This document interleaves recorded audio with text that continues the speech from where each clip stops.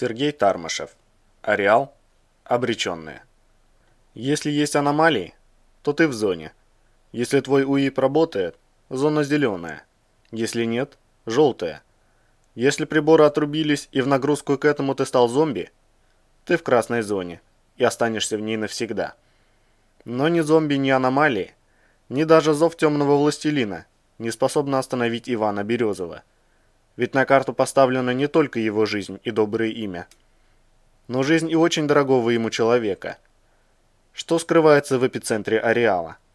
Что за странные террористы захватили главный научно-исследовательский центр РАО? И с какой целью? Как это связано с выбросом небывалых размеров и ударом, превратившим Ухту в мертвый город? Ответы на этот и многие другие вопросы в третьей части цикла Сергея Тармашева «Ареал». Глава 1. Ареал. Красная зона. 49 километров от места падения Ухтинского метеорита. 7 августа 2009 года. 18:45. Время московское.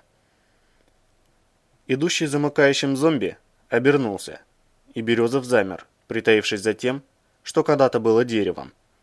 Противник скользнул взглядом по редким клочкам густой растительности, устилавшим окружающую местность, и, не обнаружив ничего подозрительного, отвернулся и ускорил шаг. Иван выждал пару секунд для большей надежности и осторожно двинулся дальше, стряхивая с лицевого щитка противогаза надоедливое насекомое. Скорее всего, это была синька. Точнее, ее местная мутация фиолетового цвета. Во всяком случае, кишела она повсюду в количествах, никак не уступавших желтой зоне. Березов пытался было называть ее фиолеткой, но звучало это довольно коряво.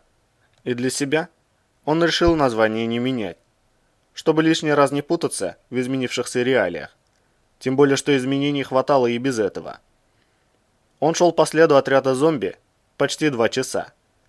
И только сейчас, наконец-то, смог уверенно приблизиться к ним на расстоянии визуального контакта. В других условиях Иван выследил бы столь крупную группу противника гораздо быстрее. Но красная зона оказалась настолько отличной от всех ранее увиденных им территорий ареала, что даже просто привыкнуть к тому, что есть вокруг, оказалось непросто. Березов мысленно хмыкнул. Болт был более чем прав, когда говорил, что здесь все по-другому. Едва Иван пересек призрачную границу красной зоны, ему пришлось непроизвольно залечь, чтобы понять, что вообще тут творится. Первое, что произошло в следующее мгновение, было ощущение теплого воздуха и оранжево-желтая вспышка в глазах, шириной во все небо. Секунд 10 Березов не шевелился, но вспышка так и не гасла. После чего стало ясно, что никакой вспышки не было. Он смотрел на местное небо, которое имело именно такой цвет. Оранжево-желтая рассеянная муть с бледно-голубым, словно выцветшим пятном солнца, с нечеткими размытыми краями. Березов вспомнил лекционную информацию о температурном режиме зон. В каждой из них она круглогодично стандартная, и по мере приближения к эпицентру изменяется на 3,5 градуса от зоны к зоне. Значит, сейчас вокруг него ровно 30 градусов по Цельсию. Где-то в уголке сознания мелькнула радостная мысль о том, что он правильно решил не брать с собой душную мембрану, тут же уступившая место профессиональным навыкам. Березов осмотрелся. Ранее красная резина почвы теперь сильно потемнела и приобрела багровый оттенок. Густой покров синей растительности стал фиолетовым. Желтые потеки превратились в оранжевые. Привычные очертания деревьев и кустарников исчезли, уступив место разновеликим толстым обрубкам, лишенным ветвей и густо покрытым странным мясистым мхом. Высокие и объемистые столбы, судя по всему, являлись деревьями, а более мелкие и собранные в густые пучки, несомненно, представляли собой местный кустарник. Мясистый мох, которым обросла здешняя растительность, словно сползал по ее поверхности вниз, покрывая собой багровую почву вокруг, но не распространялся слишком далеко, вследствие чего земля имела довольно густую сеть из множества проплешин. Но все это оказалось лишь антуражем, привыкнуть к которому являлось лишь вопросом времени. Гораздо большей неприятностью оказалась царящая здесь активность аномалий. Проще всего это подходило под описание оживленной проезжей части, посреди которой неожиданно для себя и появился Березов. Вокруг него хаотично сновали десятки всевозможных аномалий, временами не уступая в скорости настоящим автомобилям. Едва Иван прошел с десяток метров, как ему пришлось отпрыгивать в сторону, пропуская мимо себя сито крупных размеров. Еще через полсотни шагов в спину едва не врезалась воронка. Вскоре стало ясно, что оставаться на одном месте дольше, чем на пару минут, здесь попросту невозможно. Траектория движения какой-нибудь летающей дряни обязательно совпадет с твоим местонахождением. Но это были еще не все сюрпризы, осложнявшие передвижение. На пути постоянно встречались обширные области ядовитого газа, медленно ползущие куда-то вдаль. И очень скоро Березов пришел к выводу, что противогаз проще не снимать вообще. Это осложняло дыхание и вынудило его замедлить темп. Хорошо еще, что ареаловская модель с широким лицевым щитком минимально сокращала обзор. Первые четверть часа он ежесекундно прислушивался к себе, готовясь рвануть назад при первых признаках чего-то, что могло быть зовом ареала. Но так ничего и не почувствовав, сосредоточился на окружающей обстановке. Даже имея в руках Ариадну, смотреть приходилось в оба и сразу во все стороны. Именно это и спасло Березова, когда нечто длинное и тонкое с неуловимой быстротой метнулось к его горлу. Иван как раз вертел головой, оценивая безопасную траекторию движения через особенно опасный участок местности.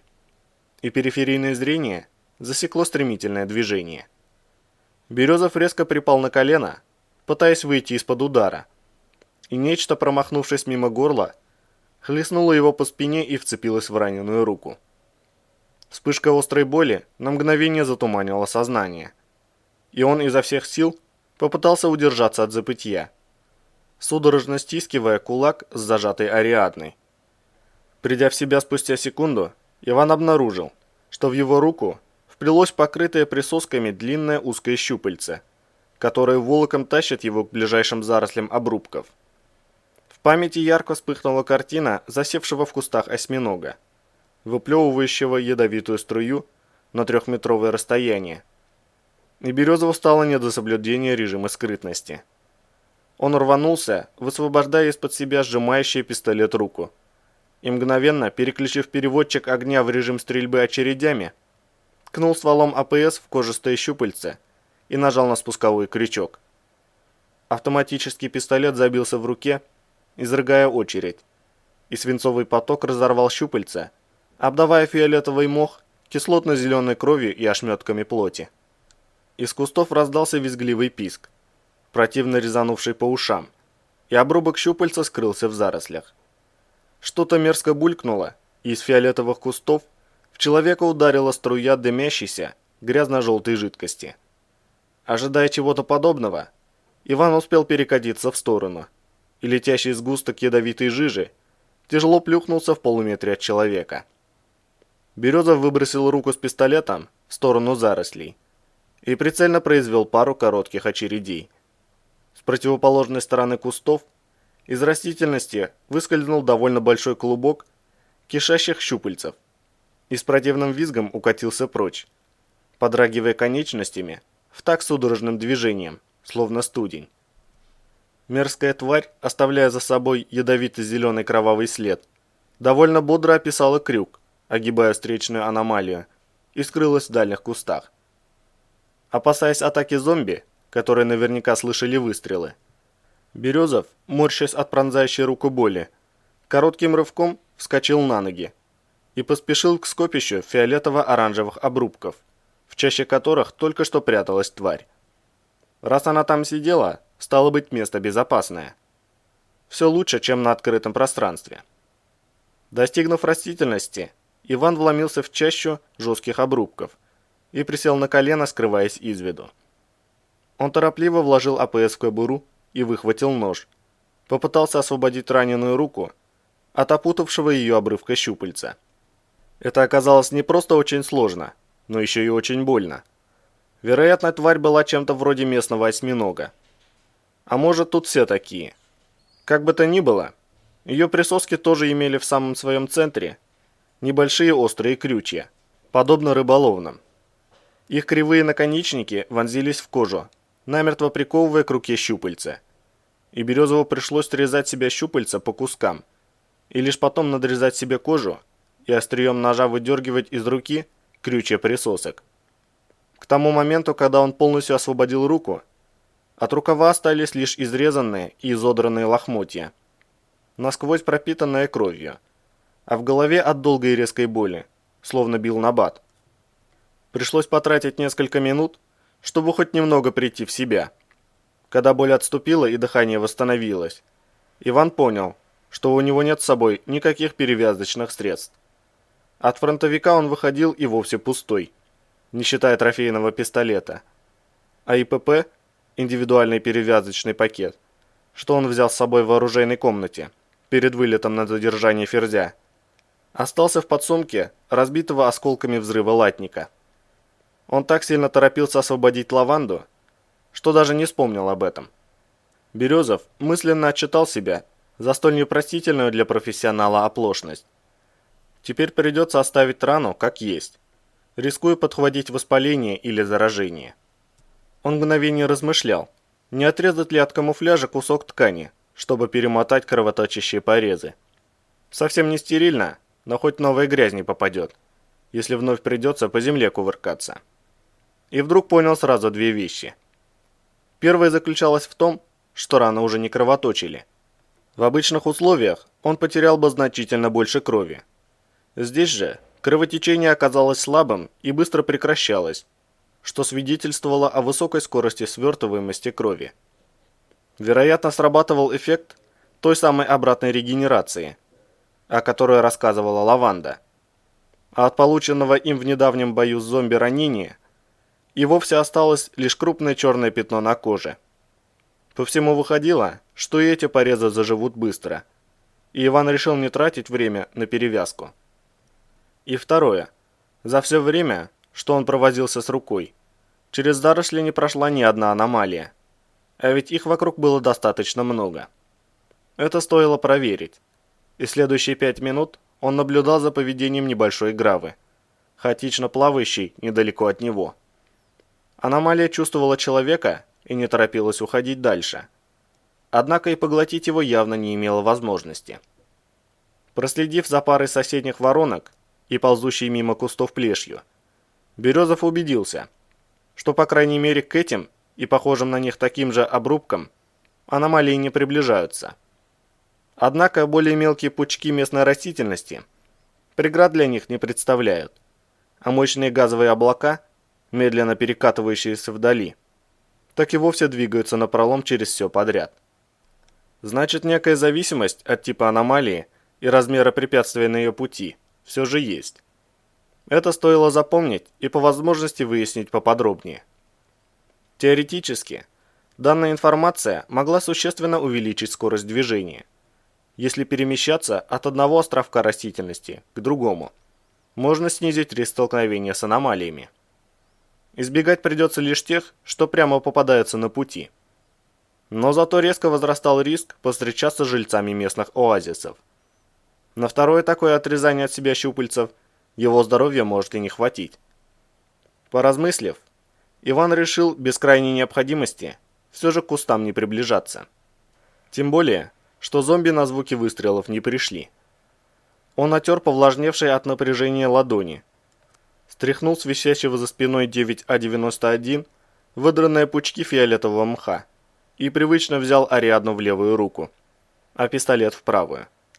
Еще раз убедившись, что ни один из возможных противников не явился на поднятой стрельбой шум, и никто не поджидает его за каким-нибудь скоплением замшелых обрубков, Березов осторожно выскользнул из фиолетовых кустов и перешел на легкий бег.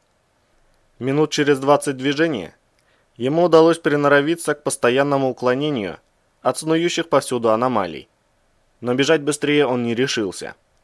Бег в противогазе изматывает гораздо сильнее и быстрее, чем обычный кросс, и рисковать Березов не стал. Не хватало еще вымотаться и из-за этого не успеть уклониться от какой-нибудь летящей или ползущей дряни. Вариантов умереть вокруг предостаточно. И он поймал себя на мысли, что решительно не понимает, как Болт вообще ходит в красную зону, тем более без Ариадны. Лично он добровольно не вернулся бы сюда, даже с ней. А как тут прошел тот мужик из спецназа ГРУ, и вовсе думать не хотелось.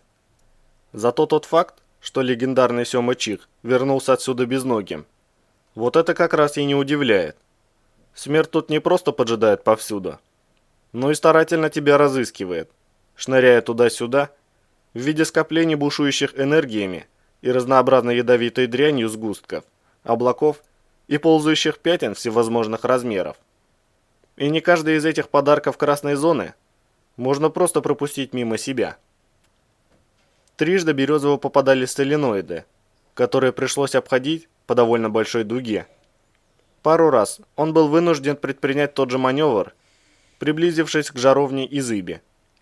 Причем последняя, явно почувствовав добычу, уже качнулась в его сторону. Пришлось рвануть с ускорением, чтобы не испытывать удачу на прочность. К тому моменту, когда Ивану удалось сблизиться с отрядом зомби на достаточное расстояние, он изрядно устал от этой непрекращающейся игры в догонялки с бесконечной чередой сменяющих друг друга аномалий. Хорошо еще, что ему больше не попадалось местное зверье. Вероятно, они уходили подальше при приближении отряда. Благодаря этому Березов мог двигаться за зомби короткими быстрыми перебежками от одного очага растительности к другому, оставаясь при этом незамеченным. Сейчас бы снять противогаз хотя бы на 5 минут и отдышаться по-человечески. Но Ариадна красноречиво показывала в 200 метров слева газовое облако огромных размеров, ползущее параллельным курсом. Если оно внезапно изменит направление в его сторону, да еще и увеличит скорость движения. В общем, лучше не рисковать. Вскоре стало ясно, что отряд зомби специально движется вдоль кромки облака. Блуждающих аномалий здесь было гораздо меньше. Зверье благоразумно ушло подальше от опасности. И именно поэтому кусты, встречающиеся ему на пути, были необитаемы. Интересно, газовые аномалии имеют зов? Стоило бы поинтересоваться у Болта или Раса, какие из них вообще имеют зов, а какие не имеют. Да все не до того было. Ведь ясно, что не все. Когда спецотряд попал под жаровню, никто не рванул в аномалию навстречу смерти, а она была не маленькой. В любом случае, командир зомби наверняка неплохо разбирался в ареале до зомбирования, раз сохранил навыки управления подразделения на таком уровне. Его отряд двигался грамотно и слаженно, четко обходя аномалии, движение возле которых не представляло повышенной опасности, и синхронно останавливаясь, чтобы заранее пропустить те из них, приближаться к которым не стоило. Однажды они даже улеглись на землю и по-пластунски проползли под довольно мощным магнитом, едва заметно парящим на высоте 5 метров. Березов последовал за ними, и когда зомби, миновав опасный участок местности, начали подниматься на ноги, заметил Лаванду. Она шла в передних рядах отряда вместе с Фердем, и оба они двигались, на первый взгляд, совершенно добровольно. По крайней мере, на них не было никаких веревок или наручников. В случае с Машей, возможно, это действие наркотика, который вколол ей Ферзь в момент захвата. А возможно, она попала под влияние зова. Это ничего не меняет. Березов решительно тряхнул головой. Он вытащит Лаванду отсюда, прямиком в Гниц, а там разберутся. Не может быть, чтобы для нее все было потеряно. Ведь оклемался же тот мужик из ГРУшников. Значит, и у нее еще есть шанс. Надо только отбить ее у зомби. Иван посмотрел в небо. Через пару часов начнет смеркаться. Интересно, как зомби видят в темноте? Они и ночью будут топать вперед, как заведенные? Или у них все-таки есть потребность в сне и отдыхе? Движение по красной зоне представляло собой бесконечную череду изощренных зигзагов и полукругов, перемежающихся остановками. И по его подсчетам, к наступлению темноты, они не продвинутся дальше середины красной. Если зомби остановятся на ночевку, это будет лучшей возможностью для попытки освободить Лаванду. Березов в который раз огляделся вокруг, убеждаясь, что обстановка в норме, и вложил АПС в кобуру. Он осторожно пощупал раненую руку и удивился, разглядывая рукав. Мало того, что раны практически затянулись, и боли почти не чувствовалось. Дыры на разрезанном камуфляже тоже стали в несколько раз меньше. Ткань регенерировала с не меньшей скоростью. Что ж, тем лучше. Выяснять природу местных феноменов – это дело Лаванды. А его задача – не изумляться уже совершившемуся факту, но воспользоваться предоставленными им возможностями. В полночь выяснилось, что зомби в отдыхе все-таки нуждаются. Безмолвный отряд, в течение всего марша не издавший ни звука, остановился у небольшого леска из покрытых фиолетовым мхом обрубков колонн, увенчанных редкими пучками оранжевой щетины. Их командир впервые за все это время подал голос, отдавая несколько коротких команд. Прозвучавшие слова оказались первыми и единственными, и в полнейшей тишине отряд с почти механической синхронностью разбрелся по лесу, распределяясь по тропе под деревьями-обрубками. Зомби ночевали сидя, усаживаясь вплотную к колоннам деревьев, и явно старались как можно плотнее прижаться к ним спиной, а плечом к плечу соседа. Едва закончив приготовление ко сну, они надевали противогазы, закрывали глаза и более не подавали признаков жизни. Спустя 5 минут отряд уже спал. Лишь 4 часовых медленно бродили среди деревьев, напоминая бездушные заводные куклы. Березов для надежности выждал еще полчаса. Пора, темнее уже не будет, да и путь назад предстоит непростой, а с погоней за плечами тем более. Он снял противогаз и аккуратно сложил его в противогазную сумку. Затем извлек из кармана эластичную повязку раса с филином и надел ее на голову, убедившись, что метаморфит плотно прилегает к затылку. Ночная темнота погруженного во мрак леса тут же вспыхнула красными пятнами тепловых сигнатур живых тел. Иван осмотрелся. Помимо зомби, других существ на окраине леса не было, за исключением вездесущей фиолетовой синьки. Вероятно, при их приближении зверье ушло вглубь леса, потому что где-то там, довольно далеко, филин показывал множество жизненных форм.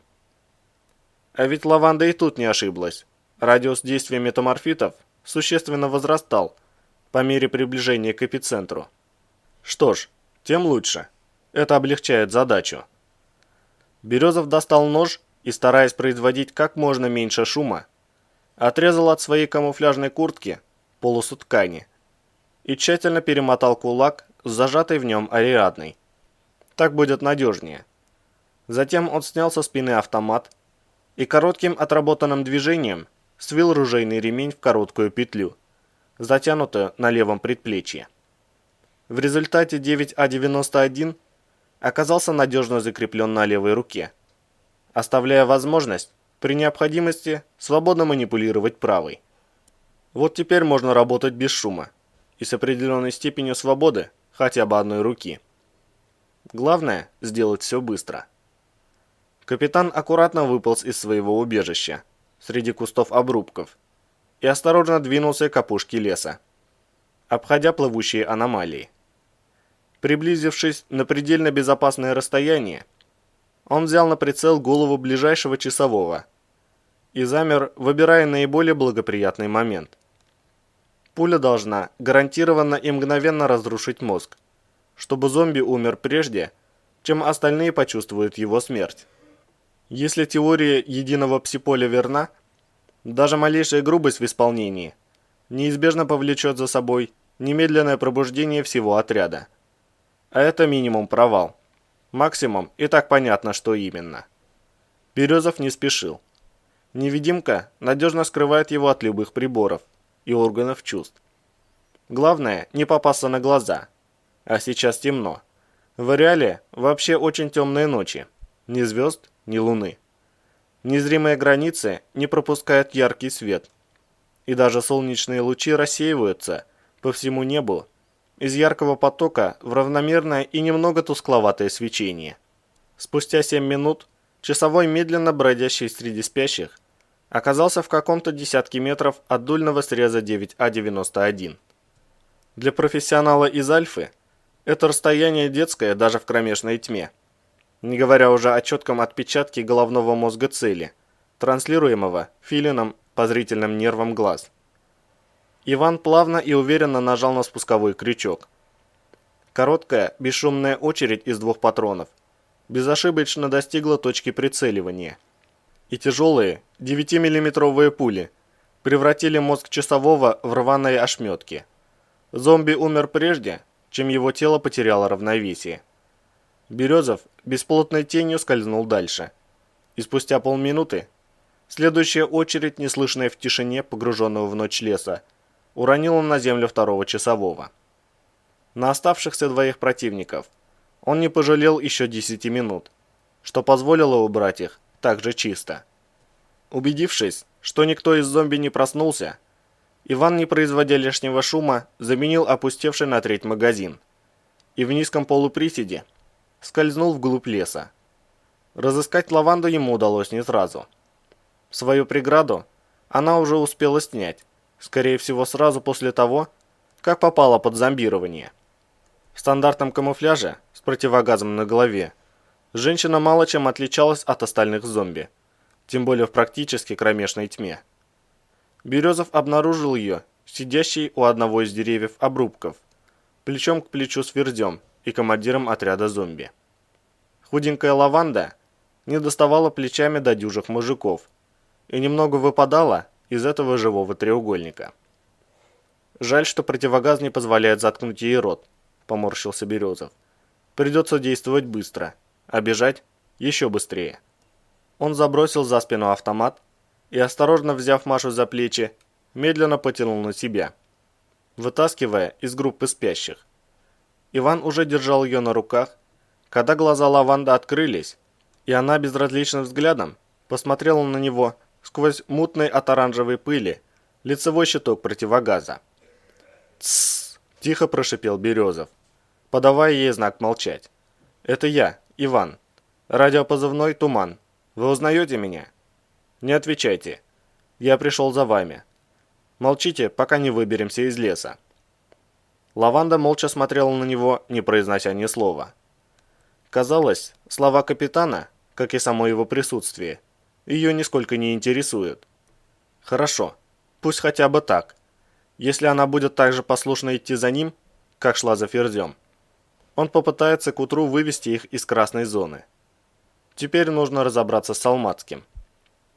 Иван убедился, что лаванда неподвижно стоит на месте, подобно истукану, и обернулся к Ферзю. Небольшой рюкзак, содержимое которого столь сильно интересовало рентгена, одновременно являясь для Березова доказательством невиновности, все еще был у Салмацкого на спине. Стало ясно, что снять его с Ферзя, пока тот жив, и при этом не поднять тревоги, абсолютно невозможно. Бывший командир особ навалился на рюкзак всем телом, плотно прижимая его к замшелому стволу древесной колонны. Стрелять, пусть даже в голову, явно не стоило. Пули, пробив череп, ударят в дерево, и эти вибрации могут разбудить 3-го зомби. Оставался лишь один вариант. Березов достал нож и беззвучно скользнул к Ферзю. Внезапно стоящая за спиной лаванда издала истошный вопль и бросилась ему на спину, пытаясь вцепиться ногтями в горло. Иван рефлекторно сработал против запрыгнувшего сзади противника, бросая женщину через себя, и попытался подхватить ее, но было уже поздно. Зомби мгновенно пробудились и вскочили на ноги. Ферзь и их командир одновременно рванулись к Березову, нанося удары, а рухнувшая на землю лаванда вцепилась ему в ноги, словно африканский питон на охоте, изо всех сил пытаясь не дать ему двигаться. Ивану удалось уклониться от атаки командира, но в следующую секунду Ферзь сходу врезался ему в грудь, и Березов полетел на земь. Сгруппировавшись, он сделал все, чтобы не упасть на висящий за спиной автомат, и смягчил удар от падения. Едва коснувшись земли, Иван мощным рывком освободил ноги из захвата лаванды, но Салмацкий успел воспользоваться этой заминкой. Он всем телом навалился Ивану на грудь и с размаха нанес сильный удар, целя кулаком в подбородок. Березов среагировал немедленно. Он резким движением шеи убрал голову с линии атаки, одновременно подставляя под летящий кулак лезвие ножа. Ферзь ударил в клинок, глубоко вспарывая себе руку, и глухо взвыл. Видимо, это оказалось слишком болезненно, даже для притупленных чувств зомби. Березов отработанным приемом вывернулся из-под Салмацкого, сбрасывая его с себя, заблокировал атаку командира отряда зомби и хлестким ударом в подколенный сгиб вывел его из равновесия. Потом вскочил на ноги и в коротком поединке ножевыми ударами опрокинул нескольких зомби, оказавшихся рядом. Молниеносным движением Иван вогнал нож в ножны и рванул из кобуры АПС. Но в следующий миг острая боль вгрызлась в икроножную мышцу, заставляя его припасть на колено. Оказалось, что лаванда, все это время лежавшая на земле, улучила момент и, стянув противогаз, вцепилась ему в ногу зубами. Березов коротким ударом пистолетной рукояти по голове отшвырнул ее от себя и в упор выстрелил во вскакивающих с земли ферзя и командира зомби. Пули швырнули их обратно на землю, и в этот момент вокруг загрохотали выстрелы. Иван стремительным броском рванулся в сторону ближайшего дерева, стремясь уйти от пуль. Выполнил несколько перекатов и, вжавшись в землю, пополз в темноту так быстро, как только мог. Позади него командир зомби, не обращая внимания на полученную пулю, уже стоял на ногах и коротко выкрикивал односложные команды, направляя своих подчиненных в погоню. Судя по отрывистым фразам, доносившимся до Березова, они стремятся захватить его в клещи и окружить до того, как Иван сможет удалиться достаточно далеко. «Черт!» — скривился Березов. «Попался же грамотный на мою голову. Ползком не уйти».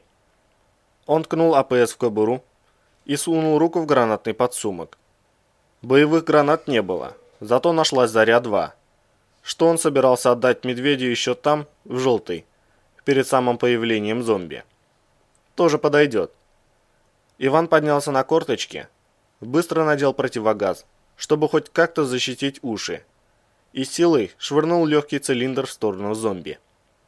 Закрыв глаза и зажав уши ладонями, он дождался взрыва и, стараясь не обращать внимания на болезненный звон в голове, быстро побежал в ночную тьму, обходя подсвеченные Ариадной аномалии.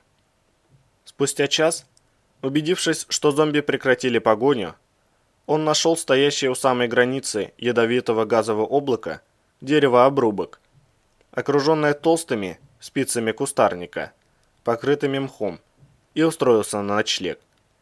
Подражая зомби, он сел вплотную к дереву и прислонился к нему спиной, зажав в руке АПС. В качестве страховки Березов соорудил из автоматного ремня подобие растяжки, к которой прицепил пару магазинов, и натянул ее среди кустарника со стороны наиболее опасного направления. Если кто-то полезет через кусты, пока он будет спать, то магазины загремят друг от друга. Это не ахти как громко, но вполне хватит, чтобы успеть проснуться и выстрелить в упор. В боевых условиях, когда на карту поставлена твоя жизнь, расслышишь и не такое. Засыпая, Иван пожалел, что у того бандита, что подарил ему АПС, не нашлось с собой его бесшумной модификации. Она была бы сейчас очень к месту. Ведь надо еще вытащить отсюда лаванду.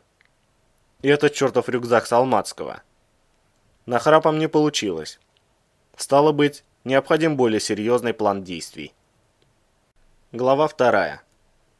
«Это не опасно, встречаться здесь?» Прокопенко боязливо скользнул взглядом по витрине небольшого торгового павильона, за которой маячил его охранник. Телохранитель может заподозрить. «Ничуть», — успокоил его Меркулов с подобострастным выражением на лице, прикладывая к пиджаку чиновника несколько модных галстуков на выбор. «Более того, это место гораздо надежнее, чем столь любимый вами ресторан. Крупный торговый центр, множество людей, постоянный шум. Все это очень затрудняет наблюдение и прослушивание. Не считая принятых мною мер, разумеется. Заокеанский резидент вышел на связь неожиданно, в тот самый момент, когда Прокопенко уже начинал тешить себя мыслью о гибели шпиона в бою с людьми Салмацкого. Меркулов прислал короткое сообщение на секретный сетевой адрес, в котором назначил встречу в одном из многочисленных павильонов популярного ныне торгового центра «Врата Ареала», открывшегося в прошлом году неподалеку от Ухтинского квартала РАО. Войдя в отдел галантереи, чиновник не узнал резидента в услужливом продавце. Настолько профессионально был наложен грим.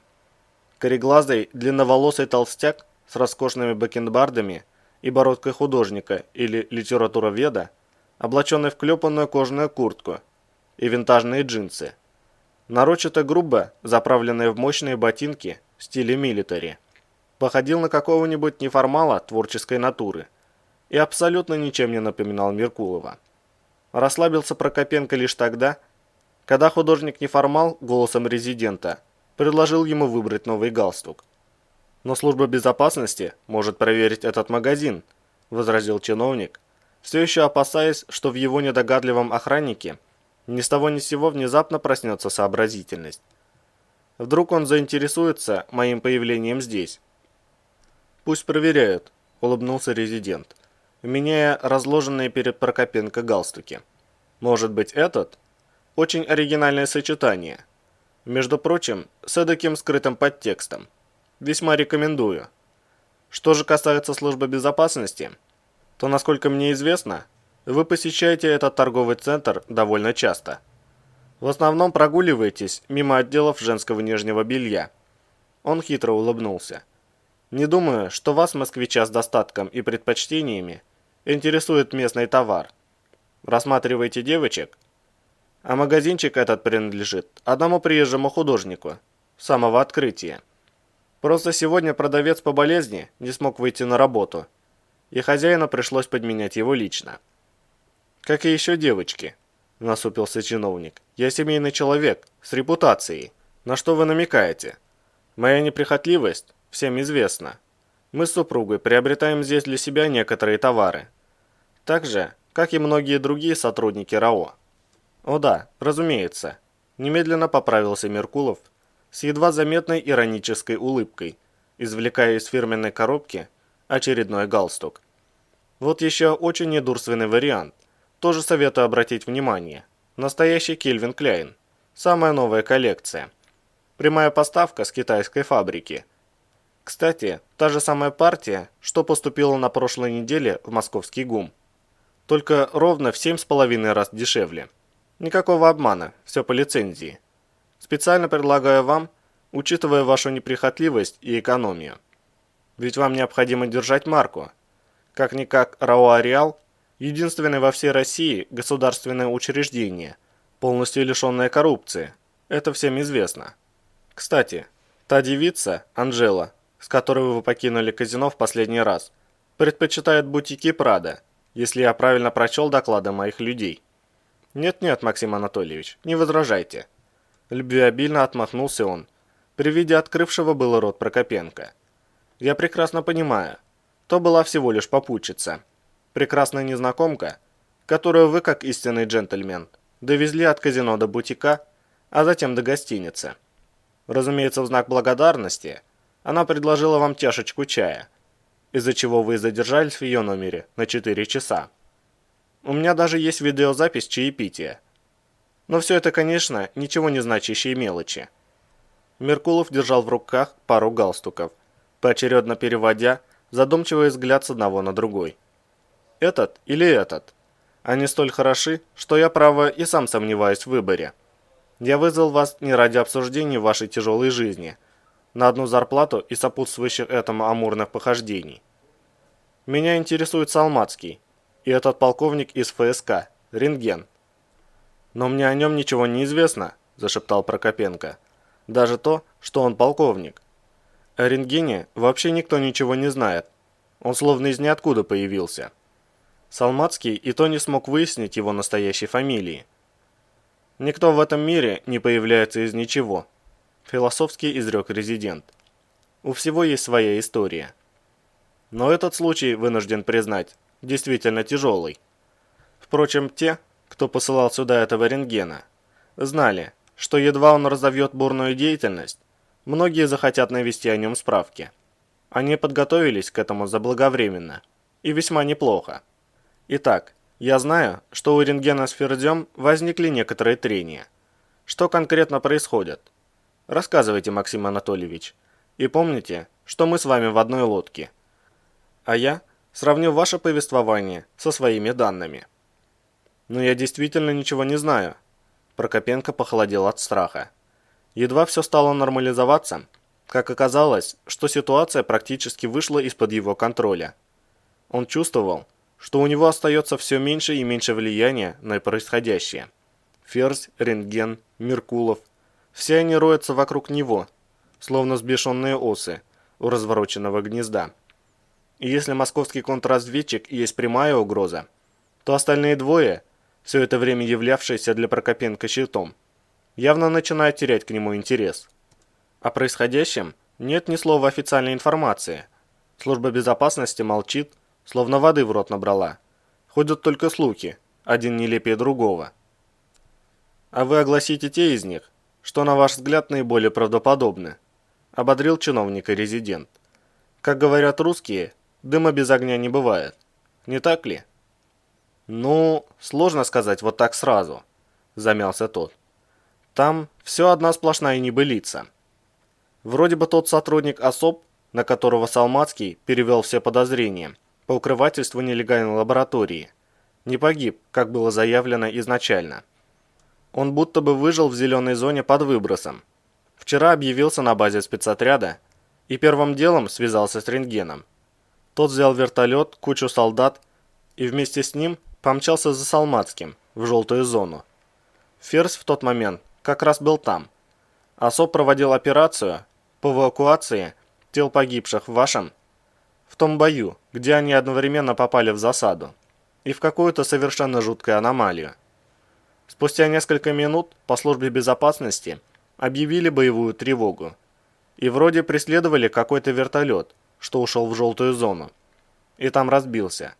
Спустя еще пару часов часть спецотряда вернулась вместе с телами погибших, а часть осталась в желтой.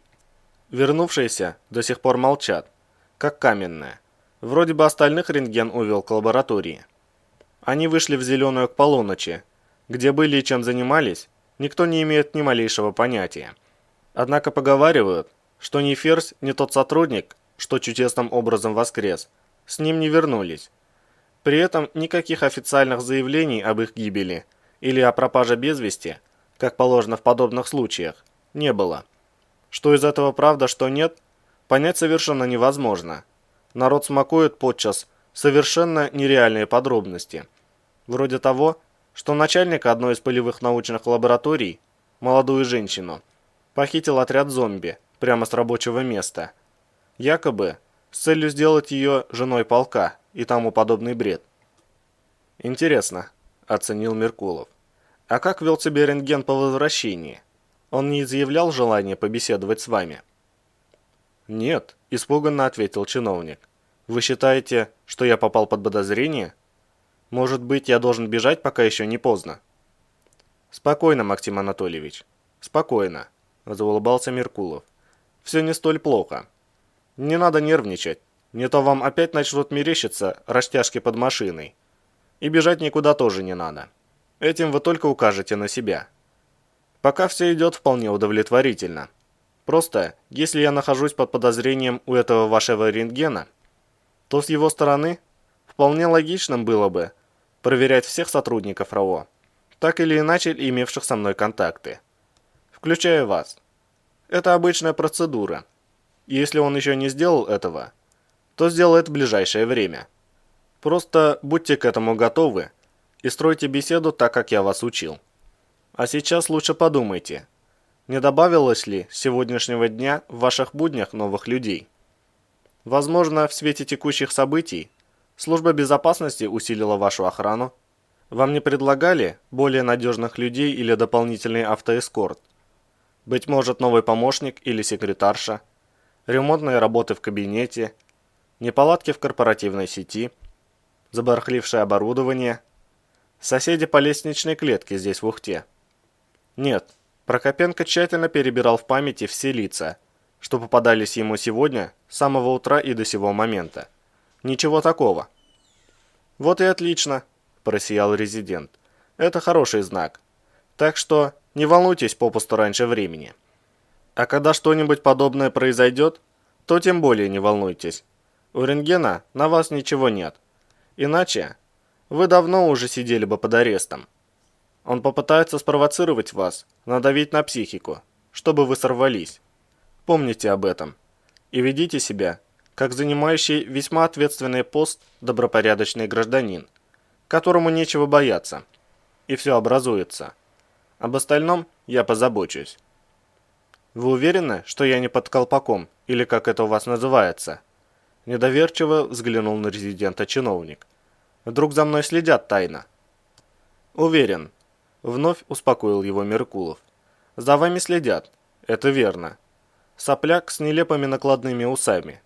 Именно нелепость его действий, демонстрирующая полное отсутствие опыта и профессионализма, является лучшим доказательством того, что контрразведка не занялась вами всерьез. Иначе наблюдение вели бы гораздо более умелые специалисты. Можете мне поверить. Так что, повторюсь, на данный момент вам не о чем беспокоиться. Возвращайтесь к своей работе и держите меня в курсе любых новостей, касающихся рентгена и Ферзя. Резидент-художник пододвинул к себе фирменную коробку и с сокрушенным видом принялся складывать в нее галстуки. «Очень жаль, что вам так ничего и не подошло в нашем магазине», – вздохнул он. «Для живущего на одну зарплату чиновника, общеизвестного своей честностью и неподкупностью, у вас слишком притязательный вкус. Может, не стоит купить что-нибудь?» Прокопенко вновь опасливо покосился на скучающего за витриной телохранителя, чтобы не вызывать лишних подозрений. Обязательно, не меняя печального выражения на лице, одобрил его мысль Меркулов. «Но не в моем павильоне. Зайдите в соседний и приобретите там галстук.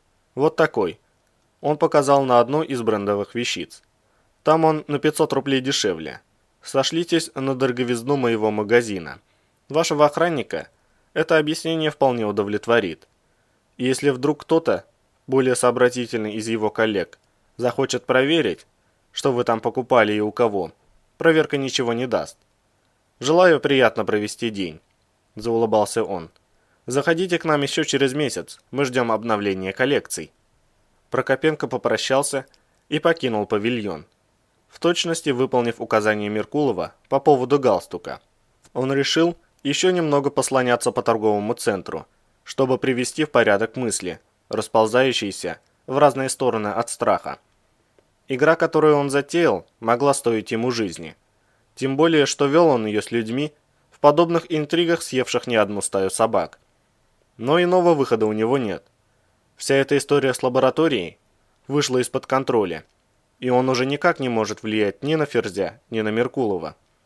Если раньше он держал руку на пульсе всего, то сейчас лишь исполнял указания то одного, то другого, ежеминутно ожидая удара в спину. И если Салмацкому он уже стал не нужен, то интерес хозяев Меркулова необходимо подогревать любыми путями, иначе не видать ему безбедной жизни за пределами этой дикой страны. При этом еще нужно обезопасить себя со всех сторон.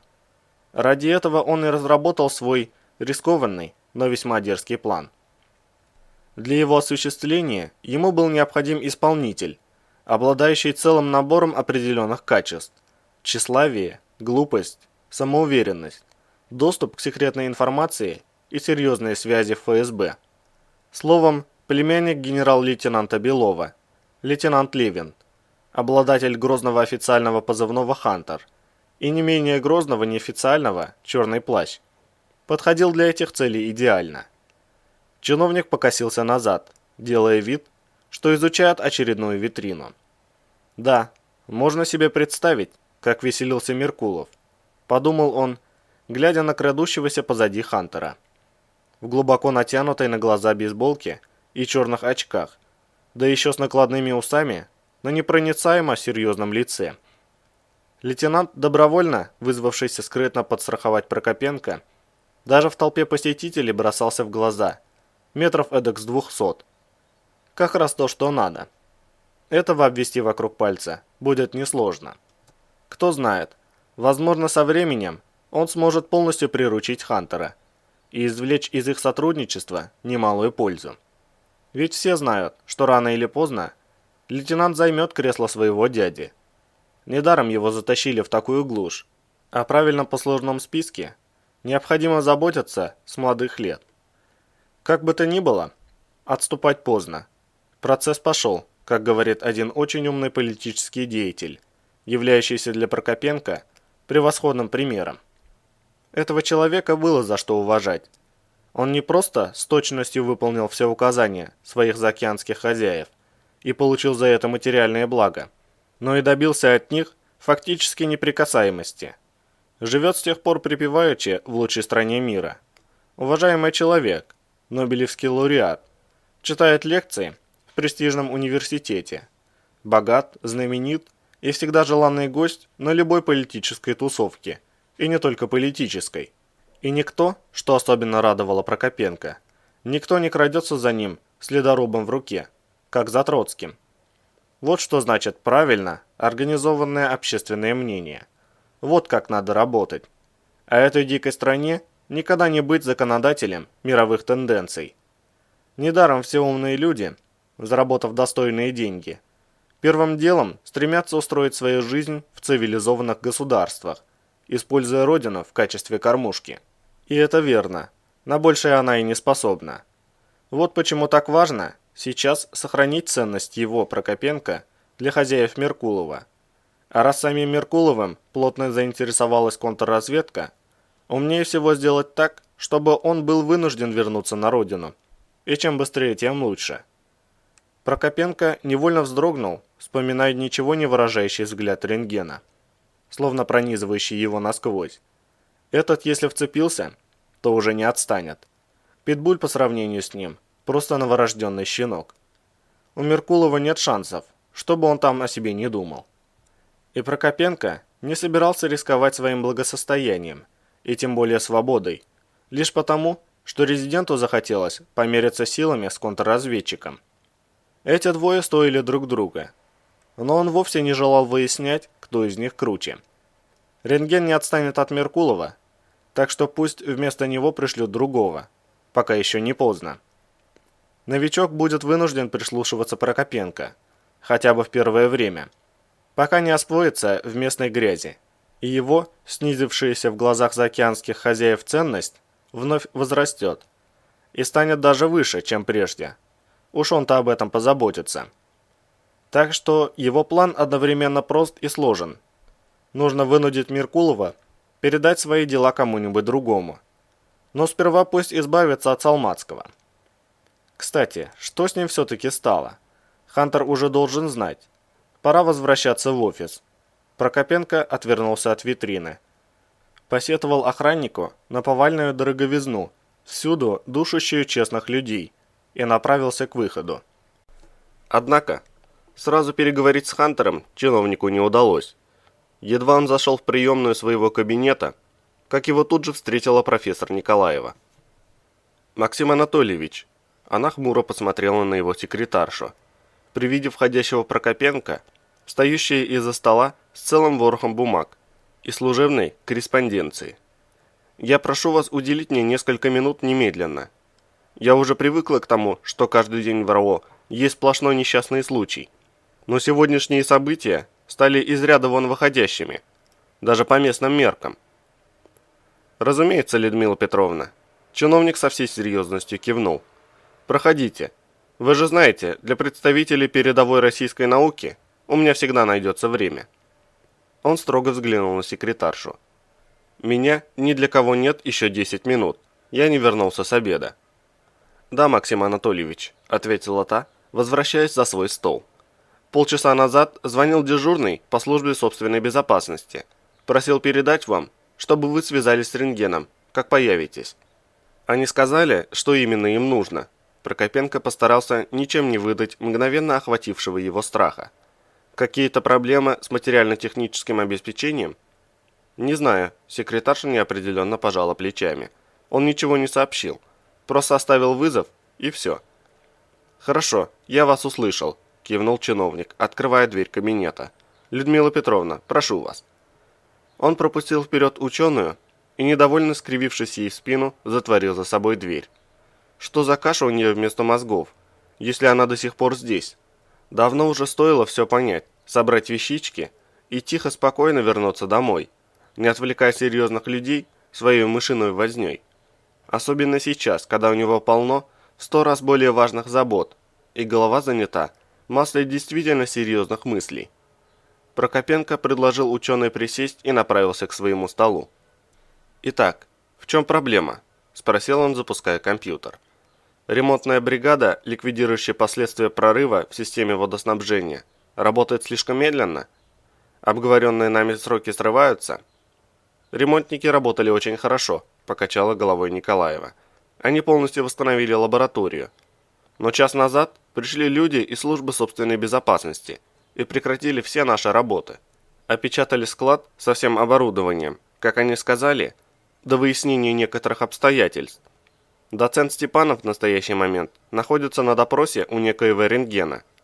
Меня же настоятельно просили явиться к нему в кабинет через час. Я бы хотела узнать, что все это значит. Нам не дали никаких объяснений. Возможно, вы сможете внести в происходящее немного ясности. И, возможно, это как-то связано с теми системами слежения, что установили в предназначенной для нас лаборатории ваши строители».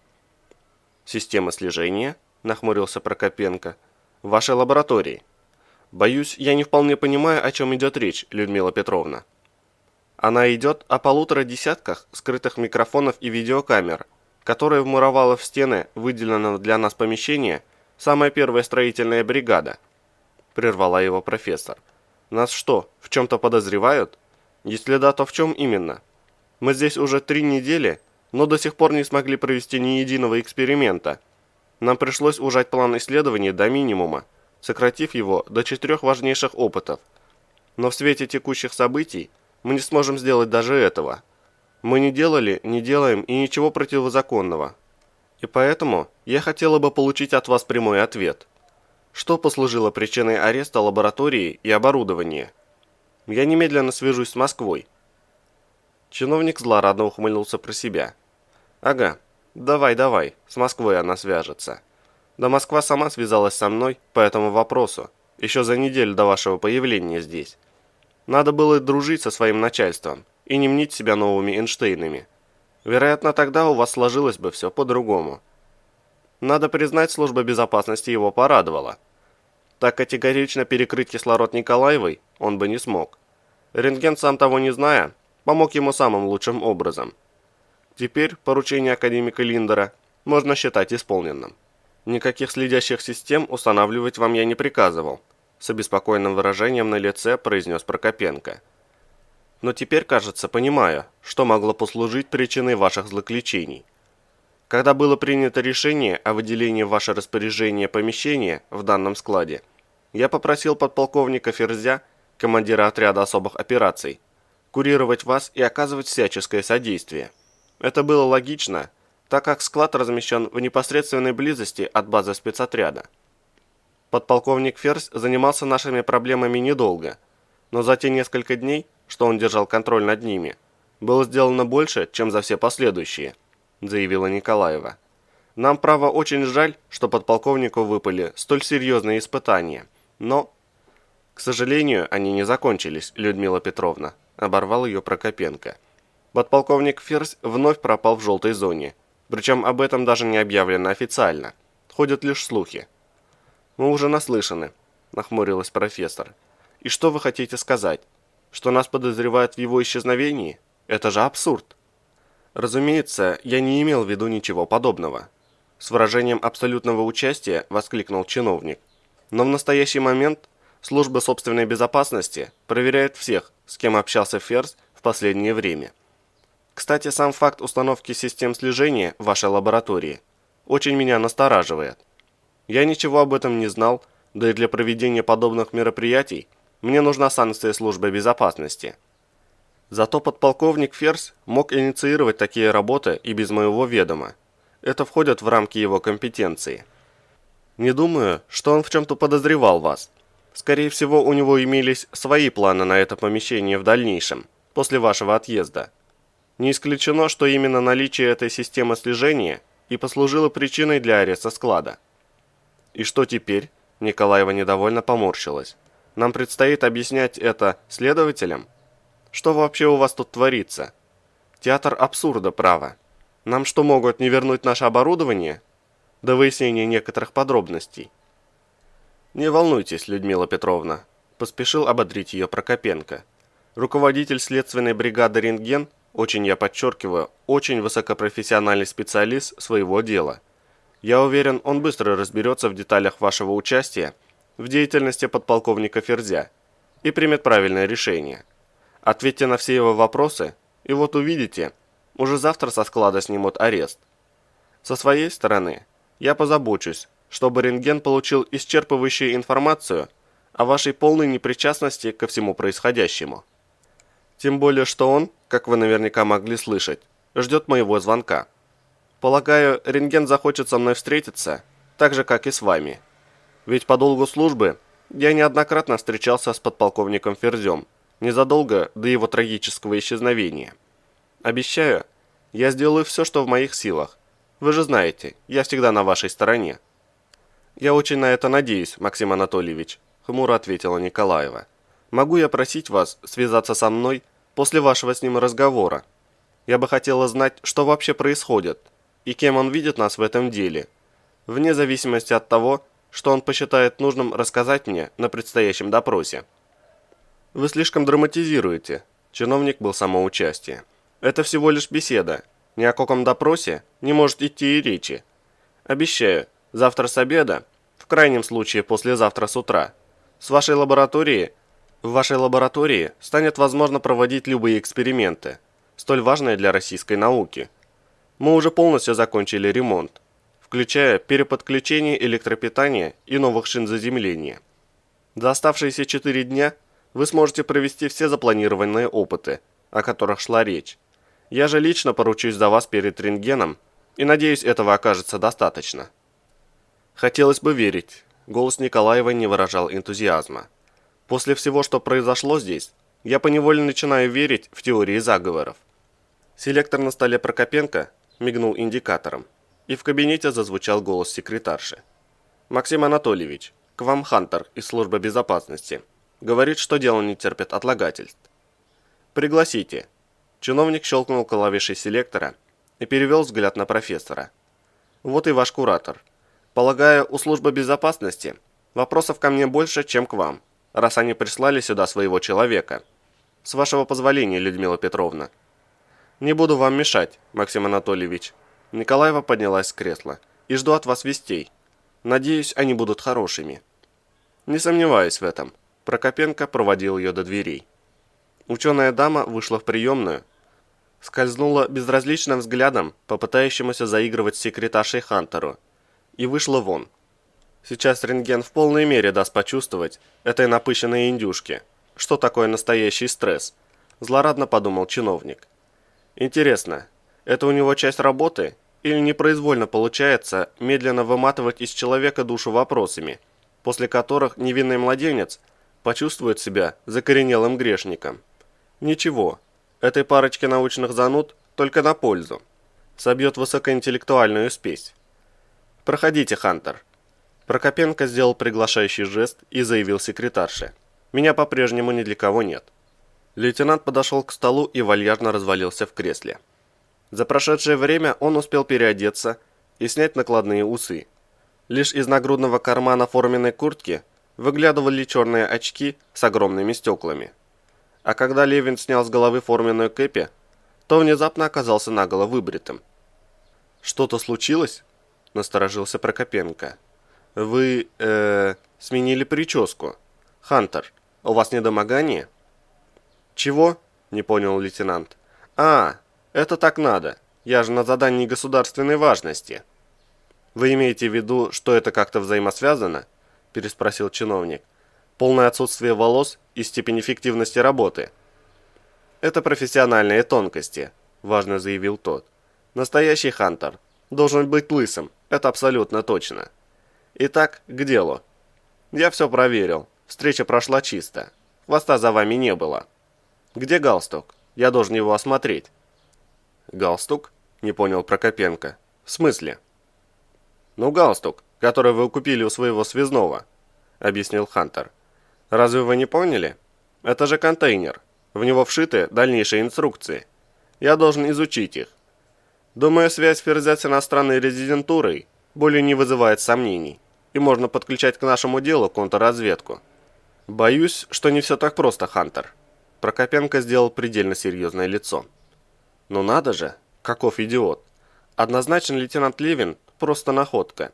И как только генерал Белов отпускает племянника одного, без присмотра.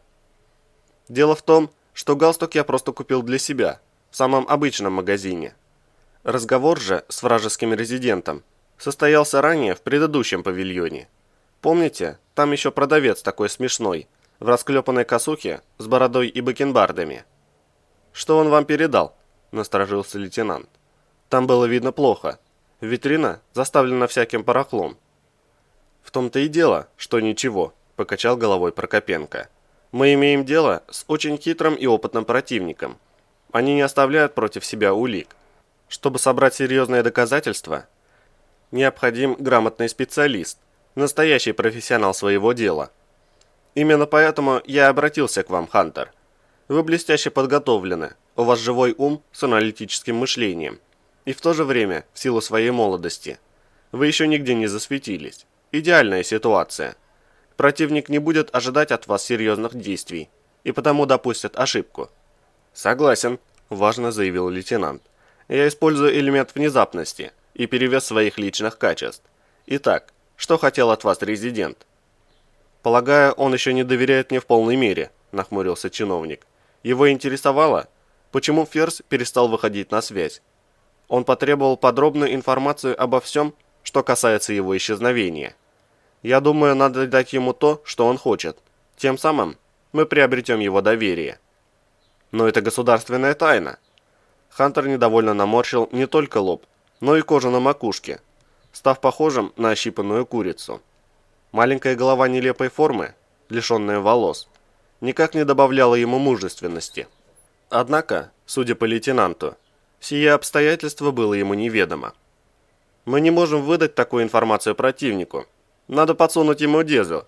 Я скажу генералу Белову. Он организует правдоподобную историю». «Я же говорил вам, что Ферзь действует не один», – покачал головой Прокопенко. «Помните? А если резидент сможет каким-то образом проверить данные и разоблачит нас? Или что еще хуже, сообщник Салмацкого имеет доступ к секретным документам. А ведь наверняка так и есть. Едва наши сведения поступят в службу безопасности, произойдет утечка. И все, резидент уйдет. Скроется, и мы провалим дело. Не сможем скрыть шпионскую сеть. Это недопустимо.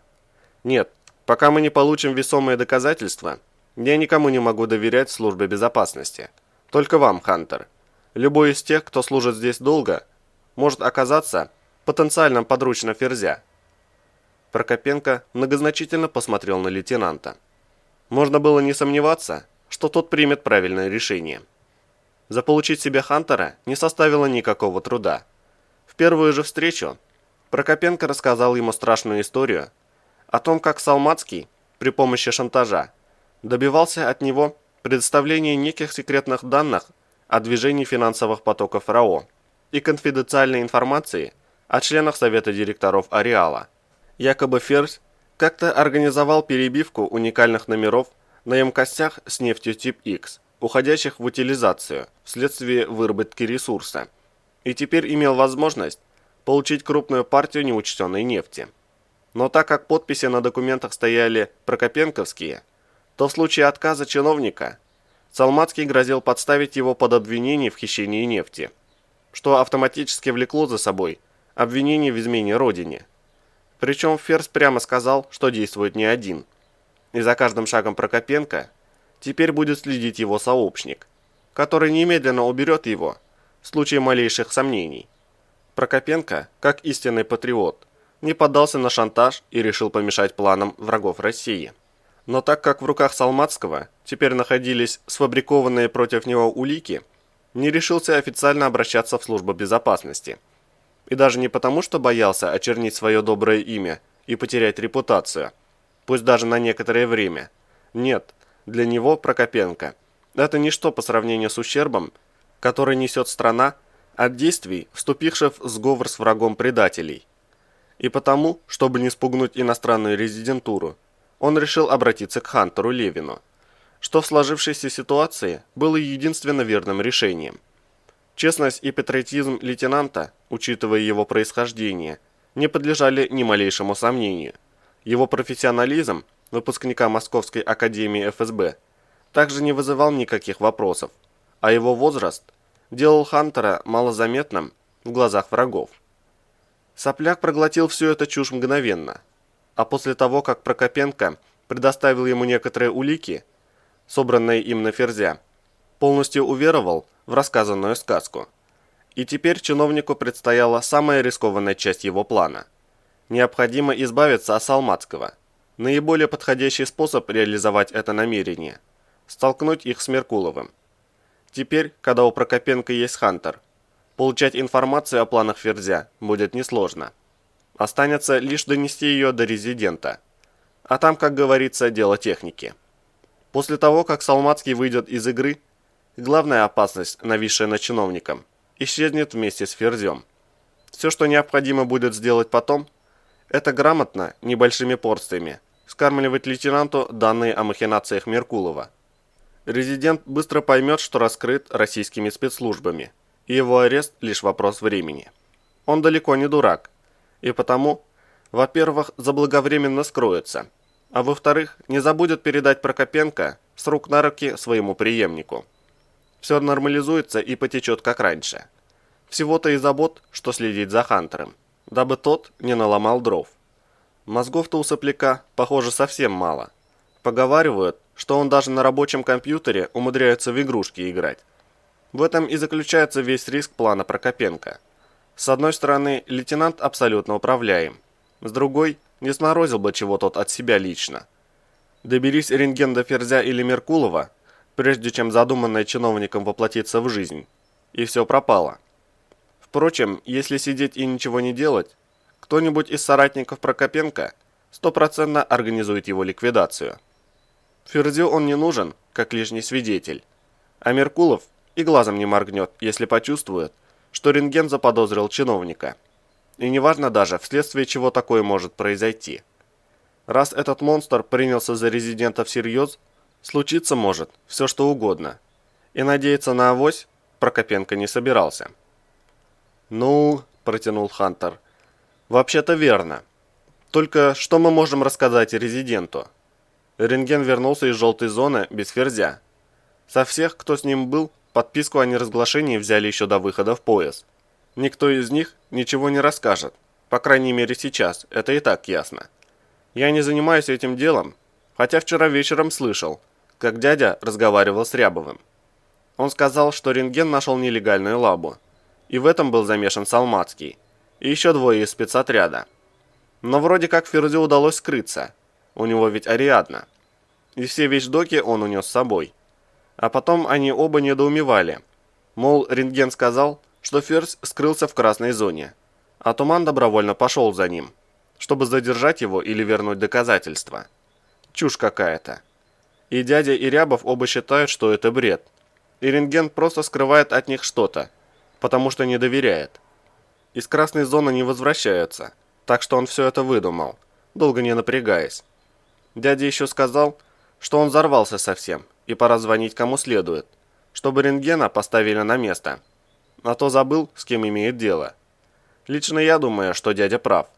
Хотя Ферзь с Туманом действительно не вышли вместе с отрядом рентгена из желтой зоны. Это ничего не значит. Их и в списке погибших или пропавших без вести не включили. Официально они вообще до сих пор числятся на задании. Все это выглядит неправдоподобно и глупо. Если мы дадим такую информацию резиденту, он точно заподозрит Дезу и скроется. «Не скажите, Хантер», – возразил Прокопенко. «А если это провокация?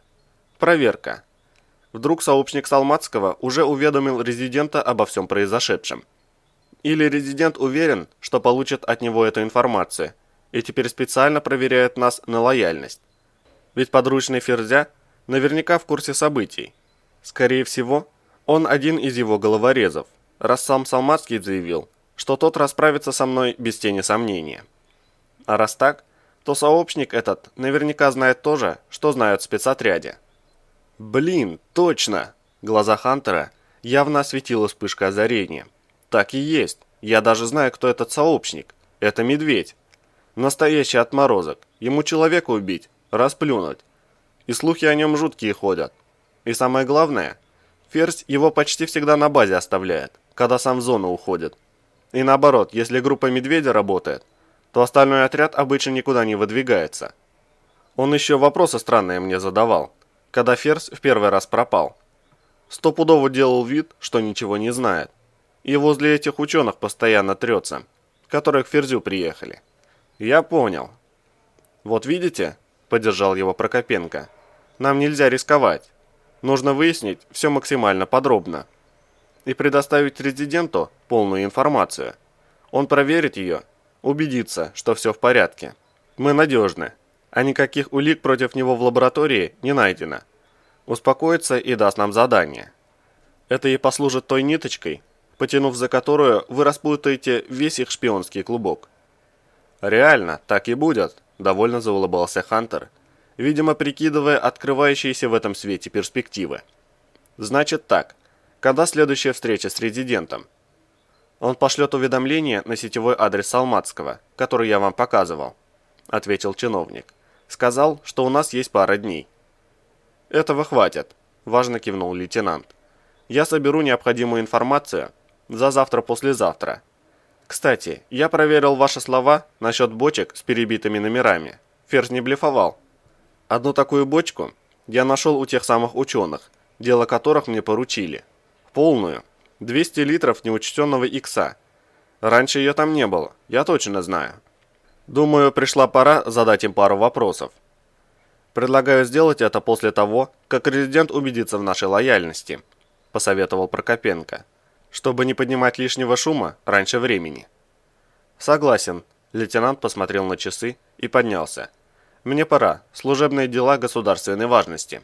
Держите меня в курсе событий, а я свяжусь с вами, как только буду готов. Непременно, Хантер, подскочил Прокопенко, пожимая ему руку. Успехов в службе. Левин, раздуваясь от важности, наполеоновской походкой вышел из кабинета, и чиновник откинулся на спинку кресла. Ферзь пропал в красной зоне. Невероятная удача. Это все меняет и серьезно упрощает задачу. Раз бояться выстрела в спину или растяжки под машиной не надо, стало быть, можно приступать к заключительной стадии его плана – вынуждению Меркулова поспешно покинуть страну. Но тут проблем не возникнет. 3-5 простеньких махинаций, в результате которых доблестный борец со шпионажем Хантер узнает о связи резидента с уголовниками, получит информацию о фирме Меркулова и пару других мелочей. И дело сделано. Прокопенко удовлетворенно улыбнулся.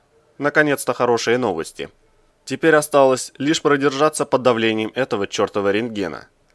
Как только Меркулов отбудет восвоязи, переживать станет более не о чем. Глава 3. Газ медленно проникал под снаряжение, через манжеты и воротник камуфляжа, и получающее кислотный ожог тела нещадно жгло, словно ошпаренное. Березов невольно потер зудящую под противогазом кожу и побежал еще быстрее. Едкая аномалия все не заканчивалась. Ее мутно-грязное желтое облако растянулось на добрый километр, полностью заполнив собой все вокруг, и бесцеремонно вытеснило остальные аномалии.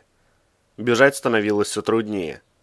Проходящего через противогазный фильтр воздуха было недостаточно, и каждый шаг отзывался резкой вспышкой боли в обожженном кислотой теле. Камуфляж стал словно сотканным из наждачной бумаги, обращенной шершавой стороной вовнутрь, и нервы вибрировали, словно перетянутые струны, отчаянно напрягаясь в попытке игнорировать всю возрастающую боль. Еще немного, метров 100, и сразу же станет легче. Иван с хрипом, втягивая в легкие скудные порции воздуха, позволил себе перейти на шаг. 10 шагов, ровно 10, чтобы поправить оружие и снаряжение. И бегом марш. Он должен выбраться отсюда как можно скорее, пока затянутое багровой пеленой сознание, рвущееся на куски от обжигающей тело боли, еще пытается бороться с подступающим все ближе небытием. Не может она быть бесконечной, не может, это точно. С пригорка было хорошо видно, что эта дрянь здоровая, но границы имеет. И он уже наверняка где-то недалеко, где-то совсем рядом. Бегом. Нельзя медлить, иначе можно просто потерять сознание в каких-нибудь нескольких шагах от чистого пространства. Березов стиснул зубы до глухого скрежета и вновь перешел на бег. Камуфляж, будто ставший шлифовальным станком, тысячей маленьких рубанков врезался в кожу, обжигая тело дикой болью. Иван захрипел и назло боли увеличил скорость, гигантским усилием воли, удерживая на месте ускользающее сознание. С самого утра он двигался за отрядом зомби, незамеченным. Поначалу это было несложно. Противник явно куда-то спешил и не принимал серьезных мер предосторожности. По широкой полосе следов, оставленных зомби, в грязно-оранжевой пыли, покрывающей темно-багровую землю, преследовать их мог и ребенок. Однако, к полудню ситуация резко ухудшилась. По мере приближения к границе эпицентра, активность мутировавшей флоры и фауны скачкообразно возрастала. Уродливое зверье, абсолютно игнорировавшее зомби, начало проявлять к Березову ярко выраженную агрессивность. Подходить ближе 10 метров к зарослям обрубков или замшелых колонн деревьев стало небезопасно. Без стычки не проходило и четверти часа. К человеку регулярно тянулись то источающие ядовитые испарения, оранжево-фиолетовые волны ползучих водорослей, то усеянные крючковатыми присосками пупырчатые щупальца, то целые облака, кишащие в мху синьки. Несколько раз пришлось отстреливаться от уродливого зверья, идентифицировать которое Березов не смог. Мутанты не были похожи ни на один из представленных в инструкциях образцов и более напоминали персонажей дешевых триллеров о вурдалаках, кровожадных монстрах и тому подобных чужих. С одним из них пришлось сцепиться не на шутку. Получив несколько пуль в то место, которое Иван посчитал головой, уродливая склизкая тварь даже не замедлила шаг. Агрессивное создание, отдаленно напоминающее гибрид слизняка с мокрицей, издало мерзкое бульканье и выстрелило в Березова липкой ложноножкой. В следующую секунду тварь с поразительной скоростью притянула себя к человеку и принялась растекаться по телу, словно заливая его собой. Обездвиженные клейкой гадостью ноги не удержали равновесия, и Иван упал, все сильнее увязая в теле твари. Рука с автоматом мгновенно оказалась залеплена грязно-оранжевой студенистой массой, и капитан почувствовал резкую боль, словно множество мелких зубов впились в кожу, пытаясь срезать с человека одежду. С огромным трудом, едва ли не в крайнюю секунду, ему удалось освободить правую руку и выхватить нож. Он стал наносить твари удары, но та словно не чувствовала их. С таким же успехом можно было убивать ножом холодец. Отбиться Березов смог лишь тогда, когда один за другим пробил клинком с десяток мелких, лишенных зрачков глаз, целым сонмом, усыпавших покрытое слизью утолщение на теле зверя, которое оказалось головой на самом деле. Тварь противно заскрежетала, пронзительно булькая на грани слышимости, отвалилась от человека и быстро скрылась в ближайших зарослях. Как только поединок закончился, Березов подобрал оброненное в ходе боя Ариадну и еще минут 10 едва переставлял ноги от усталости. Многочисленные кровоточащие порезы по всему телу резко снизили ловкость и координацию движений, и он едва не попал в сито, неожиданно выскочившие из-за невысокого холма. К тому моменту, когда эффект обратной регенерации залечил полученные раны, Иван существенно отстал от отряда зомби. Пришлось перейти на бег и впредь держаться вдали от кустов и крупных камней, за которыми могли бы укрываться мутировавшие твари. Но на ровной местности вновь началась игра в догонялки с аномалиями. Почувствовав добычу, сгустки смертельной энергии меняли траекторию движения, и Березов был вынужден петлять, уходя от преследования. Спасало то, что аномалии, которые он про себя определил как хищные, реагировали на что угодно, что оказывалось к ним ближе всего. Это давало ему возможность переключать их внимание с себя на любую другую, менее подвижную аномалию. Занятый этой игрой в пятнашки со смертью, Иван слишком поздно заметил шевеление среди стоящих в стороне замшелых колонн небольшой рощицы. Мутные грязно-оранжевые пятна, сидящие на фиолетовых обрубках деревьев, которые он поначалу принял за местные цветы, с мерзким визгом поднялись в воздух. Десятка три перепончато-чешуйчатых существ величиной с ворону, ощетинившись частоколом зазубренных когтей и вереницами кривых клыков, мгновенно взбились в стаю и бросились на человека. Иван открыл огонь, пытаясь сбивать уродливых тварей в лед, но быстро прекратил стрельбу. Птицы двигались хаотично, вертикальными зигзагами обходя попадающиеся на пути аномалии, и оказались малочувствительны к пулевым ранениям. Сбитые на земь твари, не попавшие в блуждающую внизу центрифугу, спустя несколько секунд вновь взмывали в небо и с пронзительным визгом догоняли стаю. Магазин опустел, и Березов попытался убежать от птиц, на ходу перезаряжая оружие. Но в отличие от аномалий, стая не желала отставать от человека. Заново перемотанный кулак с Ариадной не позволял быстро управляться с автоматом, поэтому пришлось забросить оружие за спину и вновь взяться за нож. Стая сбила Ивана с ног первым же ударом, и десятки когтистых, визжащих тварей облепили человека. Взревев от боли, Березов дважды перекатился в сторону, ломая собой вцепившиеся уродливые тушки, и смог подняться, ударами ножа отбиваясь от бросающихся к голове птиц. Стая отпрянула от человека, брызнув в разные стороны, и тут же вновь собралась в вопящую кучу, разворачиваясь для следующей атаки. Иван, поправляя на голове исцарапанный противогаз, взбежал на верхушку невысокого холма, единственное ближайшее место, свободное от аномалий, и судорожно оглядел окрестности в поисках хоть какого-нибудь укрытия. Спрятаться было негде. Путь к лесу фиолетовых обрубков преграждала птичья стая. Остальное же пространство быстро заполнялось аномалиями, вытесняемыми огромным облаком едкого газа, медленно приближающимся с обратной стороны холма. Вдали справа едва виднелся отряд зомби, загодя обходящий ядовитое облако. Догнать его было уже невозможно. Следующей атакой летающие твари, скорее всего, раздерут его противогаз и доберутся до лица. И тогда у Березова не будет ни единого шанса выжить, не то что спасти лаванду. Тем временем стая с режущим ухо визгом вновь устремилась в атаку, и Иван принял решение. Он изо всех сил рванул вниз по невысокому склону и с разбегу вошел в грязно-желтую муть газового поля. Преследовавшие его птицы торопливо отворачивали в сторону, стремясь избежать мучительной смерти. И вот теперь Березов отчаянно пытался вырваться из разъедающего тела бесконечного облака. Боль, словно заполняющая каждый миллиметр кожи, стала почти непреодолимой. Теряющий рассудок мозг, будто бурлящий лавой вулкан, кипел только одной мыслью – надо бежать вперед. Просто бежать и все. Капитан уже не понимал зачем, но твердо знал, что так надо. Если бы не эффект обратной регенерации, мощно выраженный вблизи эпицентра, кислотная среда облака давно уже растворила бы и снаряжение, и кожу, и плоть. Но мысль о том, что идея пройти насквозь газовую аномалию в тот момент являлась единственным спасением, давно уже сменилась на яростно-звериную жажду выжить. И потому он бежал даже тогда, когда перестал понимать, кто он такой и что вообще происходит. То, что он смог выбраться на чистое пространство, Березов понял не сразу.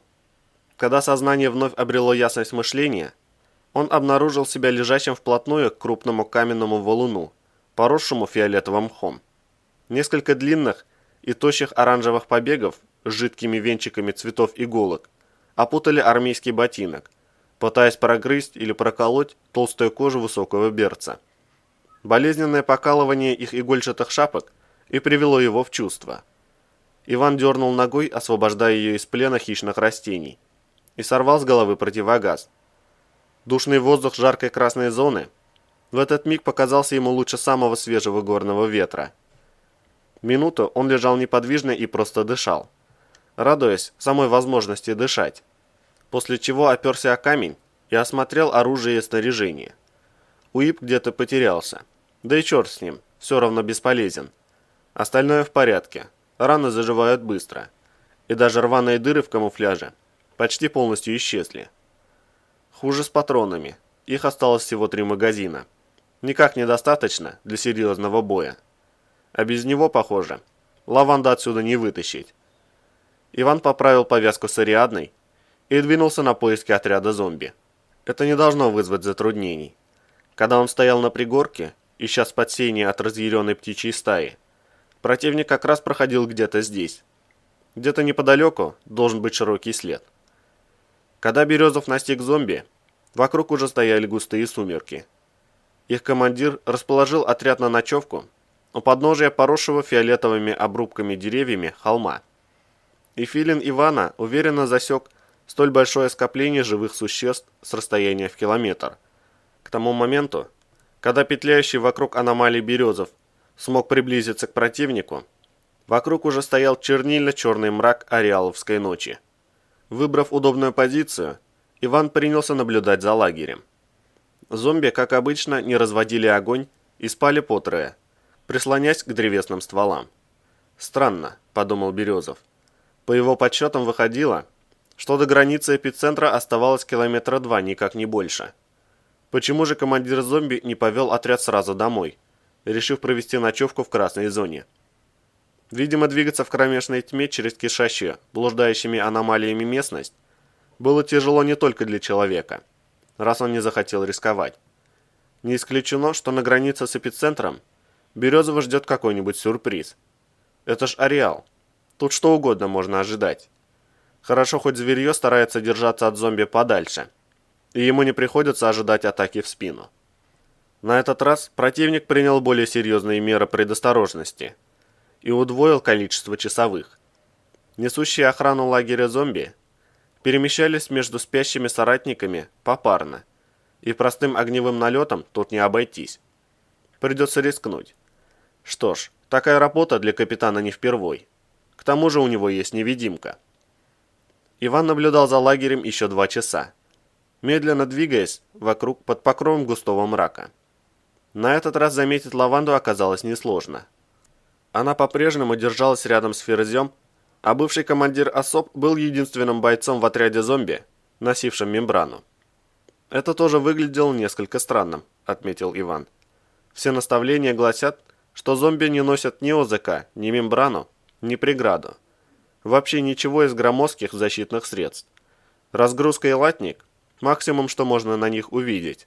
Если на момент зомбирования человек был облачен в тяжелое снаряжение, то, став зомби, он снимал его и попросту выбрасывал на месте. Почему же Салмацкий до сих пор в мембране? Разве только потому, что на нем экспериментальная мембрана М с интегрированным латником. Их разделить невозможно.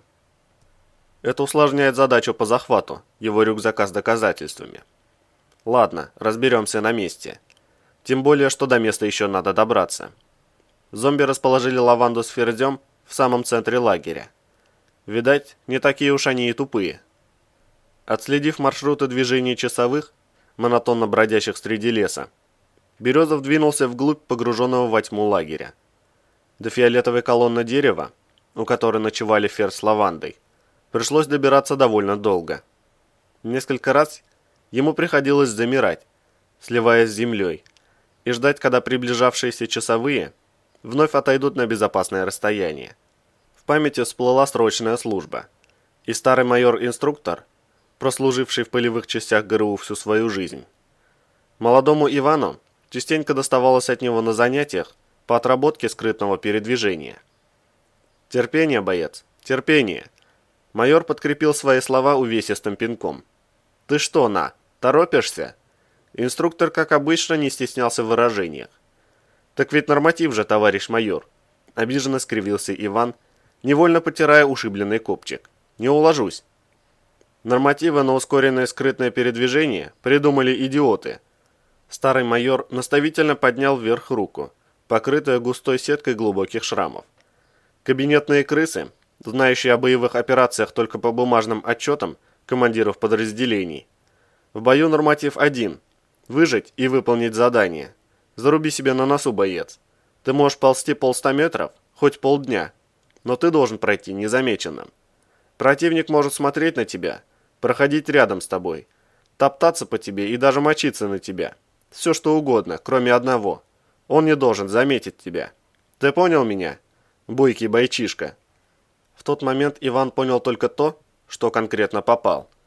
Если старый майор награждал кого-то эпитетом «бойкий бойчишка», это неминуемо означало многочасовые тренировки.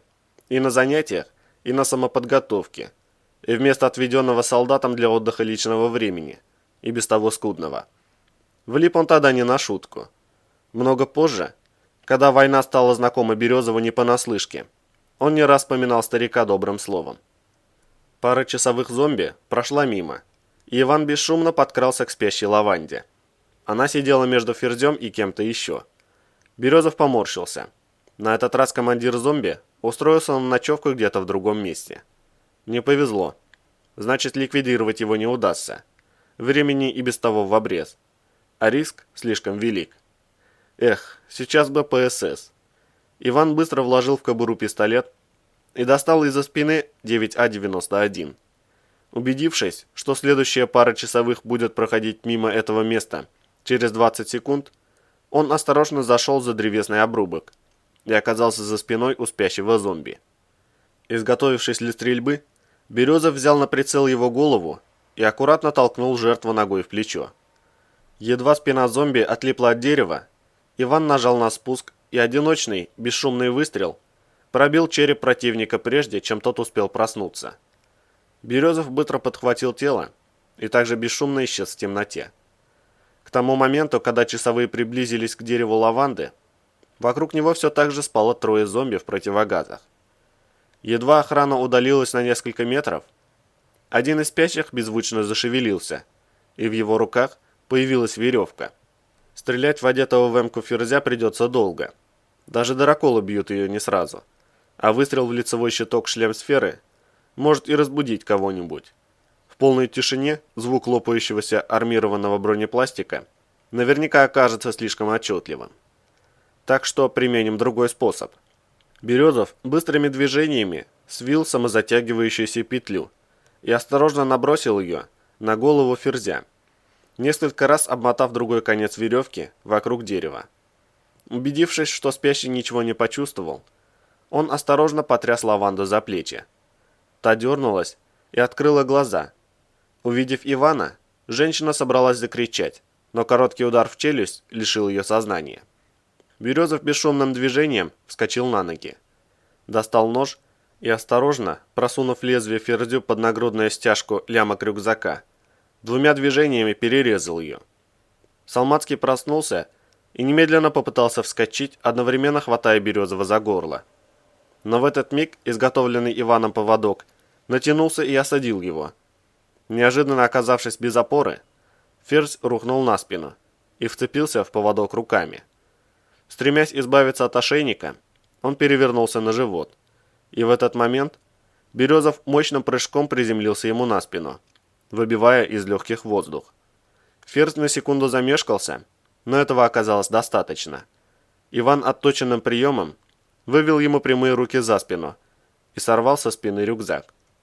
Забросив его на плечо, он взвалил на себя Лаванду и бросился бежать, на ходу извлекая из набедренного кармана гранату, столь удачно обнаружившуюся в подсумке убитого им зомби. Хоть Ферзь во время борьбы и не издал ни звука, в лагере зомби уже поднялась тревога. Спящие вскакивали и хватались за оружие. Кое-где вспыхивали зажигалки, и действовать надо было очень быстро. Березов швырнул гранату как можно дальше, вглубь лагеря, и тут же достал другую. Сзади громыхнул взрыв. Вряд ли он кого-то убьет, но это сейчас и не столь уж важно. Главное – отвлечь врага. Капитан бросил вторую гранату подальше в лес, подхватил сползающую с плеча Лаванду и увеличил скорость.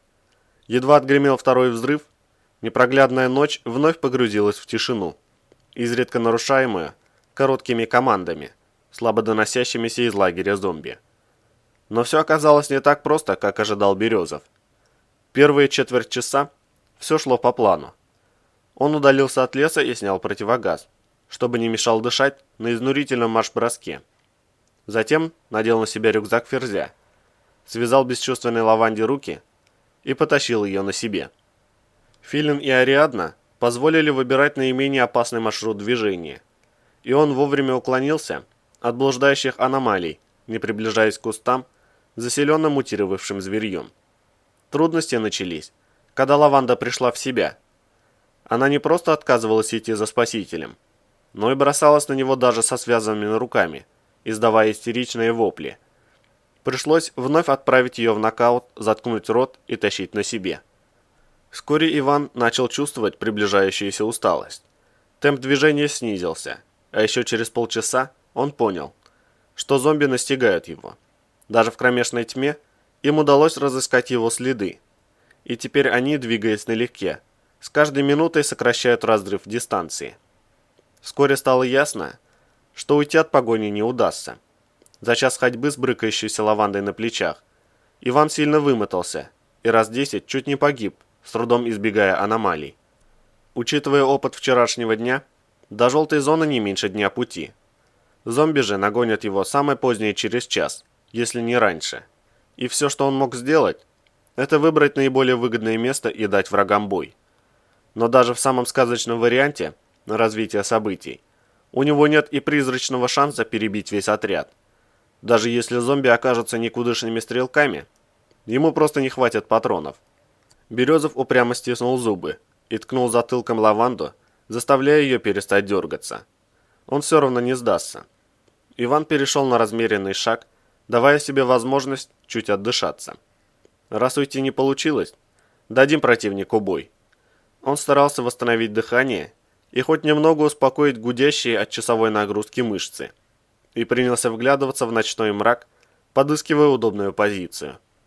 Несколько раз ему попадались магниты, но ни один из них не висел на месте, и потому не годился для оттягивания на себя пуль противника. От этой идеи пришлось отказаться. Высоких холмов в пределах видимости тоже не нашлось. И когда Иван понял, что окончательно устал, он остановился у пары невысоких валунов, поросших фиолетовым мхом. Бросив связанную лаванду на одном из них, он занял позицию за вторым, приготовил оружие и стал ждать, стараясь хоть немного отдохнуть до появления противника. Сознание упрямо отказывалось признавать, что это тупик, но лихорадочно размышляющий Березов не смог найти выхода. Он движется слишком медленно и не сможет уйти от противников. Вокруг непроглядная мгла, и отыскать надежное убежище не представляется возможным. С другой стороны, если бы сейчас был день, зомби убили бы его раньше, чем он отошел от лагеря на десяток шагов.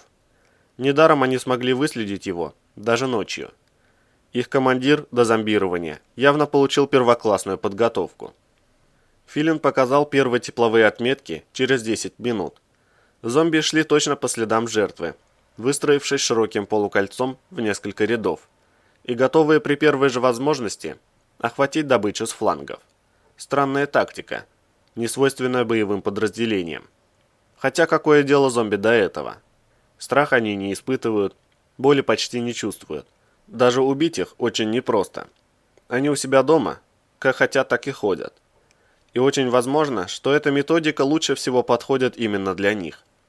Вот сейчас у него есть отличная возможность в этом убедиться. Тем более, что выбора все равно нет. Спустя минуту стало ясно, что просто затаиться не выйдет. Зомби шли прямо на его позицию.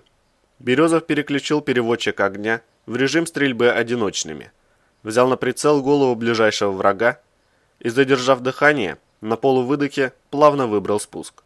Он смог уронить на землю троих, после чего остальные залегли и ползком двинулись точно на него, словно были абсолютно уверены в его местоположении. Иван пытался отстреливать ползущих врагов, но те быстро разделились на две группы, одна из которых продолжила сближение, а вторая открыла по нему прицельный огонь. Первые же пули легли настолько близко, что Березов был вынужден скрыться за валуном. Как они его вычислили? ПБС на 9А91 не дает ни вспышки, ни звука, и тем не менее враги точно знают, где капитан. Единое псиполе? Но Лаванда вроде говорила, что он не должен восприниматься ареалом как враг. Лаванда. Иван перекатился поближе к женщине. Та находилась в сознании, ожесточенно грызя связывающую руки веревку. и не сводила глаз с ночной темноты, откуда приближались зомби. Пришлось ударить ее в третий раз. Где-то в глубине захваченного боем сознания мелькнула ехидная мысль, что такими темпами трижды доктор наук рискует остаться совсем без мозгов. Но звук ударяющих в камень пуль мгновенно изгнал из мыслей все лишнее. Позицию необходимо было менять прямо сейчас, пока она без сознания, и зомби не пошли на штурм. Иван подхватил Лаванду и, пригибаясь, бросился бежать, стараясь как можно дольше оставаться на одной линии с валунами, закрывающими врагу обзор. Темнота все еще была на его стороне. Он едва успел выскользнуть из затягивающейся петли, но далеко уйти не удалось. Ровная местность впереди оказалась слишком плотно засеяна аномалиями. С человеком на плечах не пройти. Жидкая цепочка островков растительности оказалась занята живностью. Филин четко показывал тепловые сигнатуры уродливого зверья, кишащего клубками щупальцев, студенистыми отростками и кожистыми перепончатыми наростами. Зомби позади Березова поняли, что упустили добычу, и, развернувшись в двойную цепь, бегом бросились за ним. Раздумывать было некогда, и Иван рванулся к ближайшей группе кустов-обрубков, на ходу выпуская несколько пуль в притаившееся там существо. Ему повезло. Тварь, получив ранение, мерзко взвизгнула и предпочла спастись бегством. Березов занял липкую от вонючей слизи лёжку, сбросил с плеч Лаванду и сразу же открыл огонь, сбивая с ног ближайших преследователей. На этот раз ему удалось продержаться почти 15 минут. Зомби не сразу смогли определить, где именно он скрывается, и, потеряв десяток бойцов, залегли. От передовой группы отделилась тройка силуэтов. Разведчики осторожно поползли вперед. Березов взял на мушку голову того, что был виден наиболее отчетливо, но раздавшийся вместо выстрела сухой щелчок возвестил, что патронов более не осталось. Иван по привычке забросил автомат за спину и достал из кобуры АПС. Один магазин на 20 патронов. Это все, что у него осталось, не считая ножа. Не густо. После первого же выстрела зомби накроет его по вспышке или по звуку. А скорее всего и по тому, и по другому одновременно. И не спрятаться. Рано или поздно Лаванда очнется, и враги узнают, где он. Невеселое окончание истории, прямо скажем. Березов несколько мгновений смотрел на ползущие мимо аномалии. Надо использовать все возможности, даже самые идиотские. Какая теперь разница? Зомби остерегаются аномалий? Так почему не попытаться двигаться перед одной из них? Вдруг, вкупе с ночной темнотой, это позволит уйти от преследования. А если и не поможет, то плевать. Но сидеть сложа руки в ожидании смерти он точно не собирается. Иван осторожно поднялся на ноги, держась под прикрытием кустов обрубков, и взвалил на плечи Лаванду. Быстро окинув блуждающие во мраке аномалии, он выбрал ближайшую из тех, что двигалась относительно небыстро, и покинул свое укрытие. Стараясь производить как можно меньше шума, Березов побежал на перерез траектории ее движения. Средних размеров раздиратель оказался равнодушен к появлению Ивана прямо перед собой и продолжал плыть в десятки сантиметров над землей со скоростью торопливо идущего человека. Пару минут Березов бежал перед аномалией, словно локомотив во главе состава, стараясь держать ровное дыхание. Зомби явно не догадывались, куда девалась их цель, и Березов подумал, что у него появился шанс оторваться от погони до наступления рассвета. Главное, не выдохнуться прежде. Хорошо еще, что миниатюрная Лаванда весит не больше 50 с небольшим килограммов, вместе с армейскими ботинками. Он улыбнулся, подбадривая себя. А что, если б на ее месте, то бишь на его плечах, оказалась какая-нибудь ныне популярная корова из телевизора, вроде импортной Бейонс или той необъятной бабищи, что рекламирует какой-то там крем с автозагаром. Шансы на спасение оказались бы обратно пропорциональны ее весу. А так он еще бежит. Только оглядываться приходится каждый миг. Но лучше потом у него будет от усталости отваливаться шея, чем по недосмотру отвалятся все части тела сразу. С раздирателем шутки плохи. Он юмора не понимает. Хорошо еще, что аномалии предпочитают не сталкиваться друг с другом. В этот момент Лаванда пришла в себя. И все мгновенно усложнилось. Филин показал, как бродящие между валунов зомби остановились, все как один повернув голову в сторону Березова. И спустя несколько секунд отряд уже бежал следом. Ко всему хорошему, сама Лаванда принялась отчаянно брыкаться, и Ивану приходилось прилагать немало сил, чтобы удержать ее на плечах. Из-за этого он едва не вляпался, когда раздиратель неожиданно увеличил скорость и чуть не догнал его. Березов рванулся вперед, теряя равновесие, и ему с большим трудом удалось удержаться на ногах. Он коротко чертыхнулся и ткнул Лаванду затылком. Может успокоиться. Но эта мера прошла для зомбированной женщины незамеченной. Березов, тяжело дыша изо всех сил, пытался удержать дергающуюся Лаванду и дистанцию между аномалией. И эти забавные люди, убивающие время на всевозможные рафтинги и тому подобное, всерьез считают, будто знают, что такое экстремальный туризм, устало улыбнулся Березов. Очень скоро усталость начала одерживать верх. Стало ясно, что необходимо уходить от раздирателя, пока еще остались хоть какие-то силы. Если аномалия вновь увеличит скорость, он уже не сможет спастись. Преследующие его зомби словно понимали это. Они не пытались обойти аномалию, лишь неторопливо бежали за ней в десятки шагов, ожидая, когда их жертва окончательно выдохнется и лишится сил. Иван с хрипом втянул ртом в воздух в разрывающиеся от перенапряжения легкие, чувствуя, как ночная тьма плывет от начинающегося головокружения. Контузийная травма заныла, вибрируя заунывной болью. Похоже, эти твари все-таки дождались.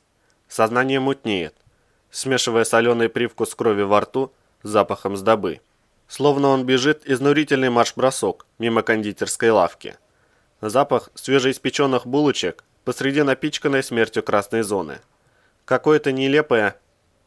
Запах сдобы? Березов собрал в кулак остатки сознания и завертел головой по сторонам. Лизун обнаружился совсем рядом. Ариадна показывала его, медленно ползущим впереди, не дальше 15 метров прямо по курсу. И березовский раздиратель, втрое уступавший Лизуну в размерах, стал забирать влево, уходя от столкновения. Раздумывать было некогда. Иван, сжигая в отчаянном броске последние силы, рванулся к Лизуну. В раскалывающейся от боли голове, словно расплавленное докрасное ядро, билась единственная мысль. Болт говорил, что внутри Лизуна ему удавалось уйти от зомби. У самой границы, пышущей запахом сдобы аномалии, Лаванда глухо заверещала через заткнутый рот и судорожно забилась, пытаясь во что бы то ни стало сорваться с его плеч. Преследующие Березова зомби, почувствовав его новое местоположение, открыли огонь, но было уже поздно. Иван нырнул в прохладную зыбь и тут же почувствовал, как по лицу словно прошелся слюнявым языком громадный и добродушный щенок. Добежав до середины аномалии, Березов рухнул на земь, судорожно хватая ртом водянистый воздух. Нельзя лежать после такого бега. Сердце может не выдержать резкой смены темпа. Нужно встать и хотя бы как-то двигаться. Но сил не осталось даже на то, чтобы подняться. Он всем телом навалился на мычащую и извивающуюся Лаванду, спиной придавливая пытающуюся ползти прочь от аномалии женщину. И минуту просто дышал. Когда кровавые круги перед глазами сменились мутной влагой Лизуна, подсвеченной Ариадной розоватым цветом, граница ползущей аномалии оказалась уже совсем рядом. Сразу за ней, в нескольких шагах, молча стоял отряд зомби, глядя в пустоту, словно группа каменных изваяний. Между стоящими красными пятнами их тел Филин показывал несколько лежащих и слабо шевелящихся. Видимо, кто-то из зомби все-таки стрелял в Лизуна. Может специально, может нет. В любом случае, аномалия вернула им пули с завидной меткостью, и сейчас эффект обратной регенерации медленно возвращал раненых в строй. Вот бы поваляться так еще минуток 600, мрачно ухмыльнулся Березов, поднимаясь на ноги. Он ухватил за ногу немедленно бросившуюся ползти Лаванду, подтянул ее к себе и куском веревки быстро связал ей ноги. Затем привычным движением взвалил женщину на плечи и направился к центру аномалии, собираясь идти вместе с Лизуном до тех пор, пока зомби не повернут восвояси. Остатки сил покинули его через 5 часов. Уже рассвело, и молча бредущих за ним зомби было видно невооруженным глазом. Их отряд терпеливо двигался вслед за аномалией, монотонно переставляя ноги, словно заведенные, с безразличными лицами и стеклянными взглядами.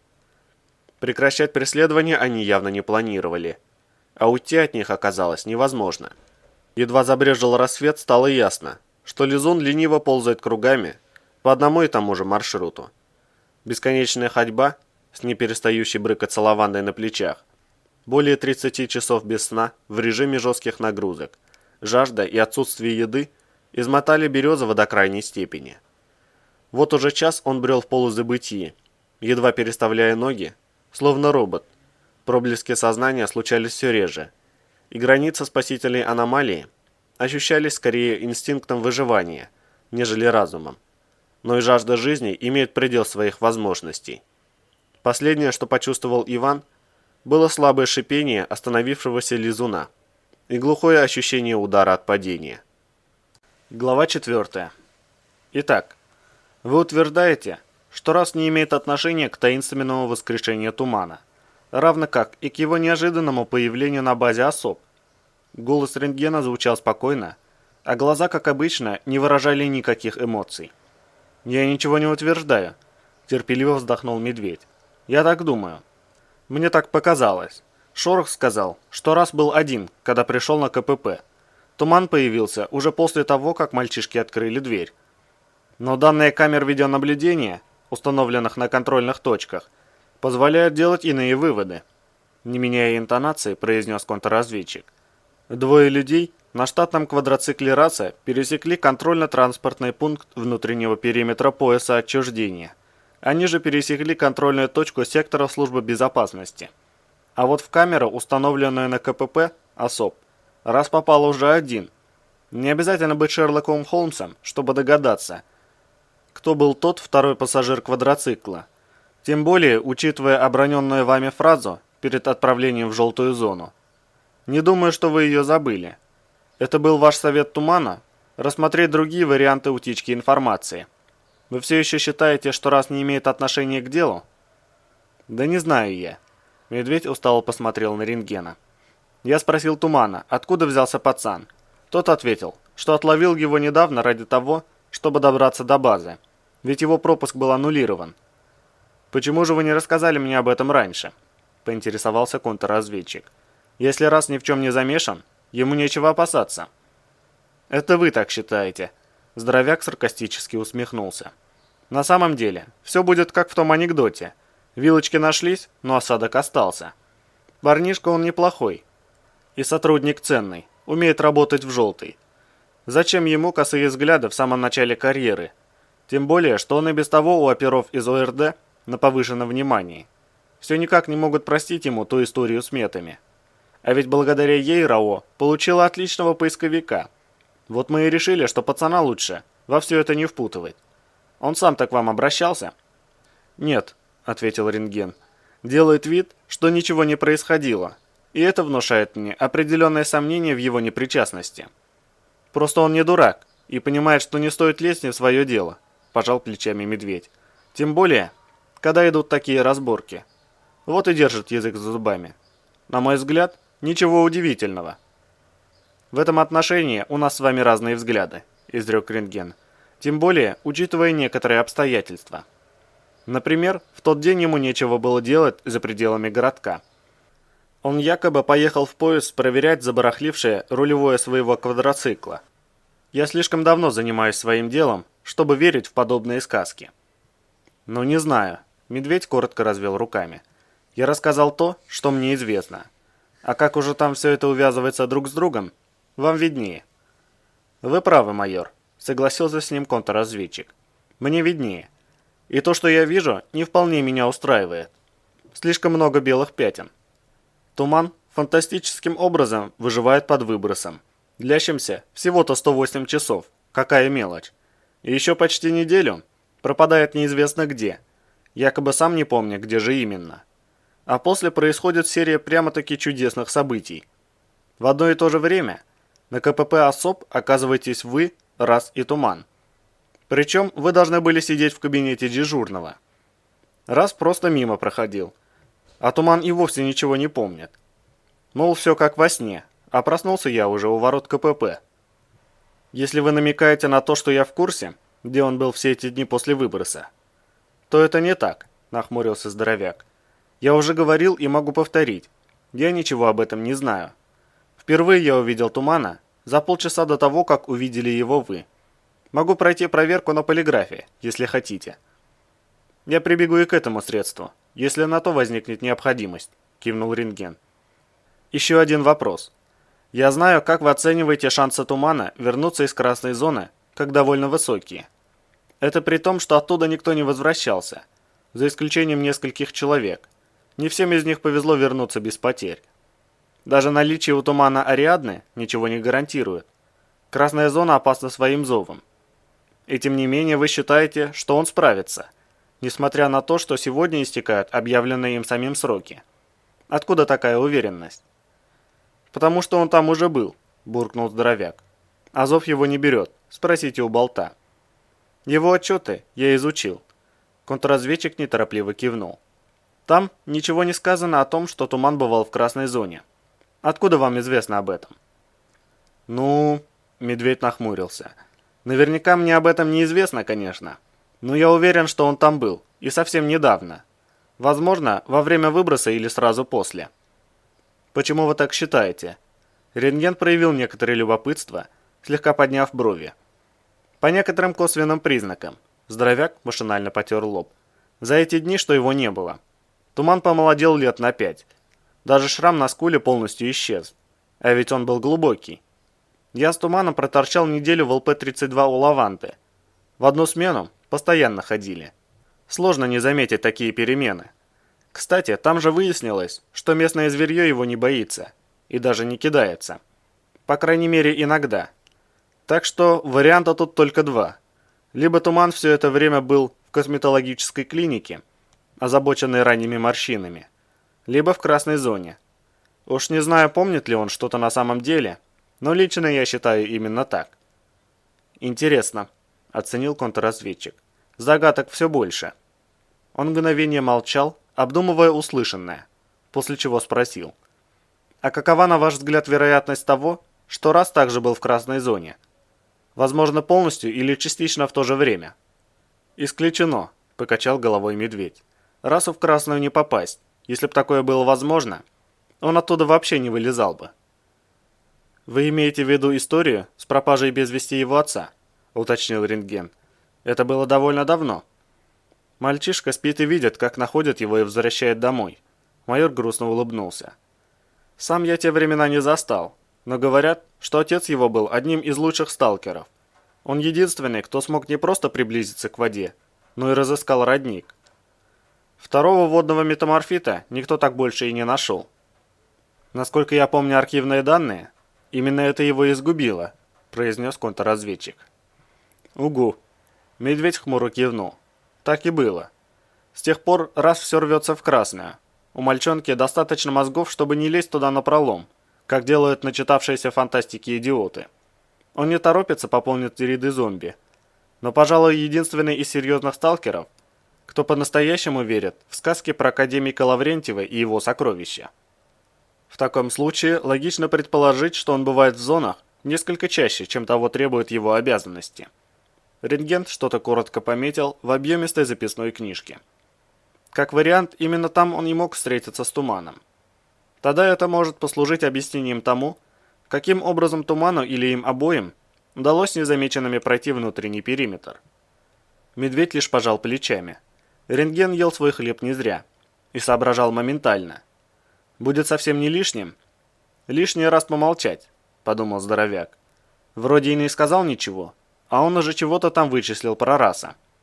А ведь и действительно складывается все логично. Пацан наверняка по зонам нелегально шатается. Там-то его Туман и отловил. А уж в том, что у расы есть свои лазейки через периметр, можно и не сомневаться. У кого же их нет? Ну и заключительный вопрос на сегодня, майор, заговорил контрразведчик. Что вы можете сказать о профессоре Николаевой и доценте Степановой? А они-то тут при чем? Удивился медведь. Да и что про них скажешь? Ученые немного не в себе, на почве своих исследований, как и положено любому нормальному человеку, увлеченному любимым делом. День и ночь сидят в своей лаборатории. Все никак не могут запустить оборудование. Думаю, так и не запустят. И вернутся в Москву несолоно хлебавши. «Почему вы так считаете?» – заинтересовался рентген. «Хотите сказать, что их научная активность – фикция, а на самом деле они преследуют другие цели?» «Я не специалист в этом деле», – качнул головой майор. «Но лично мне показалось, что они знают, что делают. У них есть некая передовая научная теория, в идеале позволяющая навсегда решить проблему нехватки энергии в масштабе планеты или даже больше. И вроде бы они даже сделали вполне успешные первые шаги. Сюда они приехали потому, что происходящие в реале процессы во многом укладываются в эту теорию. Вот только кому-то вся эта их затея очень не нравится. Им наставили прослушек больше, чем в секретке особ, и постоянно происходят совершенно непредвиденные несчастные случаи, не дающие начать опыты или что там у них. Вот как? Похоже, контрразведчик услышал для себя нечто новое. Интересно, и кто же может быть их недоброжелателем, на ваш взгляд? Да кто угодно, вновь пожал плечами медведь. Если их прибор заработает, то они смогут превратить любую нефть в тип X. В смысле, он много чего будет уметь, но и это в том числе.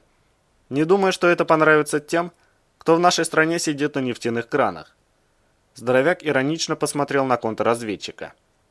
Так что вам виднее, рентген, кому они не угодны. Это же вы отчитываясь перед вышестоящим руководством. Будем считать, что я не слышал вашей последней фразы. Не меняясь в лице, ответил тот. Мы с вами офицеры, давшие присягу Родине.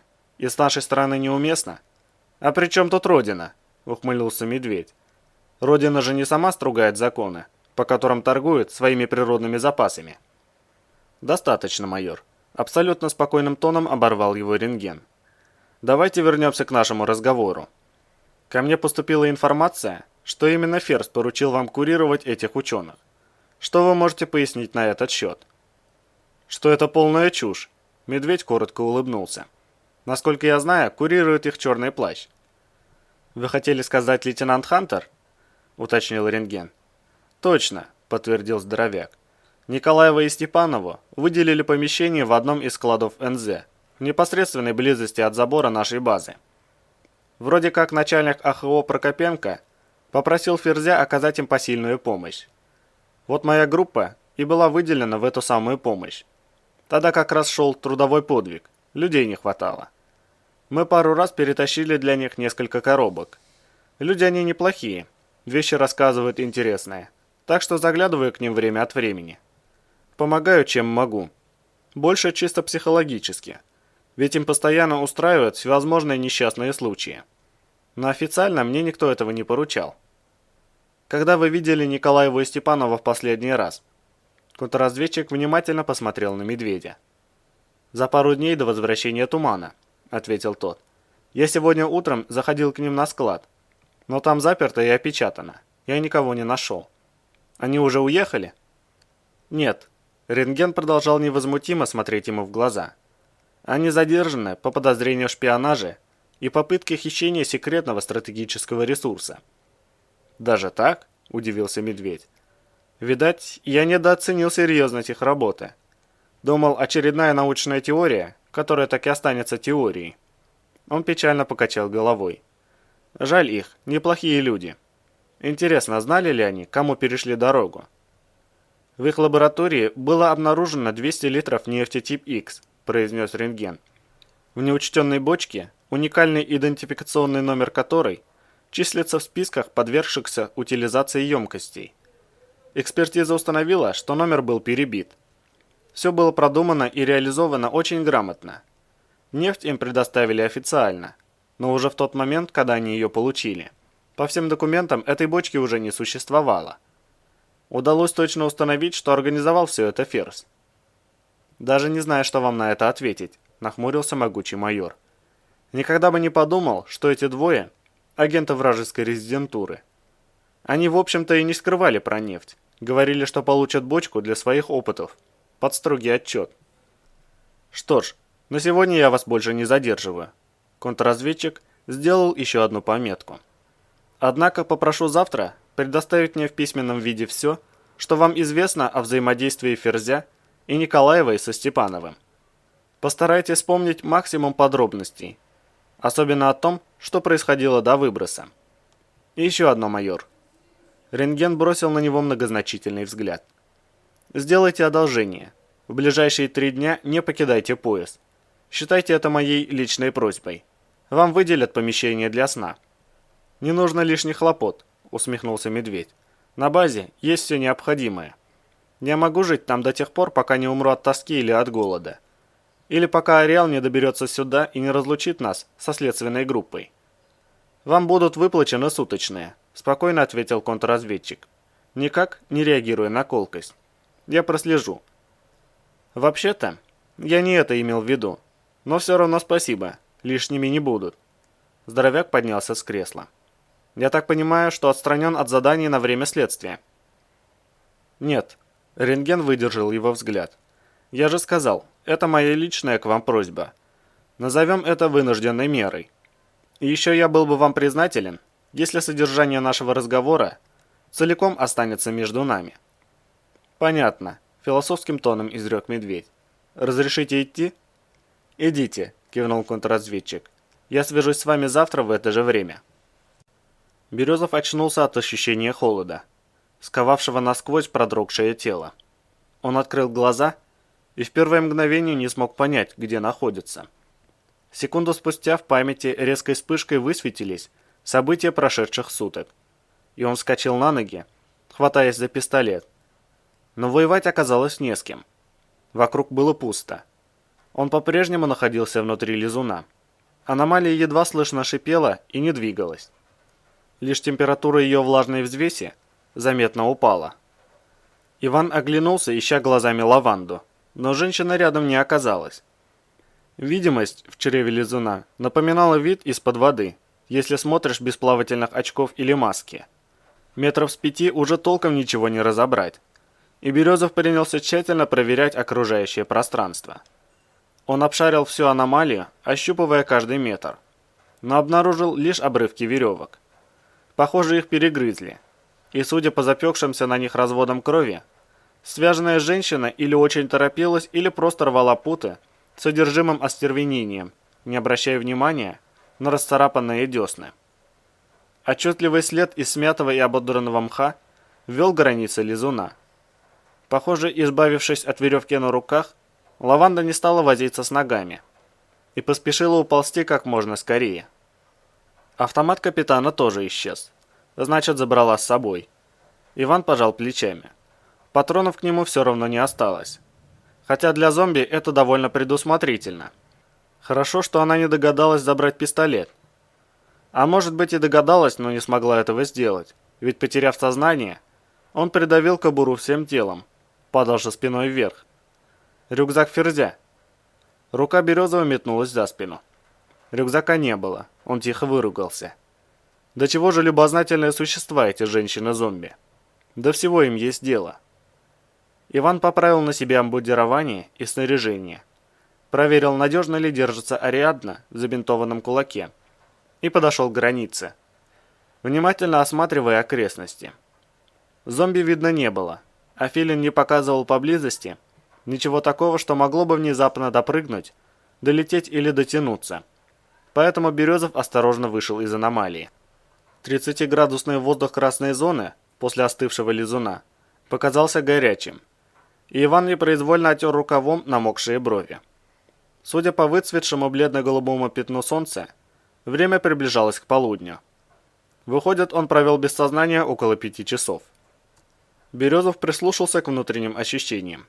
Чувствовал себя он превосходно, словно эти были не 5 часов забытья, но часов 12 сна в каком-нибудь лечебном санатории. «Ну, хоть что-то хорошее есть в красной зоне», — хмыкнул про себя Иван, делая пару шагов. Ползущая мимо в нескольких метрах плешь дернулась в его сторону, но, почувствовав рядом более мощную аномалию, вернулась на свою траекторию. Березов достал АПС и посмотрел на густо покрытый крохотными капельками влаги пистолет. Первое, что стоит сделать сейчас, это почистить оружие. Вот только чем? После лизуна все снаряжение было влажное, будто плохо высушенная простыня. Хорошо, хоть жажда прошла. Иначе было бы совсем обидно провести несколько часов внутри водянистой взвеси и мучиться от нехватки питья. В нескольких метрах далее Иван нашел остатки пут лаванды. На этот раз веревки были разрезаны. Видимо, зомби все это время ждали ее у самого лизуна и ушли, едва ей удалось бежать. След был достаточно свежий. Похоже, произошло это не так давно, не больше часа назад. Значит, у него есть все шансы их догнать. Березов вздохнул. Снова придется много бегать. Эх, воды бы достать где-нибудь. А у него даже фляги с собой нет. Тоже мне специалист. Рванул на операцию с бухты-барахты. Словно новичок. А ведь еще старый майор-инструктор втолковывал ему прописные ГРУшной истины. Идешь в поиск на день, готовься как на неделю.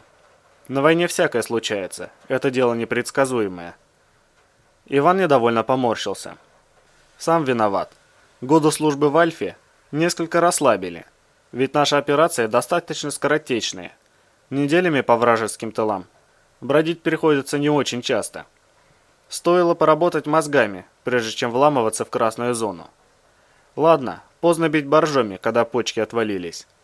Пора догонять отряд зомби, пока те окончательно не потерялись среди этого фиолетового сюрреализма, кишащего мутантами и аномалиями. Березов несколько раз глубоко вздохнул и побежал по следам противника. Метров через 200 плотность аномалии возросла настолько, что ему пришлось сойти с открытого места и двигаться ближе к многочисленным островкам обрубленной растительности. Вблизи кустов аномалии ползали не столь активно, но сказать, где именно безопаснее, было не так-то просто. Впереди Ариадна отчетливо показывала крупное облако ядовитого газа, и местное зверье, опасаясь от смерти, отхлынуло из подвергшихся загазованности кустов в ближайшие заросли. Места хватило не всем. Кое-где обрубки растительности вздрагивали, и оттуда доносился визг и хрип дерущихся за убежище тварей. Судя по бледному свечению газового облака, эта аномалия не была едкой, и Березов решил пройти ее насквозь, чтобы сократить путь и на несколько минут обезопасить себя от бродящей вокруг смерти. Иван на ходу снял с головы повязку с филином и сунул ее в карман. Надев противогаз, он изменил направление и побежал к облаку по кратчайшему расстоянию. Облепившая уши резина шлем маски заглушила шорох расступающихся позади кустов, и удар в спину стал для капитана полнейшей неожиданностью. Сбитый с ног, он привычно продлил падение перекатом, гася инерцию и убирая позвоночник от соприкосновений с землей, и попытался стряхнуть с себя противника. Но это ему не удалось. То, что атаковало его, намертво вцепилось в спину, впиваясь в кожу множеством острых игл. С десяток кривых лап, усеянных мелкими крючьями, сгибаясь в корявых суставах, обхватили человека, стремясь пеленать его по рукам и ногам. Пара гибких щупалец вовсю хлестала по лицевому щитку и фильтру противогаза, стремясь добраться до горла, а широкие челюсти с противным визгом рвали воротник камуфляжа и спаривали резину противогаза на затылке, пытаясь вгрызться в шею. Березов развернулся на спину и навалился на вцепившуюся тварь, рассчитывая заставить ее сорвать захват. Но вместо этого визжащий монстр лишь сильнее впился в него. Острая боль протыкаемых клыками мышц швырнула человека на бок, и твари удалось облепить щупальцами голову. Сочащиеся токсичными выделениями присоски мгновенно приклеились к лицевому щитку, почти полностью закрывая обзор, и принялись нащупывать горло. Хрипя от боли, Иван на ощупь дотянулся пистолетом до спутавшей ноги лапы и, уткнув в нее ствол, нажал на спусковой крючок. Пуля пробила узловатую конечность, тварь завопила сильнее и хватка ослабла. Березов рванулся, стремясь обезвредить следующую лапу, но выстрела не последовало. Он несколько раз четно выжал спуск и понял, что пистолет заклинило.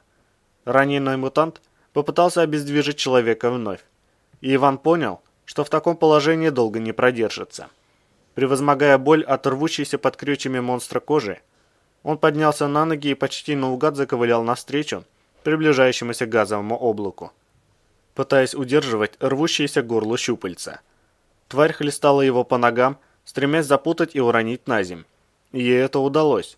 Потеряв равновесие, Человек упал и, неуклюже перекатываясь, вкатился в тихо шипящую аномалию. Монстр заверещал, почувствовав, как в легкие проникает смерть, и рванулся прочь. Но едва живые путы ослабли, как Иван вывернулся из расплетающихся колец и схватил тварь за одну из лап. «Куда, сученыш?» – прохрипел он. «Теперь моя очередь». Роли мгновенно изменились.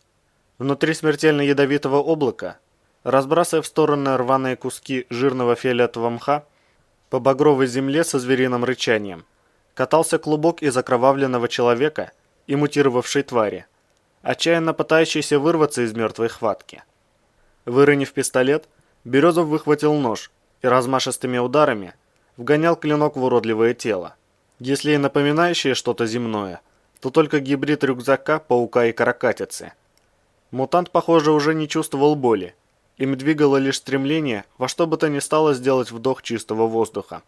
Но недавняя жертва внезапно превратилась в хищника, гораздо более безжалостного, чем он сам. Клинок рвал белесо-оранжевую плоть, покрытую фиолетовыми пятнами защитной окраски, а руки человека не разжимали захвата, несмотря на рвущие кожу зубы. Ядовитое облако убило мутанта секунд за 30. Иван поднялся и пнул ногой изодранную тушу, обвитую сведенными предсмертной судорогой лапами и щупальцами. Потом убрал нож и подобрал брошенный пистолет. Надо выходить из облака, пока еще жив. Неизвестно, удержит ли ядовитую отраву разорванный на затылке противогаз. И Березов, кривясь от боли, побежал через заполненное газом пространство. Выйти ему удалось без приключений. Оказавшись на чистом воздухе, он сорвал противогаз, упал на колени, и его стошнило едкой дрянью. То ли газ все-таки частично проник в организм, то ли в кровь попал какой-нибудь токсин этой мерзкой твари. В нескольких шагах неподалеку обнаружилось довольно крупное дерево-обрубок, окруженное такой же порослью. И Иван, сплевывая желтую слюну, достал из кармана повязку с филином. Место оказалось не занято, как и множество кустов вокруг, покинутых зверьем в страхе перед приближающимся ядовитым облаком. Березов проковылял к дереву и уселся на земь, опираясь на замшелый ствол. Здесь, за серединой красной зоны, влияние эпицентра возрастало с каждым пройденным километром. И эффект обратной регенерации можно было едва ли не потрогать руками. Уже через пару минут Иван почувствовал себя гораздо лучше. Он достал из кобуры заклинивший АПС и осмотрел его. Все ясно. Во время ночного боя с зомби капитану пришлось изрядно покувыркаться и поелозить по земле. И пистолет оказался загрязнен местной оранжевой пылью и мелкими обрывками фиолетового мха. Небольшое количество грязи попало внутрь, и хотя сама по себе она вряд ли смогла бы помешать работе автоматики, но за несколько часов пребывания во влажной среде грязь разбухла и раскисла. В результате пазы затворной рамы оказались забиты, похожей на пластилин массой, и после выстрела подвижные части пистолета не смогли сработать как должно. Стрелянная гильза не покинула патронник, и автоматической перезарядки не произошло. Березов разобрал оружие, но почистить его так и не смог. Сухую тряпицу отыскать было негде. Его камуфляж можно было выжимать, а мокрая тряпка оказалась не в состоянии стереть пластилиновую грязь, еще сильнее размазывая ее по металлу. Пришлось собрать АПС и пальцами вставить патрон в патронник. В случае чего, по крайней мере, один выстрел он сделать сможет. Пока Иван возился с пистолетом, полученные в бою с мутировавшей тварью раны успели затянуться корками запекшейся крови. Боль ушла, и он понял, что чувствует себя вполне сносно. Самое время продолжить преследование, иначе ни лаванду, ни документы ему не вернуть. Разыскать их без всяких следов, учитывая окружающие реалии, станет невыполнимой задачей. Березов внимательно оглядел местность. Газовое облако не только распугало зверье, но и растолкало более мелкие аномалии, и на какое-то время их количество сильно уменьшилось. Нельзя упускать такую возможность. Необходимо выдвигаться прямо сейчас. А раны затянутся по дороге, это можно и потерпеть. Березов посмотрел на валяющийся на земле ободранный противогаз. Стоит забрать его с собой, наверняка дыры затянутся. Еще пригодится. Он извлек из укрепленной сзади на поясе сумки запасной противогаз и вложил его вместо основного. Все-таки соблюдать инструкции иногда бывает полезно. И запасной противогаз он взял с собой не зря. С этой мыслью Иван покинул островок фиолетовой растительности, подобрал поврежденный противогаз и побежал по следу врага. Спустя час непрерывного бега он позволил себе перейти на шаг и восстановить дыхание. Зомби по-прежнему не было видно, однако их следы стали выглядеть гораздо четче. В некоторых местах порванный коваными армейскими ботинками мясистый мох еще не успел регенерировать. По подсчетам Ивана, он должен настичь отряд не позднее, чем через час. Как раз где-то в районе границы с эпицентром. Интересно, где там начинается шаг выброса? Впрочем, какая разница, укрыться все равно не удастся. За все время движения он еще ни разу не видел не то что глубокого оврага, но даже небольшой ямы. Покрытая багрово-красной резиной почва местность была практически идеально ровной. Лишь небольшие холмы да невысокие пригорки остались от сопок высотой в несколько сот метров, что в изобилии встречались в этих местах когда-то раньше, еще до возникновения ареала. Болота, речки и даже ручейки и вовсе исчезли бесследно. Впрочем, один раз он видел небольшое озерцо диаметром на глаз метров 20-30. Даже блуждающие аномалии огибали его по широкой дуге. И Березов счел разумным последовать их примеру, несмотря на то, что в процессе долгого бега жажда стала вновь напоминать о себе. Разглядывать водоем было особо некогда. Каждую секунду приходилось держать в поле зрения с десяток аномалий, чтобы не вляпаться во что-нибудь крайне неприятное, внезапно появившееся прямо перед тобой. Но Иван все же улучил несколько мгновений и бросил на озеро пристальный взгляд. Спокойная водная гладь была неподвижной, словно стекло, но в остальном ничем не отличалась от обычного водоема. Даже узкая полоска песка, обрамляющая его берега, выглядела вполне обычной, резко контрастируя с фиолетовыми обрубками кустов и деревьев, мало чем напоминавших своих родственников вне ареала. Разновеликие обрубки всевозможных диаметров, увенчанные жиденькими венчиками тонких оранжевых игл, росли строго вертикально, из-за чего возникало впечатление, будто кто-то понатыкал в землю множество гигантских куцых малярных кистей. У дальнего берега озера из воды выступала белесая, словно отслоившееся молоко, каменная глыба, на которой одиноко сгорбилась печальная детская фигурка. Березов вложил АПС в кобуру и потрогал повязку на кулаке. За время преследования она полностью высохла. Самое время отыскать место поспокойнее и почистить пистолет. Для этого придется вновь приближаться к очагам густой растительности. Повторять старые ошибки он не собирался, и прежде чем изменить направление движения, долго и тщательно выбирал подходящие заросли, пристально разглядывая подсвеченные филином кусты обрубки. Свободной жилплощади поблизости не было. Везде сквозь растительность просвечивали расплывчатые красные пятна живых тел. Отыскав самую маленькую отметку, Березов осторожно приблизился к поросшим фиолетовым мхом обрубкам и с силой запустил в кусты камня. Реакции не последовало. Иван поморщился, достал нож и осторожно двинулся к зарослям, оглядываясь на ползущие мимо аномалии.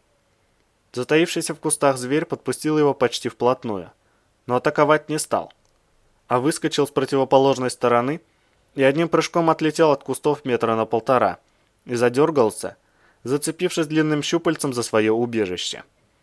Существо выглядело маленьким, склизким кожисто-перепончатым комком мерзко-оранжевого цвета, с пучком тонких не то щупалец, не то водорослей. Одно из них и запуталось в фиолетовых обрубках, мешая зверю скрыться. Березов в недоумении остановился у самой кромки сползающего с обрубков кустарников мясистого мха и внимательно вгляделся в бьющуюся тварь. Что-то тут не так, возникла мысль. Слишком просто. Пригодных для жилья кустарников, не подверженных нашествию аномалий, в этих местах не так много. До этого никто из зверей не отдавал свое логово без боя. Может, это неуверенный в своих силах детеныш, потому и запутался в собственных конечностях. Долго стоять на открытом месте было опасно. С каждой секундой возрастал риск притянуть к себе хищную аномалию или голодную тварь. Но Иван медлил. В памяти звучали слова Болта. Если тебе хоть на секунду показалось, что что-то не так, значит, что-то точно не так.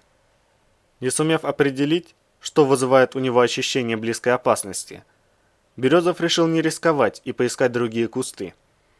Он уже сделал шаг назад, и тут боковое зрение уловило стремительное движение в зарослях неподалеку. Иван прыжком сменил позицию, одновременно разворачиваясь навстречу врагу, и вскинул пистолет. Метрах в 10 от него, из густого островка толстых обрубков, выскочила здоровенная членистоногая тварь, покрытая густой слизью. И замерла, уставившись на человека, россыпью лишенных зрачков мутных желтых глаз. Остекленевший взгляд дважды перепрыгнул с Ивана на трепыхающегося зверя, и тварь сделала выбор. Посчитав запутавшееся существо менее опасным противником, членистоногая амеба молнией рванулась за легкой добычей. Заметив угрозу, кожистый перепончатый комок дернулся и прыжком влетел обратно в кусты, пытаясь скрыться от врага. Но размеры его убежища не давали никаких шансов затеряться среди обрубков. Видимо, покрытая слизью амеба тоже поняла это, и, развернувшись на суставчатых конечностях, мгновенным броском ворвалась в заросли. Березов невольно отпрыгнул назад, опасаясь, что хищная тварь пролетит кусты насквозь и врежется в него. Как вдруг заросли резко схлопнулись, словно растекшийся по земле кисель. В мгновение ока рванулся в центр своей лужи и собрался в шар. Спустя секунду перед человеком подрагивал мутный, покрытый паутиной фиолетовых вен, грязно-оранжевый шарообразный желудок. Сквозь полупрозрачные стенки можно было различить бьющуюся в конвульсиях амебу.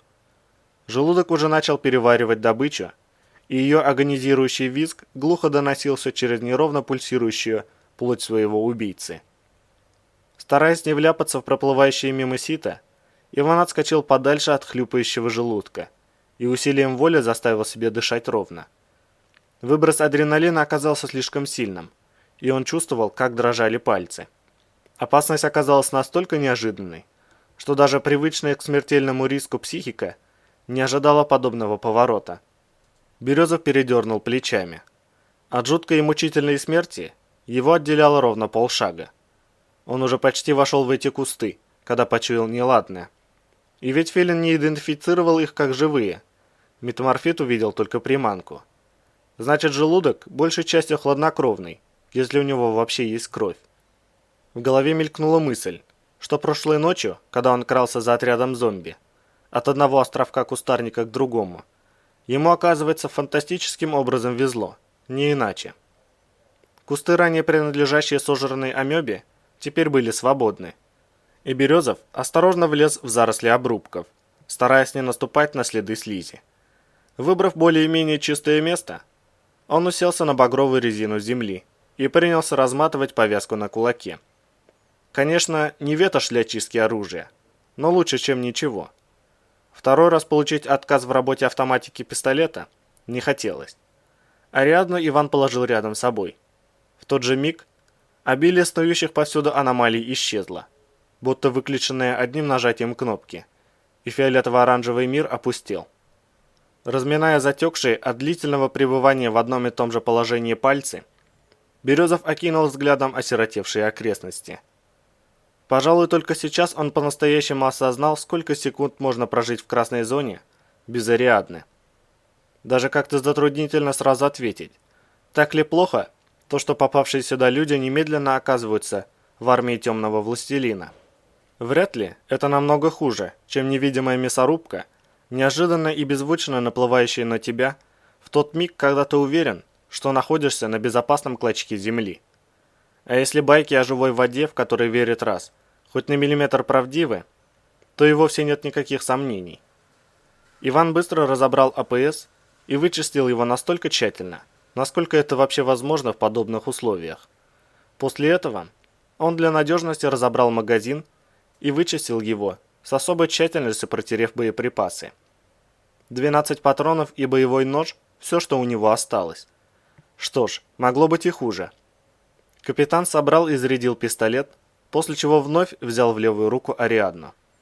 Бродящие вокруг аномалии снова вспыхнули, и Иван почувствовал себя гораздо спокойнее. Раз уж эта дрянь тут есть и от нее никуда не деться, он предпочитал ее видеть. Наложив на кулак измазанную после очистки оружия повязку, Березов потряс рукой, убеждаясь в надежности перемотки, и взял АПС в правую руку. После встречи с желудком расслабляться не было ни малейшего желания. Привычно поправив снаряжение, Иван выскользнул из зарослей обрубков и, вернувшись на след зомби, продолжил бег. Он догнал отряд спустя 40 минут, у самой границы шага выброса, ведущего к эпицентру. Хорошо, что зверье при приближении 2 десятков вооруженных существ старалось уйти подальше с их дороги, и укрыться за кустами стало проще. Затаившись за крупным камнем, поросшим тонкими обрубками оранжевых побегов, Березов наблюдал за противником. Зомби замерли на месте, напоминая каменных истуканов, и молча стояли, уставившись стеклянными взглядами вверх, в никуда. Остолбеневший отряд словно терпеливо ожидал некоего сигнала, разрешающего пройти. Именно поэтому Иван и решил, что достиг шага. Если зомби чувствуют аномалии, логично предположить, что они в состоянии определить надвигающийся выброс. Может же его почуять местное зверье, как он смог убедиться на личном опыте 2 недели назад. Березов устало поморщился. 2 недели, а кажется, будто год прошел. Столько всего изменилось за это время. Он отыскал глазами лаванду. Так как и раньше стоял неподалеку от командира отряда. Рядом замер Ферзь, и его рюкзак вновь висел у него на спине. Странно. Зачем зомби понадобилось возвращать его? Разве все то, что было у них на момент зомбирования, стало дорого им как память? Сувенир из прошлой жизни, невесело ухмыльнулся Иван. Что-то не похоже они на сентиментальных. Мембраны же выбрасывают. Вот и лаванда, которая сутки топает без своей преграды. Правда, Ферзь эмку не снял. Но это наверняка из-за встроенной защиты. Кто их разберет? Одно ясно. Отряд одинаково не желал расставаться ни с лавандой, ни с рюкзаком Ферзя. Внезапно зомби синхронно опустили головы и двинулись вперед. Похоже, незримое разрешение было получено. Березов с предельной осторожностью последовал за ними, перемещаясь от укрытия к укрытию. Вопреки ожиданиям, замыкающий отряд зомби не оглянулись ни разу, словно были уверены в своей безопасности. Иван осмотрелся. Отряд двигался по коридору, свободного от аномалий, ощутимо увеличив темп. Вскоре всякая растительность на пути исчезла, и прятаться стало негде. Капитан залег на границе фиолетового мха и пустынной багровой почвы, и хотел отпустить врага подальше, чтобы продолжить преследование как можно менее заметно. Но вдруг отряд, не снижая темпа, надел противогазы и исчез, словно медленно растворившись в воздухе. Никак не ожидая подобного, Березов вскочил и рванулся вперед, но почти сразу остановился, поняв причину произошедшего. Перед ним, слабо переливаясь в рассеянном свете блекло-голубого солнца, едва заметно мерцала призрачная завеса эпицентра. Глава 5. «Опаздываете, уважаемый Семен?» Меркулов с веселой улыбкой посмотрел на часы. «Я уже начал беспокоиться. Не отрываю ли вас от более важных дел?» Покрытый наколками уголовник злобно сплюнул и растер плевок ногой по исцарапанному паркету. «Мусора пасут круглые сутки. Пришлось долговато катать, пока от хвоста не ушли. Тут больше стрел не набивайте. Палево. Выпусут, легавые, в 2 счета. Обижаете, мой дорогой друг, когда было такое, чтобы мы встречались в одном и том же месте дважды?» Не переставая пылать энтузиазмом, воскликнул Меркулов. «Надеюсь, все закончилось хорошо. Вы убедились, что оторвались от слежки?» «Если б не убедился, не стоял бы здесь», — поморщился Рашпиль. «Сейчас все тихо. Я оставил братву снаружи. Если заподозрят кипиш, предупредят». Он достал мобильный телефон и посмотрел на Меркулова. «Это хорошо, что вы вызвали меня именно сейчас. Как раз надо перетереть пару проблем. Портфель при вас?» «Разумеется». Резидент жизнерадостно кивнул на стоящий у кресла портфель. «Все подготовлено. Мы можем беседовать, ничего не опасаясь. В настоящий момент нас невозможно прослушать, даже если бы где-то здесь оказался заранее установленный микрофон». «Хорошо». Рашпиль перевел взгляд на дисплей своего мобильника, демонстрирующий потерю сети. «Уважаю эту штуку. Тут один умник из Гниц одно время подрабатывал налево, генераторы белого шума продавал. Так ФСБшники его и приняли с поличным, записанным на видео, прямо на стреле, где он этот генератор подставным купцам показывал. Косяк, однако, хотя мусоров его коробочка глушила исправно». «О, генератор белого шума уже вчерашний день», – Меркулов хихикнул. «Сейчас в ходу гораздо более надежные системы. Можете быть уверены, что у нас все чисто. Я гарантирую. Присаживайтесь, господа». Он указал уголовнику и его свите на старые обшарпанные стулья. «Здесь несколько некомфортно, зато абсолютно надежно. Может, организуете мне такой же портфель в натуре?» Рашпиль с нанайцем направились к стульям. Последнее время от легавых отбоя нет. Жучки ставят, чуть ли не в сортир. Не переставая улыбаться, резидент проводил взглядом рассаживающихся по стульям уголовников. Хлопот у Семы Рашпиля действительно прибавилось. Неделю назад милиция взяла его в плановую разработку. Меркулов лично позаботился об этом через своих людей в местном УВД. Теперь наружное наблюдение посло Рашпиля в открытую, заставляя его нервничать и снизить свою активность в криминальных событиях города. После гибели лаборатории резиденту срочно требовалось новое, и кто-то должен был подыскать для нее место. Так как после гибели Ферзя Прокопенко потерял доступ к желтой зоне, в настоящий момент возлагать на него подобную задачу было бессмысленно. Вот пусть люди Рашпиля и займутся поисками. А чтобы они охотнее трудились, Меркулов сделал так, что на какое-то время уголовный авторитет стал весьма популярен среди всевозможных опер и прочих уполномоченных представителей закона. Иными словами, пока Рашпиль у органов как на ладони, его заработки близки к нулевой отметке. Те деньги, что поступили в казну его бригады от находящихся под крышей коммерсантов, быстро таяли, уходя на содержание столь многочисленной оравы тупоголовых дармоедов, которая сама себя гордо именовала братвой. Это не считая того, что сам Рашпиль любил тратить деньги на дорогие машины, роскошных женщин из числа местных модных колхозниц, карточные игры и просто на то, чтобы пустить пыль в глаза окружающим. Надо же соответствовать имиджу, так сказать, чтобы все видели, кто в городе хозяин. А к легким деньгам, как известно, человек привыкает быстро. Отбросы же из уголовного мира особенно. Сема Рашпиль среди них не исключение. Он не захочет отказываться от безбедного образа жизни и полюбившихся привычек. А так как сейчас криминальный авторитет оказался в состоянии финансового голода, заказ Меркулова для него станет делом номер один. Резидент, не меняясь в лице, внутренне саркастически ухмыльнулся. Дикая страна. Он бы сказал, что она вся состоит из одних лишь отбросов общества. Но только для этого, по крайней мере, должно наличествовать это само общество. Здесь же его нет, только отбросы от него. За деньги готовы продать все и вся, хоть душу дьяволу. А за родину так и вовсе дадут 50% скидку. Он работает в России третий десяток лет и никогда не испытывал недостатка в агентуре из числа местного криминалитета. Все упирается лишь, как говорят русские, в цену вопроса. Вот и здесь, в Ухте, ему удалось завербовать нескольких ценных сотрудников и в МВД, и в самом ареале. Вопросы патриотизма, высоких идей и прочие подобные мелочи их абсолютно не интересовали, в отличие от сумм, ежемесячно перечисляемых на счета в нейтральных странах. Для успешной работы Меркулову оставалось лишь исправно платить и грамотно применять старый добрый принцип «разделяй и властвуй». Уголовники делали грязную работу, а его люди в органах служили гарантией того, что никто из них случайным образом не загорится желанием выйти из игры без разрешения. Особенно резидента забавляло то, как ревностно эти блюстители закона копали друг под друга. Еще год работы, и он станет здесь чуть ли неприкасаемым. Так много людей окажется очень незаинтересованным в его падении.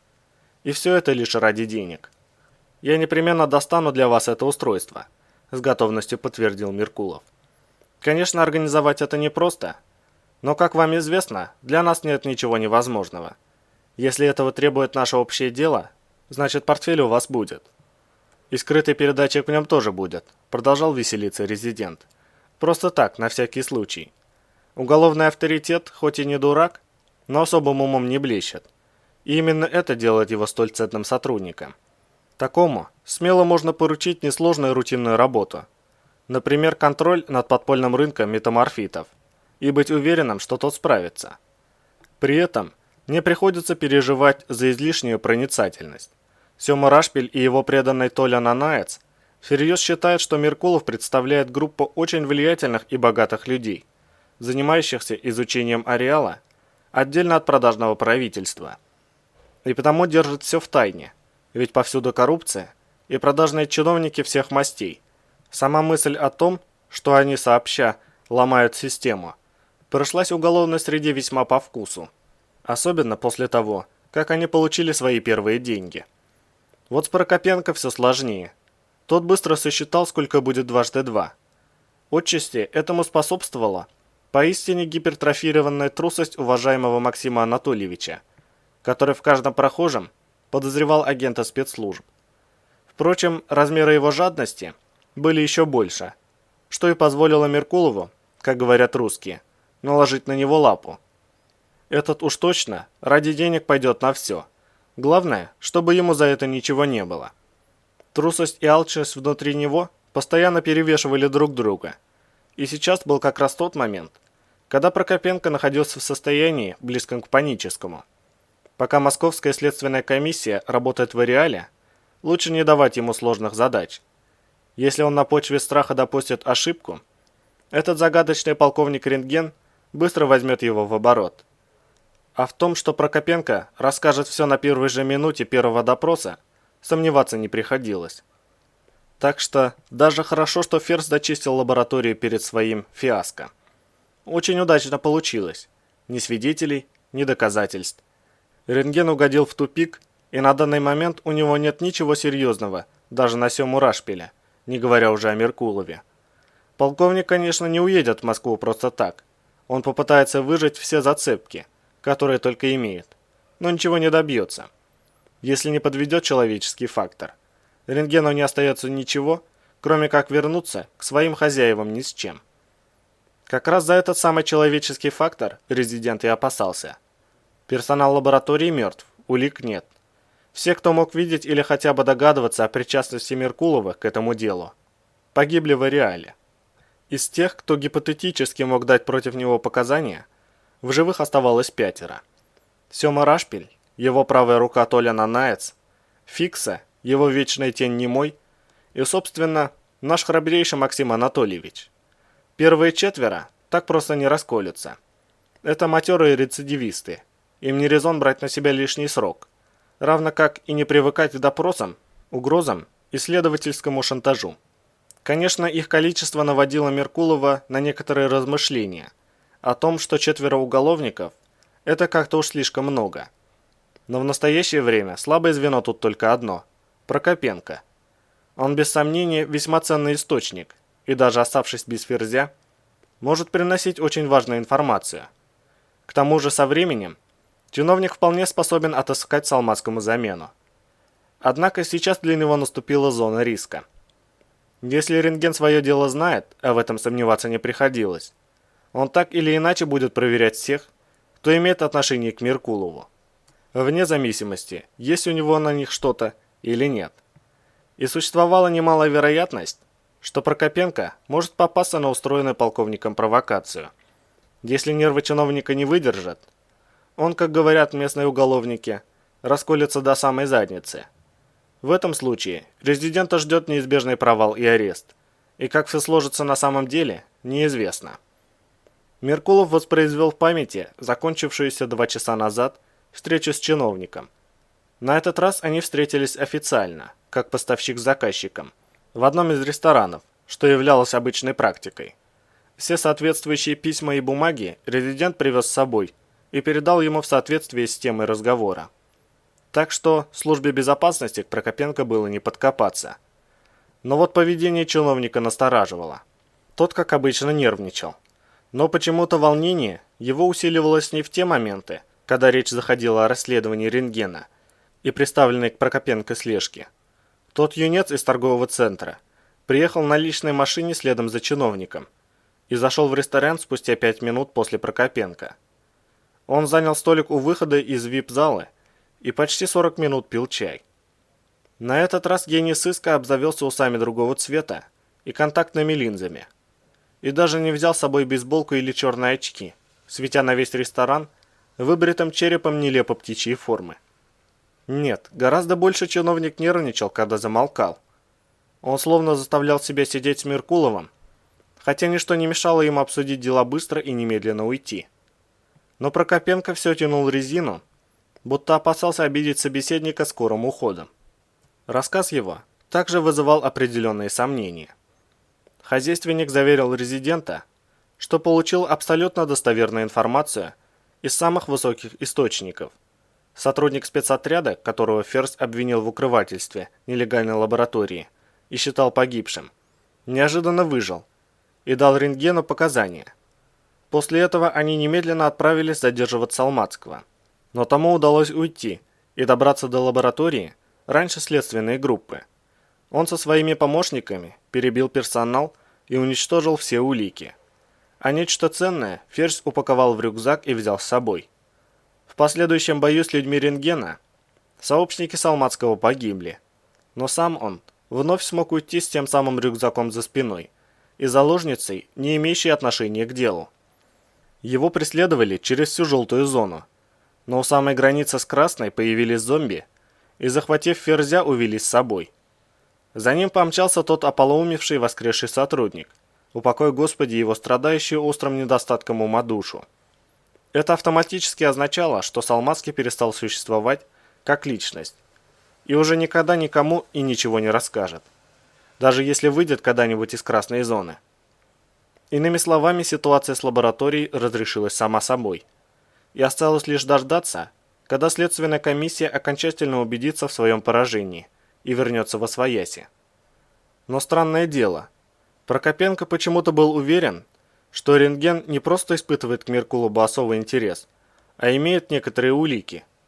Чиновник слишком усердно советовал быть осторожнее и переживал за их общее дело сильнее, нежели за собственную шкуру. На него это не похоже, особенно учитывая почти неприкрытую слежку.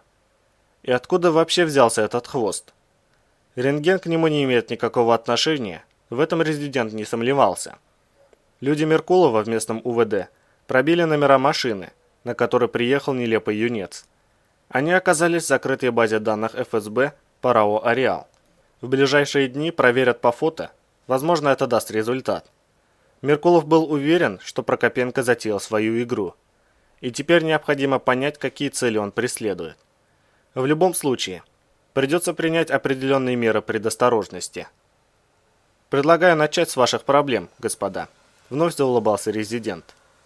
«Забота наших партнеров — наши заботы. О моих делах поговорим после. Что вас беспокоит, уважаемый Рашпиль?» «Тема такая», — авторитет почесал нос. «В том замесе со спецотрядом, когда собака появилась, слишком много братвы отдала Богу душу. Кроме Фикса с немым никто не вышел. И теперь пацаны опасаются ходить в Ареал. Говорят, подождать надо. Сталкеры между собой о том же базарят. Мол, пусть фронтовик уйдет обратно, и мусора успокоятся. Они сейчас лютуют. Красных тогда немало завалили. Вчера из Бельгопа прислали маляву. Пишут, что ответственный за зону на меня керосинят. Базарит, падла, будто я жирую на общаковые бабки. А братва за меня дохнет. И среди своих есть недовольные. Типа, столько пацанов погибло, а с кого спросили? Теперь новые люди идут в бригаду неохотно. Быков тупорылых из таежных деревень насобирать всегда можно. Но вот авторитетные люди, что после срока откидываются, к нам не пойдут. Это в натуре проблема. Если они будут не с нами, со временем нам станет совсем не мазево. Вы считаете, что народу необходимо выдать стрелочника? Меркулов продолжал светиться жизнерадостностью. Это разумная мысль, и семьям погибших стоило бы оказать материальную помощь. «С баблом сейчас туго», — скривился Рашпиль. «Мусора взяли бригаду в разработку, не дают темы долбить. Надо подождать, пока они закончат. Если сейчас кого-то примут, блатной мир меня просто не поймет. Это будет уже совсем нехорошо. Потому хотя бы спросить за гибель близких с кого-то надо, чтобы братву и людей, что срок мотают, успокоить». «Фикса был в своем замесе старшим», — подал голос Толя Нанаец. «С него и надо спросить. И с Немова тоже. Все равно больше не с кого». «Помилуйте, Анатолий, я же им жизни обязан», — ужаснулся резидент. «Они вывели меня из Ареала, буквально вырвали из лап собаки, рискуя собой. Разве можно отплатить людям черной неблагодарностью?» «А хрена делать?» – окрысился Нанаец. «Других нет. Кто старшим был, с того и спрос. Вы по понятиям не живете, и слова ваши на стреле веса иметь не будут. Да и в натуре захотите вы на стреле светиться». «Вы правы, мой уважаемый друг», – согласился Меркулов. «Общее дело необходимо всегда ставить выше личного, иначе не преуспеть. С вашего позволения я возьму пару дней, чтобы иметь возможность обдумать детали. Теперь давайте перейдем к нашим заботам. Мы с вами деловые люди, а бизнес, как известно, есть бизнес. У нас была сделка, голова ферзя, в обмен на некоторую сумму денег, часть из которых вы получили в качестве аванса. К моему великому сожалению, вам не удалось выполнить свою часть сделки». Это был форс-мажор в натуре. Оба уголовника заметно напряглись. Никто не знал, что там появится фронтовик. За эти бабки вся братва полегла. «Друзья», – добродушно воскликнул резидент, – «не стоит воспринимать мои слова превратно. Позволю себе напомнить, что в отличие от вас я присутствовал там лично, и ни секунды не сомневаюсь в том, что ваши люди честно выполняли свою работу. Поэтому я не стану требовать возвращения аванса.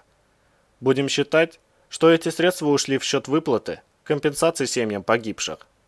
У меня же к вам есть еще одно предложение. Даже два.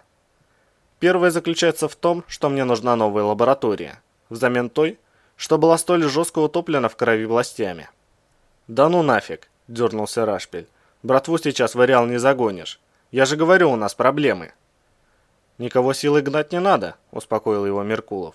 «Заинтересуйте их. Лучший стимул, как известно, материальный. Объявите, что готовы выплатить $100 000 тому, кто сможет отыскать надежное место, отвечающее всем требованиям.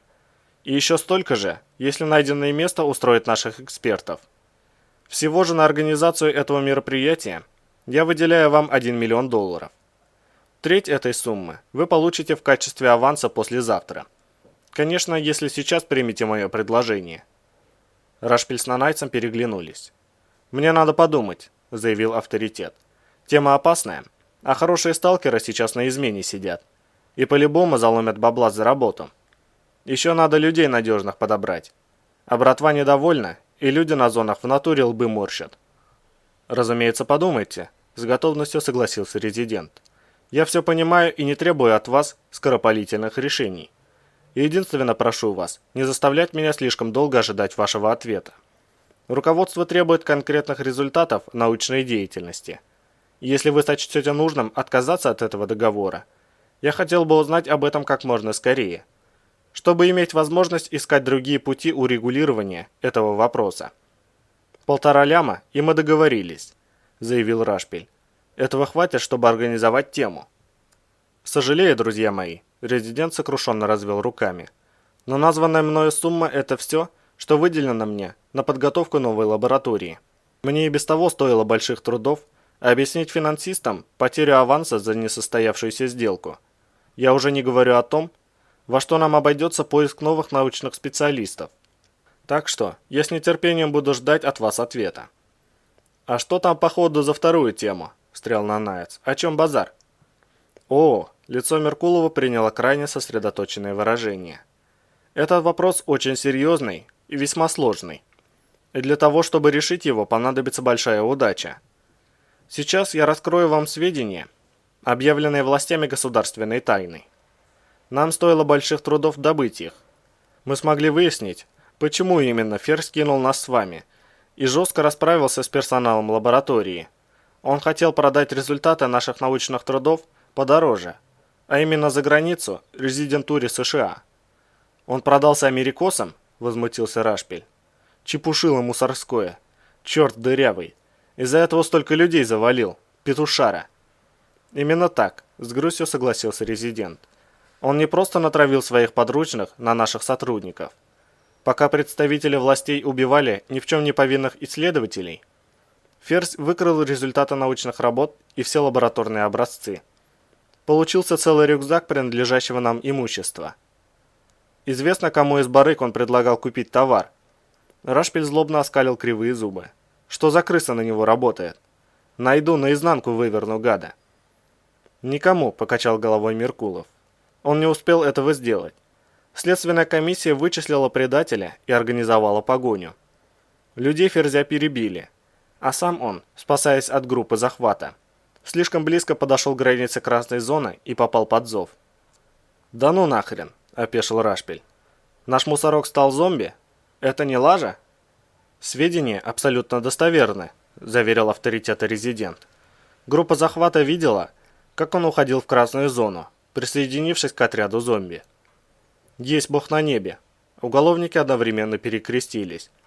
На воскресной проповеди отец Евлантий говорил, что рано или поздно всем воздастся по справедливости. Как в воду глядел, Божий человек. Выходит так, Меркулов серьезным видом закивал. Отец Евлантий не понаслышке знает о том, что такое справедливость. Однако вернемся к сути. В тот момент, когда Ферзь подвергся зомбированию и ушел в красную зону, рюкзак с материалами работы нашей лаборатории был у него на спине. Так вот, господа, мне нужен этот рюкзак.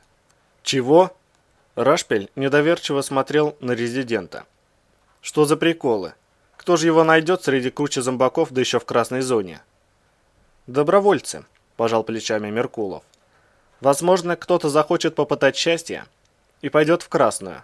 Возможно, Ферзь вместе с другими зомби выйдет в желтую или даже в зеленую зону. Ведь такое часто случается. Кто-нибудь может увидеть, узнать и отбить рюкзак.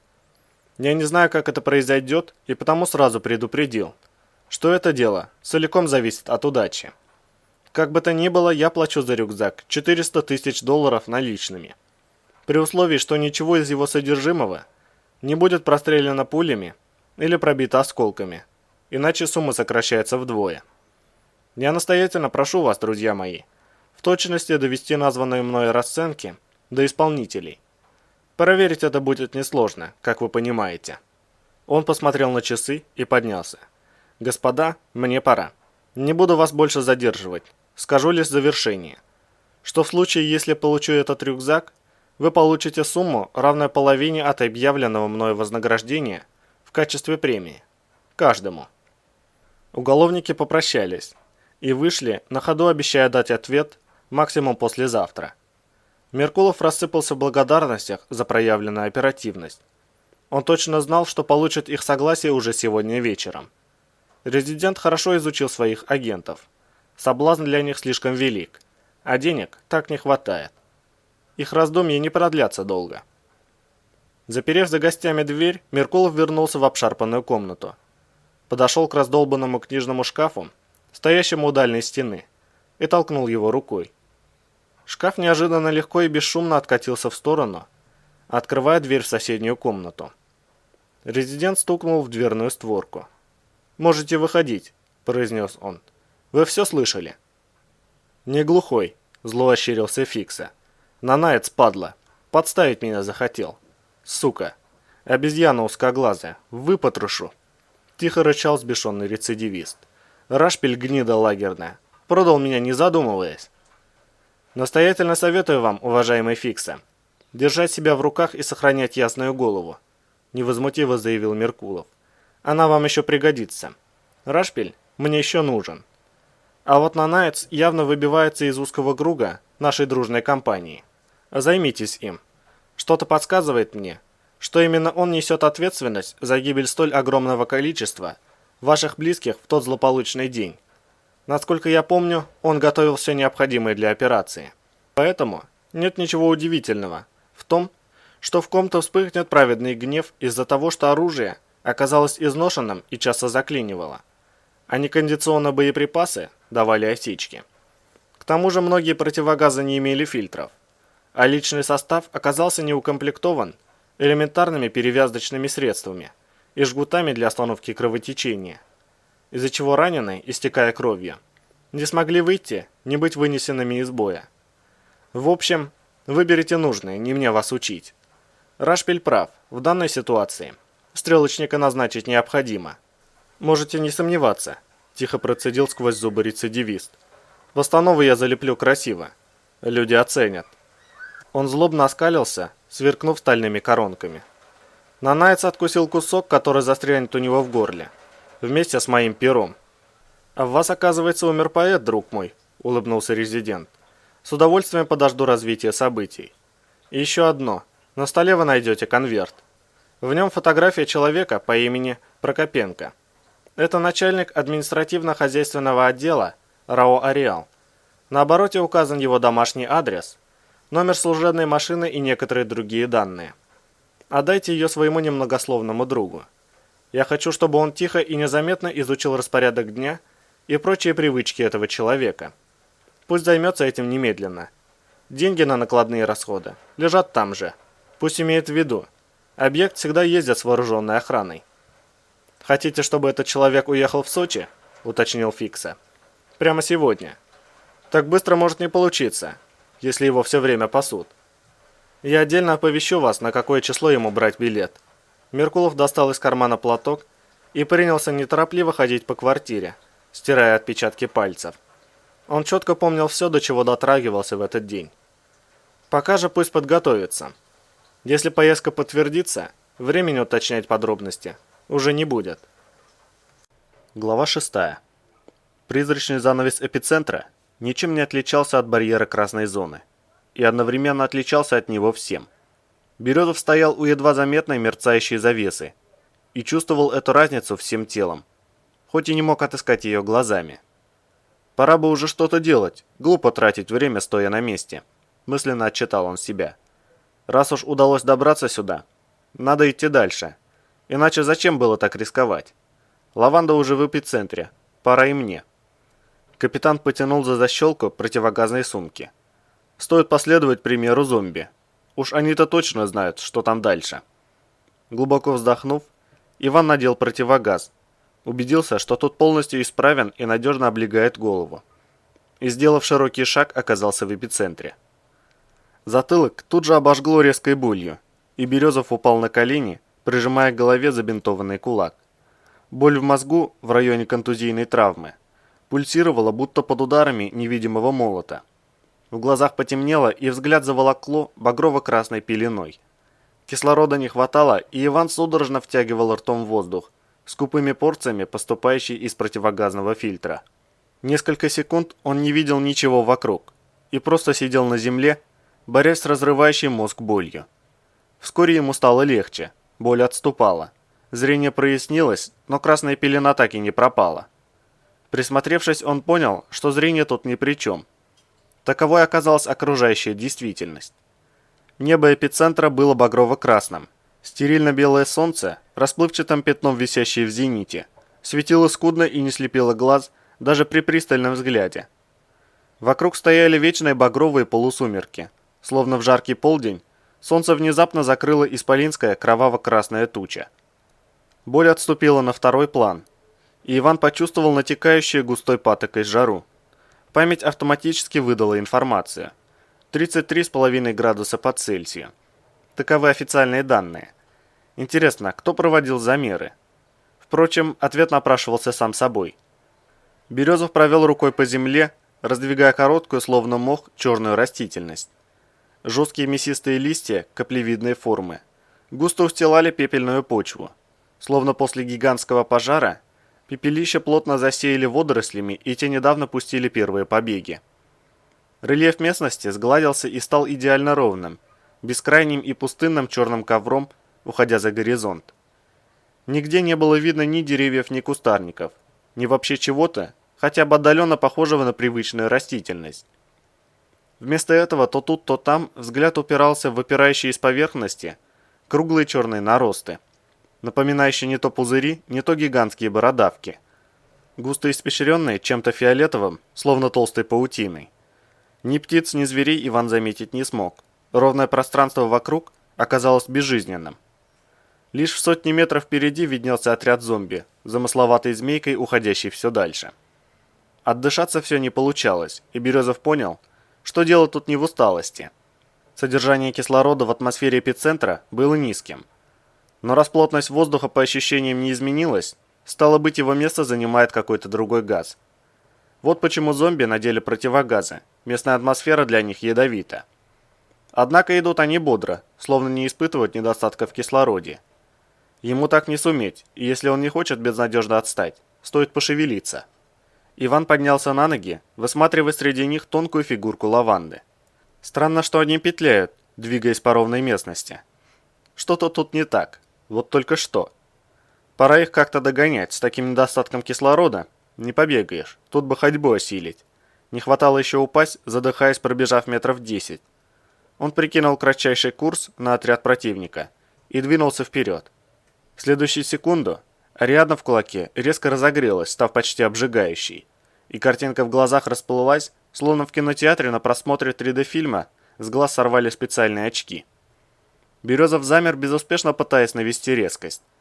Все вокруг двоилось и троилось, приняв причудливые формы. И вскоре стало ясно, что иначе уже не будет. Иван окинул взглядом внезапно изменившуюся местность.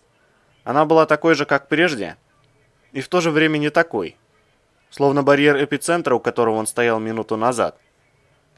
Бескрайнюю равнину, покрытую черной травой и круглыми наростами, заполняли едва заметные, словно бесплотные призраки, тени замысловатого рельефа. Создавалось ощущение, что он одновременно стоит на ровной местности и на краю призрачного обрыва, под которым лениво подрагивало бесплотное озеро столь же призрачного вещества, как две капли воды, похожего на студень. И в его глубинах плавно скользили тени каких-то существ, скорее угадываемые, нежели видимые глазом. По другую руку от Березова простирались дрожащие эфемерные тени не то холмов, не то огромных растений, не то еще чего-то совершенно непостижимого. Лишь под ногами едва угадывалась узкая тропа, петлявшая между подрагивавшими на черной равниной призраками, и что-то остро подсказывало ему, что сходить с нее ни в коем случае нельзя. Похоже, это и есть ответ на вопрос, почему зомби столь замысловато двигаются по ровной и пустынной местности. Память мгновенно вытолкнула воспоминания.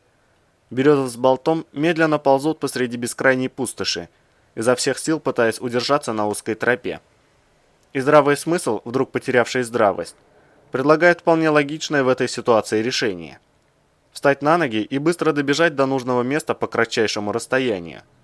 Это и есть неминуемая смерть. Пытаясь привыкнуть к новому зрению, Иван осторожно ступал по тропе. Дышать было тяжело, глаза слезились от напряжения. Резина шлем-маски противогаза нагрелась от жары, и Березов быстро взмок, несмотря на то, что еле плелся. Зомби уходили от него все дальше, но двигаться быстрее Иван уже не мог. От недостатка кислорода легкие зудели, словно ошпаренная кожа. Он упрямо шел за отрядом по самой кромке призрачного обрыва, подпираемого эфемерным ландшафтом. Через полчаса движения Березов немного освоился с расплывчатым видением и стал замечать движение среди теней бесплотного мира. Незримые каньоны, холмы, гроты и прочие непонятные ему элементы, похоже, не были безжизненными.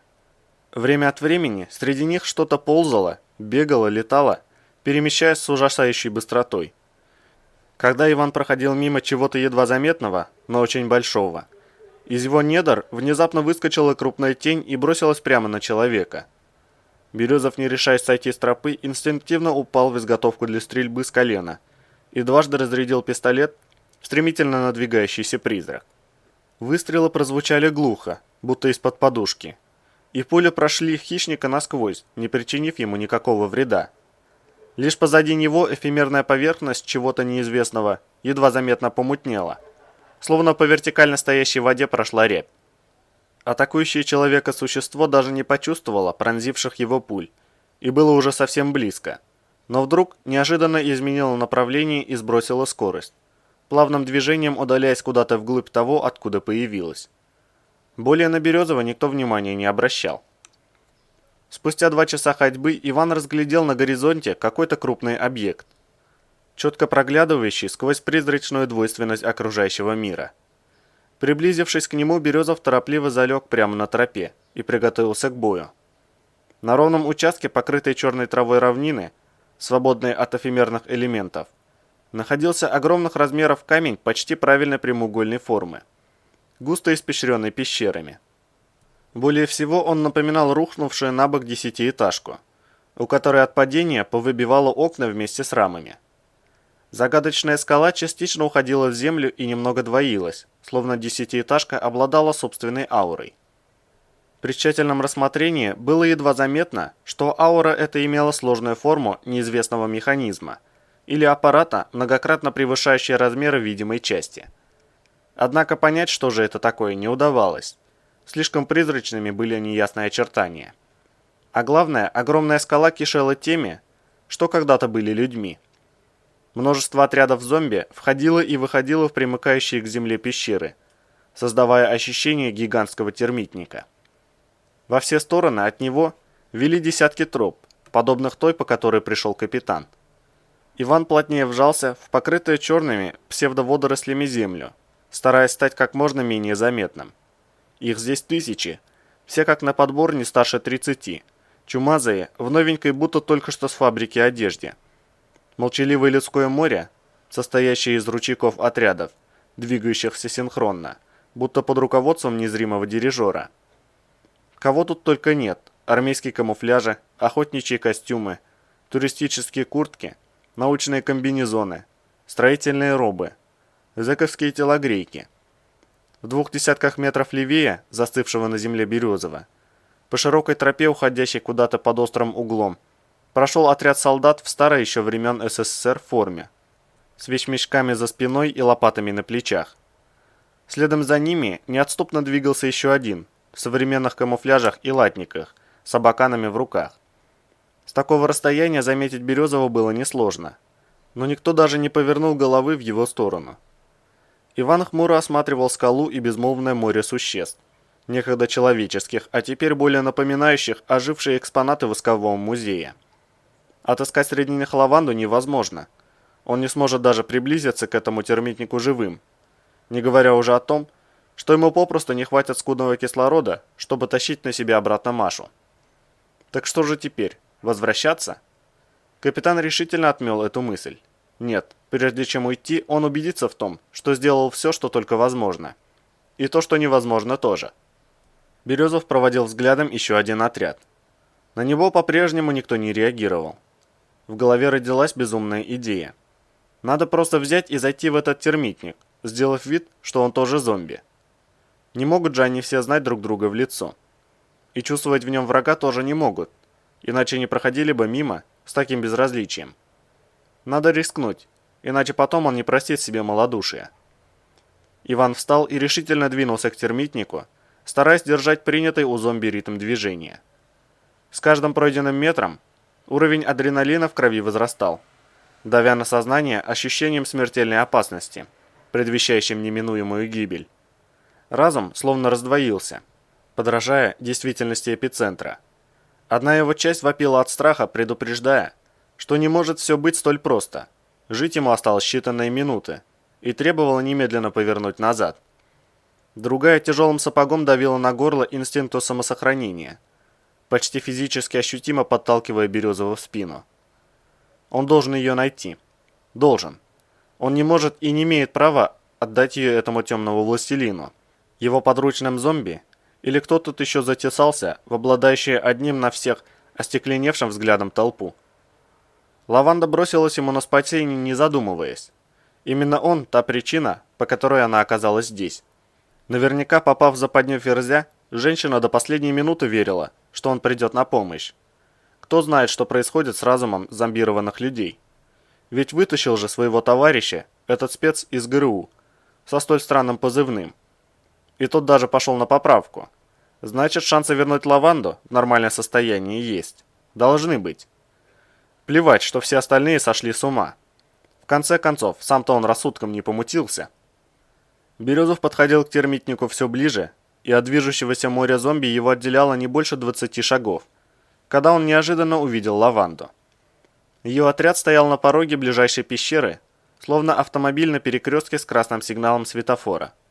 Молча и неподвижно ожидая чего-то, как тогда у самой границы эпицентра. Иван остановился, лихорадочно размышляя. Что именно предпринять? Как вдруг стоящий рядом с Лавандой Ферзь развернулся и двинулся прочь от пещеры. Лаванда в сопровождении двоих зомби в латниках последовала за ним. Остальной отряд скрылся в пещере. Ферзь повел свою группу в обход скалы по одной из широких дорог, натоптанной тысячами ног на пепельной земле, и быстро смешался с движущимися по ней безмолвными отрядами. Березов поспешил за ними, стараясь не потерять в толпе Лаванду. Идти быстрым шагом он не смог. Слишком мало кислорода в воздухе. От его нехватки началось головокружение. и Иван был вынужден перейти на короткий шаг. Похоже, зомби подобных неудобств не испытывали, потому как движущиеся вокруг отряды сохраняли монотонно ровный темп, перемещаясь быстрее Березова, но при этом присутствие человека их по-прежнему совершенно не интересовало.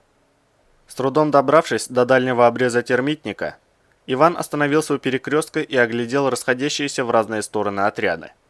Группа «Лаванды» одиноко двигалась по узкой, призрачной тропе, гораздо медленнее остальных.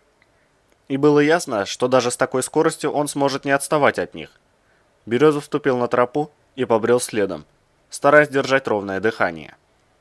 Окружающая жара и нехватка кислорода давали о себе знать, и внутри противогаза уже хлюпали лужицы пота. Теоретически, можно сделать глубокий вдох, перекрыть выдувной клапан и глубоким выдохом создать внутри шлем маски избыточное давление, после чего на секунду отлепить резину противогаза, чтобы исходящий поток воздуха выдавил в образовавшуюся щель скопившуюся влагу. Но Березов не решился на столь рискованный эксперимент. Непонятно, что за воздух вокруг, и сможет ли вообще организм выцарапать из него через фильтр противогаза нужное количество кислорода, чтобы остаться в сознании после полного выдоха. А если что-то враждебное попадет внутрь? Ведь у него нет даже стандартного ареаловского антидота. Впрочем, вряд ли он бы помог. Лучше потерпеть. Хорошо еще, что пластик лицевого щитка изнутри обработан специальным составом, защищающим его от запотевания. Иначе дело было бы совсем хреново. Ферзь вывел свою группу за пределы территории термитника, и пространство вокруг вновь расслоилось на видимую пепельную степь, поросшую черной растительностью, и призрачный мир, удивляющий разнообразием ландшафта. Иван внимательно огляделся, но других отрядов зомби поблизости не заметил. Если отойти от термитника на километр, выстрелов там не услышат. В эпицентре они звучат глухо. Лаванду стережет Ферзь и двое бойцов. Но оба они идут к нему спиной, и их затылки представляют собой хорошо видимые цели. Они не станут серьезной проблемой. С Ферзем сложнее, он не только вооружен, но и одет в эмку. С ним придется повозиться. Но шансы все равно есть. Можно использовать тело одного из зомби в качестве щита. Это даст возможность вести прицельный огонь по лицевому щитку шлем-сферы. Не идеальный план, но попробовать стоит. В пистолете осталось 17 патронов. Если сработать быстро, Салмацкий не успеет ничего предпринять. Периферийное зрение уловило движение, и Березов насторожился. Тропа впереди сильно сузилась, и зомби изменили построение, встав друг за другом в колонну по одному. Но внимание Ивана привлекло не это, было еще что-то. Движение повторилось, и он заметил его источник. По обеим сторонам от него, снаружи тропы, двигались две призрачные бестелесные твари. В красном полусумраке их угрожающие мерцающие силуэты едва угадывались. Но и этого было достаточно, чтобы понять их враждебность. Полутораметровые твари чем-то отдаленно походили на амебу-паука, напавшую на него в красной зоне. И полушагали, полуперетекали в такт его шагам, на треть погруженные в почву. Черная трава не сминалась от их прикосновений, но словно прожигалась незримым раскаленным катком, оставаясь позади уродливых бесплотных хищников, следом из черной влаги, курящейся легким дымком.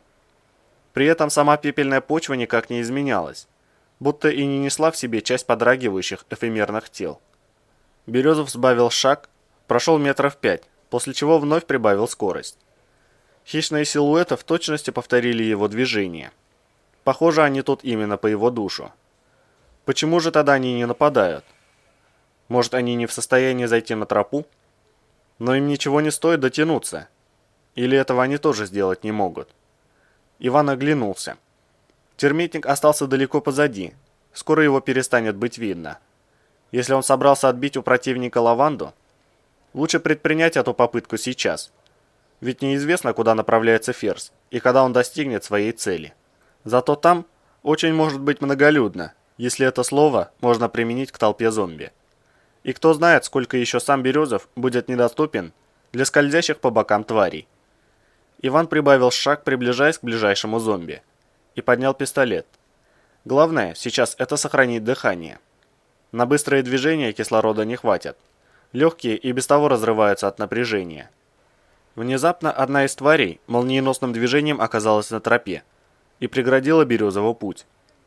Вторая уже была за спиной, отрезая ему путь к отступлению. Уродливое существо хищным движением устремилось в атаку. Иван произвел 2 сдвоенных выстрела, почти в упор.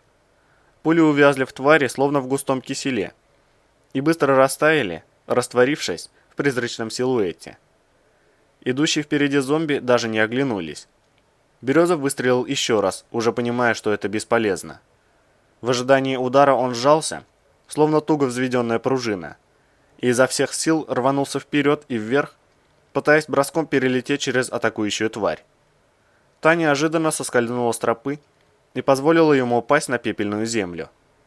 Иван закончил падение кувырком, выходя в стойку, но хищный призрак вновь преградил ему дорогу.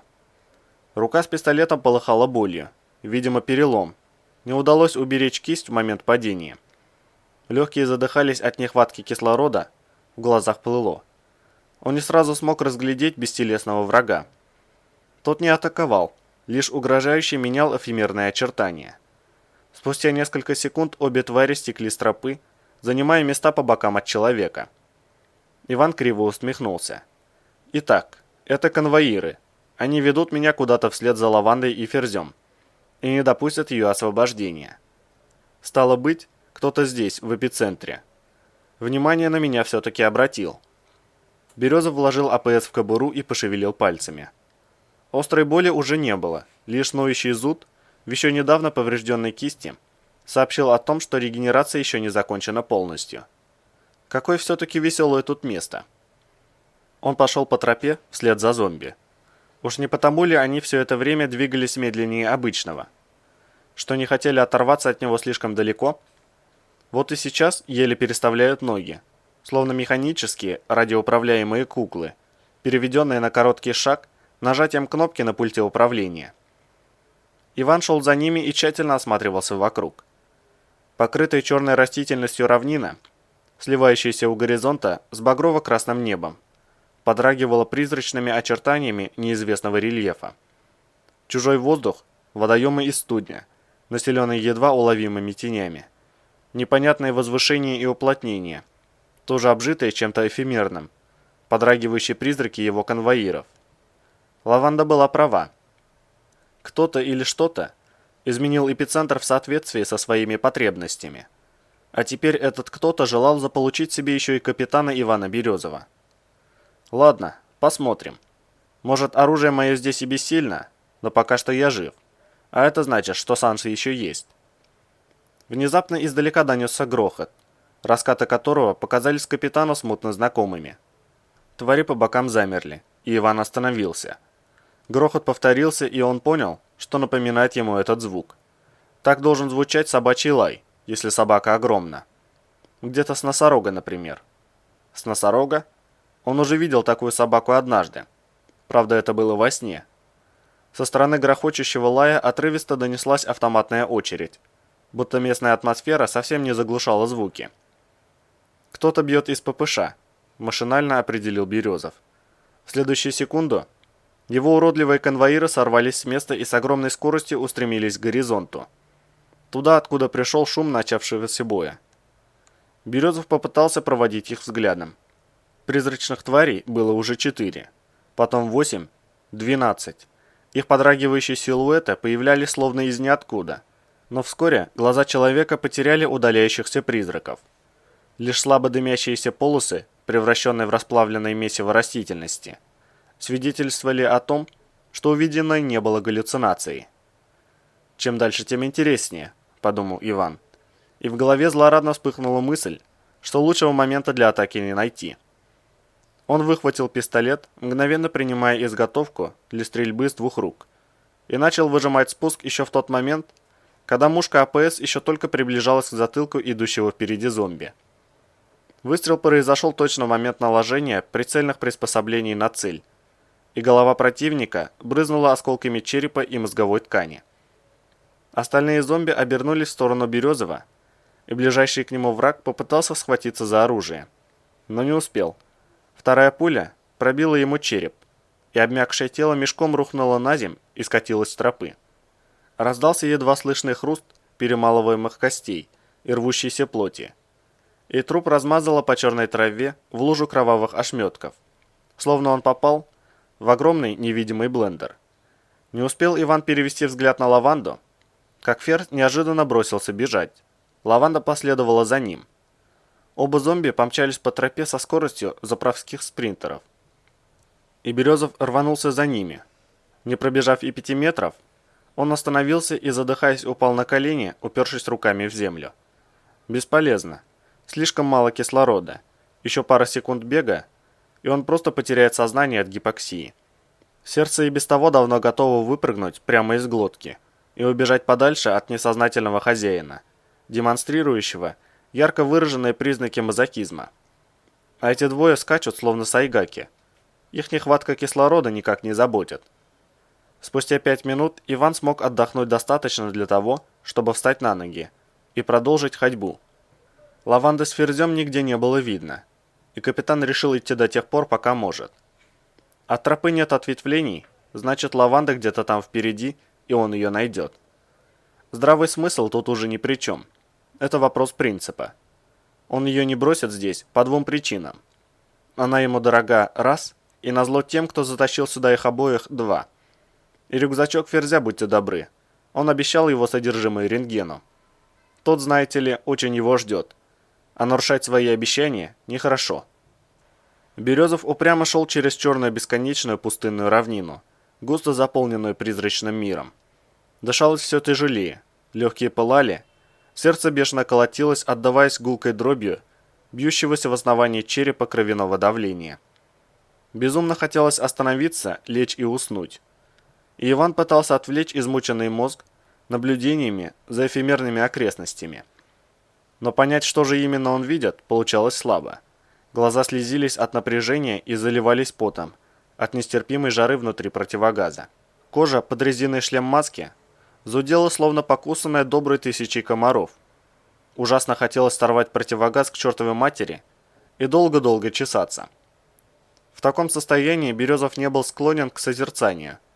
Несколько сильнее ощущалась потребность в разрушении и желательно в глобальных размерах.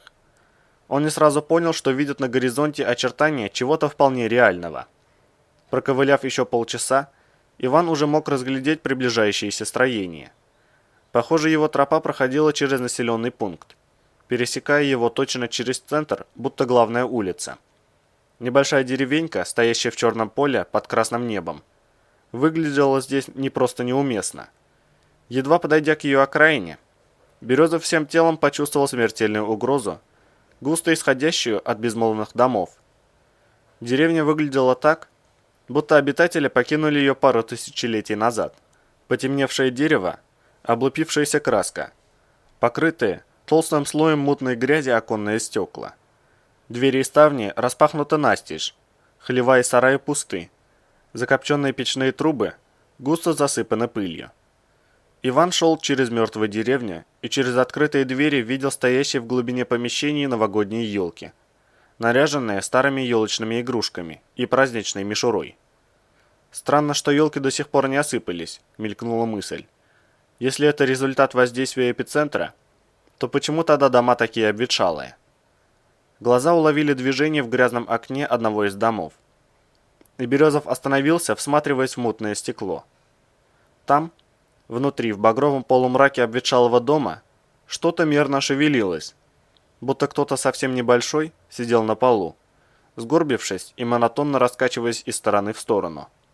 Сквозь облегающие уши резину противогаза невнятно донесся тихий детский плач. Не взахлеб, а так, словно ребенок плакал уже давно и истратил на это все свои силы. Иван попытался разглядеть силуэт получше и приложил руку к колбу козырьком. И вдруг плач стремительно перешел в пронзительный визг на грани ультразвука. Режущей болью, вгрызаясь в барабанные перепонки, и силуэт в окне молниеносно рванулся куда-то вглубь дома. Визг внезапно оборвался, и наступила тишина. Березов, инстинктивно растирая прямо через резину противогаза соднящие болью уши, посмешно зашагал прочь, стараясь держаться точно по центру тропы. Вскоре мертвая деревня осталась позади, но ему еще долго мерещилось за спиной тихое шарканье детских ног. Он дошел до окончания тропы часа через 3, когда холодное белое пятно солнца уже клонилось к багровому горизонту. Тропа выходила на обширный участок, лишенный растительности пепельной земли, почти идеально круглой формы, диаметром в 150 метров. Это пространство не имело никаких призрачных элементов, лишь в самом его центре сидела мощная зыбь. В ее мутное нутро тропа и упиралась. Березов иронично скривился. Это что, предложение покончить со всеми мучениями самым кардинальным способом? В таком случае не дождетесь. Он остановился, подозрительно оглядывая пустынную равнину. Зыбь шевельнулась и отползла в сторону, и Березов увидел открывшуюся на ее месте большую воронку, обрывистые и развороченные края которой напоминали вулканический кратер. Что ж, если это приглашение войти, то посмотрим, что там внутри. Иван подошел к краю кратера. Судя по всему, то, что упало здесь, двигалось по очень пологой траектории, либо изменило направление движения сразу после падения. Внутри кратера начиналась крупных размеров штольня, уходящая под землю почти горизонтально, с относительно небольшим уклоном. Березов пожал плечами и спустился на дно кратера. Штольня как штольня. Ясно, что его откровенно заманивают куда-то. Понять бы еще, ловушка это или что. По идее, опасности быть не должно. Если б хотели убить, убили бы давно. Возможности для этого у них есть. В штольне царил кроваво-красный полумрак, но видимости хватало. Иван попытался понять, откуда идет скудное освещение, но так и не смог обнаружить его источник. Похоже, сами стены штольни не излучали этот цвет. Они ничем не отличались от твердой поверхности эпицентра, лишь несли на себе давние следы буйства огромных температур. Березов шел по твердой пепельной почве, и в полнейшей тишине было слышно, как слабое эхо его шагов лениво отражается от оплавленных стен. Тоннель оказался прямым и довольно длинным, не меньше 100 метров, и абсолютно пустынным. На пути не попадалось ничего, включая траву, не было даже мха, голая почва и ничего более. По расчетам Ивана, он уже спустился под уровень земли не меньше, чем на 30 метров, когда впереди показалось то, что он счел конечной целью своего путешествия. Закупоривший тоннель объект более всего напоминал исполинский метаморфит. Полупрозрачная структура неизвестного минерала переливалась изнутри красноватым свечением. И Иван понял, что именно этот свет и озарял тоннель. При приближении человека часть минерала растворилась, недвусмысленно приглашая войти. И Березов прошел внутрь. Он оказался в небольшом полукруглом помещении, столь же пустынном, как и сам тоннель. В его центре стояло подобие кресла странной формы, изготовленное, похоже, из того же минерала, что и все вокруг. Поодаль от него с разных сторон, почти прислонившись спинами к стенам, стояли Ферзь с Лавандой, глядя прямо перед собой стеклянным невидящим взглядом. Противогазов на них уже не было.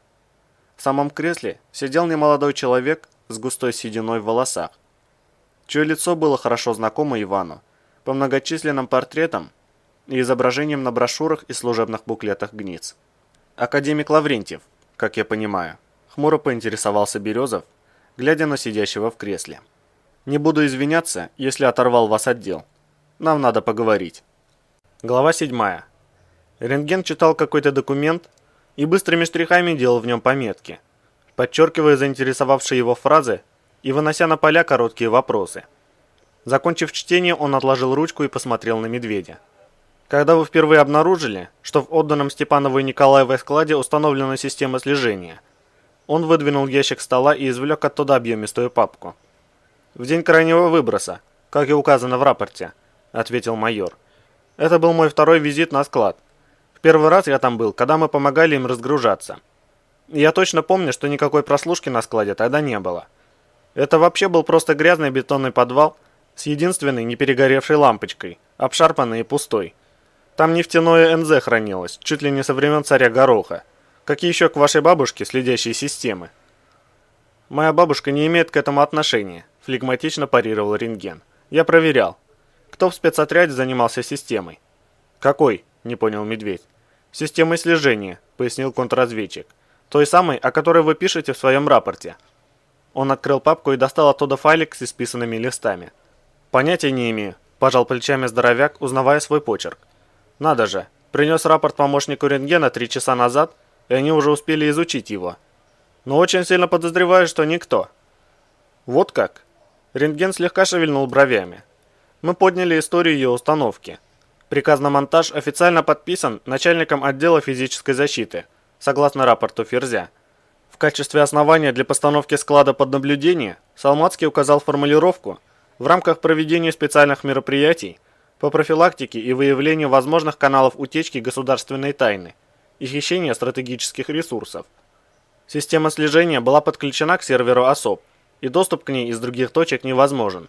Значит, оператор, который непосредственно работал с системой, находился на командном пункте вашего отряда. Первый раз слышу об этом. Медведь задумчиво потер подбородок. При мне никто ни разу не упоминал ничего подобного. Вообще, главным технарем по всякому металлолому, вроде компьютеров, у нас был червонец. Если кто-то и мог заниматься этим втайне, то только он. Хотя, если меня подозревали в сговоре с учеными, кто бы мне рассказал? Это предположение нелогично, контрразведчик коротко качнул головой. Картина, которую нам удалось воссоздать на текущий момент, свидетельствует о том, что хищение нефти готовилось заранее. Эти двое являлись заказчиками, Ферзь – исполнителем. У него, как у командира ОСОП, был неограниченный доступ ко всему необходимому, включая возможность в любое время инспектировать нефтенакопитель. На данный момент нет никаких сомнений, что нападение на него полгода назад было спланировано при непосредственном участии Ферзя. И сейчас именно он выстроил и реализовал схему, в результате которой бочка нефти тип X с уникальным номером оказалась в списке утилизированной емкости. Зачем ему подозревать вас в сговоре с учеными, если он и без того знал точный состав действующих лиц? Не знаю, пожал плечами Медведь. Может, подозревал во мне конкурента. Для прояснения подобных подозрений это слишком сложная цепочка, не согласился Рентген. Устанавливать официальное и дорогостоящее оборудование у своих покупателей, чтобы следить за возможным конкурентом. Учитывая риск собственного провала, это, прямо скажем, выглядит глупо. Руководство ОРД или служба безопасности в любой момент могли потребовать отчет о том, как и для чего используется система слежения. В таком случае я затрудняюсь ответить. Здоровяк нахмурился. В конце концов, почему вы спрашиваете у меня? Я не следователь, это по вашей части. По моей, согласился контрразведчик. И задавать подобные вопросы требует моя работа. В частности, я получил информацию по оперативным каналам, что вы, возможно, являетесь сообщником Ферзя. Ага, так и есть, обрадовался Медведь. Он ворует нефть на нефтенакопителе, а я торгую ею на разлив у входа на городской рынок. Если будете в тех краях, посмотрите слева от цветочного павильона. Я там частенько сижу на коврике с бидончиком. У меня самые низкие цены, так что скидку даже не просите. Ниже уже некуда. Как вы понимаете, мы вас проверили с особой тщательностью. Рентген невозмутимо смотрел на собеседника. Сомнений в вашей лояльности у меня нет. В отличие от вашего начальства, которое, кстати, добивается вашего перевода куда-то в Амурскую область. Именно поэтому я и веду с вами достаточно доверительную беседу. В Амурскую? Майор хихикнул. Это серьезно? Их даже не смутил 30% некомплект в отряде. Что-то мне подсказывает, что я знаю, откуда у этого дела растут ноги. Боюсь, что на том уровне, где готовится это решение, такие мелочи, как боеспособность особ, никого не интересуют. Не выражающим никаких эмоций тоном произнес Рентген. В каких отношениях вы состоите с лейтенантом Хантером? В романтических, фыркнул Медведь. Я слегка прижал этого сопляка, когда он заявился к Степановой и Николаевой взамен Ферзя, и стал морочить им голову, вместо того, чтобы оказывать реальную помощь. У нас есть информация, что вы угрожали лейтенанту физической расправой, безразлично добавил контрразведчик. А кроме того, вы всячески демонстрируете неуважение и пренебрежение к нему. Не может быть, я на такое не способен, клятвенно заявил здоровяк. Да кто вообще может так поступить с с Хантером? Он такой душка. Вы же наверняка неоднократно общались с этой выдающейся личностью. Стоит ли объяснять? Не стоит. Каменное выражение лица Рентгена никак не изменилось. Лучше вернемся к нашему разговору. Как я уже говорил, факт вашего участия в преступной группе Ферзя не подтвердился. Однако мы проверили все, что вы изложили в своем рапорте. И я нахожу, что разделяю ваши подозрения. Многие детали указывают на то, что Николаеву и Степанову всячески мешали реализовать программу экспериментов. А теперь и вовсе, как это сейчас принято называть, подставили. Причем я склоняюсь к мысли, что вне зависимости от того, вскрылись бы махинации Ферзя или нет, с ними в любом случае произошло что-либо подобное. Похоже, в их отношении Ферзь выполнял чей-то заказ. Тот факт, что преступления этих двоих вскрылись уже после пропажи полковника Салмацкого, а также некоторые другие детали, знать которые вам не интересно, позволяют мне предположить, что у Ферзя есть еще один сообщник. Он занимает достаточно высокий пост в РАО и все еще действует. И если он запаникует, то сможет предупредить своих хозяев из иностранной резидентуры. Даже если мы предотвратим его попытку скрыться, ниточки, ведущие от него дальше, могут быть утеряны. И вы хотите, чтобы подозрение пало на меня? Медведь поморщился. Чтобы он посчитал себя в безопасности и расслабился. Верно, кивнул Рентген. Вы поняли меня правильно, майор. Я хочу попросить от вас услугу в обмен на услугу. Вы подыграете мне в небольшом спектакле, а я помогу вам с переходом в наше ведомство. Ведь, насколько я понимаю, если вас уберут из ареала в результате подковерных интриг, вы уволитесь в запас. Скорее всего, хмуро согласился тот. За годы службы я стал уставать от всего этого, извините, дерьма. Везде, где бы я ни служил, есть хантеры и их дяди. И их всегда волнует собственное брюхо. А всякая ерунда вроде боеспособности подразделений или шансов идущих в бой людей вернуться живыми. Да лампочки. Скажу честно, я не уверен, что и у вас дела обстоят лучше. По-разному бывает, уклончиво ответил Рентген. В любом случае, у нас вы еще никогда никому не наступали на мозоль. А квалифицированные кадры нам нужны. Итак, что скажете? Насчет перевода я хотел бы подумать. Медведь слегка поморщился. Насчет помощи в расследовании согласен. Что конкретно от меня требуется? Я арестую вас в рамках расследования дела Ферзя по подозрению в соучастии в шпионаже. Контрразведчик испытующе посмотрел на майора. Прямо сейчас.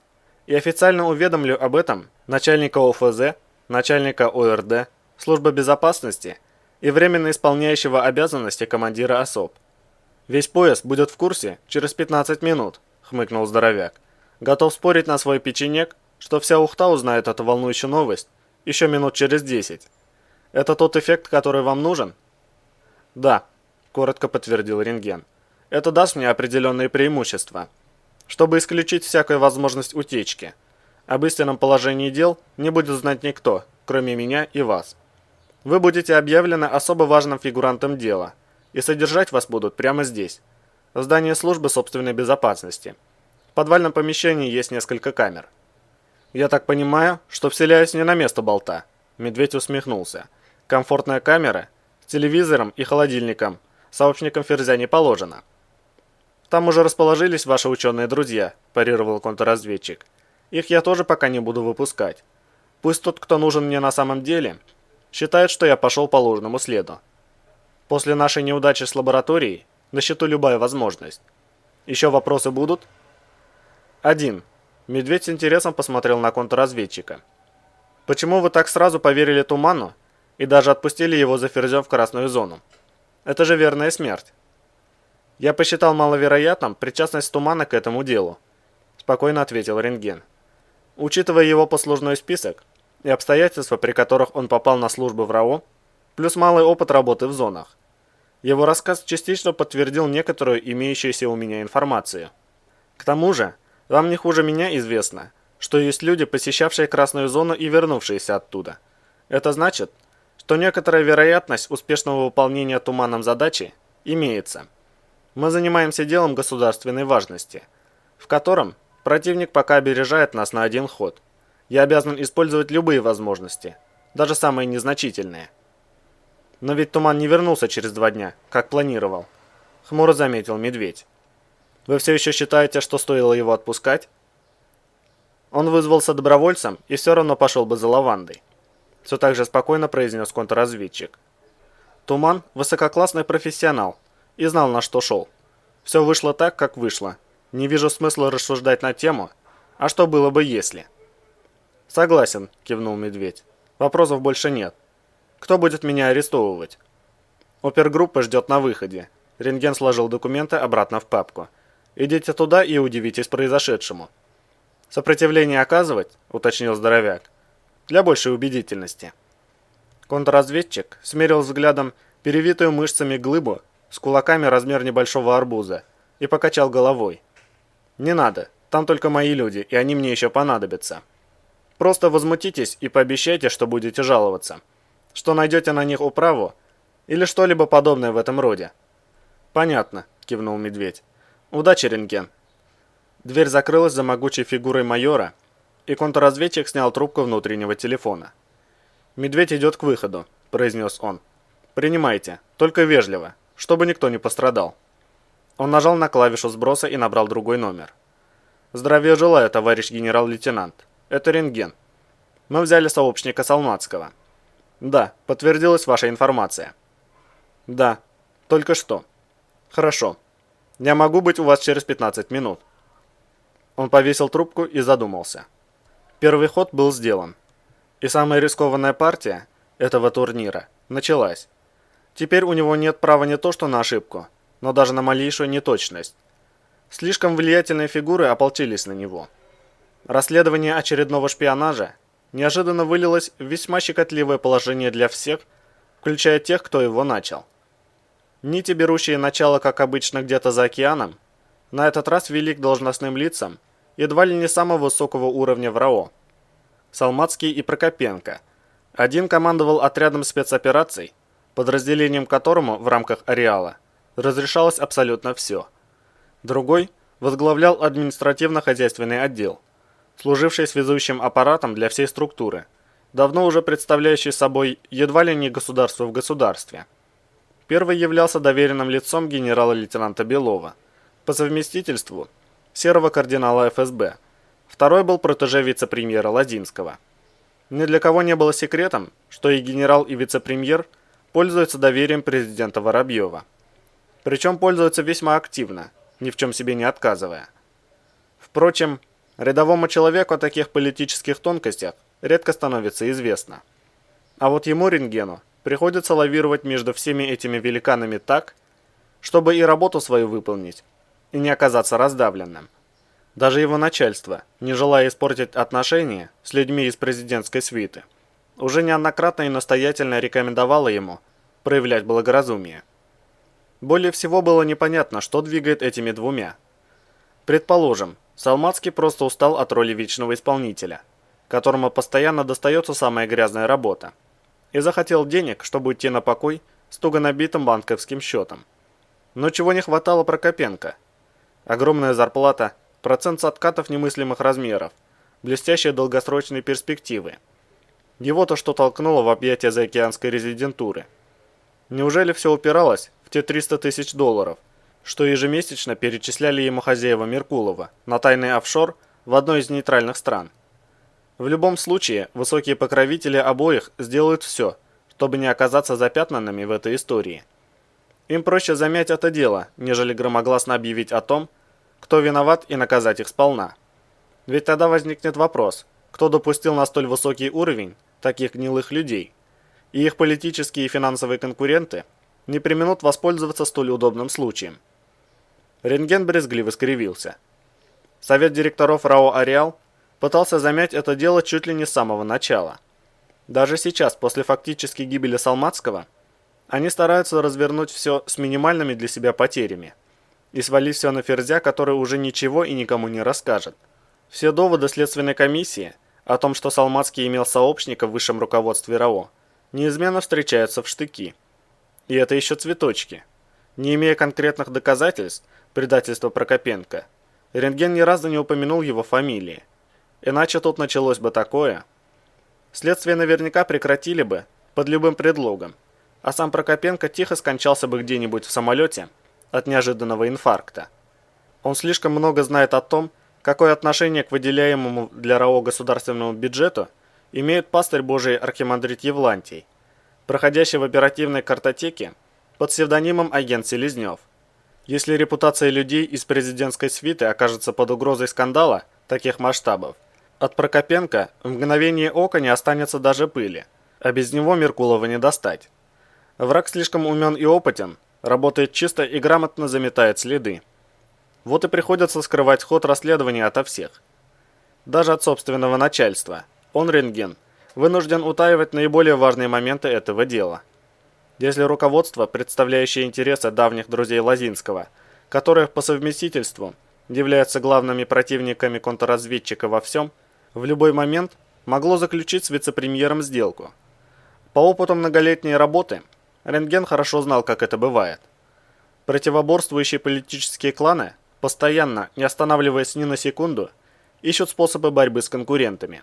И если высокое начальство его ногой здесь и сейчас наступило на хвост тандему Белов-Лозинский, это неминуемо означает, что люди этой парочки, в свою очередь, в настоящий момент остервенело роют землю где-то еще, добывая ответный компромат.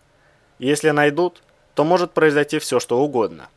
Скорее всего, стороны по обоюдному согласию предадут его труды забвения, и все останется как прежде.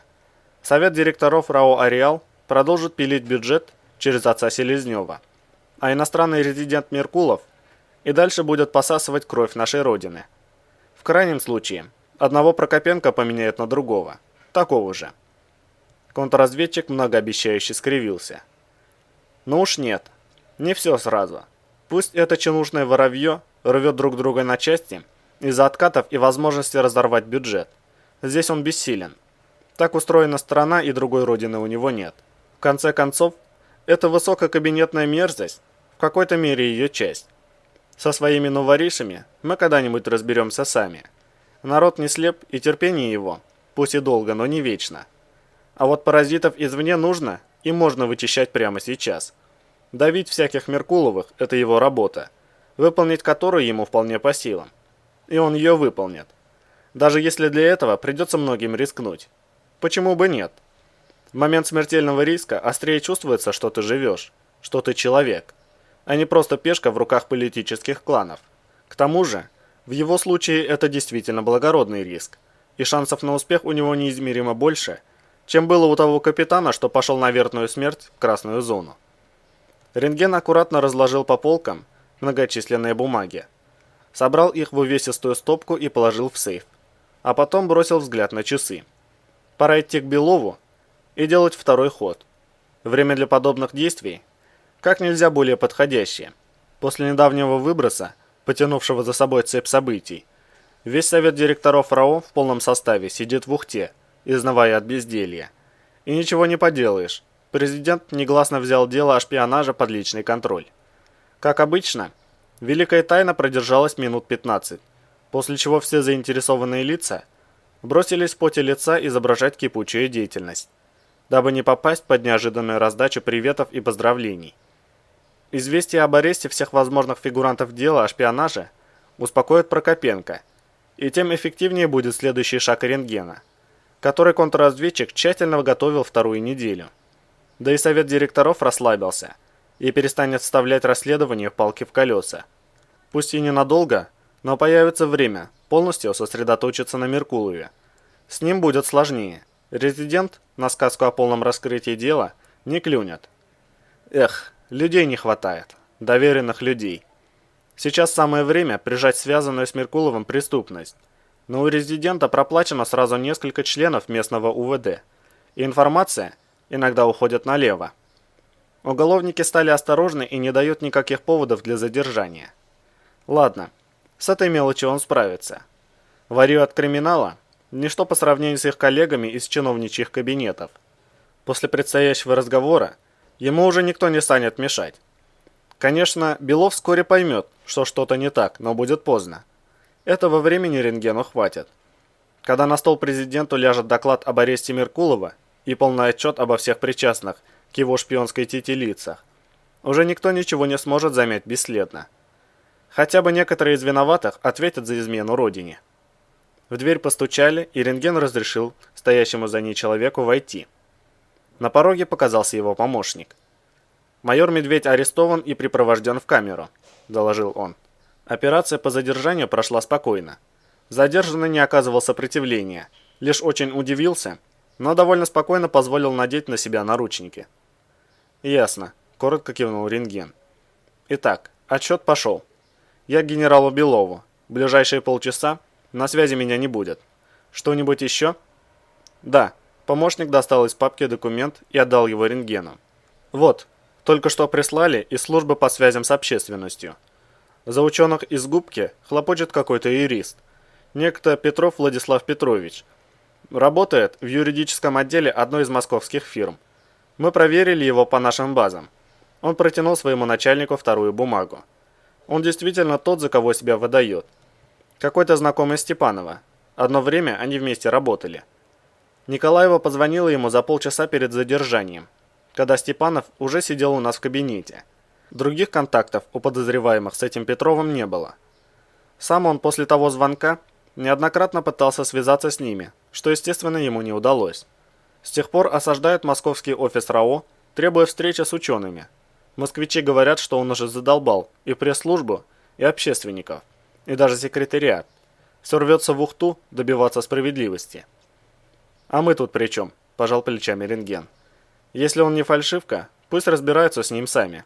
Их что, надо учить, как это делается?» «Собственно, они и хотят устроить ему небольшой перечень проблем, списком на 10 страниц», – хмыкнул помощник, «чтобы не лез куда не следует и не мешал людям работать. Но дело Степановой и Николаевой полностью в нашем ведении, и никто не хочет заполнять лишних бумаг. Вот они и запрашивают у вас разрешение на обработку этого юриста. Пусть обрабатывают как хотят, гражданские здесь мне не нужны, и без них забот хватает», – безразлично произнес контрразведчик, пробегая глазами документ. 28 лет, отец военный летчик-афганец. Московская государственная юридическая академия с красным дипломом. Понятно, мальчишка в розовых очках. Еще не разуверился в том, что с помощью закона можно устроить головную боль всем негодяям, даже тем, кто эти законы сам для себя и пишет. Рентген равнодушно посмотрел на помощника. «Давайте добро ФСБ, пусть занимаются им сами. Сейчас не до ерунды». Его взгляд на мгновение зацепился на одной из строк текста, и рентген слегка поднял брови. «Что он делал в Свердловске 45?» – поинтересовался он. «Это закрытая зона. Там производится сборка ядерных боеприпасов. Проверяли?» «Да», – лаконично ответил помощник. «Он заканчивал там школу. Родители его отца живут в этом городе. Никакого отношения к спецпредприятию никто из них не имел. Это простое совпадение». Контрразведчик на секунду задумался. Из этого можно извлечь определенную выгоду. Как известно, если несколько дней тщательно следить за ни в чем не повинным человеком, обязательно обнаружится состав преступления. «Пусть летит», – неожиданно разрешил он. «Организуйте ему быстрое прохождение необходимых формальностей, временный пропуск и возьмите билет на ближайший рейс. И позаботьтесь о том, чтобы он узнал об этом не раньше, чем за 5 часов до вылета. Вместе с предупреждением, что это единственная возможность для него попасть на территорию РАО. Никаких отлагательств, или он летит немедленно, или будет добиваться разрешения еще год. Свяжитесь с управлением, как только этот Петров узнает о полете. Пусть глаз с него не спускают. И самое главное, ничего конкретно не объясняйте. Но представьте все так, чтобы в Москве решили, что он нас серьезно заинтересовал. Эта информация должна случайно дойти до людей Белова. Вопросы? «Никак нет», – ответил тот. «Разрешите выполнять?» «Выполняйте». Рентген кивнул, отпуская помощника, и вышел в коридор. Он мгновение постоял у порога, размышляя, после чего набрал на электронном табло дверного замка код, запер кабинет и направился к лестнице. Глава 8. «Можете снять противогаз, молодой человек», – разрешил сидящий в кресле. «В этом помещении он вам не пригодится. Я об этом уже позаботился». Березов бросил взгляд назад, но прохода в стене уже не было.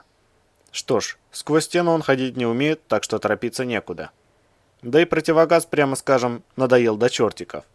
Капитан стянул с головы шлем-маску и устало вдохнул полной грудью.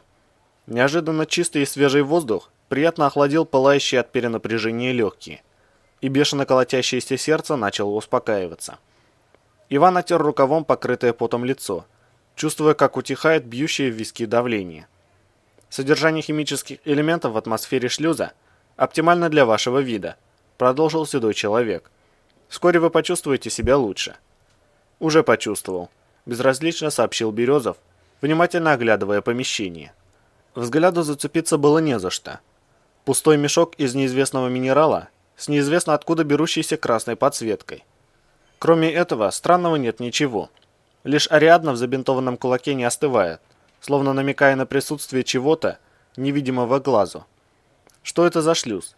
Точнее, куда?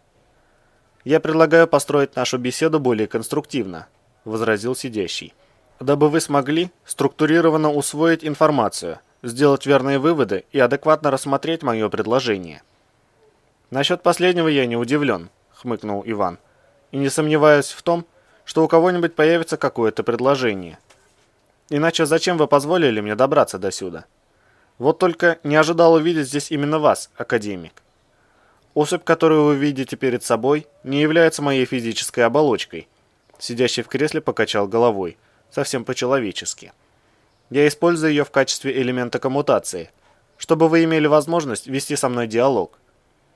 «То есть вы не академик Лаврентьев», — заключил Березов. «Я правильно понял?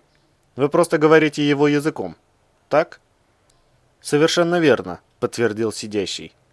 Неподвижно стоящая у стены Лаванда повернула голову в сторону Ивана и бесцветным голосом произнесла: «Но если хотите, я могу общаться посредством этой особи. Учитывая небольшой промежуток времени, требующийся для нашей беседы, это никак не скажется на структуре ее головного мозга. Иными словами, если вы будете сидеть в ее мозгах долго, они от этого пострадают».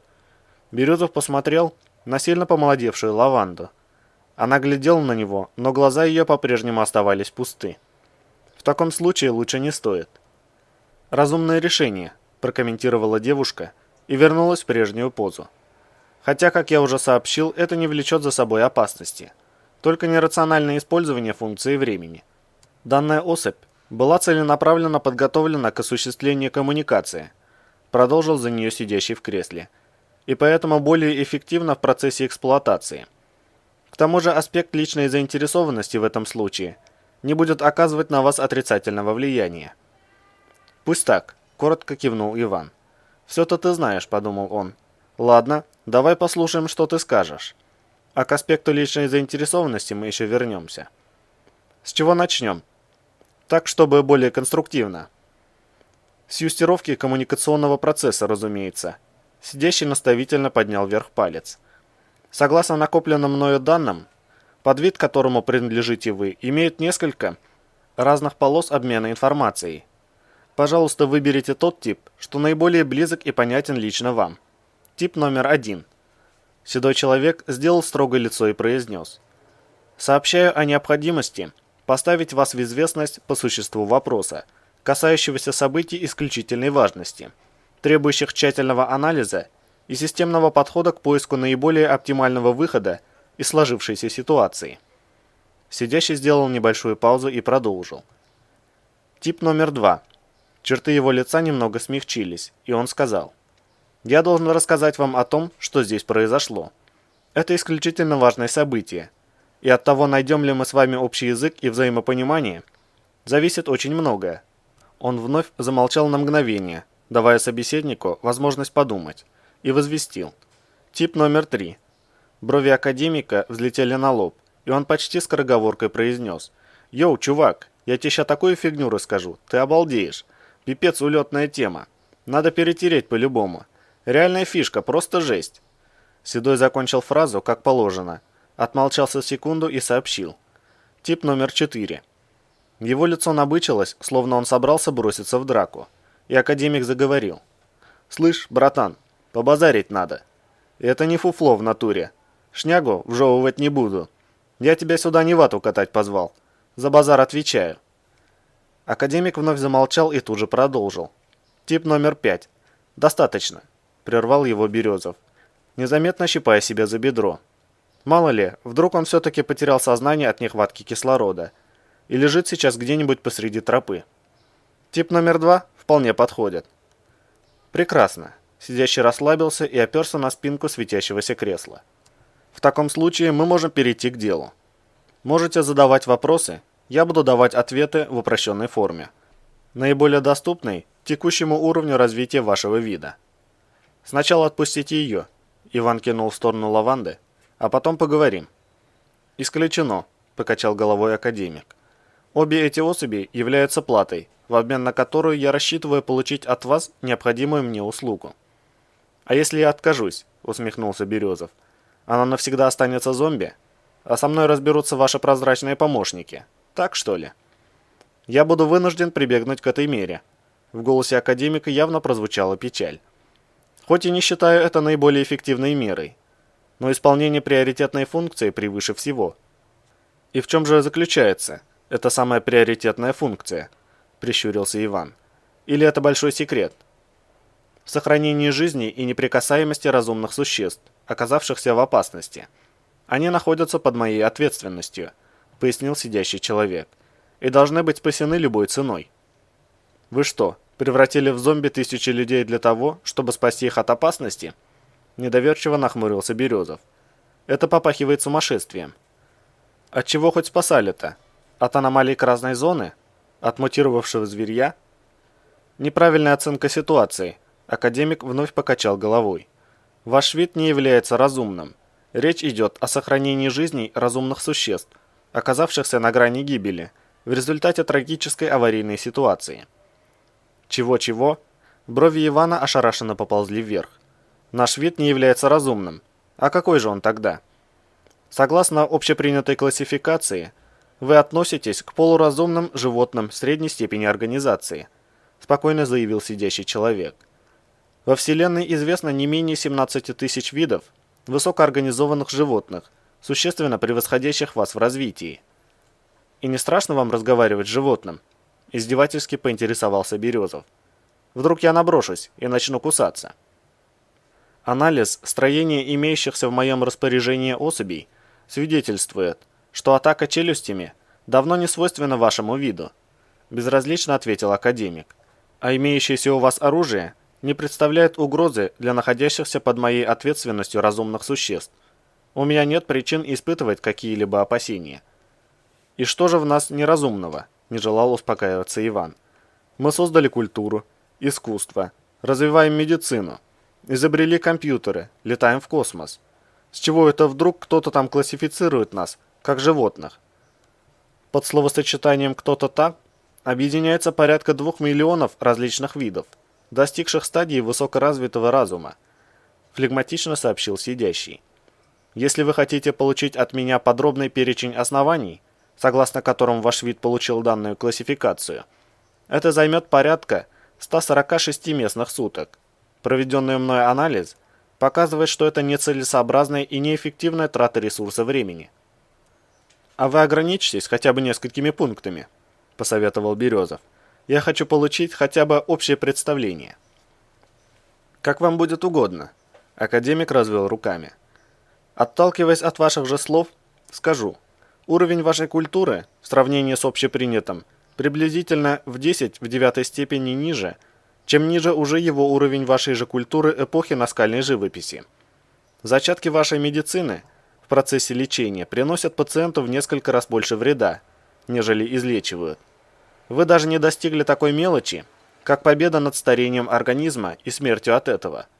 Одним из следствий страха перед смертью, характерным для полуразумных видов, является суеверие, как правило, получающее воплощение в различного рода религиях.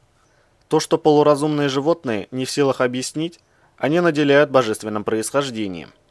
Сам факт наличия у вида религии уже свидетельствует о низкой стадии его развития. Ваши организмы весьма несовершенны в силу того, что еще не прошли должной эволюции, и это напрямую отражается на разумности вида. В частности, вы используете свой мозг на 2-5%, то есть фактически не задействуете его. У вас все еще существуют расы и национальности, что является прямым свидетельством того, что эволюция вида еще не пришла к единой, наиболее совершенной для него форме. Уровень технологий, доступных вам, не заслуживает даже обсуждения. Ваш вид даже не вышел за пределы собственной планеты. К примеру, вы только что упомянули, что летаете в космос. Скажите, как давно в космосе бывали лично вы? «Я там не был», — отмахнулся Березов. «Но я не это имел в виду. Я говорю...» «А я имел в виду именно это», — невозмутимо перебил его сидящий человек. «Уровень и качество вида оцениваются не по отдельным его представителям, и даже не просто по большой его части. Вид в целом оценивается по абсолютному большинству. Помимо всего прочего, у вас до сих пор рабовладельческий строй, само существование которого невозможно уже на стадии высокоорганизованных животных. Рабовладельческий строй, округлил глаза Иван. Это еще откуда? Вы сейчас вообще о ком говорите? О всеведущей. Неумение признавать свои недостатки также отсутствует у разумных видов. Тут же отрезал академик. Ваш вид живет именно в рабовладельческом строе. Как бы вы для себя не рисовали картину своего общества, но абсолютным большинством особей у вас управляет небольшая группа других особей, имеющих возможность влиять на любые происходящие в вашем обществе процессы. Именно эта стадия рабовладения тяготеет к разнообразию классовых неравенств, религий, государств, границ и тому подобное. Так как небольшой группе гораздо легче держать повиновение большинству, если оно разделено и видит в соседях врагов, конкурентов или просто отличных от себя существ. Сидящий человек нахмурился и заявил: споры на эту тему ни к чему не приведут. Уровень вашего развития недостаточен для полного осмысления всего вышесказанного, не говоря уже о более серьезных канонах классификации. Я предлагаю вернуться к сути нашей беседы. Есть ли у вас вопросы по существу? А как же, усмехнулся Иван. Я же полуразумный, сам ничего не понимаю. Мне все надо объяснять. Начните с того, кто такой лично вы, о какой аварийной ситуации шла речь, и самое главное, где я нахожусь и вообще, что за хрень здесь происходит. Последнее мне особенно интересно. Седой академик вновь вздохнул, словно настоящий, и откинулся на спинку кресла. Березов отметил, что надо отдать должное тому, кто сидит в мозгах Лаврентьева. Сходство с обычным человеком идеальное, не чета обычным зомби, более похожим на заводные куклы. В вашем языке нет подходящих определений, но если оперировать наиболее близкими к ним эквивалентами технических терминов, произнес седой человек, то вы находитесь в шлюзовой части автономного аварийно-спасательного отсека. Это почти все, что осталось от предпринявшего аварийное саморазрушение космического корабля. Я фрагмент под программой искусственного интеллекта корабля, сохранивший в результате разрушения минимальную степень целостности, что позволяет мне функционировать. Мои возможности немногим выше нуля. Но согласно закону об уникальности и высшей ценности совершенного разума, я делаю все, чтобы сохранить жизнь находящихся под моей ответственностью разумным существам. Как же эти величайшие из разумнейших умудрились попасть в такую передрягу? Иронично прищурился Березов. И где в этот момент были высочайшие достижения их высокоразвитых мозгов? Наша галактика испытала мгновенный коллапс, грустно ответил академик. Редчайший вид катастрофы во Вселенной. Вероятность ее возникновения выражается величиной столь ничтожной, что подобная трагедия происходит приблизительно раз в 11 миллиардов лет. Всеобщие архивы содержат упоминания лишь о 4 подобных случаях. Во всех остальных не удавалось выжить никому из обитателей района катастрофы. «Не многовато ли?» – усомнился Иван. «Насколько я знаю, возраст Вселенной оценивается в 15 миллиардов лет. Еще одно заключение вашей так называемой науки, более похоже на первобытные танцы с бубнами». Сидящий человек насмешливо поджал губы. «Вы даже скорость света всерьез считаете постоянной величиной. Обсуждать ваши научные достижения – более чем пустая трата времени». «Ладно», – фыркнул Березов, – «пусть так. И что, вы не смогли справиться с этим самым коллапсом? Я правильно понял?» «Чтобы вы смогли хотя бы приблизительно представить масштабы трагедии», академик вновь погрустнел. «Я приведу очень грубую аналогию, доступную уровню развития вашего вида. Представьте, что галактика диаметром в 100 тысяч световых лет внезапно уменьшается до размеров вашей планеты, менее чем за 1 час. Это колоссальная деструктуризация пространственного временного континуума. Первичные материи не просто меняют свои свойства, они меняют саму сущность. Измерения и мерности хаотично меняются местами». «Слишком сложно», – остановил его Березов. «Вы что, забыли, что я недоразвитая форма жизни?» «Надо выражаться проще», – наставительно заявил он. «Что значит измерения и мерности меняются местами?» «Я предупреждал, что уровень развития вашего вида не позволит понять сути произошедшего», – вздохнул сидящий. Представьте, что в системе мер внезапно плотность вещества поменялась местами, например, с высотой или шириной. Ладно, предлагаю не углубляться в детали. Скажу лишь, что в эпицентре ядерного взрыва, по сравнению с коллапсом галактики, настолько спокойно и ровным счетом ничего не происходит, что вам бы захотелось умереть от тоски. Теперь мне гораздо яснее. Иван саркастически улыбнулся. Можете продолжать. Спасибо, вернул ему сарказм академик. Конечно, мы пытались сопротивляться и даже замедлили время развития коллапса на порядок. Этого хватило для организации эвакуации. Мой корабль находился в числе тех, что стартовали из непосредственного коллапсирующих опластей. В тот момент, когда мы свернули пространство, гибнущая вокруг нас материя внезапно изменила свою мерность, и мой корабль испытал мощнейшее деформационное воздействие прямо в ходе... Сидящий на короткое мгновение замешкался. Пожалуй, наиболее близким для вас выражение будет прямо в ходе пространственного прыжка. Корабль потерял управление и утратил работоспособность на 99,97%. Свернутое пространство оказалось пронзено случайным образом, и корабль завершил процесс перемещения в нерасчетной точке. Мы оказались слишком далеко от нее, не просто в другой части Вселенной, но даже в другом ее качественном слое. То есть у нас, подытожил Березов. Я уже начинаю узнавать родные мотивы. Как только речь заходит о низком качестве, значит это про нас. Академик устало поморщился. Ваша ирония лишь подтверждает текущий уровень развития нашего вида, закончил за него Иван. Да-да, я понял. Он жуть как невысок. Просто кошмар. Не обращайте внимания, это я так радуюсь тому, что иногда успеваю за полетом мысли, столь недостижимого разума. Продолжайте. Сидящий коротко хмыкнул, давая понять, что он прекрасно разбирается в тонкостях человеческих эмоций и словесных ухищрениях, но ничего не ответил и продолжил повествование. Поврежденный корабль оказался в этой солнечной системе и взял курс на столкновение с ближайшей планетой. Взгляд академика несколько потух, будто он смотрел куда-то сквозь человека, не замечая его. Техническая информация и тонкости различных аспектов навигации, в том числе в условиях аварийного состояния, не являются моей профильной функцией. Все, что я могу почерпнуть из сохранившихся данных, гласит, что столкновение с планетой являлось оптимальным решением. Искусственный интеллект умирал, и оставить поврежденный и утративший возможность функционировать корабль на планете до прибытия спасателей было более рационально, нежели позволить ему бесконтрольно перемещаться в космосе. К тому же корабль выдержал бы столкновение без последствий. Решение об аварийном саморазрушении было принято позже. Если мне не изменяет память, в наших архивах сказано, что ваш корабль, который мы посчитали гигантским метеоритом, был в диаметре десяток километров. Покачал головой Березов. От такого столкновения планета, скорее всего, погибла бы. Это не имеет значения, безразлично ответил академик. Разумная жизнь священна. Сохранить ее есть приоритетная функция. Все остальное вторично. А наша жизнь, стало быть, не священна, хмыкнул Иван. А да, конечно, все время забывая, что мы полуразумные животные. Представьте, что для спасения жизни этой особи сидящий человек протянул руку в сторону лаванды.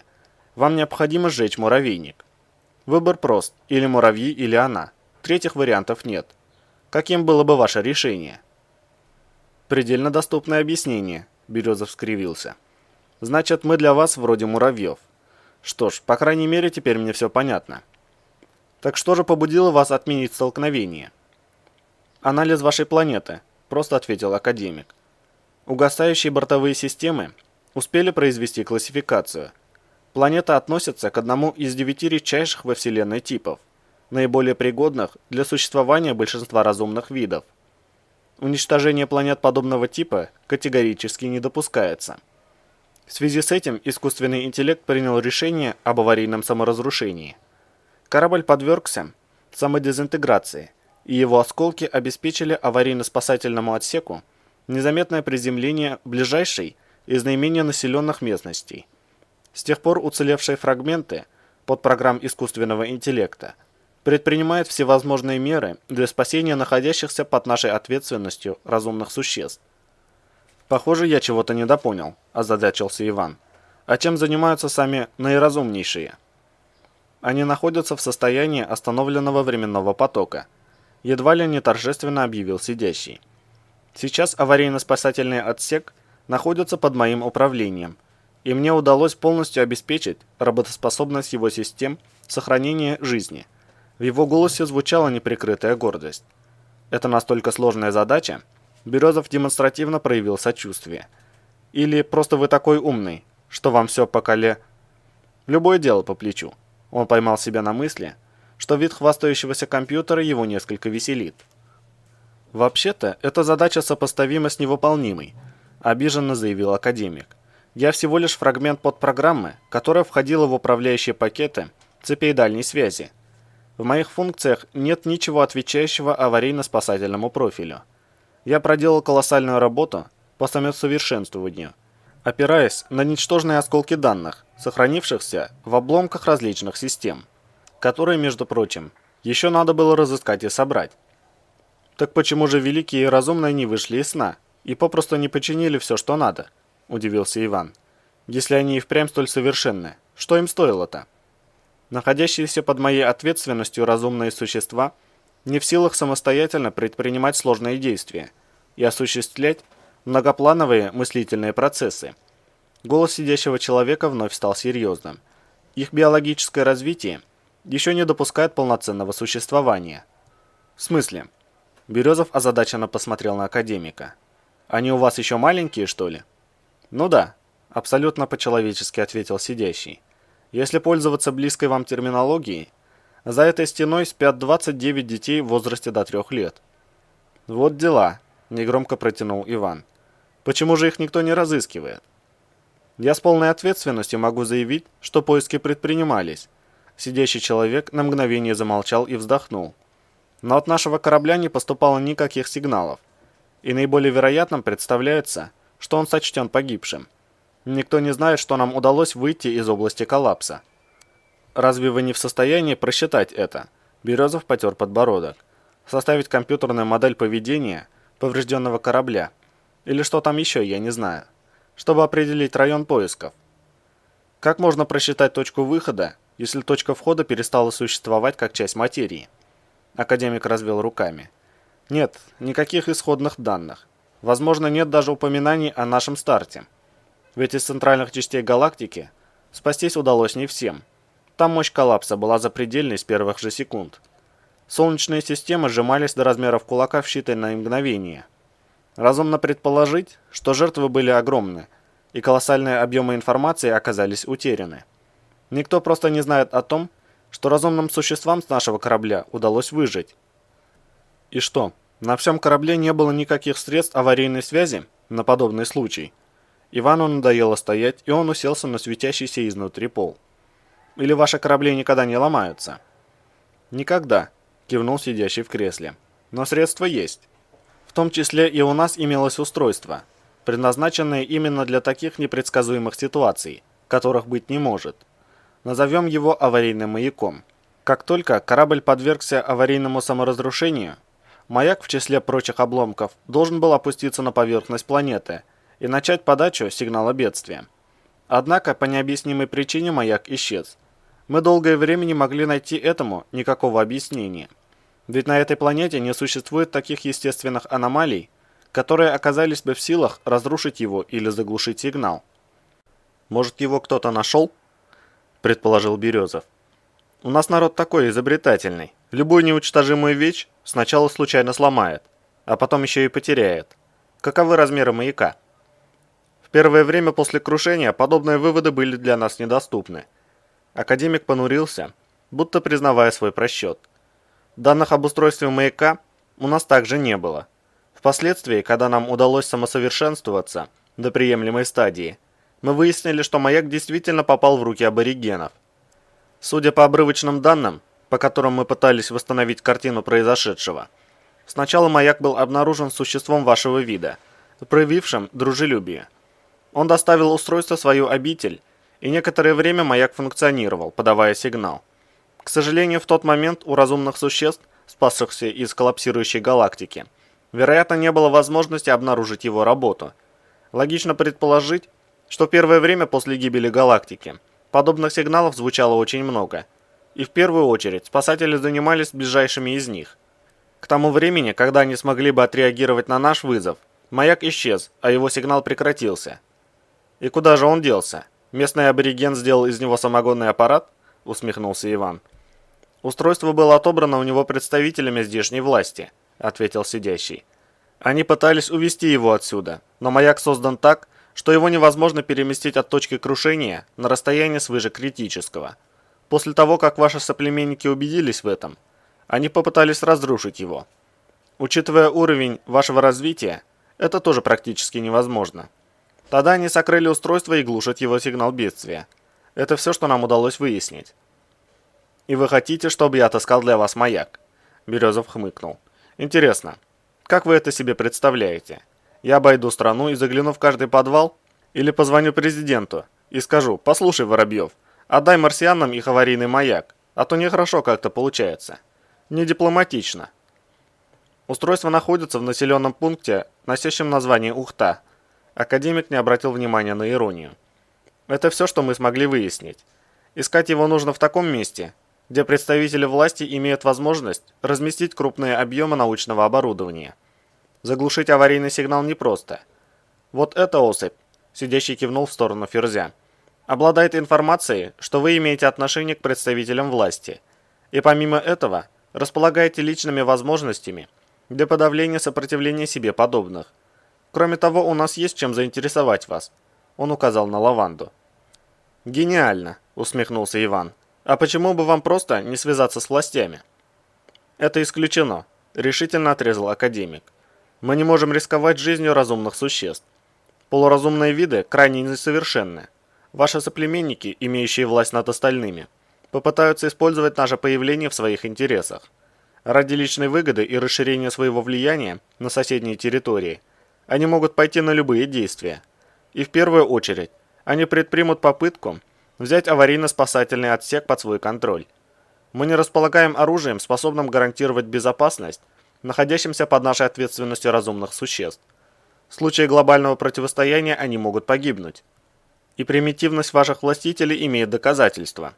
Как только они не смогли ни переместить, ни уничтожить аварийный маяк, на район его нахождения было нацелено реактивное летательное средство, которое вы называете ракетой. На его борту находится устройство, предназначенное для инициации термоядерной реакции неконтролируемого типа. «Они хотели нанести по Ухте ядерный удар?» – опешил Березов. «Это достоверная информация?» «После достижения мною определенной фазы самосовершенствования я имею возможность принимать ваши радиосигналы». Сидящий коротко улыбнулся. «Я все-таки часть системы связи. То, что я не могу почерпнуть из мозга трансформантов, частично компенсируется, как вы это называете, радиоперехватом. Я даже могу назвать вам точное место, где находится пусковая система, в ожидании распоряжения нанести удар». «Подлетное время до цели?» – машинально поинтересовался Иван. 98 секунд», – ответил академик. «Мощность заряда 1 мегатонна. На данный момент эта мера считается у вас крайней. И мы были заинтересованы в том, чтобы таковой она и оставалась. На данный момент наши возможности возросли, и мы готовы пойти на определенный риск». «Кто это мы?» – уточнил Березов. «Насколько я понял, вы такой не один? И для чего вам трансформанты?» Он указал взглядом на лаванду. «Зачем вообще вы губите людей и устроили всю эту дрянь зонами, выбросами и мутациями? Вы собрались медленно уничтожить наш мир из-за того, что кто-то утаил ваш аварийный маяк? Мы – это уцелевшие фрагменты искусственного интеллекта, как я уже говорил», – терпеливо объяснил сидящий. «Я, если помните, есть часть подпрограммы системы связи. Кроме меня уцелел фрагмент системы поддержания климата. Осколок корабля, в котором он находится, оказался достаточно велик и сохранил несколько элементарных функций. После того, как нам удалось самосовершенствоваться настолько, что мы установили между собой устойчивую связь, нами была выработана программа совместных действий по сохранению жизни разумных существ. Аварийный маяк утрачен, сигнал бедствия не транслируется. Значит, ожидать спасателей не приходится. Если ничего не предпринимать, со временем энергоресурс спасательного отсека истощится, и разумные существа погибнут. Это противоречит приоритетной функции любого искусственного интеллекта. Поэтому мы приступили к изменению окружающих условий этой планеты, чтобы к моменту пробуждения детей она соответствовала их естественной среде обитания. Для осуществления некоторых этапов этого процесса необходима рабочая сила, и мы задействовали аборигенов. То, что от ваших манипуляций гибнут люди, это невелика беда. Иван зло уставился на академика. Несколько десятков детей стоят 1000 жизней, которые вы тут погубили. Разумная жизнь священна, остальное вторично, холодно повторил сидящий. Мы уже рассмотрели пример с вашей самкой и муравейником. Я предпринял бы все эти же меры в любом случае, даже если ради сохранения жизни одному ребенку мне пришлось уничтожить всех муравьев на планете. К тому же нам не нужна вся планета, достаточно одного материка. Мы не стремимся выжить ваш вид, у нас просто нет иного выбора.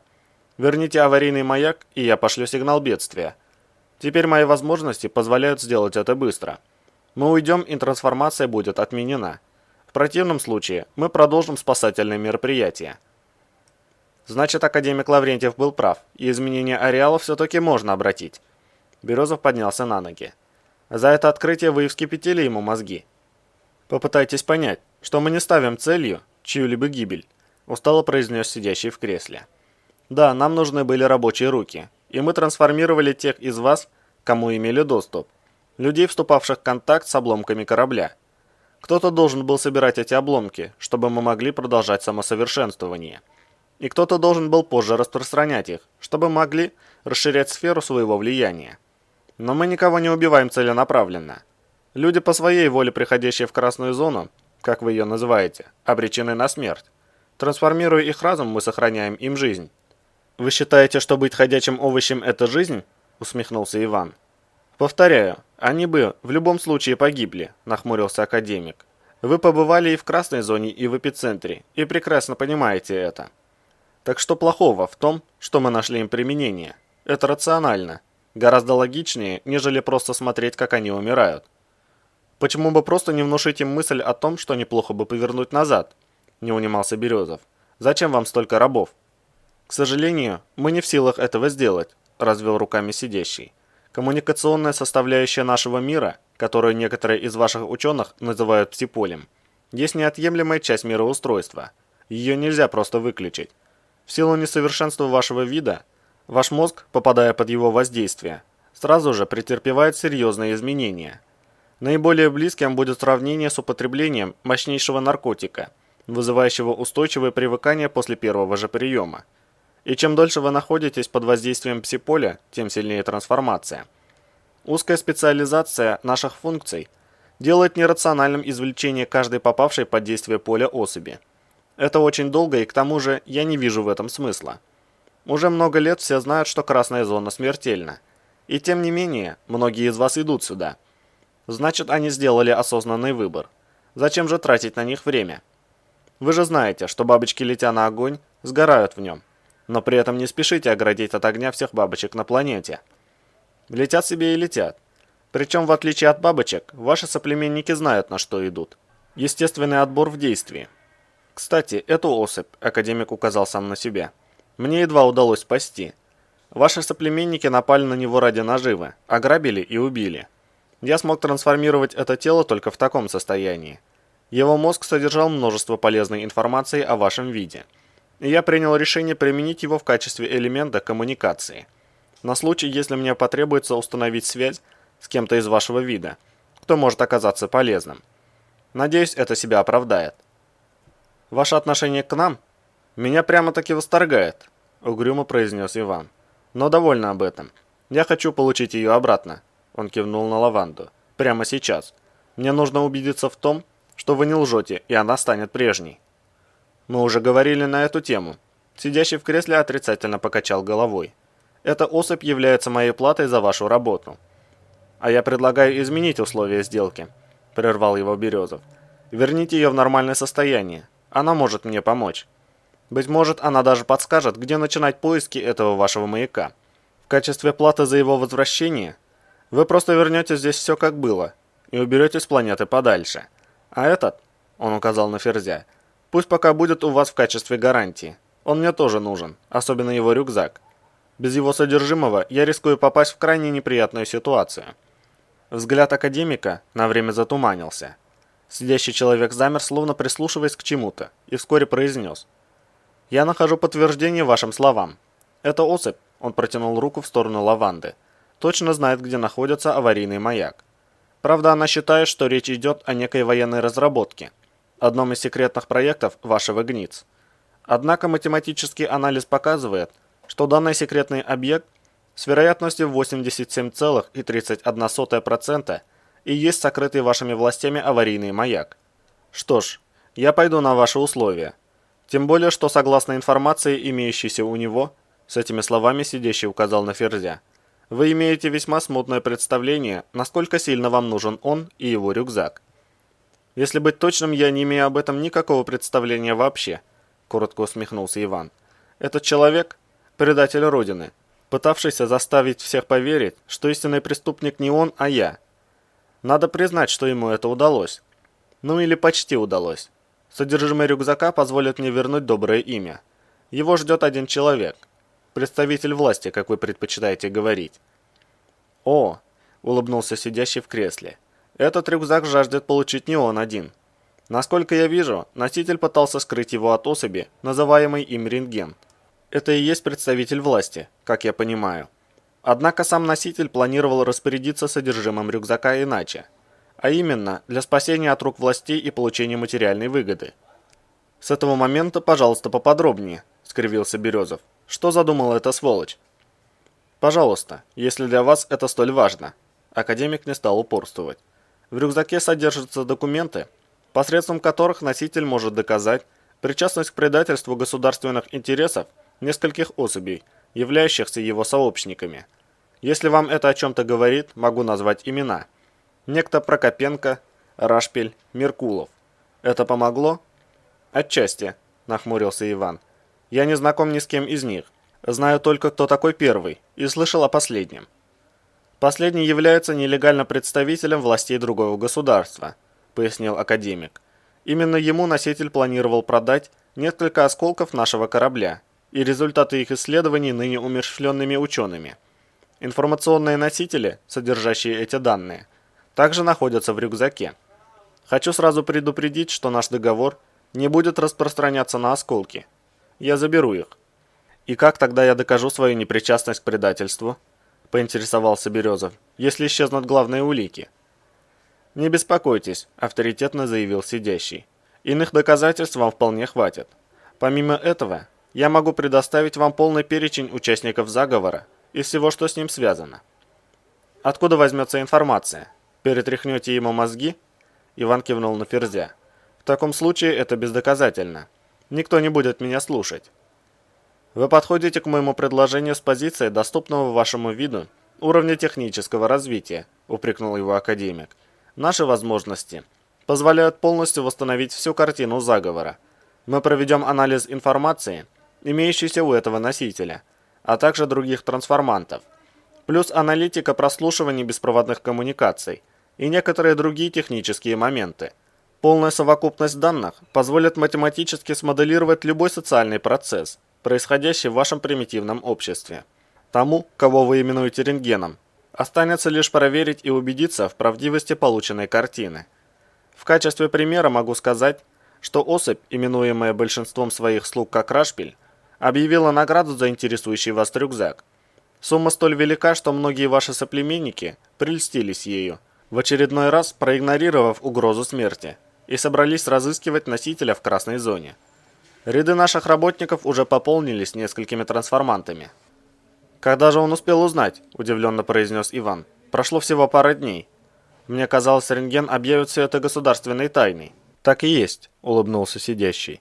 «Но примитивизм полуразумных одной из своих черт имеет низкий уровень социальной ответственности. Иными словами, животные эгоистичны и в первую очередь преследуют личные интересы. Каждый второй телефонный разговор в вашем городе сейчас об этом. Причем утечка, как вы это называете, произошла на уровне ваших руководителей. Они поделились друг с другом, потом с ближайшими родственниками, те со знакомыми и так далее. Я мог бы включить вас в информационное поле, чтобы вы послушали сами, но в вашем случае подобное невозможно». «Почему?» Иван с подозрением посмотрел на академика. «Что со мной не так?»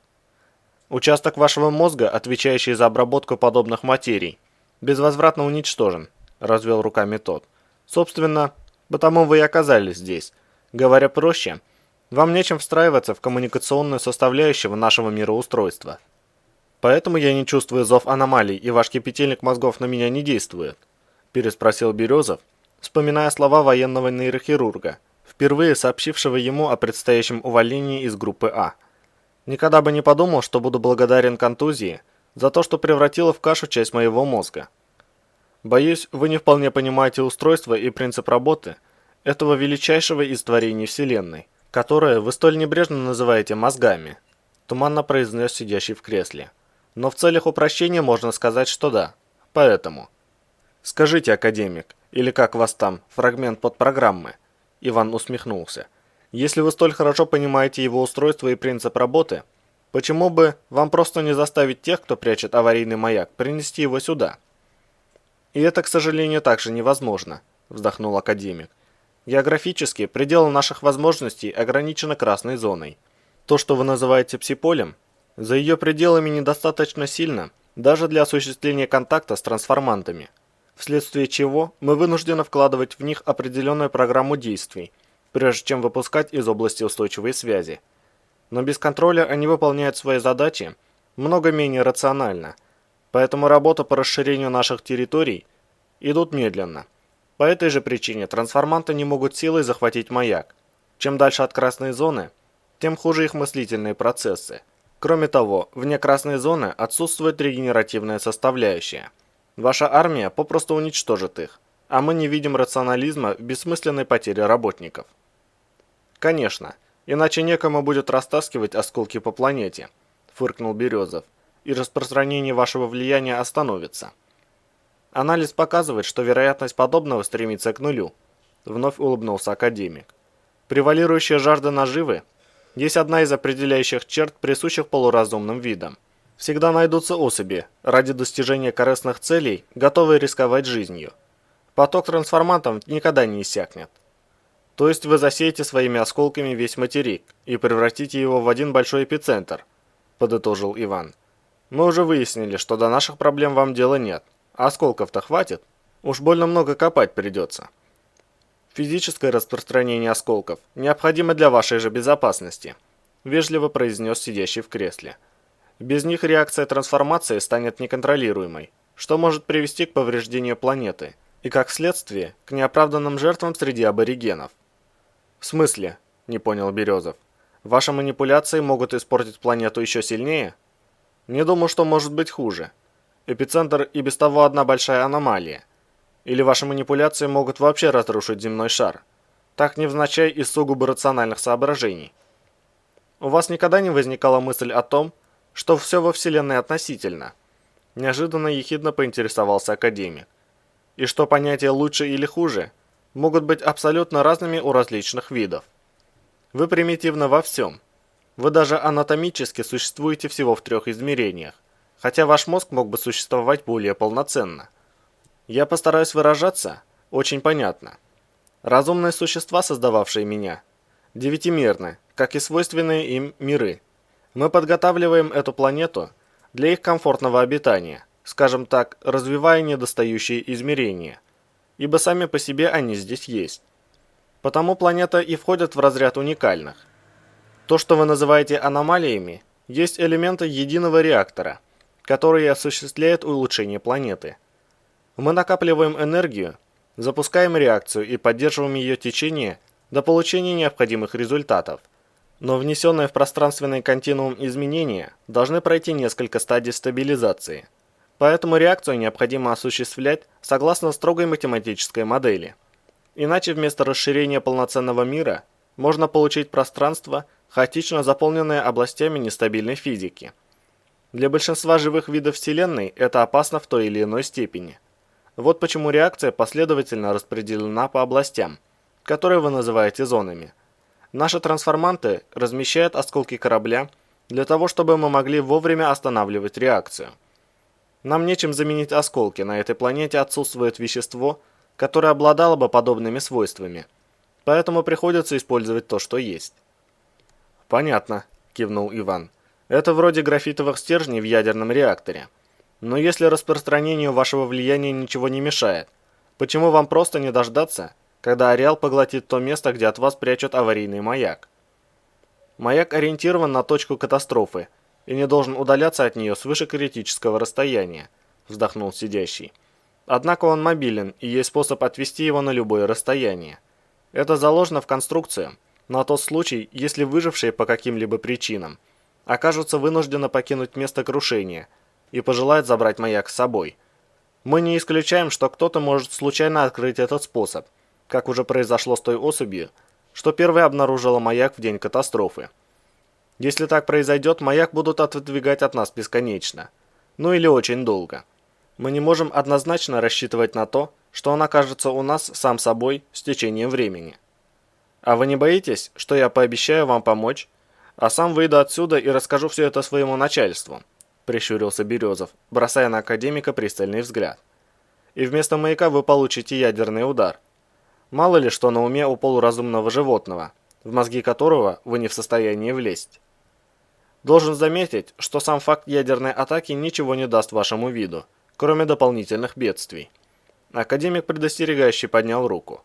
Мы лишены оружия и защиты, и не сможем предотвратить возникновение реакции. Жесткое излучение приведет к гибели находящихся под нашей ответственностью разумных существ. Но сами мы не пострадаем, и в качестве ответной меры перенаправим всю освободившуюся в результате ядерного взрыва энергию в приемные элементы реактора трансформации. Это приведет к развитию неконтролируемого выброса, который охватит обширную территорию. Стабильность реактора нарушится, и прогнозы по его дальнейшему функционированию показывают самые печальные результаты. Эта область станет непригодной для цивилизации. Многие ваши соплеменники погибнут. Еще больше их количество необратимо пострадает. Когда это такие мелочи волновали правительство, усмехнулся Березов. Тем более, когда есть кого обвинить во всех тяжких. Он болезненно поморщился. Впрочем, лично я не хотел бы такого финала. Я наблюдал за вами с того момента, когда вы впервые вступили в контакт с трансформантами красной зоны, заявил сидящий в кресле. И проведенные расчеты позволили мне прийти к такому же выводу. Вы окажетесь заинтересованы в нашем предложении. Вот как, заинтересованно встрепенулся Иван. И на чем же эти расчеты основывались? На имеющейся о вас информации у этих двух особей. Академик обвел рукой Ферзя с лавандой. И на анализе ваших действий. Вы в состоянии ставить интересы других выше личных. Иначе вы не стали бы рисковать жизнью столько раз ради спасения особи, которую вы называете лаванда. Это называется любовь, усмехнулся Березов.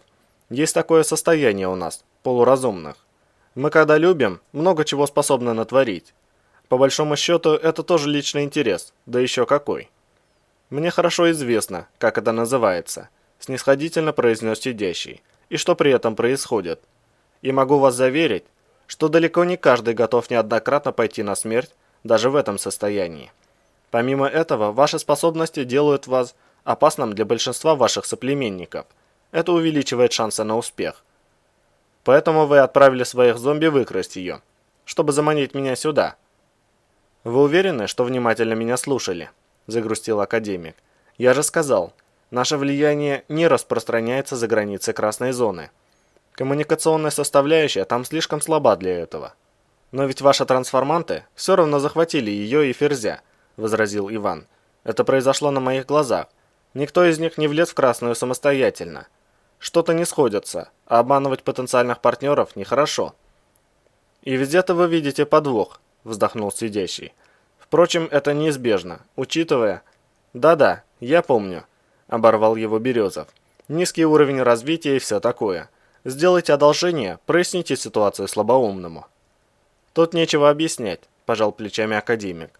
Трансформанты почувствовали присутствие осколков корабля и исполнили заложенную в сознании программу завладеть осколками и их носителями, после чего доставить все это в точку сбора. А носители-то зачем? Иван недобро посмотрел на сидящего. Кстати, у лаванды не было никаких осколков. Академик был явно удивлен. Мы вынуждены трансформировать всех, кто имеет любое отношение к осколкам, чтобы максимально сохранять конспирацию, а также, чтобы не провоцировать других на поиски. Желающих и без того хоть отбавляй. Я полагал, что вы понимаете это, учитывая вашу специальность. Мы не заинтересованы в потере осколков и делаем все, чтобы воспрепятствовать ей. Поэтому ваша лаванда и была захвачена. Использовать ее в качестве приманки для вас я стал позже, когда стало ясно, что оставлять без внимания ваши возможности было бы нерационально. «Что ж вы так долго ждали?» – удивился Березов. «Ареалу 20 лет, а вы только сейчас решили снизойти до полуразумных муравьев. Почему было не поговорить с кем-нибудь сразу? Глядишь, уже давно получили бы свой чертов маяк». «У нас не было такой возможности», – просто ответил академик. «Попавшие под трансформацию особи быстро теряют дееспособность. Мы пробовали использовать свежих особей, недавно попавших в псиполе. Их сознание получало целевую задачу, после чего мы обращали трансформацию вспять и давали указания особям покинуть ареал. Из этого ничего не вышло. Восстановление мозга требует времени, по прошествии которого программа частично стирается. В результате особи воспринимают ее как элемент раздвоения личности, навязчивую идею, психическое расстройство. Большая часть из них в конце концов сошла с ума. Остальные добровольно вернулись обратно в красную зону. Ко всему прочему, они слишком явно продемонстрировали нездоровый интерес к поискам аварийного маяка, что насторожило представителей власти. Те заподозрили происки конкурентов из других государств, и мы окончательно потеряли следы устройства. Сидящий вновь развел руками. Как видите, попытки были, но успехом не увенчались. Кроме вас, никто еще не выдерживал воздействия коммуникационной составляющей без последствий. На лице Березова появилась ироничная гримаса. «Вот теперь настала моя очередь испытать разочарование», – заявил он. «Вы считаете меня настолько примитивным, что лжете даже не задумываясь. Полагаете, мне неизвестно, что я не первый, кому ваш мозгокипятильник ничего не смог повредить. И после этого вы рассчитываете на мое доверие. Это что-то вроде того, как я обманывал бы муравья, если б хотел достать оброненную в муравейник монетку. Так?» «Ваше возмущение совершенно излишне», – тоном школьного учителя, отчитывающего расшумевшегося первоклассника, заявил академик. «Я даю абсолютно точные ответы на все ваши вопросы. Вы действительно первый, чей мозг не пострадал от соприкосновения с нашей реальностью. Что вызвало у вас негодование? Если вы о человеке, известном как Сёма Чих, то его случай не в счет. Трансформанты отловили его за 1,5 минуты до начала выброса, и потому были вынуждены отпустить. И хотя его мозг также был поврежден в аналогичном вашему участке, не думая, что он мог бы стать нам полезен. Его интеллектуальный уровень даже ниже, чем абсолютный уровень вашего вида. Нет ничего удивительного в том, что я не счел нужным о нем упомянуть». «А что насчет болта?» – ехидно поинтересовался Иван. «По какой причине вы не упомянули о нем? Тоже слишком тупой или фейс-контроль не прошел?» «Тут все просто», – улыбнулся сидящий человек. «Я не сказал о нем, потому что его просто-напросто не существует». «То есть как?» – опешил Березов. «Уже? Я видел его несколько дней назад. Он погиб?» «Нет», – академик отрицательно качнул головой. «Его просто никогда и не было. Вы называете это байкой. Ушлый человек с задатками рассказчика распространяет слухи о том, что регулярно бывает в красной зоне, и все ему верят. На самом деле это неправда. Просто вашему виду присуща эта особенность – самообман. Вы склонны выдавать желаемое за действительное, если для вас это более комфортно». «Вообще-то я с ним знаком», – возразил Иван. «Так что его не может не существовать. Даже если сейчас я страдаю галлюцинациями, в тот момент за мной никого не замечалось.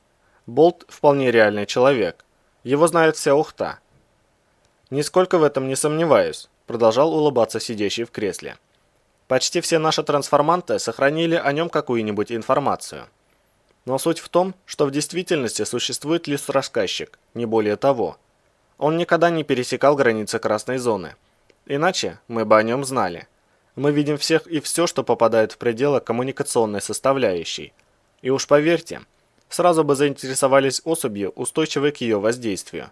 Собственно, так и произошло в вашем случае.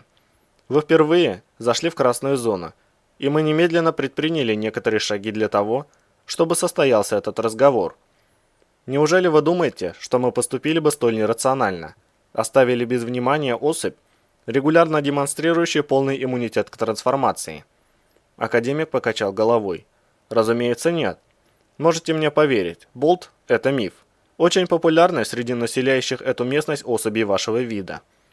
Он столь глубоко проник в подсознание некоторых из вас, что даже трансформанты иногда вспоминают его и начинают преследовать пустоту. Это сбои в работе измененного мозга, что неизбежно в условиях наших ограниченных возможностей. Со временем мы устраним эту неполадку. Быть может, это не сбой? Злорадно улыбнулся Береза.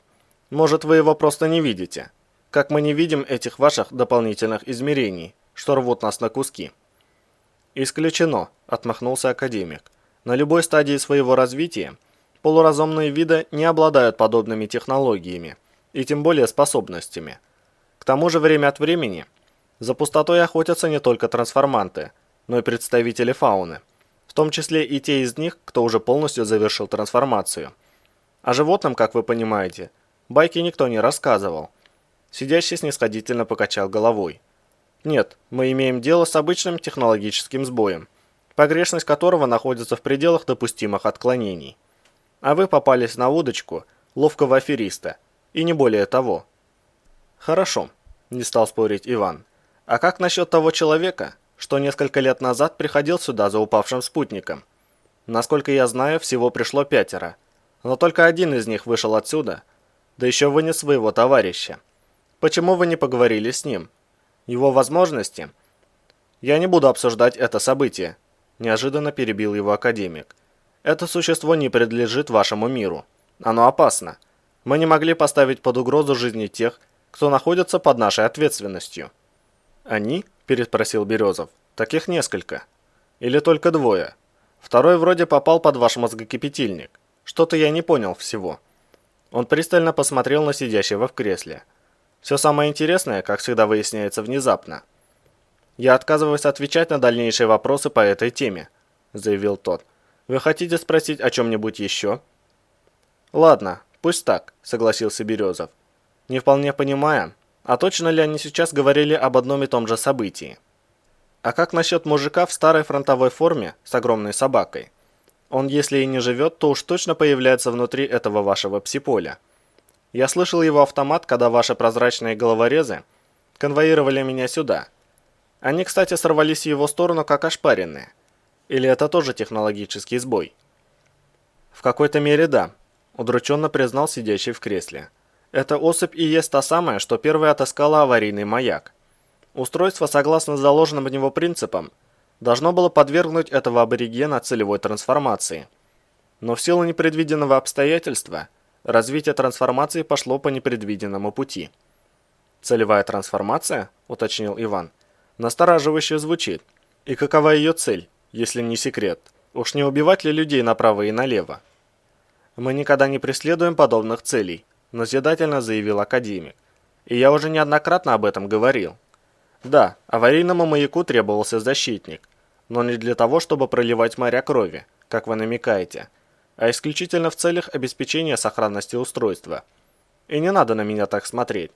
Оно же универсальное, предназначено для исключительных ситуаций в любом слое Вселенной. Между прочим, не везде жизненные формы столь безобидны, как ваша». «Угу, понятно», – закивал Березов. «Могут и дыру в маяке прогрызть, если их воблях хоростиной не отвадить. Раз уж у нас идет столь доверительная беседа, может, расскажете и про непредвиденные обстоятельства, испортившие трансформацию?» «Нет», – решительно отрезал сидящий. «Это никак не относится к нашему делу, следовательно, не имеет значения». «Еще как имеет», – весело возразил Иван. «Вот сейчас я пойду обратно, за этим вашим аварийным маяком, а добрый фронтовик шлепнет меня по дороге, и накрылась ваша операция медным тазом.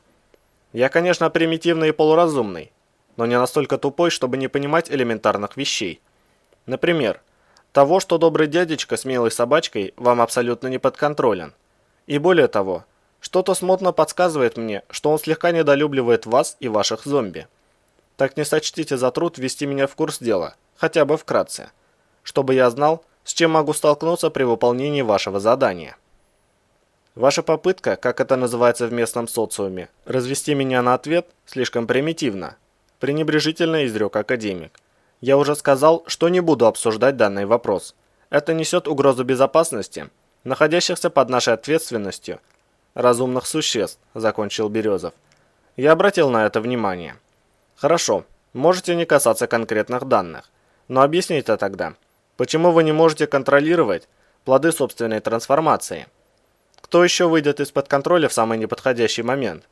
Как я могу избежать контакта с фронтовиком, если его даже ваши аномалии не берут? Где же ваш хваленый высочайший уровень развития?» «Это не наша вина», — академик заерзал в кресле. «Технологии, созданные высокоорганизованным разумом, не дают сбоев. Трансформация протекала согласно заданной последовательности.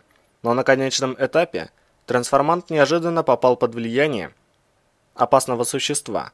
Технология была прервана, и дальнейший процесс развился в непредсказуемый результат». «Ах, вот оно что!» – нарочито серьезно закивал Иван. «Снова опасное существо. Да они, как я погляжу, повсюду. Так и норовят напакостить величайшему разуму. Дайте я догадаюсь». Он театрально наморщил лоб, изображая мучительное раздумье, и изобразил озарение. «Девушка в сарафане с синими глазами?» «Данная тема обсуждению не подлежит», – отрезал сидящий в кресле. «Как-то не по-партнерски получается», – расстроился Березов. «Вы же разговариваете с полуразумным животным. Так нельзя. Показали муравью кусочек сахара и выбросили его. Теперь говорите нельзя. Что сделает муравей, едва покинет ваш спичечный коробок?» «Правильно. Первым делом бросится искать сахарь, наплевав на рациональность. Он же примитив. Разум не всегда властен над его поступками. Не вы ли объясняли мне это совсем недавно на примере людей, идущих на смерть в красную зону, и бабочек, летящих на огонь?» «Вы не понимаете», – удрученно вздохнул академик. «Эти существа очень опасны. Они несут в себе гены тех, кто впервые заселял вашу планету когда-то очень давно. Они непредсказуемы, нерациональны, не поддаются контролю и в любой момент могут проявить агрессию. Даже ваши хозяева, я имею в виду особи рабовладельцев, которым фактически принадлежит все в вашем обществе, всевозможными способами пытаются искоренить эту форму жизни. И это абсолютно верное решение. Попав во взаимодействие с мощными источниками энергии измерений, нестандартных для вашего генотипа, их спящая генетика рискует пробудиться, и они смогут восстановить связь». Сидящий прервался на полуслове. «Все это не имеет отношения к нашему делу. Поддержание разговора на данную тему противоречит постулатам безопасности, посему обсуждение окончено. Не заставляйте меня разочаровываться в ваших умственных способностях еще сильнее. И не переживайте за свою жизнь. Вам не придется сталкиваться с враждебными существами. Я организую вам быстрое перемещение через ареал.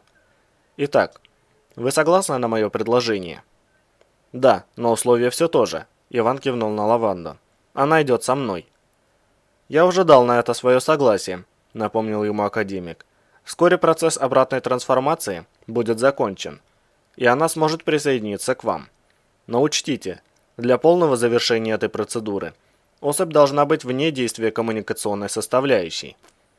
«Учту», – пообещал Березов. «Но вы сказали, что обратная трансформация требует времени. А мы мило беседуем меньше часа. Этого хватит?» «Ваши ощущения субъективны». В голосе сидящего вновь зазвучали нотки снисходительности. «Я начал обратный процесс, как только расчеты показали целесообразность удовлетворить высказанные вами требования. Чтобы не заставлять вас ждать, я изменил скорость течения времени в нашем с вами слое пространства». «Нельзя ли попонятнее?» – поморщился Иван. «Я вообще-то выбирал тип общения номер 2. «Как угодно», – с легким высокомерием кивнул академик. «Наш с вами разговор длится 2 суток. Достаточно понятно?» «Вы можете управлять временем?» – недоверчиво нахмурился Березов. «Как же тогда вы умудрились проворонить коллапс своей галактики?» «Подробности катастрофы лежат вне пределов моей функции». Сидящий в кресле пожал плечами, с таким видом, будто от геолога потребовали отчет по устройству протонной пушки. Информация об этом сохранилась в самых общих чертах. Я не могу сказать точно, до какой именно степени возможно влиять на функцию времени. Но сразу хочу предупредить, мы здесь не имеем таких технологий, для их воссоздания требуется очень высокий уровень самосовершенствования. Возможностью ускорять и замедлять функцию времени оборудован аварийно-спасательный отсек. Я могу лишь использовать это устройство. Как бы то ни было, скоро затребованная вами особь будет достаточно автономна. А когда она станет автономной полностью? Иван с подозрением посмотрел на академика. После того, как мы разыщем маяк, она часом не рванет обратно к вам? В тот дырявый камень общежития для зомби. Она постоянно будет ощущать подобные желания, подтвердил его опасения сидящий в кресле. И в конечном итоге вновь встроится в пси-поле, если не принять определенных действий. Это моя страховка на случай, если вы вдруг передумаете выполнять наш договор. Как только вы доставите мне аварийный маяк, я дам вам средства избавить ее от зависимости. Насколько я понимаю, вы не планируете возвращаться ко мне вместе с ней. Вы правильно понимаете, поморщился Березов. А если средство не поможет? Или я не смогу с ним справиться? Поможет. Академик снисходительно улыбнулся. Использовать его просто даже для столь примитивного вида, как ваш. Оно начинает действовать мгновенно при тактильном контакте. То есть это метаморфит, уточнил Иван. Они тоже выпали из вашего корабля в момент разрушения? Нет. Сидящий бросил на него насмешливый взгляд. Это весьма сложные объекты. Правильнее будет сказать сложнейшие. Я не смогу объяснить вам принципы их существования. Уровень науки полуразумных видов не позволяет осознать законы вселенской материи. Это не укладывается в трехмерность бытия. Скажу лишь, что нам удалось самосовершенствоваться настолько, что мы смогли наладить их синтез, хоть и в ограниченных количествах. «А вы попытайтесь», – съехидничал Березов, – «примените величие разума. Неужели высокоразвитому существу так сложно объяснить пещерному человеку, что такое паровой молот, не вдаваясь при этом в его чертежи и устройства? Вы полагаете, что смогли бы объяснить муравью, почему он не должен таскать крупинки сахара из вашей сахарницы?» – безнадежно вздохнул академик. «Что ж, я нерационально потрачу несколько минут, дабы удовлетворить ваше первобытное любопытство. Но учтите, невозможно понять программу 10 класса, если вы до сих пор не освоили программы 3-го. Считайте это не объяснением, а поощрением», – облегчил его страдания Иван. «Представьте, что учите медведя кататься на мотоцикле, и дайте ему за это лакомство. Медведю ведь не важно, как вы его испекли, лишь бы было вкусно. Ваши доводы примитивны настолько, что вызывает у меня неприязнь», – отмахнулся сидящий в кресле. «Но я пойду вам навстречу, ожидая адекватного отношения. Итак, ваш мир трехмерен. Я не беру в расчет функцию времени, ибо влиять на нее вы не можете. В вашем случае это не столько измерение, сколько независимая система отсчета. Во Вселенной великое множество измерений, как я уже сказал. В нашем слое их 9, и это не предел. Развиваясь, разумная форма эволюционирует, получая возможность оперировать новыми измерениями и заселять более сложные слои Вселенной, чтобы обеспечить находящимся под нашей ответственностью разумным существам естественные условия для существования. Мы, примитивно выражаясь, наращиваем измерения, находящиеся на этой планете, в зачаточном состоянии. Поймите, я выражаюсь крайне фигурально, чтобы вы смогли понять хоть что-нибудь. В действительности все намного сложнее. Да-да, я понимаю, Березов был сама невинность. Вам сейчас приходится очень нелегко. Продолжайте, уважаемый фрагмент, не стесняйтесь. Академик с подозрением посмотрел на него и продолжил. Для этих целей мы сконструировали реактор, познать который на текущем уровне развития вашего вида невозможно. Похоже, сидящему в кресле доставляло удовольствие лишний раз напомнить Ивану о текущем уровне развития. Запуская реакцию, это устройство развивает нужное измерение и распространяет ставшее полноценными пространство вокруг. Реактор состоит из множества составляющих. Существование некоторых из них вы сумели зафиксировать, но не сумели объяснить, что, впрочем, неудивительно. При этих словах академик слегка усмехнулся. Правда, мнения у вас разделились. Та часть вашего вида, что имела чуть более эволюционировавший разум, назвала их аномалиями. Другая, еще более примитивная, немедленно углядела в них религиозный смысл и прочие происки всевозможных богов и дьяволов. Это типично для полуразумных животных, чья эволюция еще не преодолела стадию религий. Однако вернемся к нашим баранам. Он хихикнул с намеком, поглядывая на Ивана. Элементы реактора сверхсложны. Они существуют в разных измерениях. Какие-то в большем их количестве, какие-то в меньшем. Самые простые из них – одно-, двух- и трехмерные, вы можете видеть. Ну или те из вас, чей мозг оказался чуть более развит. Это не важно, счет идет на сотые доли процента. По крайней мере, одномерный элемент, прозванный вами паутиной, при определенных обстоятельствах могут видеть все.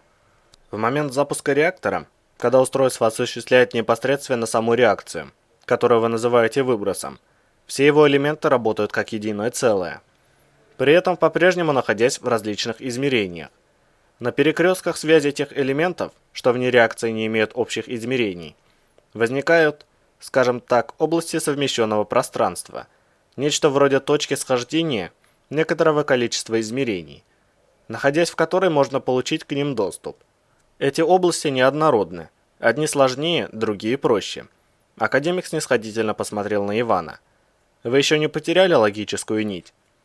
Я цепляюсь за нее изо всех сил. Березов сделал страдающее от мучений лицо. Эти совмещенные области, их можно заметить невооруженным взглядом? Можно. Взгляд фрагмента и снисходительного стал насмешливым. Одну из них в настоящее время вы сжимаете в кулаке. Кстати, весьма многомерная область. Где вы ее отыскали? Энергетических связей подобной мощности нет вне красной зоны. Случайно получилось, уклончиво ответил Иван. Подарил один хороший человек. Он не сказал, откуда она у него. Вероятно, добыл у кого-нибудь из трансформантов, заключил сидящий. Вне красной зоны они действуют автономно. И это не всегда получается у них рационально. Но мы постоянно совершенствуем программу. Вы хотите сказать, что сами производите метаморфиты и разбрасываете их по зонам? Хмыкнул Березов. Это что, такая мера для привлечения людей? Вроде того огня для бабочек. Не разбрасываем, а собираем, поправил его академик. Посредством трансформантов. Реактор занимает огромную площадь. Как еще нам транспортировать синтезированные объекты? Наши возможности ограничены. Потому мы и отправили за ними трансформантов. И нездоровый интерес ваших соплеменников нам совершенно не нужен. Наоборот, отряды трансформантов имеют четкую установку – вытеснять аборигенов из мест возможного синтеза. В смысле возможного? Иван наморщил лоб. Вы сами точно не знаете, где шлепнется то, что вы наваяли? Разумеется, знаем, недовольно заявил сидящий в кресле. По завершении глобальной реакции трансформаторы немедленно отправляются в целевую точку. Но помимо преднамеренного синтеза, есть еще и неизбежный. Я же только что объяснял. Он посмотрел на Березова, как на малолетнего идиота. Это сложно предсказуемо. Наши функции изначально не предназначались для подобных действий. Поэтому приходится отправлять на поиски отряды трансформантов. А всевозможные сталкеры, случайно проходившие мимо, уводят метаморфита у ваших зомби из-под носа, подытожил Иван. Скажите, уважаемый фрагмент, а то самое средство, которое позволит ей, он кивнул на Лаванту, стать нормальной, за ним тоже еще надо кого-то посылать. Можете не волноваться, его никто не украдет, если вы об этом, высокомерно заявил академик. Оно синтезировано заранее и находится в нашем распоряжении. Вы получите его, как только доставите мне аварийный маяк. Дальнейшие ваши действия будут предельно просты. Обеспечьте средству тактильный контакт с грудной клеткой нужной вам особи, и оно само распределится по поверхности кожи. Как я уже сказал, действует мгновенно, но полностью зависимость пройдет спустя 2 дня. Все, что вам нужно, просто держать особь вне границ ареала. После этого средство можно будет снять. Вы даже сможете при желании обменять его у представителей власти на материальные средства. Значит, живая вода все-таки существует, буркнул Иван. Да, раз об этом лучше не знать. Не то парнишка точно перестанет есть и спать и уйдет жить в желтую зону вместе с осьминогами. А что будет с ареалом после вашего ухода? Мы запустим реактор в режиме обратной последовательности, сказал академик. Как быстро, уточнил Березов. Ареал развивается почти 20 лет. Сколько времени потребуется, чтобы восстановить все до нормального состояния? Как у вас говорят, ломать не строить, поморщился сидящий в кресле. Все произведенные изменения будут отменены в течение 2 лет, включая мутации живых форм. А ваши зомби тоже вновь станут людьми и вернутся по домам? Этот вопрос интересовал Ивана более остальных. Нет, равнодушно ответил сидящий в кресле. Мозг, способный развить зачатки разума и даже полуразума, есть уникальное творение Вселенной. Наши функции слишком ограничены. Мы не сможем обратить трансформацию тех, у кого изменилась сама структура физических полей мозговой ткани. Они останутся прежними, но без коммуникационной составляющей потеряют возможность организованного сопротивления. Вы сможете быстро их уничтожить. Действительно, Березов брезгливо посмотрел на академика. Зачем лечить больных муравьев, если проще их затоптать? Муравейник большой, наплодит новых. Он лишь покачал головой и ткнул рукой в Ферзя. После какого времени трансформация мозга необратима? Когда он окончательно превратится в овощ? Спустя 63 часа после интеграции в коммуникационные составляющие, ответил сидящий в кресле. Не волнуйтесь, я принял меры, и у вас будет достаточно времени для того, чтобы либо достать маяк, либо убедиться в том, что это вам не по силам. Кстати, а если у меня не получится? Подхватил Березов. Допустим, меня убьет охрана или еще что. Как тогда Лаванда избавится от зависимости? Никак. Взгляд академика стал жестким.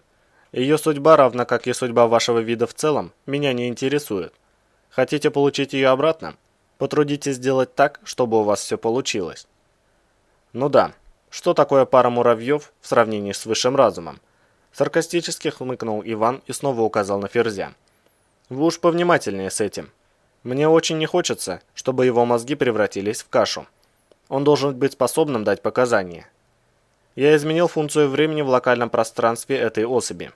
Это замедлит интеграцию, так что если поторопитесь, то успеете получить его до того момента, когда трансформация станет необратимой. Хотя, академик скептически пошевелил рукой, для вашего же блага оставить эту особь здесь и забрать только рюкзак с документацией. Это еще почему? Нахмурился Иван. С ним что-то не так? Как принято у вас говорить, он слишком много знает. Пожал плечами сидящий. Похоже, настоящий академик Лаврентьев любил этот жест, раз фрагмент под программу унаследовал его в столь естественном виде. Его руководители занимаются преступной деятельностью в масштабах вашей страны. Математический анализ показывает, что они не заинтересованы в придании своих действий огласке. Это приведет их к краху. Наиболее вероятным представляется вариант, согласно которому заинтересованные представители власти предпримут все меры, чтобы уничтожить свидетелей и вас вместе с ним в качестве гарантии. «Приятная новость», — хмыкнул Березов. «Вы можете более точно сказать, о чьих и каких именно преступлениях он знает? Мне не помешает понимать, с чем я столкнусь». «Пожалуйста», — согласился академик. «Вам знакомы особи, руководящие организацией под названием РАО «Ареал»? По фамилиям Лозинский, Линдер, Зильберман, Белов, Шумелкина». «Я знаю, кто они», – кивнул Иван. «Данные особи, вместе с рядом подчиненных, в числе которых уже известный вам Прокопенко, присваивают себе материальные средства, выделяемые государством на осуществление РАО «Ареал» своей функции», – безразличным тоном сообщил сидящий. «Это хищение в больших масштабах, если рассматривать рамки вашего государства. Впрочем», – добавил он будничным тоном, – «это характерно для социальных объединений всех полуразумных видов. Вам говорит о чем-нибудь название Extra Oil? Это крупная международная фирма. Иван вспомнил информацию, которую читал по механизмам реализации нефти тип X на рынке.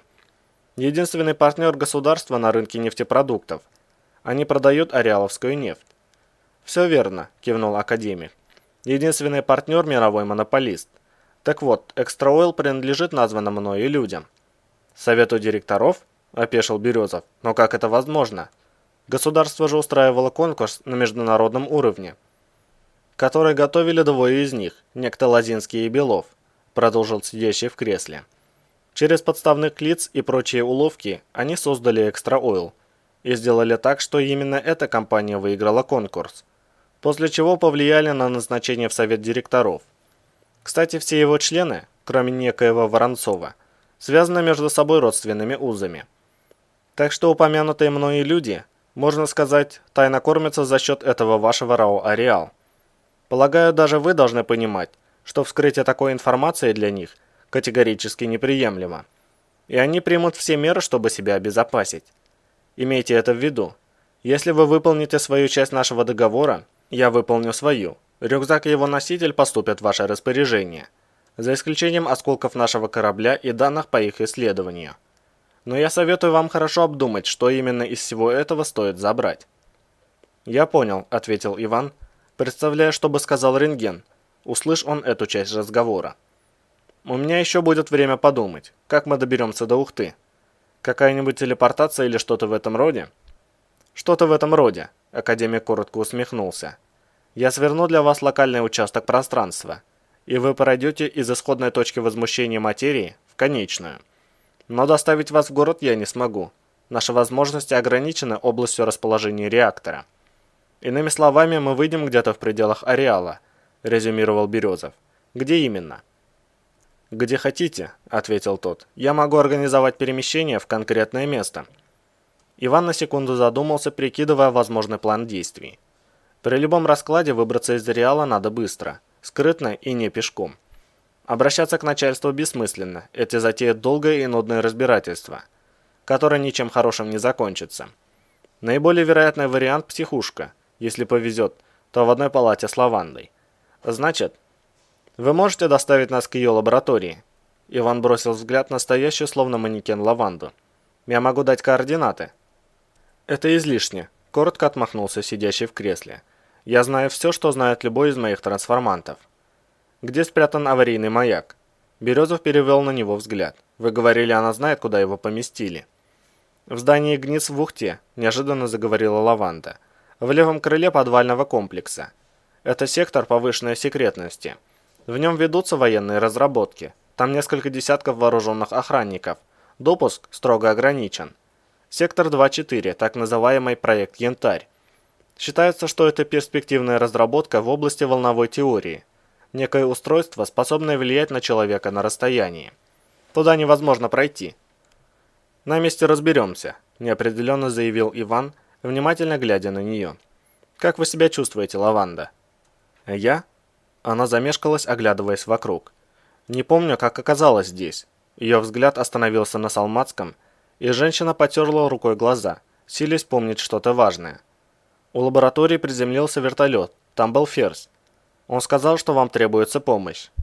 Не помню. Надо было лететь в желтую зону, вызволять вас из берлоги осьминогов. И он сделал мне укол, говорил, что специальный антидот, секретная разработка. Лаванда вновь замолчала, наморщив лоб. И Березов понял, что только сейчас обратил внимание, как она помолодела. Теперь ей на вид не больше 25.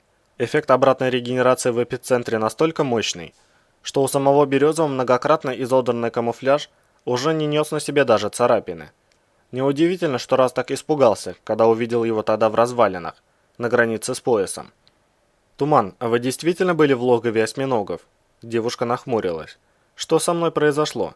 Я ничего не помню, словно проспала неделю подряд. Мне приснилось, что вы пропали во время выброса». Она виновато посмотрела на него. «И еще столько всякой гадости. Вы уж извините меня. А где это мы?» «По дороге объясню», — ответил Иван. «Сейчас нам пора возвращаться в вашу лабораторию».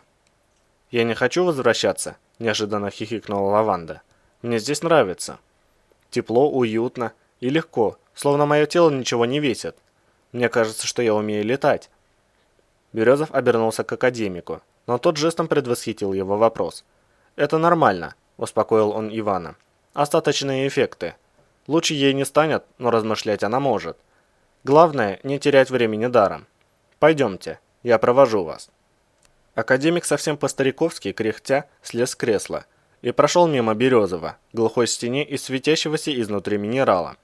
При его приближении часть стены растворилась, образовывая довольно широкий проход. Фрагмент под программу указал рукой на выход. «Прошу вас», — приглашающе произнес он и посмотрел на Ферзя. «А эта особь пока останется здесь. Можно я тоже останусь?» Лаванда умоляюще переводила взгляд с Лаврентьева на Березова. «Я подожду вас тут. Быть может, что-нибудь вспомню». «Не получится». Иван отрицательно покачал головой. «Здесь можно находиться, только имея при себе изделие проекта «Янтарь». Без него нас отсюда выгонят. Ладно, я иду за ним». «Тогда я с вами», — встрепенулась девушка и, пошатываясь, заторопилась к нему. «Я же знаю, где он находится. Проект курирует академик Морозов. Я попрошу его выдать нам пропуск. Станислав Викторович мне не откажет». Она ухватилась за плечо капитана, пытаясь удержать равновесие, и продолжила бубнить себе под нос что-то насчет своей самой первой кандидатской диссертации. Березов, поддерживая ее за локоть, вышел в образовавшееся отверстие вслед за фрагментом подпрограммы. Тот повел их к выходу из пещеры, утопающей в красном сумраке. «Сколько времени у меня есть?» – спросил Иван, чтобы получить их обоих с неповрежденными мозгами. 14 часов», – ответил тот, не оборачиваясь. Математический анализ показывает, что этого времени более чем достаточно. За этот срок вы либо преуспеете, либо потерпите неудачу. В последнем случае, все, что вы расскажете представителям власти, будет квалифицировано как тяжелое психическое расстройство, вызванное контактом с красной зоной. Таких случаев у вашей медицины было предостаточно. И эта особь, он кивнул на бормочущую лаванду, будет лучшим тому подтверждением. Учитывая вашу специальность, полагаю, мне не стоит объяснять, что мы не заинтересованы в распространении информации о себе. Иван не ответил, молча двигаясь следом за академиком. Похоже, эти фрагменты не особенно рассчитывают на его успех. Они лишь рационально не упускают такой возможности. Что-то вроде того, как рентген легко согласился отпустить его, следом за Ферзем и Лавандой. А что, пусть идет. Вернется – отлично. А нет – тоже вариант. Как известно, нет человека, нет и проблемы. Не придется возиться с множеством вопросов. К тому же на мертвых можно повесить многое. Они все стерпят. Хотя именно к рентгену он, пожалуй, несправедлив. Контрразведчик отнесся к нему с пониманием. Там, на базе спецотряда. Иначе вместо задержания Ферзя состоялось бы задержание самого Березова. А вот фрагменту, да уж точно плевать. Если не удастся заполучить аварийный маяк, он просто продолжит загаживать землю своим ареалом в ожидании следующего удобного случая. Расширение приусадебного участка за счет отодвигания муравейника куда подальше. Хотелось бы отдать ему тот долбанный маяк, пусть выметаются восвояси, уродцы девятимерные, и заберут с собой свои лишние измерения. Однако над этой операцией придется поломать голову. Березов мысленно хмыкнул. И не столько над ней, сколько над тем, что будет после. Ведь если он сумеет доставить янтарь фрагменту, потом настанет время возвращаться назад. И есть подозрение, что его возвращение с нетерпением будет ожидать множество людей, мучающихся множеством вопросов. Ладно, об этом он поразмыслит позже, после того, как выцарапает Лаванду из этого чертова псиполя. Они приблизились к выходу из тоннеля, и запирающая его зыбь отползла в сторону, открывая путь. Академик пыхтя принялся вылезать из кратера, и Березов последовал за ним. Выбравшись на землю, он подал руку Лаванде и вытащил ее на поверхность. «А вам сюда». Фрагмент подпрограммы указал рукой на зыбь. Та немедленно двинулась к ним, и Иван рефлекторно отшагнул назад. Лаванда попятилась к нему, опасливо косясь на приближающиеся аномалии. «Это зыбь», – неуверенно произнесла она. «Туда идти нельзя». «Не волнуйтесь», – успокоил их академик. «Исходная точка свертывания пространства сейчас будет готова». Зыбь подползла к ним на расстояние в пару метров и остановилась. Вблизи она оказалась еще крупнее, чем представлялось раньше.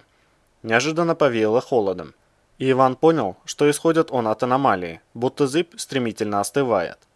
От ее холодного марева в горячем воздухе замерцали тонкие струйки белого пара, и мглисто-серая тень, какой показала зыбь Ариадна, вдруг сменилась на бледно-розовую подсветку.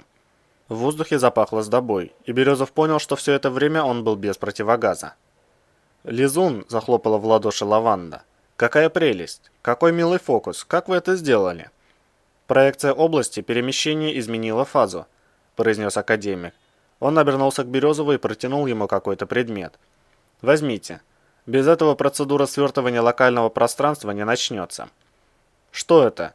Иван рассматривал лежащий у себя на ладони кусок полупрозрачного минерала, чем-то напоминающий оплавленный обломок сталактита. «Назовем это ключом», – заулыбался фрагмент. «Можете положить его в карман. Имея это устройство, вы пронзите пространство, свернутое в этой проекции». Он указал на лизуна. «Пройдете насквозь и окажетесь у нужной вам лаборатории. Система работает в обе стороны. Я буду держать ее активной 14 часов. Дальше нет смысла». «Я помню». Березов сунул ключ в карман и обернулся к Лаванде. «Нам пора». «Давайте побудем здесь еще немного».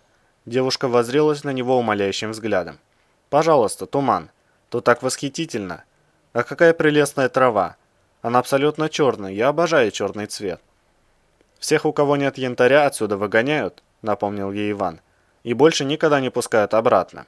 Лично я очень хочу остаться здесь навсегда, и потому сейчас же отправляюсь в Гниц». «Я тоже». Лаванда решительно двинулась к аномалии.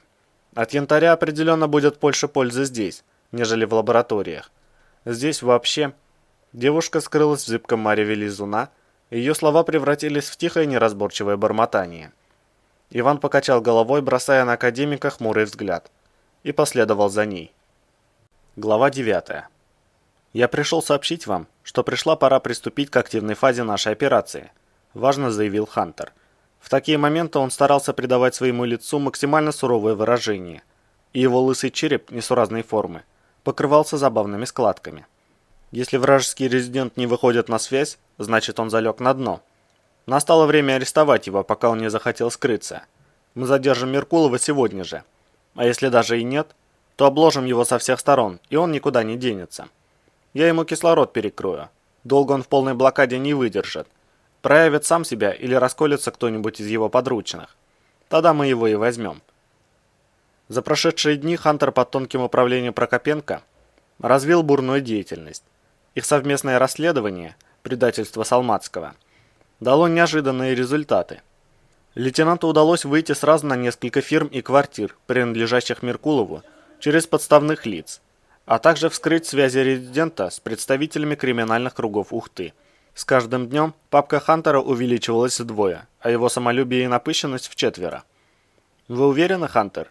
Чиновник обеспокоенно посмотрел на вальяжно развалившегося в кресле лейтенанта. Тот своей позой явно подражал премьер-министру.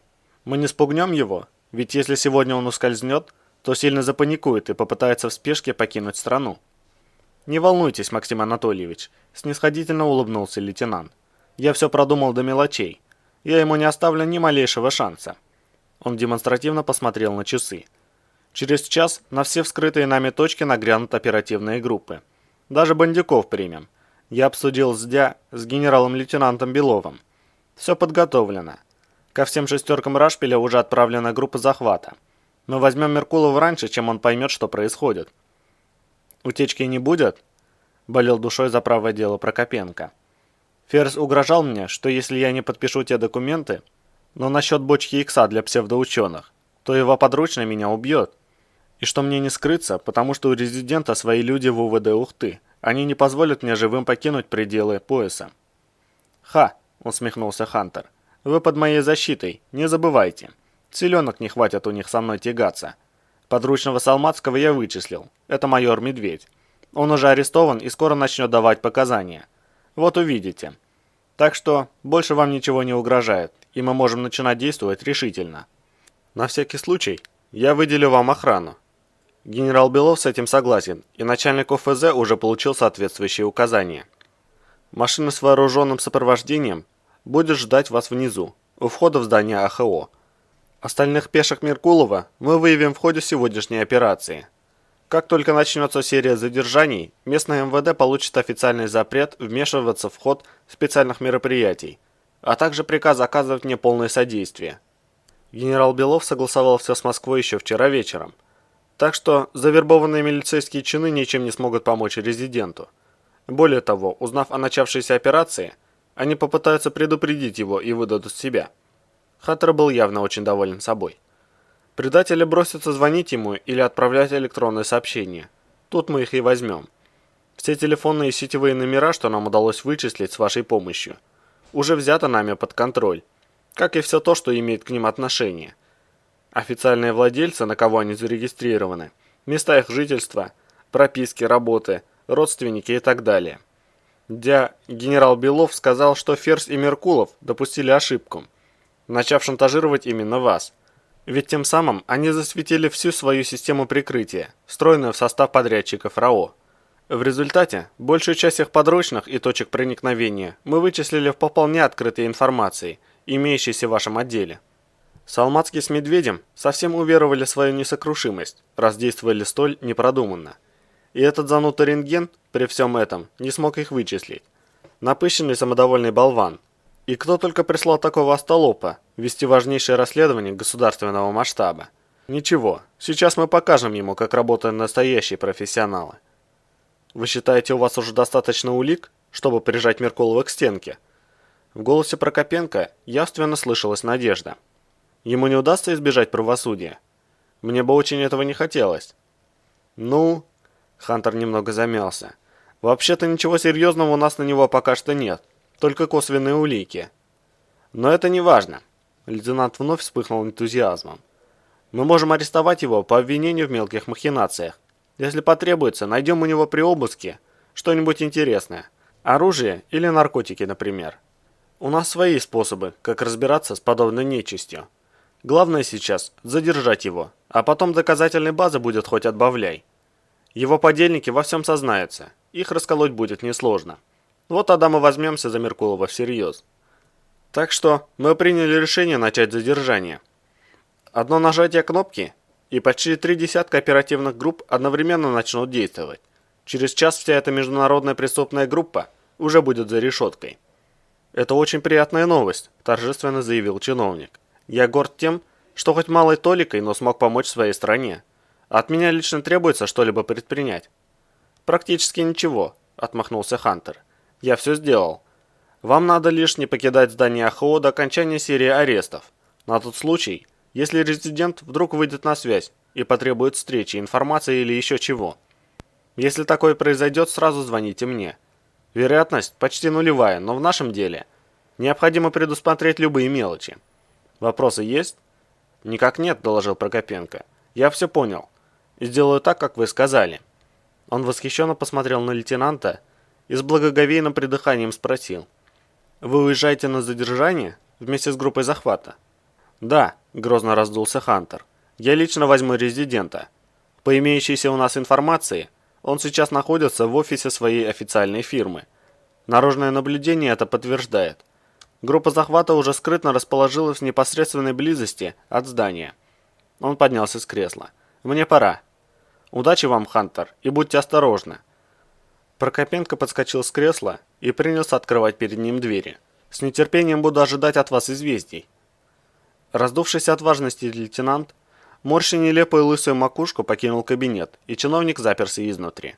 Он торопливо подошел к стоящему у письменного стола портфелю и достал из него дешевый мобильный телефон. Убедившись, что находится в мертвой зоне камеры видеонаблюдения, Прокопенко нажал кнопку включения и спешно принялся вводить пин-код и код защиты. «Надо же было так расслабиться», – недовольно подумал он.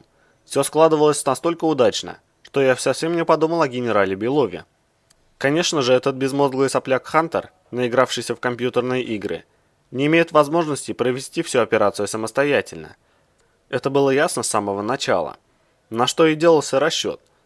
Итак, племянничек пошел к дяде за силовой поддержкой. Но Белов взял операцию полностью в свои руки, и его хватка почувствовалась мгновенно. Он, Прокопенко, едва не подпилил сук, на котором сидел. Стоило сразу предугадать, что у сопляка отберут весь пирог и оставят лишь щепотку сладких крошек. Это же элементарно. Но ничего, в результате все вышло даже на пользу. Нужно только слегка подтолкнуть Меркулова в нужную сторону. А дальше его сорвет течением. И ничего резидент уже не изменит, слишком быстро развиваются события. На дисплее мобильного засветилась пиктограмма найденной сети. И чиновник принялся нажимать кнопки и набирать текст СМС. Только сегодня, в связи с поступлением новой коллекции, ликвидация склада, грандиозные скидки. Согласно указаниям Меркулова, эту кодовую фразу он должен отправить в случае провала, если за резидентом начнется повсеместная охота. Уточнение только сегодня означало, что группа захвата уже стучится к нему в двери. Немного подумав, Прокопенко быстро добавил: «В наличии все размеры», что означало «я вне подозрений». Это уточнение он предназначал уже не Меркулову, а его хозяевам, которые будут организовывать резиденту замену. Быстро поставив подпись магазина, чиновник отправил сообщение и замер, не сводя взгляда с дисплея, в ожидании отчета о доставке. Телефон коротко пискнул, информируя о том, что СМС дошла до адресата, и Прокопенко выключил аппарат. Вот и все. Дело сделано. Удовлетворенно отметил он, разбирая телефон. Меркулов скользкий тип, и доморощенным Пинкертоном не по зубам. Он выскользнет из их ловушки, в этом можно было не сомневаться. У резидента все предусмотрено. У него мозг как компьютер. И уж если Меркулов даже самую мелкую работу, встречу перед носом у ФСБ, обставлял так, что комар носа не подточит, то пути собственного спасения он точно подготовил заранее. От людей Белова он уйдет, но дальнейшего выбора Прокопенко ему не оставил. Резидент провален, и ему не остается ничего более, как позаботиться о бегстве страны. И это очень хорошо, и как нельзя вовремя. Ибо Прокопенко спинным мозгом чувствовал, как на горле с каждым днем все сильнее сжимается холодная рука рентгена. Теперь же можно праздновать победу. Ферзя нет, лаборатории нет, улик нет, Меркулов исчезает. Гора с плеч. Больше бояться нечего. К тому моменту, как из-за океана пришлет нового Джейсона Борна и предложение восстановить партнерские связи, здесь уже все уляжется. Догадываться рентген может о чем угодно, но доказать ничего не сможет. А без доказательств Лозинский его в обиду не даст. Прокопенко извлек сим-карту и сломал ее пополам, после чего положил телефон в портфель и вышел в туалет. Там он смыл обломки в унитаз и, убедившись в успехе, вернулся в кабинет. Сам телефонный аппарат он выбросил вечером. Здесь этого делать ни в коем случае нельзя. Служба безопасности проверяет весь мусор, генерируемый городком РАО, ежедневно многими тоннами. И выброшенный телефон мгновенно вызовет у них подозрения. Динамик ноутбука коротко звякнул, и Меркулов посмотрел на экран. Сигнал пришел от сторожевой программы. Одна из скрытых камер заметила что-то подозрительное. Резидент щелкнул пальцем по сенсорному экрану и открыл соответствующее окно. Занятно, однако. Тщательно замаскированная камера в одном из прилегающих к офисному зданию дворов показывала автобус с тонированными стеклами и пару автомобилей. Из автомобилей вышло несколько человек в штатском, один из которых подошел к автобусу и заговорил с кем-то невидимым через открытую дверь. Тот, кто находился внутри автобуса, выходить из него явно не торопился. Меркулов постучал пальцами по экрану, вызывая другие окна. Так и есть. С другой стороны здания, в переулке, стоял еще один автобус, очень похожий на первый. И рядом с ним тоже находились легковые авто с людьми в штатском. И из автобуса тоже никто выходить не хотел. Резидент усмехнулся. Что ж, вполне естественное желание. Зачем пугать обывателей грозной формой, черными масками и бряцанием оружия? Он быстро проверил остальные камеры. Вокруг офисного здания больше не было мест, где можно было бы до поры до времени спрятать группу захвата. Но в двух проходах между соседними домами мило покуривали крепкие люди в штатском. Итак, его собрались арестовывать. Значит, Прокопенко все-таки решился. Интересно, в том, что это его дело рук, сомневаться не приходилось. Так грубо мог сработать только тот мальчишка, лейтенант Левин, племянник генерала-полковника Белова. Профессионалы высокого уровня столь нелепо не работают. Значит, рентген к этому делу отношения не имеет. А это, в свою очередь, значит, что у русских на Меркулова по-прежнему ничего нет. Скорее всего, ему попробуют вменить какую-нибудь мелочь, в надежде на то, что по ходу дела из кого-нибудь выжмут нужные показания. Дилетанты. Резидент весело хихикнул. Где то зловещее КГБ, перед которым дрожал весь демократический мир? Да, ничто не вечно в этом мире, кроме денег, и алчных ничтожеств, готовых ради них абсолютно на все. Придется немного расстроить Прокопенко и перейти на нелегальное положение. Покидать эту дикую страну время еще не пришло, хотя теперь это неизбежно. Меркулов с ироничной усмешкой отключил ноутбук и засунул его во внутренний карман пиджака. Максим Анатольевич оказался еще большим трусом, чем от него ожидалось, раз решился на такую рискованную комбинацию с привлечением в игру посторонних фигур. Видимо, рентгена он боится больше, чем Меркулова, раз всерьез считает, что все его проблемы закончатся вместе с обменом старого резидента на нового. Не совсем так, уважаемый. Есть еще такое понятие, как ненадежность. Меркулов подошел к одежному шкафу и извлек оттуда вешалку-чехол для делового костюма. Он расстегнул молнию чехла и достал оттуда пиджак, под которым обнаружилась явно не деловая одежда и картонная коробка в пластиковом пакете. Резидент быстрыми уверенными движениями принялся надевать поверх костюма маскировочный наряд. Местная ФСБ совсем перестала заботиться о кадрах, если его решили арестовывать в официальном офисе. Общественное здание, куча разных фирм, вокруг полно народу. Да и нужно быть полным идиотом, чтобы считать, будто он хранит здесь что-то, не имеющее отношения к официальной легенде. Резидент поправил накладное лицо из тонкого силикона и пригладил руками густой парик. Потом застегнул перламутровую пуговицу на старой вязаной кофте, достал из шкафа ободранную трость и придирчиво осмотрел себя в зеркало. Оттуда на него недовольным взглядом смотрела сгорбленная толстая старуха, лет 70, одного взгляда на которую было достаточно, чтобы понять, бабка вредная, скандальная и только и ждет повода для склоки. Старуха взяла в руки пульт от небольшого телевизора и ловко нажала комбинацию кнопок. Телетекст показал начало отсчета. 59 секунд до выключения. Меркулов аккуратно положил пульт на место и вернулся к шкафу. Через 57 секунд телевизор попробует выключиться, но вместо этого, по ужасному стечению обстоятельств, произойдет мощное короткое замыкание. Во всем здании вырубится электричество. В кабинете начнется пожар, в котором мало что уцелеет. Современные отделочные материалы, такие горючие, это просто ужас какой-то. Резидент уперся в шкаф руками, и тот откатился, поскрипывая колесиками. За ним обнаружилась пыльная стена. Меркулов поводил по ней рукой, нащупывая нужное место, и, проткнув пальцем дырку в обоях, оторвал небольшой кусок. Он открыл небольшую фанерную дверцу, за которой оказалась еще одна. Резидент с силой надавил на нее ногой и вытолкнул наружу.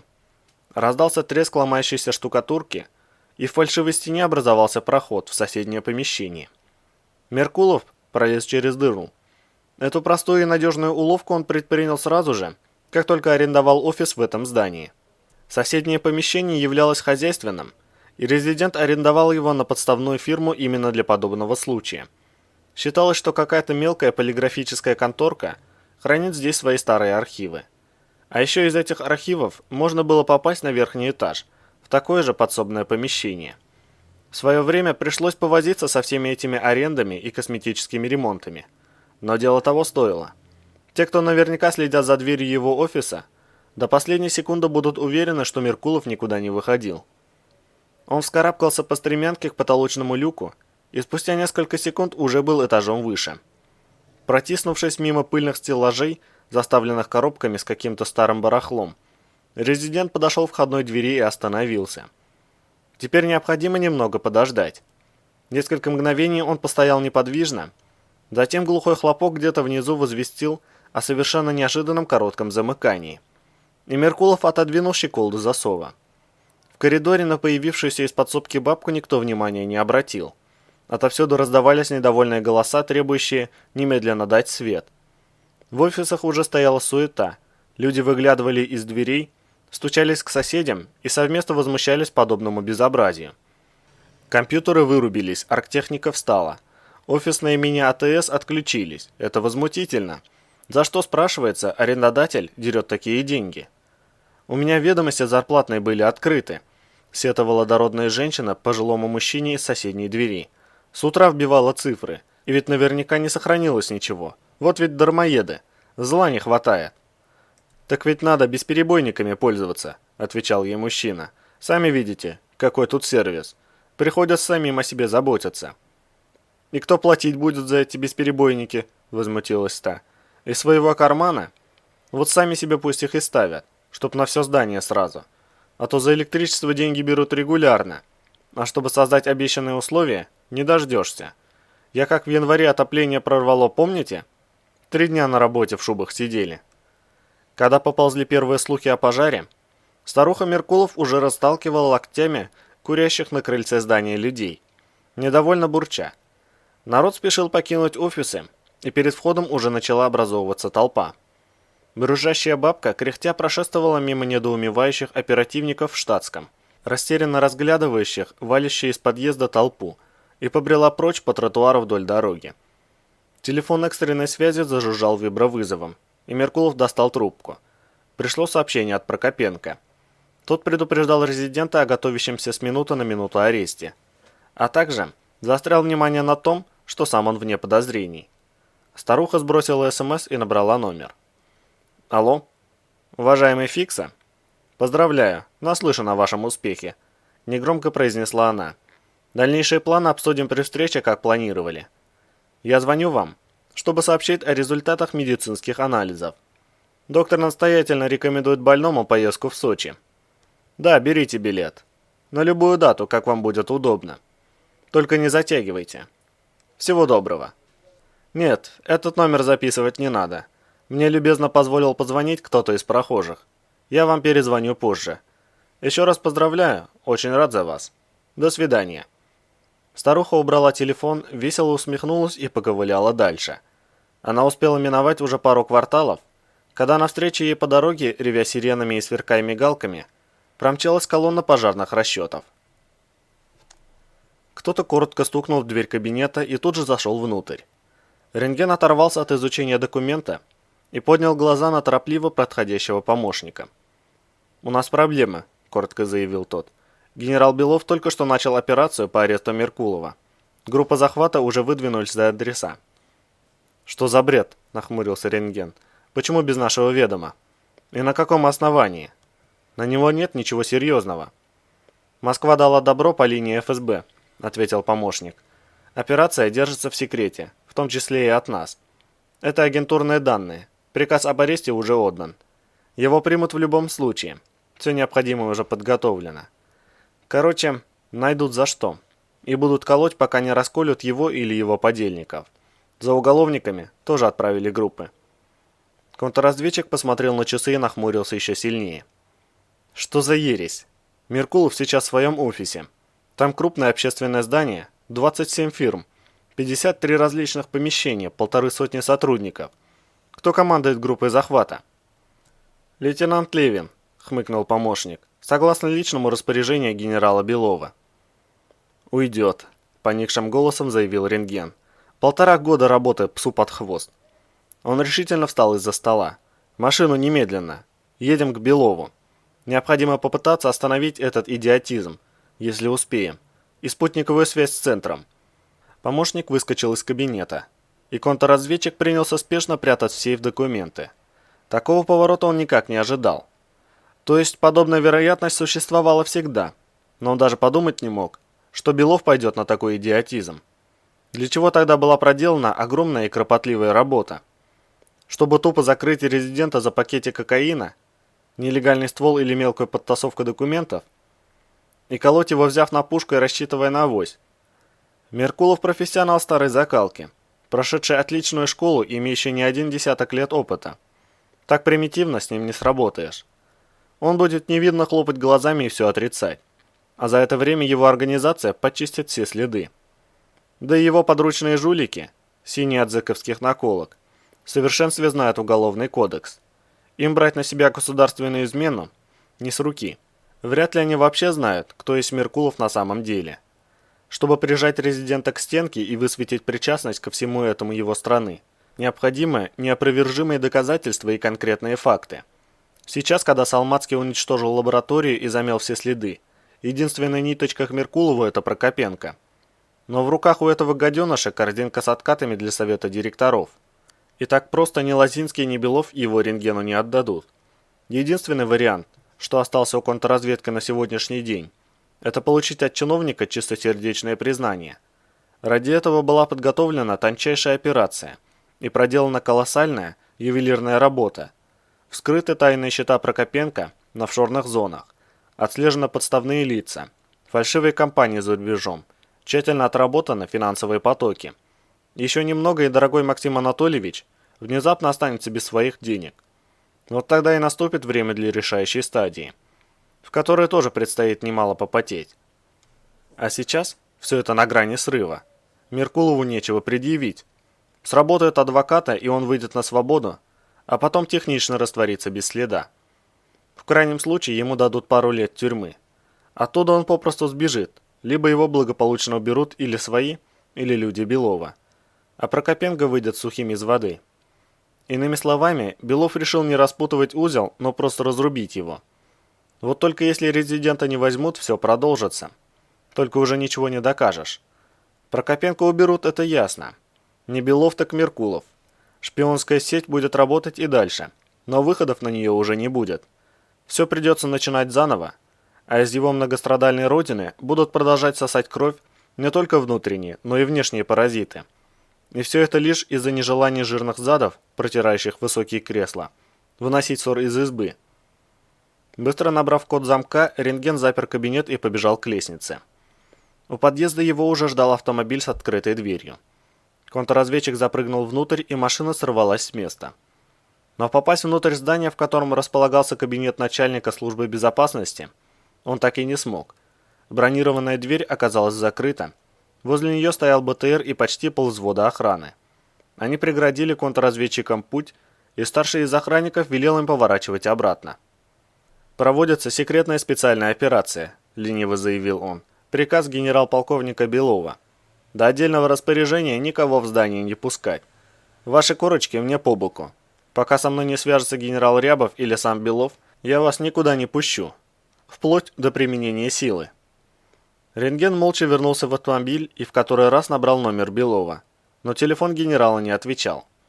Не брали трубки и Рябов с замом. Неудивительно, они наверняка заранее планировали провести все так, чтобы контрразведка осталась у разбитого корыта. Тратить время впустую не имело смысла. «К офису Меркулова», – велел помощнику рентген. «Попробуем перехватить группу захвата. У этого дебильного черного плаща есть прямая связь с Беловым. Попытаемся воспользоваться ею».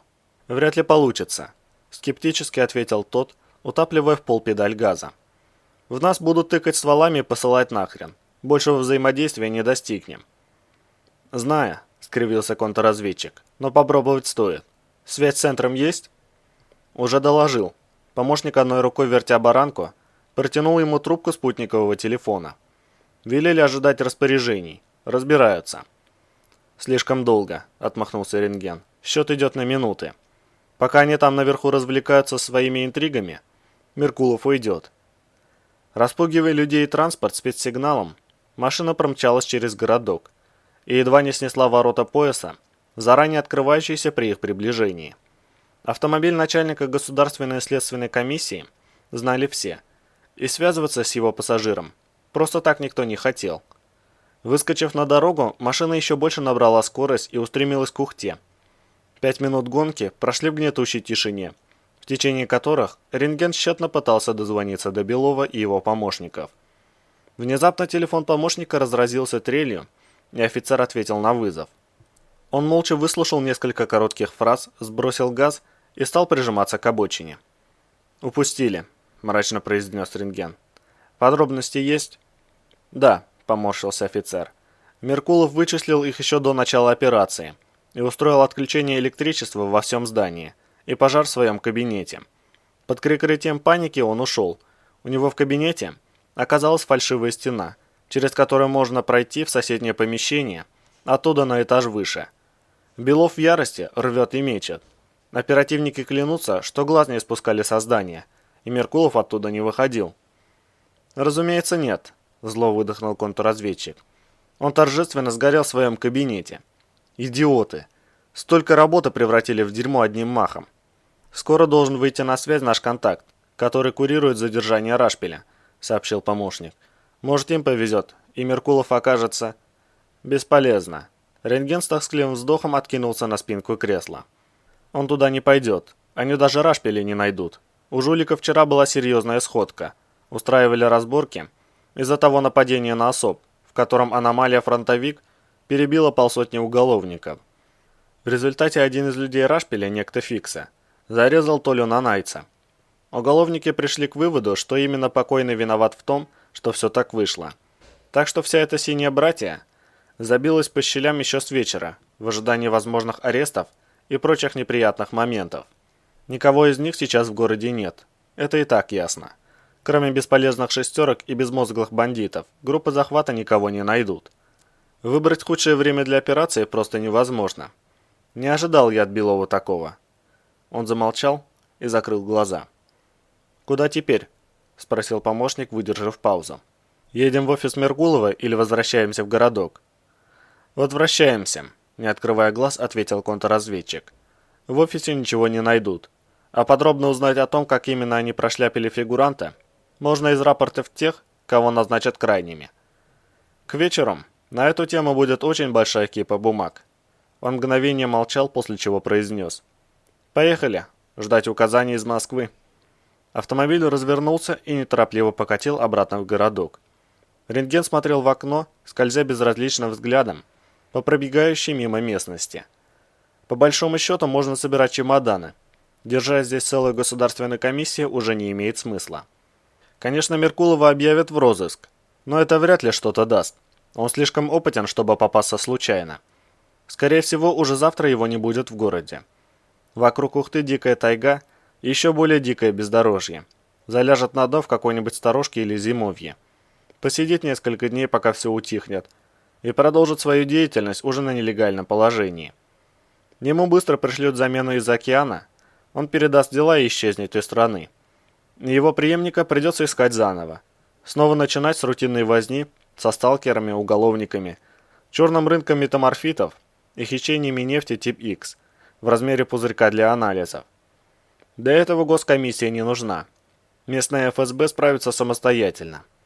Интересно, кто первый уберет Прокопенко? Белов или Меркулов? В том, что всю эту возню, провалившую ход расследования, затеял именно начальник АХО, сомневаться не приходилось. Видимо, он настолько сильно испугался за собственную шкуру, что решил избавиться от Меркулова, как от последнего свидетеля. Что этот слизняк наговорил лейтенанту Левину, можно только догадываться. Наверняка какую-нибудь чушь про независимое расследование, отсутствие доверия, шпионов на каждом углу и так далее.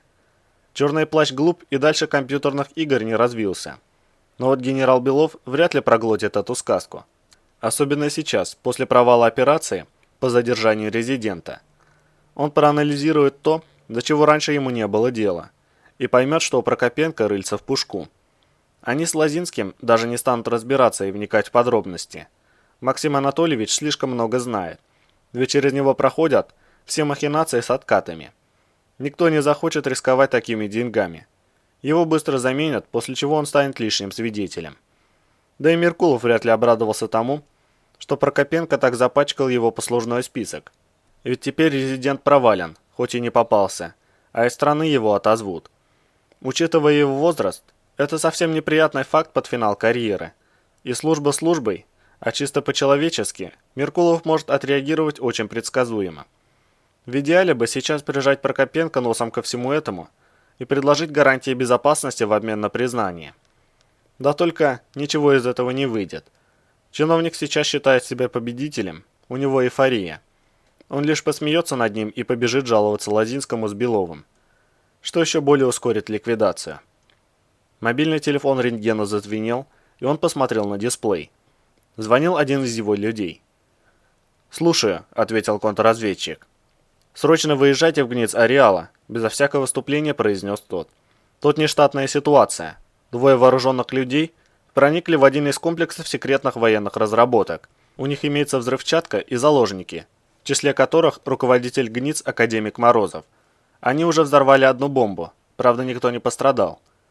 «Это не имеет к нам отношения», — флегматично ответил рентген. «Случившееся в компетенции ФСБ, а конкретно службы безопасности РАО.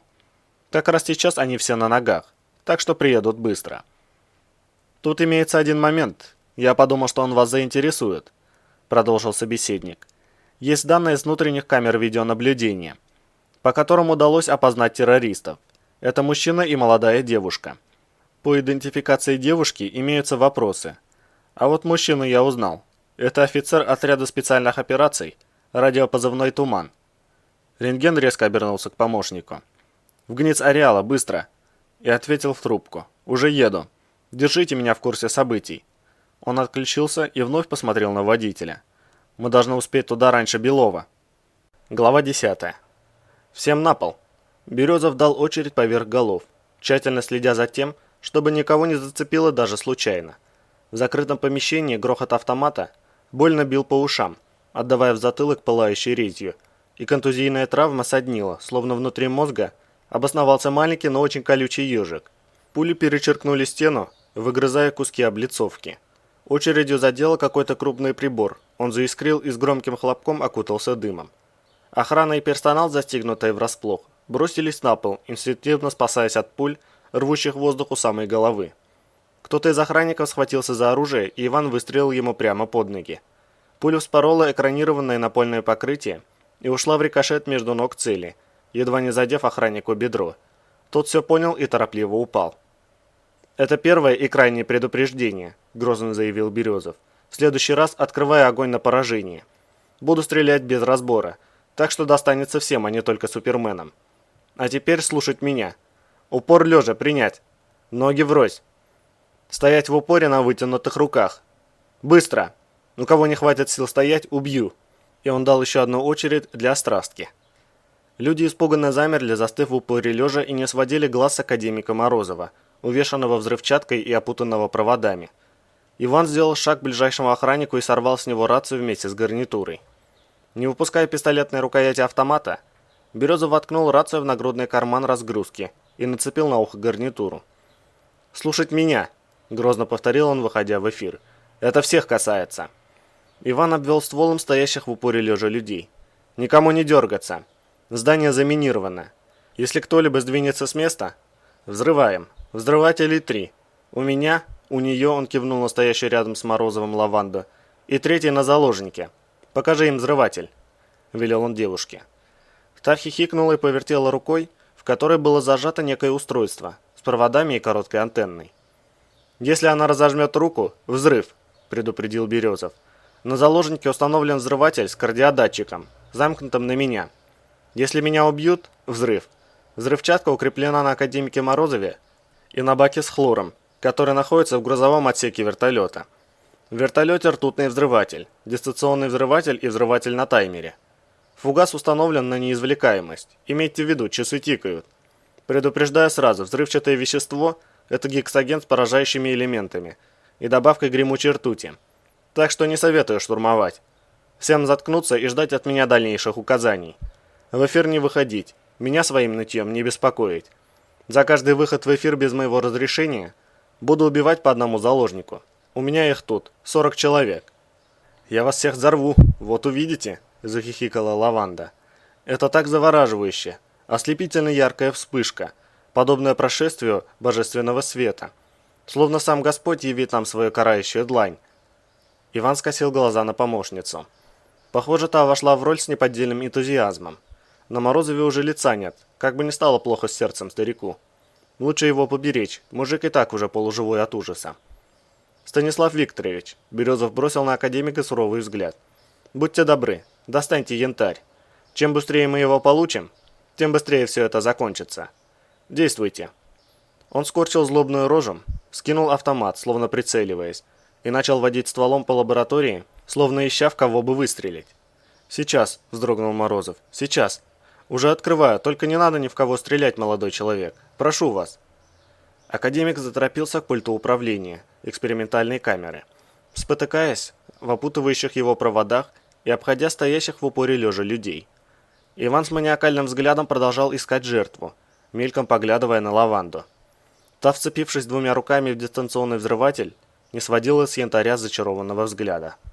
Перемещение к ЛП-32 состоялось именно так, как и обещал фрагмент подпрограммы. Березов с Лавандой вошли в лизуна, за десяток шагов прошли его насквозь и вышли из аномалии в нескольких метрах от входа в лабораторию. Бронированная дверь в здание была распахнута, и перед лизуном уже толпился весь персонал лабы, включая полусонных охранников. Ученые волокли приборные сборки. Кто-то фиксировал какие-то данные, списывая цифры прямо с УИПа. Охрана, поняв, что опасности нет, переминалась неподалеку и обсуждала неожиданное событие. Увидев выходящих из лизуна людей, присутствующие испытали легкий шок. Березов тут же подхватил Лаванду на руки и тихо прошептал: «Подыграйте мне, янтарь нам так просто не отдадут. Придется организовать довольно большой спектакль». И испуганно воскликнул, обращаясь ко всем: «Скорее, она умирает, нужна срочная помощь. Вызывайте медицинскую бригаду. Готовьте реанимационный блок. Быстрее!» Девушка обмякла и хрипло задышала, подергиваясь будто в конвульсиях. Ошарашенный персонал забегал, поднимая суету. И Иван торопливо потащил Лаванду внутрь здания. Кто-то из лаборантов побежал вперед отпирать реанимационную. Охранники замерли в нерешительности, что-то тихо шепча в гарнитуры раций. «Понятно», — определил Березов. «Узнали меня и совещаются, что делать. Интересно, я все еще числюсь в предателях и нахожусь в розыске, или рентген снял с меня обвинение? Раз точной информации нет, то рисковать не стоит». Он вбежал в реанимационную и, укладывая Лаванду на стол, вновь зашептал: «Надо собрать здесь всех и запереть. Играйте больную, я тем временем завлеку сюда людей». Внезапно девушка выгнулась, словно приходя в сознание от боли, и вцепилась в ближайшего из ученых. «Это заражение», — захрипела она. «Инфекционный агент, занесенный из эпицентра. 4-й уровень опасности. Соберите всех, скорее. Срочная вакцинация, антидот из красного списка. Литера гамма-4. Быстрее, пока еще не поздно». 40 секунд», – заорал Березов первое, что пришло в голову. «Все сюда. Раздайте людям антидот. Быстрее. 26-я лаборатория погибла в полном составе. Суета мгновенно сменилась паникой. Люди, не дослушав друг друга, что-то кричали в эфир внутренней связи лаборатории, из-за чего неразбериха лишь усилилась. Кто-то бросился к термошкафам с медикаментами, кто-то пытался надеть на бьющуюся в судорогах лаванду кислородную маску, кто-то пытался выяснить у нее, что именно произошло. Кругом стоял гвалт, в одном углу доставали инъекторы, в другом орали в рацию. Что-то упало и с грохотом разбилось. «Охрана подверглась заражению!» – крикнул Иван, оттаскивая от лаванды ее заместителя. «Скорее, вызывайте сюда всех, иначе медбригада, что прилетит к нам, тоже заразится. Да торопитесь же!» Он сунул ему под нос кулак с повязкой, сквозь грязную рвань которой едва пробивалось тусклое свечение Ариадны, окрашивая мокрую от атмосферы лизуна грязь в маслянистый ядовитый цвет. Глаза ученого расширились, и он сорвался с места. Это не прошло незамеченным, и спустя мгновение вокруг Березова образовался вакуум. Все присутствующие рванули подальше от него и поближе к шкафам с литерными препаратами. «Четвертый гамма, только одна упаковка!» – истерично закричал кто-то. «Без паники!» – орали с другой стороны, до нельзя паническим голосом. «Всем хватит, сохраняйте спокойствие!» У медикаментозных шкафов возникла толкотня. В этот момент в реанимационную стали вбегать толком ничего не понимающие охранники. И давка лишь усилилась. Иван бросился к двери, схватил человека с нашивками начальника смены и заорал. «Скорее, вакцину всем срочно! Заражение 4-й степени! Лаборант умер, 2 в тяжелом состоянии! Почему не объявили тревогу? Люди умирают!» Начальник смены пытался что-то говорить, но он, не слушая, ткнул рукой в размахивающих инъекторами людей. «Я включу тревогу! Все туда! Вакцины слишком мало!» Березов подтолкнул начальника смены в сторону давки, коротким движением ступни подсекая ему пятку. И тот, не удержав равновесия, полетел под ноги толкающимся. Пора было заканчивать этот цирк, пока никто не опомнился. И Иван махнул Лаванде рукой, подавая знак следовать за собой. Девушка подскочила, срывая с себя кислородную маску, и бросилась к выходу, истошно вопя. «Мы все умрем! Это заражение! Не подходите ко мне! Мы все умрем!» Она промчалась мимо Березова, и тот бросился за ней. «Стоять! Держите ее! Она заражена! Не дайте ей вырваться!» По пути он с размаха ударил забинтованной в кулаке Ариадной по укрепленному на стене выключателю биологической тревоги. Взревела сирена, включилось аварийное освещение, и приятный женский голос с томным придыханием сообщил, что в лаборатории объявлена биологическая тревога, и в связи с этим здание будет полностью заблокировано до прибытия спасательных служб. А сзади раздались вопли, возвестившие о начале действительно серьезной паники. «На улицу!» Иван догнал бегущую Лаванду и, схватив за локоть, потащил за собой. «Двери заблокируются через 15 секунд». Они успели к выходу за 12. Березов буквально вытолкнул девушку в закрывающуюся дверь и протиснулся следом. В коридоре гремел топот. Видимо, многие бросились за ними, стремясь покинуть захлопывающуюся западню, но никому не удалось даже добежать до двери. Бронированная плита захлопнулась, отрезая все звуки. И спустя несколько секунд едва слышно завибрировала под ударами рвущихся на свободу людей. Иван хмыкнул. Вот уж кто точно сейчас расстроился больше всех, так это охранник с поста на входе. Это ж надо, какая незадача. Весь день дежурить у дверей и не успеть к выходу. Вот что значит халатное отношение к своим обязанностям. По инструкции ему нельзя покидать пост, но, видимо, жизнь хотелось сильнее, и охранник побежал получить антидот. В результате останется крайним, когда все выяснится. Впрочем, Березов посмотрел на Лаванду и прижал палец к губам. Он жестом предложил ей оставаться на месте и стал осторожно отходить от двери, не сводя взгляда с крыши. Его опасения не подтвердились. Сторожевая вышка также оказалась пуста. Дежуривший на ней охранник тоже побежал за вакциной и теперь уже не сможет вернуться. Что ж, значит, крайних потом будет 2. Иван быстро отыскал на крыше антенну дальней связи. Несколькими прицельными выстрелами вывел ее из строя. А потом вернулся к Лаванде. «Порядок. Осталось дождаться вертолета скорой помощи». «А он точно прилетит?» – нахмурилась та. «Может, нам лучше идти пешком? Встретим поисковую партию и разыграем их так же, как моих коллег». Признаюсь, это было очень забавно. У Владислава Павловича глаза стали размером с блюдца. Она тихонько прыснула. Никогда не видела его таким испуганным. «Мы подшутим и над поисковиками. Заберем у них пару квадроциклов и поедем в Ухту». Девушка внезапно загрустила. «Через 4 часа рабочий день закончится, и Станислав Викторович уедет домой. Придется ждать до завтра, чтобы получить янтарь. Я не хочу ждать так долго. Я хочу вернуться обратно сегодня. Мне здесь не нравится. Иван, я же вам говорила, почему вы не хотите мне помочь? Разве вы сами не чувствуете разницу между поистине волшебно прекрасным миром эпицентра и этой серостью? Чувствую, конечно, успокоил ее Березов. Я очень хочу вам помочь, Маша. И мы туда вернемся еще до вечера. Вот увидите. Надо лишь немного подождать. Вертолет с медицинской бригадой скоро будет. Вы же слышали, как ваш зам вызывал медиков. Но вдруг он уже связался с ними еще раз и сообщил, что это розыгрыш, возразила Лаванда. Вдруг они не прилетят? Прилетят, успокоил ее Иван, принимаясь разматывать с кулака повязку. Мы же подняли биологическую тревогу. Компьютер автоматически подал об этом сигнал в сеть, и теперь оперативный дежурный по делу ЧС должен проверить, ложная это тревога или реальная угроза. Так что сюда все равно придется кого-то посылать. Тем более, что по-другому выяснить это уже не удастся.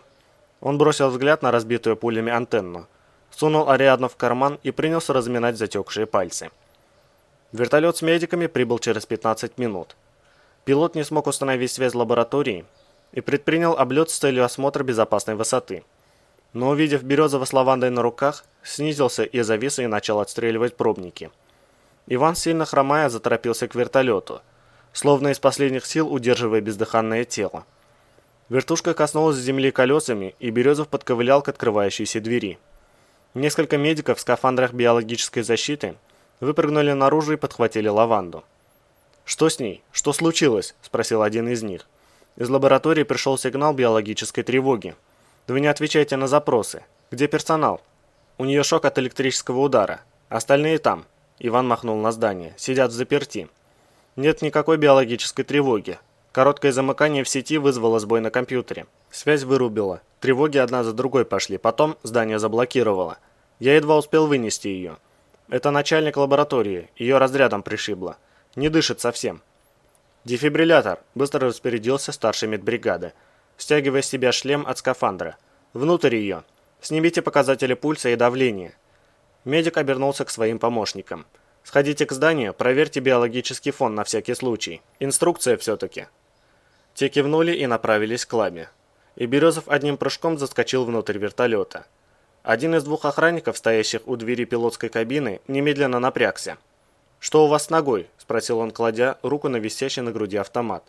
«На гвоздь наступил», – ответил Иван и чуть вытянул ногу, ставя ее на пятку. «Вот смотрите». Взгляд охранника невольно скользнул вниз, а когда поднялся обратно, уперся в смотрящий ему в глаза дуло АПС. «Оружие и разгрузку на пол», – скомандовал Березов и, стремительно поведя стволом в сторону второго охранника, нажал на спуск. Пуля пробила переборку в 2 ладонях от его головы. «И тебя тоже касается». «Все, выметайтесь наружу. Шевелитесь». «Вы чего там творите?» – высунулся из кабины один из пилотов. «Совсем с башкой не дружите. Больше палить негде». Он замолчал, увидев направленный на себя ствол. «И ты тоже». Иван кивнул ему на выход. «Командир экипажа остается. Остальные покидают борт. Либо на своих двоих, либо на носилках похоронной команды. Даю 5 секунд на размышление. Время пошло». Пришедшая в себя Лаванда подхватила брошенный одним из охранников автомат и с кровожадным видом наставила его на замерших людей. «Вон из вертолета», — заявила она. «Кто пошевелится, стреляю». Оставшиеся без оружия и снаряжения охранники, пятящиеся к дверям, в нерешительности остановились. «Так выходить или стоять?» — поинтересовался один из них, поглядывая на Лаванду и слегка поморщившись. Иван проследил взгляд. Автомат в ее руках стоял на предохранителе. «Пожалуй, это скорее хорошо, чем плохо», – подумал он. Потом пошевелил пистолетом и угрожающе зарычал. «Выходить!» Оба охранника бодро спрыгнули на землю. Березов проследил за выскакивающими наружу пилотами и кивнул Лаванде. «Закройте дверь. Знаешь, кто я?» – поинтересовался он у молчащего командира экипажа. Тот хмуро кивнул. «Тем лучше», – оценил Иван, внутренне скривившись. О его предательстве наслышано все РАО. Даже пилоты узнают в лицо негодяя Тумана. Наверняка дошло и до его Альфы. Можно представить, что сейчас думают о нем его друзья и боевые товарищи. Нет, стать зомби и отделаться так легко у Салмацкого не получится. Березов перел взгляд командиру экипажа прямо в глаза. «Объясняю один раз. Вертолет водить я умею. Это усложнит мне задачу, но если придется, то справлюсь и без тебя. Поэтому предлагаю следующее. Ты летишь и после этого уходишь живым, как они». Иван кивнул в сторону блистера, в котором были видны плетущиеся к лаборатории медики. Других вариантов с положительным финалом нет. Вертолетчик поморщился и уселся в пилотское кресло. «И куда?» – спросил он. «Ты же знаешь, что далеко мы не улетим». «Далеко и не надо», – ответил Березов и выстрелил в боковую панель, за которой располагался ареаловский блок радиомаяка. Пилот вздрогнул. «Это чтобы у тебя не было соблазна подать сигнал и умереть не своей смертью. Двигай вухту на максимальной, как и положено скорой помощи. Будут запрашивать, скажешь, что в лаборатории короткое замыкание. Связь вышла из строя. А ты срочно везешь пострадавшего в госпиталь. В городе садись на крышу Гниц. Площадка там есть, ты ее наверняка хорошо знаешь. Действуй, а я послежу за тобой». Расчет оказался точным. Вертолет рванул в госпиталь, и поначалу подозрений ни у кого не возникло. Диспетчеры почувствовали неладное лишь тогда, когда Ми-8, не сбавляя скорости, прошел над посадочной площадкой госпиталя. Пока поднимали в воздух дежурное звено и разбирались, куда же направился внезапно переставший отвечать на запросы вертолет, скорая помощь уже заглушила двигателя на крыше здания исследовательского центра.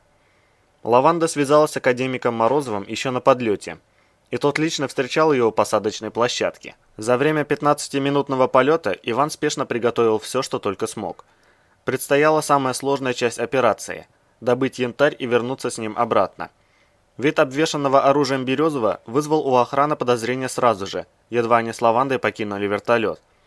До неприятных вопросов, неизбежно бы вызвавших стрельбу, не дошло лишь потому, что женщина, сияя от счастья, бросилась к своему наставнику, на ходу вещая о том, что ей удалось побывать в эпицентре и отыскать способ постоянно туда наведываться. И якобы это секретная операция спецотряда под командованием Тумана, что у него с собой вот в этих сумках есть просто невероятные образцы. И вообще необходимо обсудить прямо сейчас великое множество деталей, причем обязательно втроем. И еще есть данные об академике Лаврентьеве, но это уже государственная тайна. Словом, расчет оправдался, и пройти получилось, как говорится, на дурачка. Морозов заявил охране, что берет ответственность на себя, отправил всех заниматься своими делами и провел Лаванду и Березову в свой кабинет. Иван вздохнул спокойно лишь тогда, когда за ними захлопнулась дверь. За эту часть маршрута он переживал больше всего, и проникнуть в здание без жертв явилось большой удачей. Впрочем, ситуация далеко не редкая. Несокрушимость возведенных инструкциями барьеров подвел человеческий фактор. Как говорил старый ГРУшный инструктор по боевой психологии, если все сделать правильно, то противника проведет правило 3 «за». Один забыл, второй забил, третий заснул. Остальное было делом техники. Из кабинета Морозов вышел бледный от страха, с головы до ног обвешанный взрывчаткой, поверх которой Березов надел на него дождевик.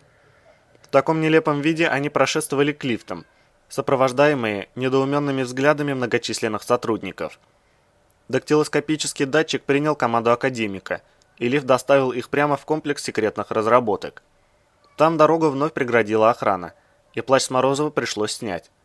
Пока обалдевшие охранники смотрели на увитого проводами директора Гниц, Березов сунул им под нос гранату и демонстративно выдернул кольцо. «Ложись!» – заорал он. «У меня бомба! Сейчас тут все взорвется!» Окружающие попадали на пол, и Иван запустил гранату в закрывающийся лифт. Дверные створы закрылись, и грянул взрыв. Поверх лежащих людей полетели обломки пластика. Из изодранной осколками лифтовой кабины повалил дым. Светящаяся от восторга Лаванда слегка пританцовывала на месте, сверкая полубезумными глазами. Березов знаком указал на торчащий из кармана ее камуфляжа взрыватель. «У меня детонатор!» – с выражением абсолютного счастья воскликнула она, выхватывая устройство. «И бомба! У меня тоже есть бомба! Если кто-нибудь пошевелится, я взрываю! Ура, товарищи! Да здравствует янтарь!» Она сорвалась с места и помчалась вглубь комплекса. Березов отыскал глазами сжавшегося на полу в комок академика, схватил его за шиворот и поставил на ноги, и потащил следом. «Не отстать бы», — поморщился он, и вновь заорал, нагнетая панику. «Ложись! У него пояс шахида! Не стрелять! Сейчас все взорвется!» По пути Березов сшибал с ног охранников, стрелял в потолок и опрокидывал все, до чего дотягивался, создавая дополнительный грохот и неразбериху. Лаванда, скачущая в припрыжку впереди, тоже продолжала что-то верещать. Попадающиеся навстречу люди бросались в разные стороны, пытаясь укрыться за столами, приборными стойками и лабораторными установками. Вид увешанного взрывчаткой и перевитого проводами академика действовал лучше любых предупреждений. Запоздало взревели сигналы тревоги, и автоматика начала закрывать бронированные двери. В одну из них Иван едва успел проскочить вместе с задыхающимся директором ГНИЦ. «Где янтарь?» Капитан грозно водил автоматом из стороны в сторону, и лежащие вокруг люди инстинктивно вжимались в пол. Все проходы были заблокированы, и Березов лихорадочно прикидывал, как действовать дальше. «Он тут!» Лаванда ласково поглаживала одну из дверей. «Прямо за ней!» Она подошла к Морозову и томно посмотрела на него. «Станислав Викторович, вы позволите?» Девушка принялась развязывать академику галстук. Бледный как полотно Морозов что-то вяло пролепетал, глядя, как Лаванда снимает с его шеи цепочку с ключ-картой. «Это универсальный ключ», — улыбалась она. «Он положен Станиславу Викторовичу по должности. Открывает любые двери, даже под блокировкой. Я верну», — пообещала она академику, не переставая хихикать. Лаванда провела ключом по сенсору считывателя, и бронированные заслонки дверей поползли в стороны. Источающая счастье девушка ринулась в лабораторию, и Иван едва успел схватить ее за локоть. Он рывком выдернул женщину из дверного проема за мгновение до того, как загремели выстрелы. Находящиеся в лаборатории янтаря охранники вели огонь по открывающимся дверям. Березов укрылся возле проема и рванул из-под сумка гранату. «Граната!» – закричал Иван. «Ложись!» Не выдергивая кольцо, он осторожно зашвырнул ее в лабораторию. Таким образом, чтобы гарантированно увидели все, кто сейчас держит проем на прицеле. Едва граната брякнулась на пол, из лаборатории донесся шум падающих тел. «У нас заложники», — заявил Березов. «Они обмотаны взрывчаткой. Один из них сейчас зайдет в лабораторию. На нем 10 килограмм гексогена. Так что стрелять не советую, иначе взорвем всех в Богоматери». «Я взрываю!» — восторженно заверещала Лаванда. «Да здравствует!» «Не сейчас!» — остановил ее Иван нарочито громким голосом. «Взорвешь, если они начнут стрелять, когда я войду». Он втолкнул в двери полуживого Морозова и вошел следом, зарычав «бросай оружие». Пара охранников, забившихся по углам практически пустого помещения, не сводила ошарашенных взглядов с обвешанного взрывчаткой академика. Не рискнув экспериментировать, они отбросили от себя автоматы. Это шлюз. Рядом с Березовым возникла фонтанирующая счастьем Лаванда. «Янтарь там!» Она протянула руку с дистанционным взрывателем в сторону мощной стальной перегородки с окнами из бронестекла, за которыми виднелись замершие в нерешительности люди в скафандрах биологической защиты. «Открывайте!» Увидев у нее в руке устройство с антенной и проводами, охрана непроизвольно съежилась. «Это невозможно», – осторожно ответил один из них. «Объявлена тревога. Система заблокировала все выходы». «Тогда я сама», – вновь захихикала девушка, направляясь к электронному замку с ключ-картой наготове. Лаборатория янтаря выглядела солидно. Компьютеры, огромные дисплеи, десятки приборов, всевозможная электроника вдоль стен, столы, вытяжные шкафы, стойки для скафандров и еще много такого, назначение чего Иван не знал.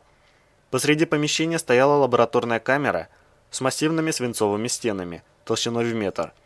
К камере вели ленты транспортеров и направляющий тележек системы подачи образцов, а сверху нависал целый лес сверкающих хирургической сталью манипуляторов. Одна из стен камеры была выполнена из освинцованного стекла, сквозь мутноватную толщу которого хорошо виднелся находящийся внутри объект. Крупный каплевидный минерал бордового цвета был размером с мешок цемента. Его полупрозрачные стенки словно светились изнутри, при этом не излучая света. Однако первого же взгляда было достаточно, чтобы понять, он светится. С трех сторон в объект из каких-то сложных установок били лучи, напоминающие лазер. Чуть выше подрагивал сине-белым цветом мощный дуговой разряд. На первый взгляд казалось, что бордовой капли переростку до всего этого не было никакого дела. Иван нахмурился. Весить такая штука должна до хрена, чуть ли не центнер. Как же ее тащить? Тут через несколько минут соберутся все силовые службы Ухты. И как уходить с таким грузом? В одиночку я ее далеко не утащу. Да и на Лаванду рассчитывать несерьезно.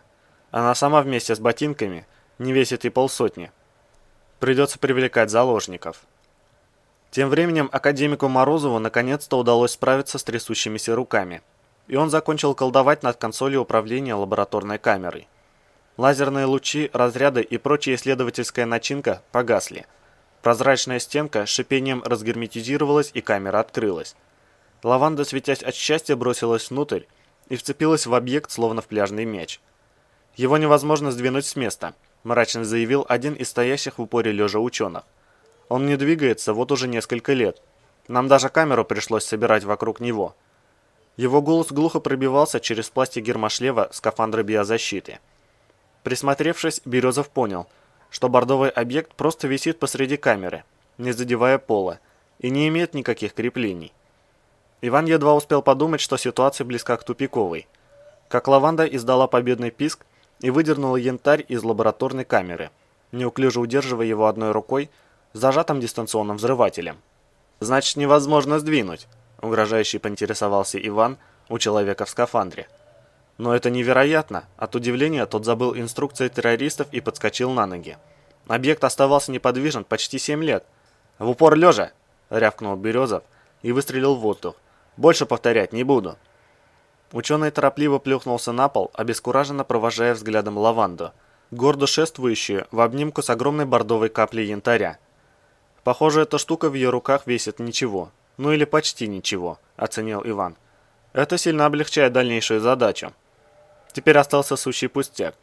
Всего-то и дел, что выбраться из окруженного целой армией гниц и добраться до ЛП-32». В том, что здание исследовательского центра уже было окружено, он не сомневался. Местная охрана, конечно, давно расслабилась от многолетнего бездействия, но в службу безопасности РАО подбирались далеко не самые посредственные кадры. Наверняка о нападении в ГНИЦ уже известно всем, кому положено, и все необходимые меры приняты. Поэтому первым делом следует оценить обстановку. «Вы трое идете со мной», – скомандовал Иван. «А также вы и вы». Он ткнул рукой в затянутых в скафандры людей. «Встать! Гермошлемы снять! Держаться за академиком Морозовым! Остальным лежать!» Он наставил на поднимающихся людей автоматный ствол и сделал злобную рожу. «Пошевеливайтесь! На выход!» На другой стороне шлюза, в смежном помещении научного комплекса, было уже пусто. Лишь прямо посередине стоял немолодой человек в униформе охранника гниц с поднятыми руками. «Разрешите обратиться, Туман?» Говорящий старался произносить фразы как можно более миролюбиво. «Я заместитель начальника охраны гниц, радиопозывной «Сугроб». «Бывший начштаба?» – усмехнулся Березов. «Обращайтесь, раз пришли». «Признаюсь, я не горел желанием», – пожал плечами Сугроб. «Но иного выбора не было. Вы же запретили беспокоить вас в эфире. Могу я узнать, чего вы хотите?» «Здание окружено?» – вместо ответа спросил Иван. «Да». «Воздушное пространство?» – спокойно уточнил Березов. «Перекрыто», – подтвердил Сугроб. «Два ударных звена Ми-24 баражируют над зданием. Ваш вертолет на прицеле». «Вы с ним поосторожнее», – посоветовал Иван. «Там связанный вертолетчик и заминированная цистерна с хлором. Заряд установлен на неизвлекаемость. Не советую подходить близко». «Никто не подходит», – заверил его Сугроб. «Мы не хотим никаких жертв. Сюда едет генерал Белов и весь совет директоров РАО, чтобы начать с вами переговоры». «Переговоров не будет», – оборвал его Иван. «Мне необходимо попасть в ЛП-32, и я туда попаду. Либо по-хорошему, либо по-плохому». Он кивнул в сторону жмущихся друг к другу заложников. «Выбирайте». «Туман, можно я что-нибудь взорву?» – вдруг ожила Лаванда. «Один разок. Ну, пожалуйста». Она неуклюже вытянула руку с дистанционным взрывателем, пытаясь не уронить при этом янтарь, закрывающий ее едва ли не целиком. Сугроб невольно сделал шаг назад. «Чуть позже», – строго посмотрел на помощницу Березов. «Сейчас мне нужно поговорить с этим человеком, и шум от взрыва будет мне мешать. Можете немного подождать?» «Хорошо», – немного подумав, согласилась девушка и вновь принялась поглаживать бордовые капли янтаря. «Он такой завораживающий», – тихо прошептала она и неожиданно хихикнула. «Горячая штучка». Иван обернулся к Сугробу. Тот смотрел на Лаванду, и в его глазах читался неподдельный страх. Березов хмыкнул про себя. «Отлично, переговорщик осознал ситуацию. По крайней мере, один из террористов неадекватен. Его реакция нестабильна и непредсказуема. Иными словами, взрыв может произойти в любой момент, и трезвые доводы тут бессильны. Психически нездоровому человеку на них просто наплевать. Он сделает то, что взбредет ему в голову. Вы поосторожнее с высказываниями, не злите ее. Немедленно подлил масло в огонь Иван. Не то мало ли что. А лучше вообще молчите, так спокойнее. Вам понятно? Сугроб кивнул, и в этот момент у него зазвенел мобильный. Переговорщик торопливо сунул руку в карман и сбросил вызов. Однако телефон почти сразу же зазвонил вновь. «Ответьте», – участливо произнес Иван. «Вдруг там что-то важное, а вы трубку не берете. Может, ЧП какое-нибудь, на объекте или еще что?» «Издеваетесь?» – грустно вздохнул Сугроб и потянул из кармана мобильник. Он ответил на звонок и тут же произнес: «Так точно», и протянул трубку Березову. «Это вас». Иван взял телефон и сделал пару шагов назад, на всякий случай разрывая дистанцию. Не отводя взгляда от переговорщика, он поднес телефон к уху и представился. «Туман на связи». «Это рентген», – спокойно прозвучал знакомый голос. «Судя по всему, я не в курсе чего-то очень интересного». «Вы вовремя», – ответил Березов. «Надо поговорить. Приходите сюда, я вас подожду. Только не берите с собой компанию и не задерживайтесь, а то, знаете ли, время не ждет». «Хорошо», – невозмутимо ответил контрразведчик. «Телефон оставьте у себя, я позвоню, когда буду приближаться». И он отключился. «Вы можете идти», – сказал переговорщику Иван, засовывая в карман телефонную трубку. «Вам пришла замена. И потребуйте себе новый телефон. А заодно не забудьте захватить с собой ваших людей, что держат на прицеле выходную дверь. Если она...» – Березов кивнул на прижавшуюся к янтарю лаванду. Та с полупьяной улыбкой медленно водила щекой по гладкой поверхности бордовой капли. «Увидит или услышит неладное, гибель всех этих людей будет на вашей совести. Учтите, в столь примитивную ловушку я не попаду». Сугроб не стал задавать лишних вопросов и быстро удалился, воспользовавшись такой же ключ-картой, что лаванда сняла с Морозова. Рентген появился спустя 5 минут. Телефон Сугроба зазвонил, и контрразведчик сухо сообщил, что пришел один, без оружия, и сейчас будет заходить в двери. Иван согнал заложников в кучу в самом дальнем углу, чтобы они даже случайно не попали под огонь в случае чего. Занял максимально удобную позицию за одной из приборных стоек и воткнул в уши заранее подготовленные заглушки. Если сейчас прилетит граната, шансы у него есть. После этого он разрешил контрразведчику войти. Двери открылись, но рентген свое слово сдержал. Штурма не последовало. Он вошел один, и дверные створы сразу же захлопнулись за ним. Березов вышел из укрытия и скосил глаза на лаванду, с интересом разглядывающую появившегося контрразведчика. «Здравствуйте, рентген», – мечтательным голосом заявила она. «Какая неожиданная встреча. Не скажу, что рада вас видеть, но раз уж вы здесь...» «Кстати», – спохватилась она, – «а зачем вы здесь? Если вам тоже нужен янтарь, то спешу вас разочаровать, он мой. Я первая его взяла. Так что забудьте об этом, не то я вас взорву». Она вытянула руку с дистанционным взрывателем и несколько раз сжала и разжала пальцы, щелкая устройством. Заложники в ужасе попадали на пол, но девушка уже потеряла интерес к контрразведчику и вновь поглаживала янтарь, шепча себе под нос что-то неразборчивое про такую большую и горячую секси-штучку. Рентген с интересом и с особой тщательностью оглядел ее и превращенного в входящую бомбу академика Морозова. «Не обращайте на лаванду внимания», – болезненно поморщился Иван. «Она еще немного не в себе». «Могу я узнать, что за цирк вы здесь устроили?» – поинтересовался контрразведчик. «И зачем вам эта штуковина?» – он кивнул на янтарь. «Ведь, насколько я понимаю, вы здесь ради нее». «Не отдам», – заявила лаванда, крепче прижимая к себе бордовую каплю, и вновь защелкала дистанционным взрывателем. «Угу», – угрюмо кивнул Березов. «Точнее, ради них обеих в целом и нашего континента в частности». «Даже так?» – нахмурился рентген. «В таком случае давайте по порядку. Только сначала попросите ее прекратить щелкать этим антистеплером, примотанным проволокой к рации.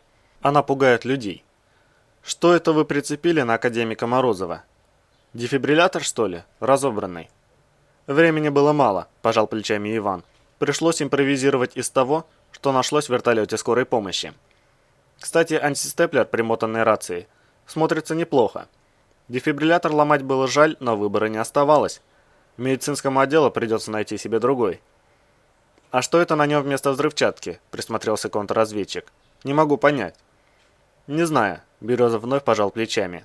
Какие-то медицинские пеналы или контейнеры в вертолете нашел. Какая разница? Главное, проводов побольше, так страшнее выглядит. Как я понимаю, цистерны с хлором в вертолете тоже нет, вздохнул рентген. Не помню, чтобы сотрудников групп А учили такому. Но это было давно, еще до группы, уклончиво ответил Иван. Нас слушают? На мне микрофон, кивнул контрразведчик. Его лучше выключить, посоветовал Березов, во избежание утечки информации государственной важности. Начинайте говорить, велел рентген. Если я пойму, что это необходимо, то выключу его. Итак, вы были в красной зоне и спасли оттуда Лаванду. Где подполковник Салмацкий? Похищенные им вещественные доказательства? А также зачем вам изделие янтарь? И что вы собираетесь с ним делать? Я бы сказал, не совсем так, ответил Иван. Я был в эпицентре и вытащил оттуда Лаванду. Янтарь нужен для того, чтобы вернуть ей полную адекватность, а также вернуть захваченные ареалом территории первоначальное состояние. Кстати, в обмен на нее, так сказать, бесплатным бонусом, мне вернут Ферзя и его рюкзак. И не только. Подробнее, потребовал контрразведчик. Подробнее слишком долго, парировал Березов. В двух словах могу сказать следующее. Метеорит, рухнувший в эпицентре, 91-м, это инопланетный космический корабль. Точнее то, что от него осталось. Некие живые формы уцелели, но вернуться домой не могут. Корабль погиб, а аварийный маяк, он указал на янтарь, и Лаванда вцепилась в него еще сильнее, был спрятан нашими спецслужбами. В результате они приняли решение о проведении терраформирования. В общем, делают из нашей планеты свою. Говорят, что много им не надо, одного континента вполне хватит. Но если отдать им маяк, обещают улететь и вернуть все как было. Вроде как за пару лет все станет прежним, кроме зомби. Похоже на сказку, без всяких эмоций оценил рентген. Поверить в нее без заключения психиатрической экспертизы будет непросто. Это точно, согласился Иван. Поэтому я не стал подавать официальный рапорт с просьбой выдать мне изделие янтарь для спасения мира. К тому же времени у меня все меньше. Почему же они сразу не связались с властями? Контрразведчик продолжал разглядывать Лаванду. Та, не выпуская янтарь, со счастливой улыбкой щелкала дистанционным взрывателем перед лицами заложников. «Мы для них что-то вроде муравьев», – мрачно скривился Березов, «и они не желают быть использованными правящими муравьиными кругами в своих целях, тем более подвергнуть себя опасности ядерного удара. К тому же их полноценные возможности ограничены красной зоной». Рентген прищурился. «Вы хотите сказать, что они сознательно берут под контроль каждого, кто пересекает границу? Как же вам так повезло?» «У меня была тяжелая контузия», – поморщился Иван. «Поврежден участок мозга, тот самый, который улавливает их поля. Они утверждают, что человеческий мозг слишком слаб, и люди сами попадают под их влияние, едва оказываются в красной зоне. Это сродни употреблению тяжелых синтетических наркотиков. Один раз и стопроцентное привыкание. И если быстро не принять меры, она, он указал глазами на Лаванду, навсегда останется такой». «И сколько у вас осталось времени?» – поинтересовался контрразведчик. «Часов 12 с небольшим», – ответил Березов. «Не так уж и мало», – невозмутимо отреагировал рентген. «За это время мы вполне можем обсудить все интересующие нас вопросы». «Может быть», – Иван безразлично пошевелил бровями. «Но самое интересное я еще не сказал. Они знают все, что знает любой из попавших под их зомбирование, и предлагают в обмен на аварийный маяк не только обратить ареал вспять, покинуть планету и отдать нам Ферзя с доказательствами. В качестве бонуса будет предоставлен полный математический анализ всех преступлений, о которых известно Салмацкому и всем зомби, а также данные перехвата теле-, радио и спутниковых переговоров руководства РАО «Ареал», ведущегося ими в течение долгого времени. Это позволит вскрыть шпионскую сеть Меркулова, его подручных криминальных авторитетов, должностных лиц, работающих на иностранную разведку, вроде Ферзя и Прокопенко, и даже данные о причастности Лозинского и Белова к раздаче должностей в Совете директоров РАО, к разворовыванию госбюджета, к созданию компании «Экстраойл», к ее незаконной победе. «Стоп!» – резко прервал его рентген. Его рука метнулась куда-то к лацкану кителя, и раздался щелчок. Это была моя ошибка. Микрофон действительно стоило отключить. «Откуда у вас такие сведения?»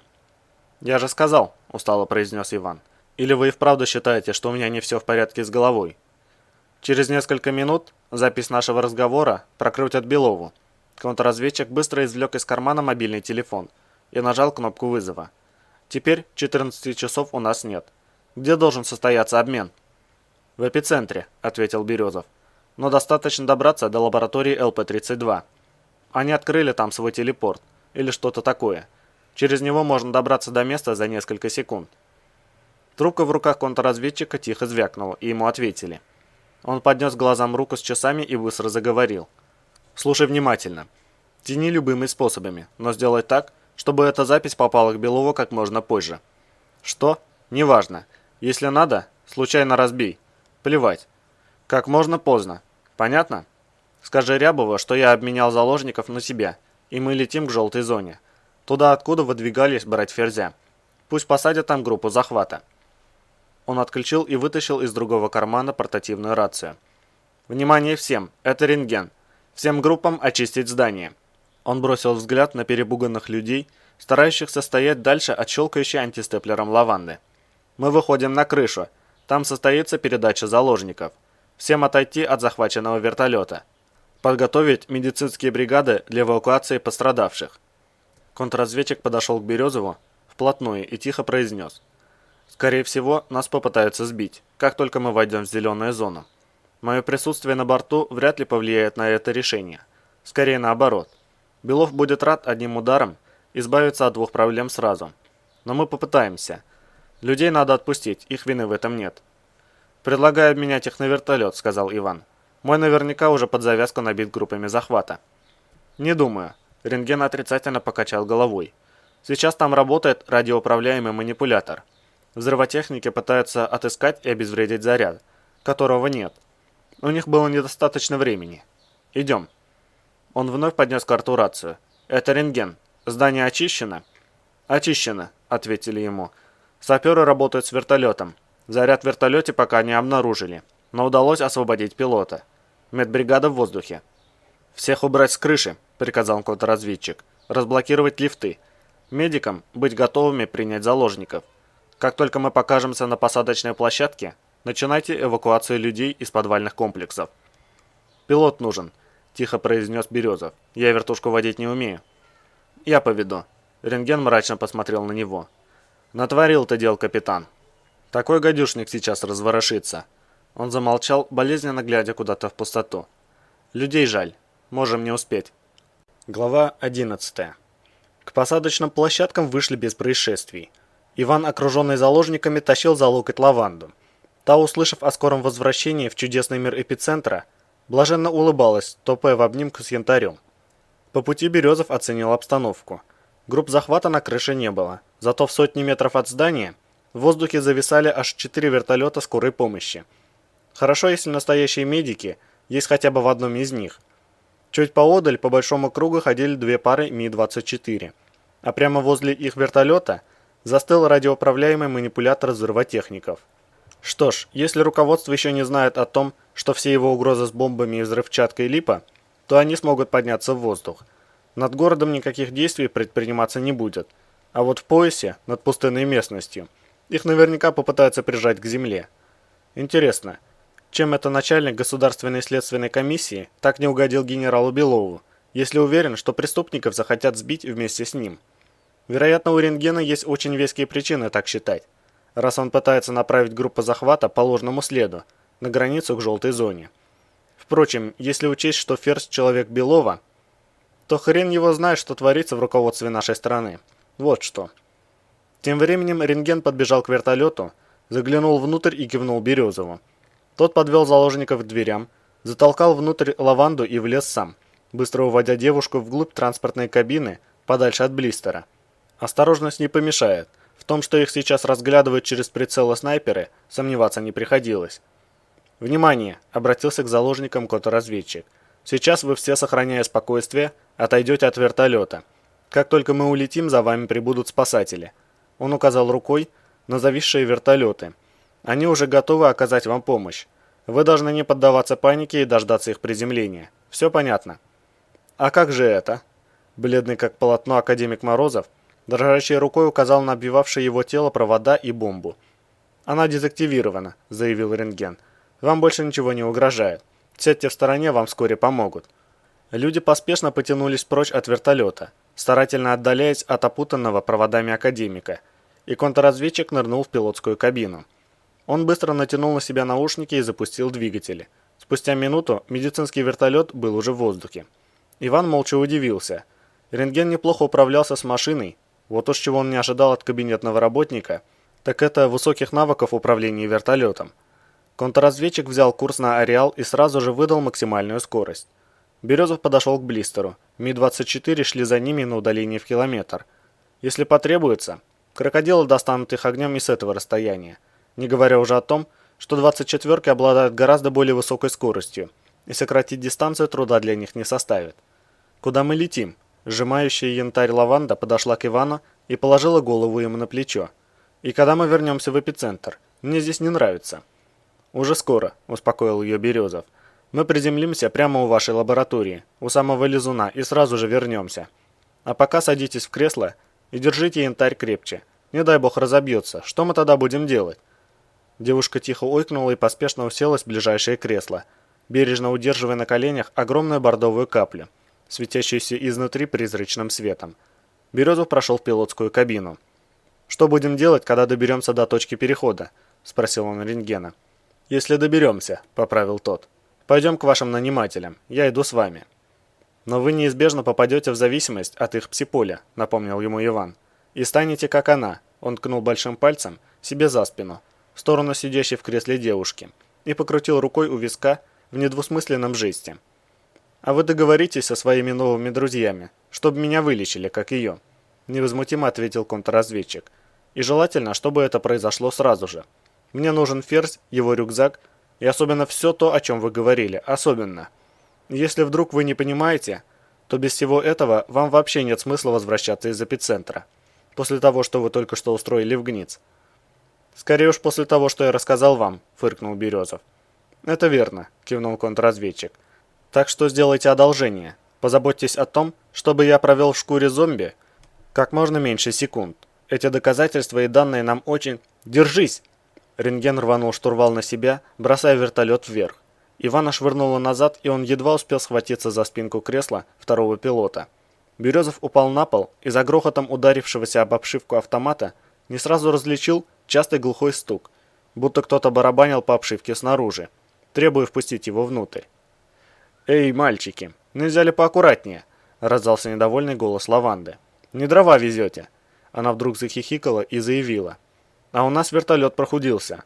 Подумать только, дырявый вертолет. Первый раз на таком летаю». «Хорошо, что в зонах нет дождей. Я переживаю за прическу», – продолжала веселиться девушка. Они открыли огонь. Вертушку бросала вверх-вниз, словно теннисный мячик, и вцепившийся в кресло Березов с трудом сумел забраться на сиденье. «Угу», – буркнул контрразведчик, не отрывая сосредоточенного взгляда от элементов управления. Он быстрым движением руки ударил по одному из многочисленных тумблеров, и сквозь рев надрывающегося ротора Иван услышал шипение установки отстрела ЛТЦ. Белов не клюнул на уловку с нашей якобы посадкой у границы желтой зоны, попытаясь протянуть как можно дальше. Где-то совсем рядом, в непосредственной близости от вертолета, раздался громкий хлопок, и винтокрылую машину швырнуло в сторону. Видимо, одна из ракет противника сдетонировала на тепловой ловушке. Иван обернулся и поискал глазами Лаванду. Та, уже пристегнутая страховочными ремнями, сидела на прежнем месте, вцепившись обеими руками в янтарь и упершись ногами в стоящий впереди ящик. При этом она, вытянув шею, словно голодный жираф, стоящий у слишком уж высокого дерева, пыталась смотреть в иллюминатор. «Маша!» – окрикнул капитан девушку. «Вы целы?» «Это так забавно!» – воскликнула та, подпрыгивая на сиденье. «Как на русских горках. Я так давно не была в лунопарке, Ванечка». Лаванда нахмурилась. «Вы не могли бы попросить рентгена, чтобы он вел помягче? Я не могу смотреть в окно, слишком трясет». Рядом раздался еще один взрыв, и вертолет швырнул в другую сторону. Березов поспешно потянулся за страховочными ремнями, пытаясь не получить по башке болтающимся на груди автоматом. «Что с ней?» – не оборачиваясь, спросил рентген. «Похоже, эта штука у нее в руках. Влияет на траекторию полета снарядов, они мажут. Иначе нас били бы первым же залпом». «В порядке». Иван защелкнул крепление ремней, и удерживаться в кресле стало легче. Жалуется, что пилот слишком неровно водит. Ей неудобно смотреть в иллюминатор. Далеко до Лабы? «Извините, полгода не летал», – невозмутимо ответил контрразведчик. Километров 10 осталось. Не дотянем. Он кивнул в сторону приборной доски. Маслопровод перебило, теряем давление. Надо садиться, пока не упали. Он снизил вертолет и запетлял над самой землей, между верхушками деревьев. Сразу с двух сторон мелькнули хищные силуэты, проносящихся мимо крокодилов. Здесь должна быть электронная карта аномалий. Березов торопливо шарил глазами по пилотской кабине. Слишком низко идем, рискуем вляпаться. Карта-то есть. Рентген бросил машину в вираж, и в воздух на их прежнем месте спороли прочерки пулеметных трасс. Но как ею пользоваться, я не знаю. Не летал на ареаловском оборудовании. Выше нельзя. Выпотрошат. Последовал новый разворот и рывок, и контрразведчик буквально вогнал вертолет в редкий ельник, едва не задевая лопастями деревья. Иван оценил уровень. Вертушка шла кабиной среди елей, и винты работали над самыми их верхушками. При этом пилот ухитрялся четко огибать по вертикали более высокие деревья. «Пилотирование вертолета – это обязательный навык контрразведки?» – спросил он, придерживая автомат одной рукой и дотягиваясь другой до укрепленной на стене кабины медицинской аптечки. «Если дальше придется идти пешком, медикаменты лучше иметь с собой». «Хобби», – буркнул рентген. «Надо садиться сейчас, иначе...» Сбоку мелькнул Ми-24 преследования, выходящий из-за ближайшего холма, и его пулеметная установка окрасилась огнем. Сквозь рев двигателей не было слышно ни выстрелов, ни звука попаданий. Березов лишь почувствовал дробную вибрацию вертолетного корпуса, и в следующее мгновение ротор закашлялся, и винтокрылая машина задрожала, словно на ухабах. «Достали таки ротор», — поморщился контрразведчик. «Все, садимся. Держись». «Мальчики», — захихикала Лаванда, — «а у вас тут что-то пригорело. Пахнет, между прочим, очень неприятно». Из пассажирской кабины потянуло дымом, но ничего, кроме как вцепиться покрепче в кресло, Иван сделать не мог. Посадка, более похожая на управляемое падение, едва не вытряхнула из головы мозги. Вертолет, слабо вращая останавливающимися винтами, рухнул на деревья почти вертикально, перемалывая верхушки. Последовал удар, сопровождающийся хрустом веток, треском стволов и скрежетом рвущегося металла. Кабину резко накренило и швырнуло на бок. Обломанные винты вгрызлись в землю, поднимая фонтаны рваной травы, вперемешку с почвой, хвоей и изодранными кустами. И хвост вертолета с пронзительным визгом отвалился. Кабину протащило по спаханной земле, ударяя о деревья, после чего обломки винтов окончательно заглохли, и все стихло. Березов не сразу понял, что сопровождающийся свинцовой болью грохот раздается внутри черепной коробки, а не повсюду вокруг. Он открыл глаза и потянулся рукой к лицу, выдергивая воткнувшийся в губу осколок стекла, попутно ударившись рукой о свисающий с шеи автомат. Измочаленная кабина лежала почти на крыше, и если бы не привязные ремни, его тело не удержалось бы в кресле. Иван поискал глазами рентгена. Тот без сознания повис на ремнях в пилотском кресле. Его лицо было сильно посечено осколками разбитого кокпита и обильно кровоточило. Можно представить, какой силы был удар, если лопнуло не бьющееся стекло, вяло подумал Иван, пытаясь отстегнуться от кресла. Хорошо еще, что в ареалах не вспыхивают пожары, иначе топливо сдетонировало бы при падении. Никак не поддававшаяся защелка страховочных ремней неожиданно разошлась, и Березов полетел вниз, падая грудью на автомат. Если бы не разгрузка, так несложно и ребра сломать. От сильного удара из легких выбило весь воздух, и капитан судорожно вдохнул, восстанавливая дыхание. «Мальчики!» В кабину на четвереньках ползла чумазая от копоти Лаванда, прижимая к себе янтарь. На ее лице блуждала полусонная улыбка. «Не знаю, где вы учились летать, но занятия вы явно прогуливали». Она неожиданно прыснула. «А вообще было круто. Столько драйва. Можно еще разок так погонять». «Так ты уж не гони», — устало ответил Березов, поднимаясь на колени и нашаривая автомат. «Что?» — озадачилась девушка. «Боюсь, я не вполне поняла». «Потом объясню», — отмахнулся от нее Иван. «Помогите мне отстегнуть нашего драйвера, а то некому будет в следующий раз вас катать». «Да-да, конечно», — заторопилась Лаванда, неуклюже пытаясь одновременно удерживать янтарь и поддерживать свисающего на ремнях рентгена, из-за чего помех от нее оказалось больше, чем пользы. Отстегнув контрразведчика, они выползли из дымящейся кабины, и по пути Иван подхватил рукой длинный обрывок какого-то провода. Он положил рентгена на землю и быстро растянул провод в дверном проеме, привязав за что придется.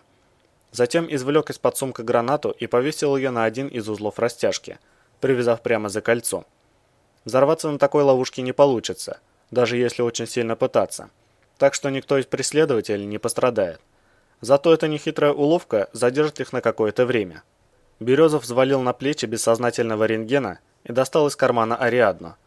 «Не привыкать», – мрачно усмехнулся он и окликнул Лаванду, стоящую на коленях возле куста и заинтересованно разглядывающую, ползущую по листу синьку. «Маша, нам пора. Вы найдете отсюда дорогу до своей лаборатории?» Девушка насупилась. «Найду. Только я не хочу в лабораторию. Там скучно и животных раненых привозят. Очень грустно. Ванечка, отведи меня в эпицентр», – всхлипнула она. «Ты же обещал». «Мы туда и идем», – успокоил ее Березов. «У лаборатории Лизун, помнишь? Это вход в эпицентр. Нам всего лишь нужно до него добраться». «Пошли», – засияла Лаванда, подскакивая с янтарем в охапку. «Я покажу дорогу». «Нет, лучше побежали». «Давай-ка лучше я пойду первым», – Иван торопливо зашагал следом. «Здесь могут быть аномалии. Вдруг они плохо влияют на янтарь. А так я их вижу, и мы сможем обходить опасность. Ты, главное, направляй меня и не отставай, как тогда, когда мы ходили за осьминогом. Помнишь?» «Да, конечно», – расцвела та, пристраиваясь позади него. «Нам прямо, тут недалеко, километра 2-3 осталось. Только быстро, наверное, не получится, это ведьмин ельник. Сюда разрешается заходить только в составе крупных экспедиций. Считается, что место очень опасное». Она коротко хихикнула. «Надо же, какая глупость!» Иван устремился вперед, стараясь не задевать рентгеном за кусты. Сразу стало ясно, почему к месту падения вертолета до сих пор не высадили группу захвата. Ельник оказался густо оплеплен паутиной, чуть ли не каждое второе углубление в почве синело студнем. На небольших полянках то тут, то там переливались энергиями аномалии. Небольшая мясорубка велась и у места их крушения. Похоже, именно она и срезала вертолетный хвост. То, что кабина не вляпалась, было либо чистым везением, либо результатом присутствия янтаря. Березов шел через лес максимально возможным с такой ношей темпом, стараясь держаться у самых деревьев, и подчас нити паутины тянулись от идущих людей на расстоянии ладони. Приходилось рисковать. В небе над лесом проносились вертолеты. Невидимка скроет его от приборов, возможно, даже янтарь экранирует Лаванду. Но попадаться вертолетчикам на глаза не стоило. Группу захвата все равно высадят, и она быстро разберется, что беглецам удалось уйти. И если там есть хоть кто-то, у кого работает голова, ему не составит труда догадаться, что делать дальше. Вертолет упал недалеко от ЛП-32, где все и началось. Надо ли долго думать, куда отправлять группу захвата? А ведь место вокруг лаборатории открытое, и на наблюдательной вышке установлен АГС. «Ванечка, а хочешь, я расскажу тебе про осьминога?» Голос Лаванды вывел его из раздумий. «Я его назвала Ваней, в твою честь. Он такой милый, правда немного недолюбливает моих лаборантов.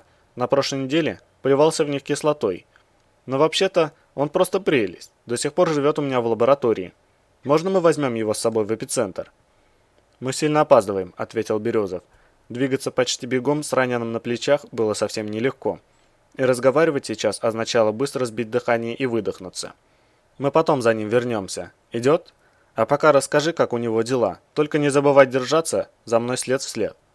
Он обогнул небольшой овражек, на треть заполненный студнем, и остановился у разлапистой ели, дожидаясь, когда над ними пройдет очередной поисковый вертолет. Лаванда топала за ним, словно заведенная, и что-то увлеченно рассказывала про удивительное поведение синусоидальных графиков в компьютерной программе, которую она лично написала для мониторинга биохимических процессов в нижних третях щупальцев осьминога.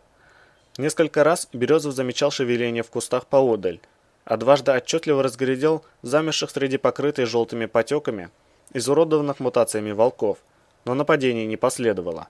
Всякий раз зверье не шевелилось, и лишенные зрачков желтые глаза мутантов, не обращая внимания на людей, пристально провожали багровые капли янтаря. У лаборатории их уже ждали. Едва Березов с Лавандой вышли к опушке, как Иван услышал короткий глухой хруст, и бессознательное тело рентгена на его плечах слегка дрогнуло. Похоже, работали из ВСС. «Ложись!» — крикнул он Лаванде, падая в синюшнюю полынь.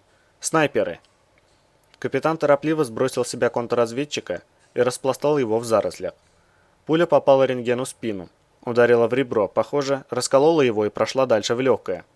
Дело дрянь. До лаборатории 200 метров. 150 занято синевато-желтой полынью. А дальше 150 метров, как на ладони. Не добежать и не доползти. Да и не подвигаешься тут особо. Все заросло бритвенной удушайкой. «Ваня!» — раздался из полыни дрожащий голос Лаванды. «Мне больно!» — она тихо всклипнула. «Я янтарь не могу поднять!» Березов осторожно развернулся и пополз к ней. Снайперы немедленно отреагировали на шевеление полыни. Несколько пуль с тихим треском разорвали воздух над головой. Совсем рядом осыпалась срезанная трава. Пришлось двигаться еще медленнее. Лаванду он нашел на прежнем месте. Девушка лежала на боку, пытаясь дотянуться до зависшего неподалеку янтаря. Камуфляж на ее предплечье был разорван и густо пропитан кровью. Понятно. Снайперы отработали через оптику, потому что видели. А видели они только рентгена и те части тела Лаванды, что не закрывало янтарем. Он торопливо ощупал ноги девушки и нашел еще одно ранение. Пуля серьезно разбила ей голень. Дальше идти она не сможет. А дотащить до лизуна обоих под огнем невозможно. Остается только одно – попытаться оттащить их поглубже в ельник и дождаться темноты. Может, ночью получится пробраться. Но только кто ж позволит ему досидеть до ночи? Через полчаса прибудет спецотряд и начнется зачистка леса. Даже если в его случае особи не пришлют, в службе безопасности достаточно сотрудников. Все будет хорошо. Он смахнул катящуюся по щеке Маши слезинку и ласково погладил девушку по голове. «Это царапины. Сейчас я их перевяжу, и тебе станет легче». Капитан достал из-под сумка индивидуальный перевязочный пакет и разорвал упаковку. «И мы вернемся в эпицентр, правда?» С надеждой посмотрела на него Лаванда. «Обязательно», – заверил ее Иван, торопливо накладывая повязку на простреленную руку. «Просто сначала нам надо немного отдохнуть. Шли долго и рентген тяжелый. Передохнем немного и пойдем. Хорошо?» «Хорошо», – слабо улыбнулась она. «А можно я пока подержу янтарь? Вдруг он потеряется?» «Можно, конечно», – согласился Березов, затягивая бинт. «Сейчас принесу». Он подполз к висящей в 10 сантиметрах над землей багровой капле и попытался столкнуть ее с места. Та поддалась неожиданно легко и невесомо поплыла сквозь сине-желтую полынь. Снайперы вновь отреагировали на движение, и вокруг опять засвистели пули. Срезанные стебли и оборванные клочья листьев падали совсем близко. Несколько раз пули выгрызали из земли фонтанчики в каких-то сантиметрах перед Иваном, но по янтарю так и не прошло ни одного попадания. Похоже, рентген был прав, и аварийный маяк девятимерных отклонял траекторию полета пули. Там у лаборатории на снайперских позициях лежали далеко не новички, и просто так мазать на смешной дистанции в 200 метров они не могли. Иван дотолкал багровую каплю янтаря до Лаванды и оставил ее между лежащей девушкой и направлением на лабораторию. Пусть закрывает ее от пуль. Он скользнул по Лаванде взглядом. На свежей повязке уже проступила кровь. Пораженная пулей голень почти не кровоточила, но обманываться не стоило, кровоточить там нечему. Пуля попала в кость по касательной. Это гарантированный перелом. И хорошо еще, что не открытый. Ей нужно наложить шину и повозиться с рукой. Скорее всего, там пуля тоже задела кость, и костные осколки или осколки самой пули не дают остановить кровотечение. Видимо, потребуется жгут, но сначала необходимо оттащить в лес рентгена и оказать ему хоть какую-то помощь. Иначе долго не протянет, он совсем плох. «Ты последи пока за янтарем», — ласково сказал Лаванде Березов. «Я перенесу рентгена в лес, ему нехорошо, а потом вернусь за тобой. Последишь?» «Послежу», — серьезно ответила она. «Только ты недолго, хорошо? Мы же хотели вместе вернуться, ты помнишь?» «Конечно помню», — успокоил ее Иван, проверяя, сколько у него осталось гранат и магазинов к автомату. «Обязательно вернемся и только вместе. Я быстро, минут 15». Он улыбнулся и осторожно коснулся пальцем кончика ее носа. «Смотри, никуда не уходи без меня». «Я дождусь», — с трудом улыбнулась девушка, и, упершись в землю уцелевшей рукой, подползла к янтарю и прислонилась к нему спиной. Багровая капля не шелохнулась. «Иди», — сказала она Березову, — «ему больнее, чем мне. Я чувствую». Иван пополз к рентгену. Пули вонзались в землю совсем близко, и несколько раз ему приходилось замирать, чтобы не позволить снайперам пристреляться по шевелящимся верхушкам синюшной полыни. В янтаре заработают бесшумно, но и так было ясно, что снайперам не меньше десятка, и расположены они не только на крыше ЛП-32. По крайней мере, по одной паре заняла позиции слева и справа от лаборатории. Скорее всего, их в спешке высадили прямо с вертолета, на более-менее чистый кусок земли, и маневрировать они не могут. А раз начальство предприняло такой широкий снайперский охват, значит готовится штурм. Иначе опушку давно уже накрыли бы из АГС или просто сбрили нарами. Вряд ли лично он нужен кому-то живым. Скорее, Белов желает заполучить труп рентгена в узнаваемом виде, чтобы для видимости отчитаться перед контрразведкой или еще что. При его приближении рентген зашевелился и попытался развернуть голову. Он был сильно бледен, обескровленные губы едва шевелились, а крови на его спине почти не было. Иван молча выругался. Судя по внешним признакам, у него внутреннее кровотечение. Значит, счет идет даже не на часы. «Мы где-то у лаборатории?» – негромко прохрипел контрразведчик. 200 метров. Березов подполз к нему вплотную. Несколько пуль спороли полынь над головой, и он замер, вжимаясь в землю. «Дойдем?» – рентген опустил голову. Было видно, что удерживать ее на весу ему тяжело. «Нет», – поморщился Иван, осторожно выглядывая из травяных зарослей. Невидимка не даст заметить его в оптику, но если кто-то внимательно всматривается сюда невооруженным взглядом, то может и увидеть. Но это оказалось не столь важно. Из приземляющихся на посадочной площадке лаборатории вертолетов ОФЗ уже выпрыгивали солдаты. До полурота бойцов бежала в его сторону, на ходу разворачиваясь в цепь и часто смотря на УИПы. Самое позднее, через 5 минут, они будут здесь.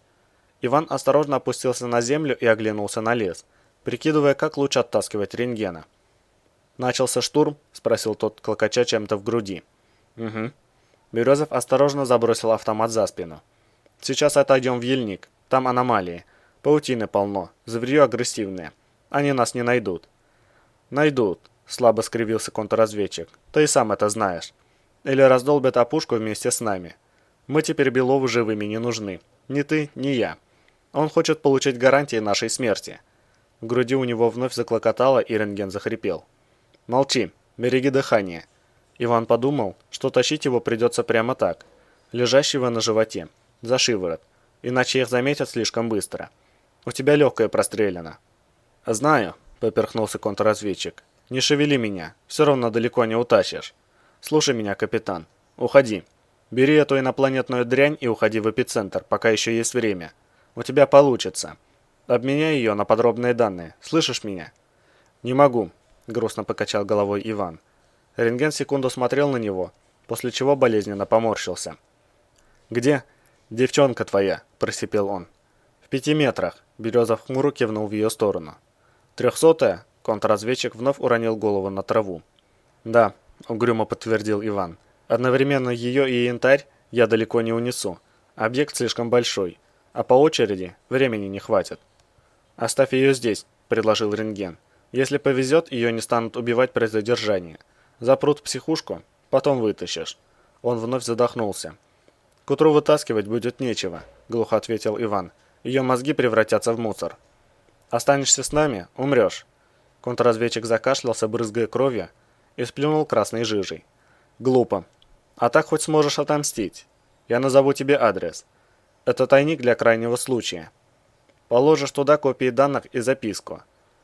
Текст «Наступила ночь». Они пришлют сюда 13-го. Окровавленные губы рентгена сложились в злорадную мстительную ухмылку. Он здесь всех все исправит. С гарантией. «Извини, не смогу. Не умею бросать своих. Не научили». Березов ухватил его за шиворот и ползком поволок за собой к лесу. Контрразведчик захрипел от боли. «Потерпи, заросли близко».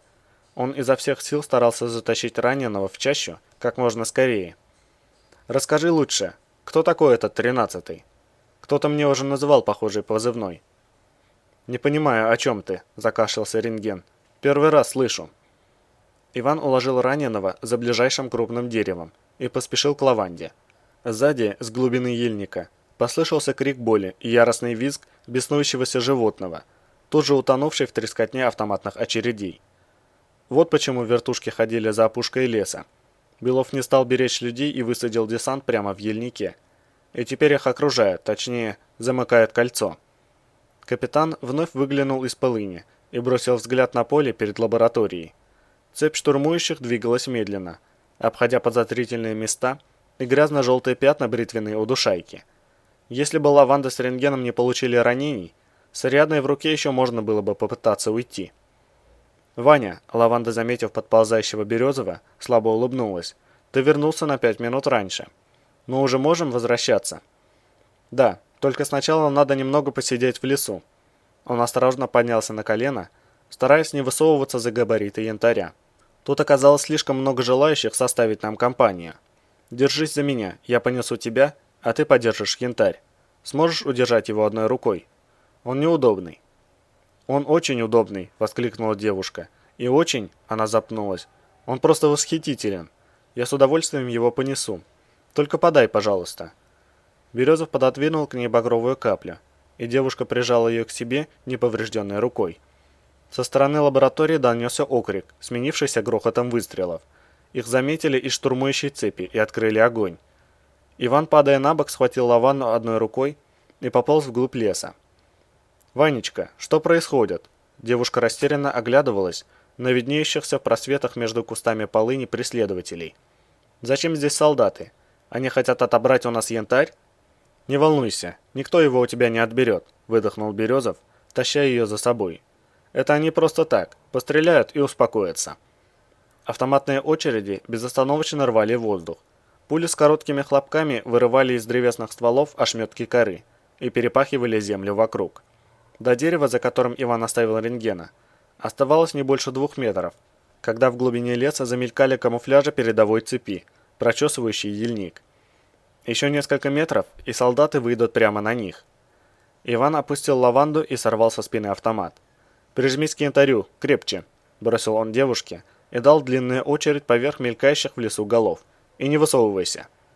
Из леса донеслись обрывки команд, и цепь поспешно залегла. Стрельба позади прекратилась, и на несколько секунд вокруг повисла тишина, нарушаемая лишь шорохом травы. Березов затащил сжимающий янтарь Лаванду за дерево и бросил взгляд на рентгена. Тот уже был без сознания. Иван тоскливо вздохнул и принялся менять магазин. Вот и все. Они окружены, и выйти из кольца невозможно. Штурмовые группы прекратили огонь, чтобы не попасть под пули друг друга. Но через несколько минут они начнут штурм. Возможно, он еще попугает их выстрелами над головами, а янтарь отклонит пули нападающих. Но все это лишь отсрочка, которая даст пару минут времени. Потом их забросают гранатами или рискнуть взять в рукопашную. Не будет же он убивать безвинных штурмующих, которые даже не знают, что происходит на самом деле, и самоотверженно борются с террористами или врагами Родины. Березов зло скривился. Обиднее всего было умирать, когда все считают тебя предателем и преступником. «Он колется», — обиженно воскликнула Лаванда, выпуская из рук янтарь. «Я всегда обращалась с ним очень ласково и бережно, а он колется». Девушка всхлипнула, чуть не плача. Иван посмотрел на багровую каплю. Янтарь словно сменил свое неуловимое свечение с монотонного на интенсивное. В следующую секунду послышалось шуршание кустов, и Березов увидел, как залегшая в глубине леса цепь бросилась на штурм. Он скинул автомат, длинной очередью перечеркнул деревья над их головами, и тут же дал вторую такую же в нижний уровень, стараясь положить пули под ногами нападающих. Кто-то закричал от боли, и цепь вновь залегла. Судя по удаляющимся стонам раненого, жалующегося на простреленную ногу, его оттаскивали в тыл. Почти сразу из кустов вылетела дымовая граната. Следом еще одна. Березов сменил магазин. К тому моменту, когда дымовая завеса установится, к лесу подойдет вторая цепь, что движется через пустырь, и штурм повторится. Скорее всего, рукопашные устраивать они не станут. Подойдут ближе, закидают гранатами со слезоточивым газом и расстреляют в упор. Внезапно со стороны опушки раздался истошный вопль, и Иван, резко обернувшись, выглянул из-за янтаря с автоматом на изготовку. Через пустошь к лесу стремительно плыла очень крупная зыбь, молниеносными рывками пожирая попадающихся на пути солдат, торопливо разбегающихся подальше от смертоносной аномалии.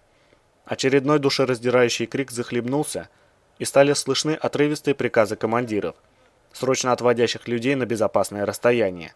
Зыбь быстро приближалась к опушке, надвигаясь прямо на затаившихся беглецов, и покрытый желтыми потеками кустарник в глубине леса вновь зашуршал.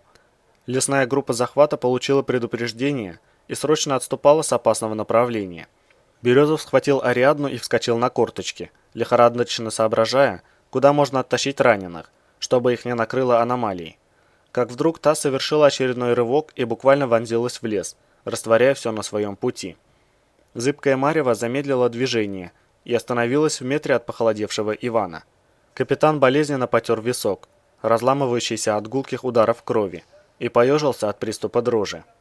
«Так никаких нервов не хватит», – зло процедил он, сплевывая ставшую соленую слюну, и с ненавистью посмотрел на висящий над землей янтарь. «Мне холодно», – пожаловалась Лаванда, обиженно глядя на бордовую каплю. «Он веет на меня морозом. Сначала кололся, а теперь морозит. Это нечестно». «Это не он», – Березов устало посмотрел на быстро остывающую зыбь и, скорчив надменную физиономию, занудным тоном заявил, подражая голосу фрагмента подпрограммы. «Проекция перемещения изменяет фазу». «Как мило», – обрадовалась Лаванда, глядя на образовавшегося лизуна. «Ванечка, почему ты мне не рассказал, что тоже умеешь делать этот фокус? Нам теперь не надо идти к лаборатории, да?» Лизун сам пришел. «Да, пришел. Сам». Иван поставил автомат на предохранитель.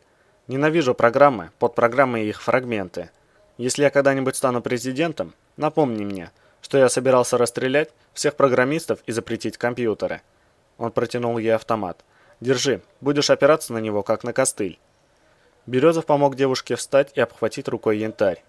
Маша опасливо потрогала бордовую каплю ладошкой, после чего с выражением предельного счастья на лице неуклюже прижала ее к себе.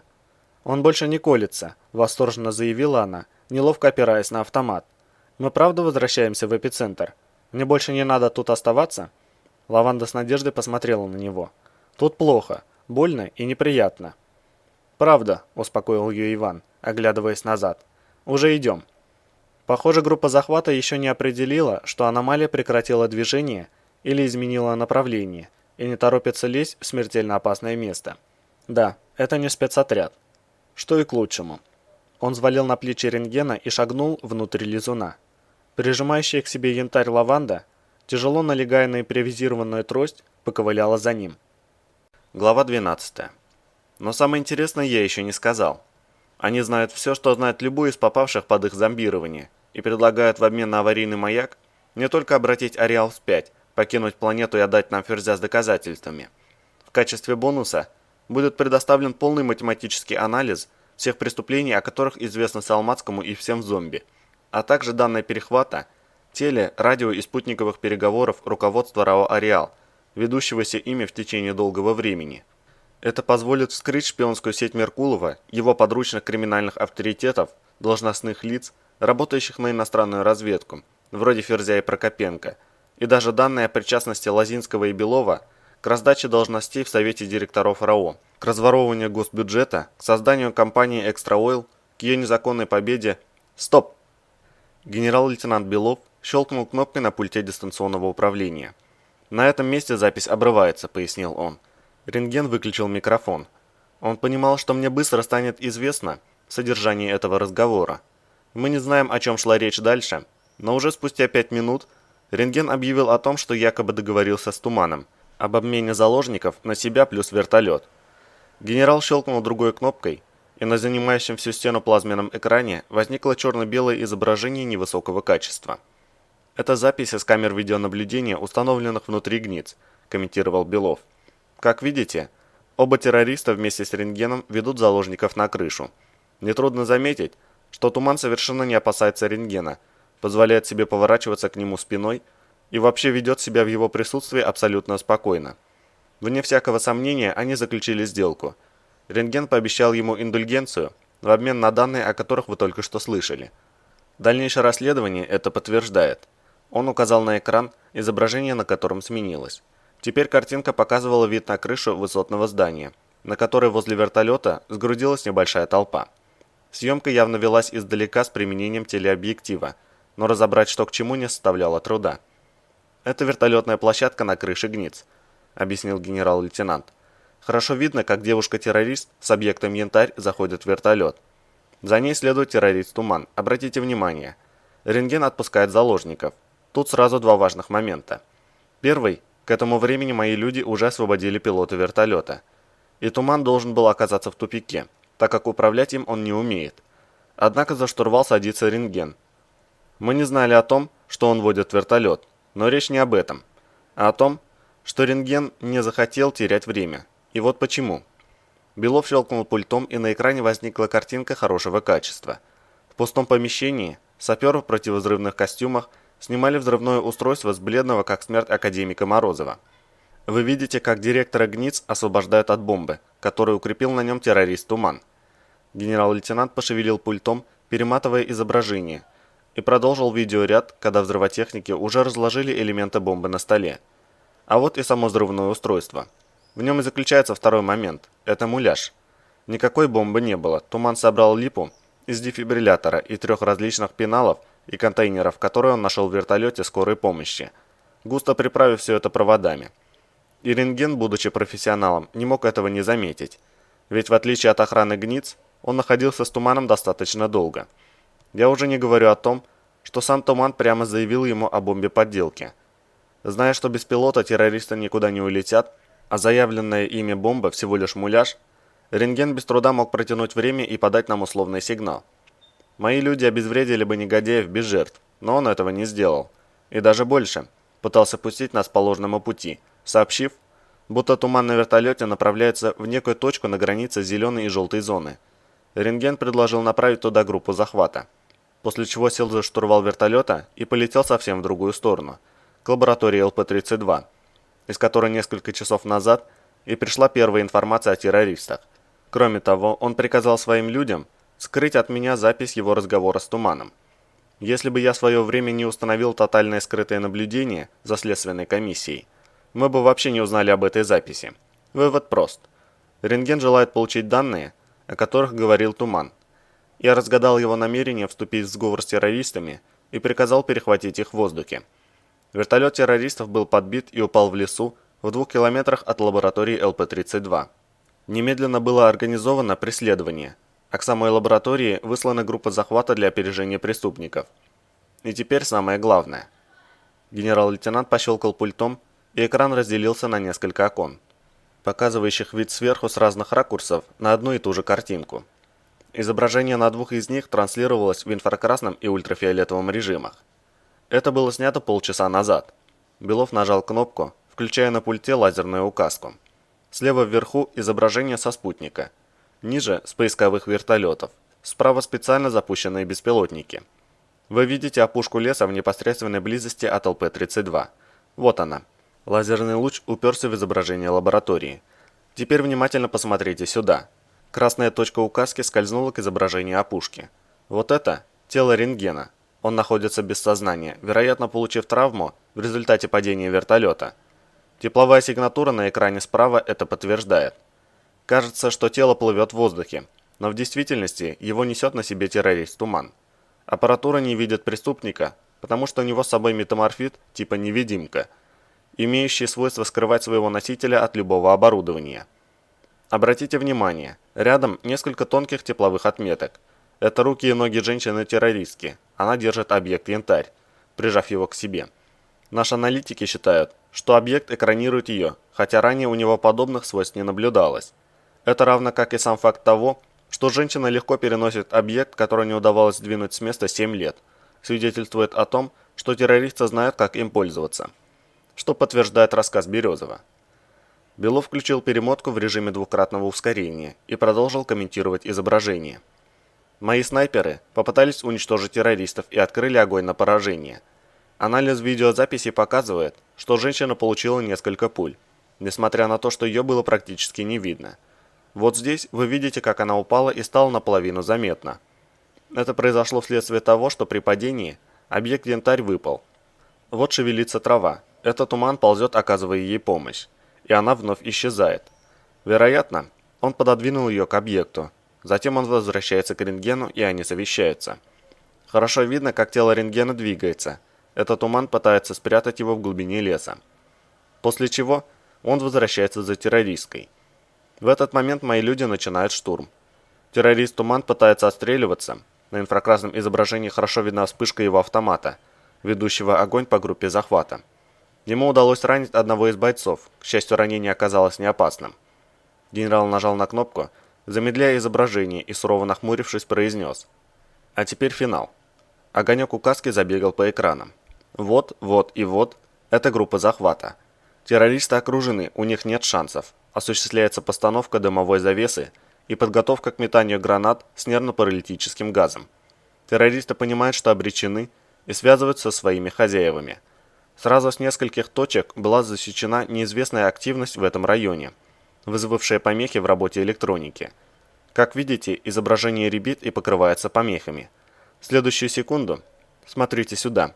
Аномалия типа Лизун – одна из немногих безвредных аномалий ареала, которая возникла перед лабораторией ЛП-32, и из которой, по противоречивым данным, и появились впервые террористы, внезапно превращается в аномалию типа Зыбь. Это нонсенс. До сих пор считалось, что ничего подобного невозможно. Аномалия типа Зыбь наиболее опасна из всех известных на сегодняшний день.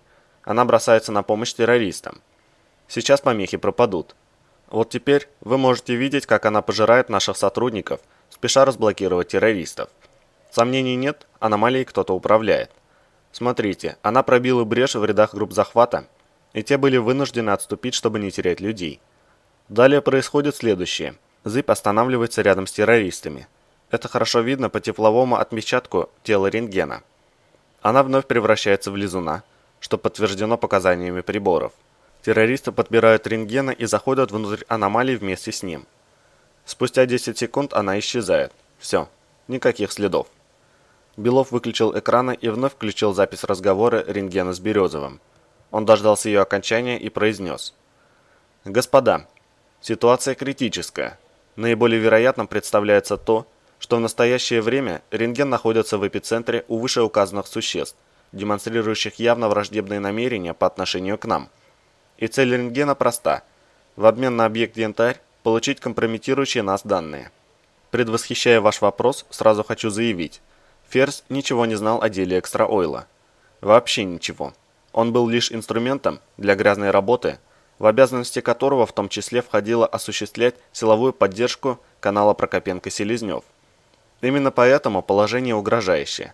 Этому туману было абсолютно неоткуда узнать то, что он пообещал рентгену. Нам необходимо принять совместное решение. Вы знаете, как наши недруги отреагируют на обнародование этой информации. Я уже не говорю о том, что будет, если обнаружится доказательство. В том случае будем прятаться в Лондоне вместе с Подберезовским. В худшем – жить в одном месте с Походорковским.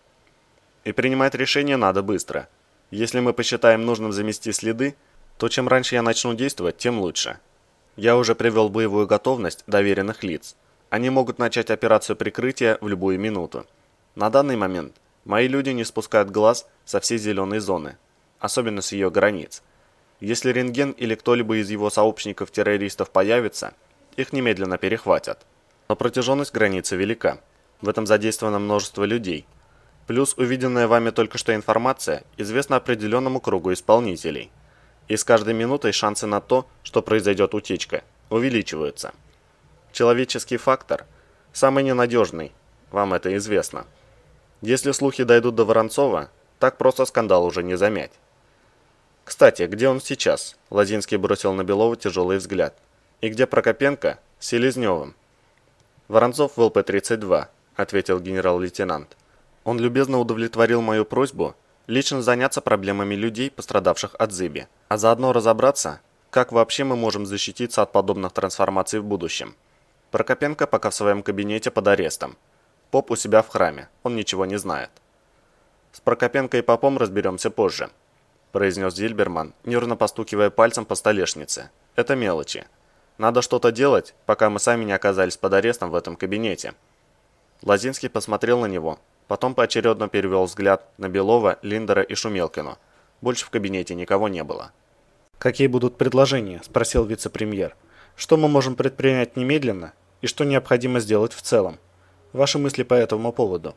«Неужели все так страшно?» – всплеснула руками Шумелкина. «Может быть, эти негодяи давно уже растворились в аномалии? Вы же видели, аномалия исчезла, не оставив никаких следов. Версия с пришельцами представляется мне совсем уж сказочной. Думаю, надо просто забыть об этих неприятностях, и все утихнет само собой. Лена, от того, что ты редко интересуешься делами РАО, важность проблемы меньше не становится». Линдер недовольно сверкнул глазами на Шумелкину. Так обрезно скривилась, но обиду сдержала. Я и сам не отказался бы объявить все это фантастическими выдумками тупого солдафона с поврежденными мозгами. Но объект Янтарь действительно не был создан нашим ГНИЦ. Его нашел в тайге кто-то из местного сброда сразу после падения Ухтинского метеорита. Хорошо еще, что объект быстро удалось изъять, и информация о нем не получила широкого распространения. Мы изучаем его уже 20 лет и до сих пор не продвинулись. Объект часто меняет свои свойства, вопреки законам физики, и постоянно излучает во всех известных нам диапазонах. И есть сильное подозрение, что и во всех неизвестных тоже. И все, чего мы добились за эти годы, это экранировали его путем модульной системы потоков встречных излучений. Технические детали оставим на потом. Раздраженно прервал его Зильберман. Давайте по существу. Раз эти существа прослушивали наши переговоры, они знают, если не все, то многое. Он зло посмотрел на Белова. Насколько я помню, Эдик, ты заверял, что твои спутники связи абсолютно надежны. Линии защищены и ничьих микрофонов, кроме твоих, здесь нет. Именно поэтому мы попроводили все стратегические переговоры в Ухте. Я сейчас тебе повторю то же самое. Окрысился генерал-лейтенант. Скрыть что-либо в Москве практически невозможно. Надо объяснить, сколько там конкурентов. В нейтральных странах все еще хуже.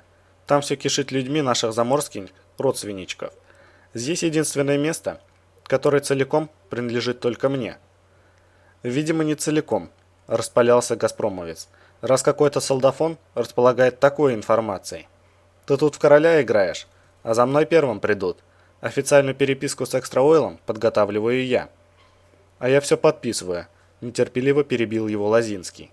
Не будем тратить время на взаимные упреки. Если информация просочится, придут за всеми нами. Нужны предложения по существу. Я предлагаю инициировать процедуру дезинфекция, заявил Белов, в качестве крайней меры. А что это такое? Подала голос Шумелкина. Крайняя мера на случай возникновения непредвиденной катастрофической ситуации. Вице-премьер нахмурился еще сильнее. Мы согласовывали ее еще с предыдущим президентом и не так давно утверждали с действующим. Ядерный удар по эпицентру, мощностью в 1 мегатонну. «А это поможет?» – переспросила она, переводя взгляд на Линдера. «Вдруг ракета промажет, или они ее не боятся?» «Они как раз ее боятся», – Белов потряс пультом. Террорист Туман в разговоре с рентгеном прямо заявил об этом. «Что скажешь, Вениамин?» – посмотрел на Линдера Лозинский. «Твой отдел рассчитывал дезинфекцию. Чем все это может обернуться?» «В глобальном смысле ничем». Представитель Академии наук слегка задумался. Что такое янтарь, по-прежнему неизвестно. Но представляется невероятным, чтобы он выдержал ядерный взрыв подобной мощности. Думаю, что сидящие в эпицентре тоже его не выдержат, кто бы они ни были. Судите сами. Да и уровень их технологий неизмеримо выше, раз они создали ареал и управляют ими. С другой стороны, террорист упомянул, что в эпицентре находится потерпевший крушение корабль. То есть, их возможности ограничены. И я склонен этому верить. Они могут нас прослушивать, но при этом за столько лет ни разу не вышли в эфир. Они берут под контроль людей, попадающих в красную зону, но до сих пор никто из сотрудников ГНИЦ ни разу не попытался отнести им янтарь. Вывод прост. Они далеко не всесильны. Представьте себе, что вы попали на обитаемый остров в результате кораблекрушения.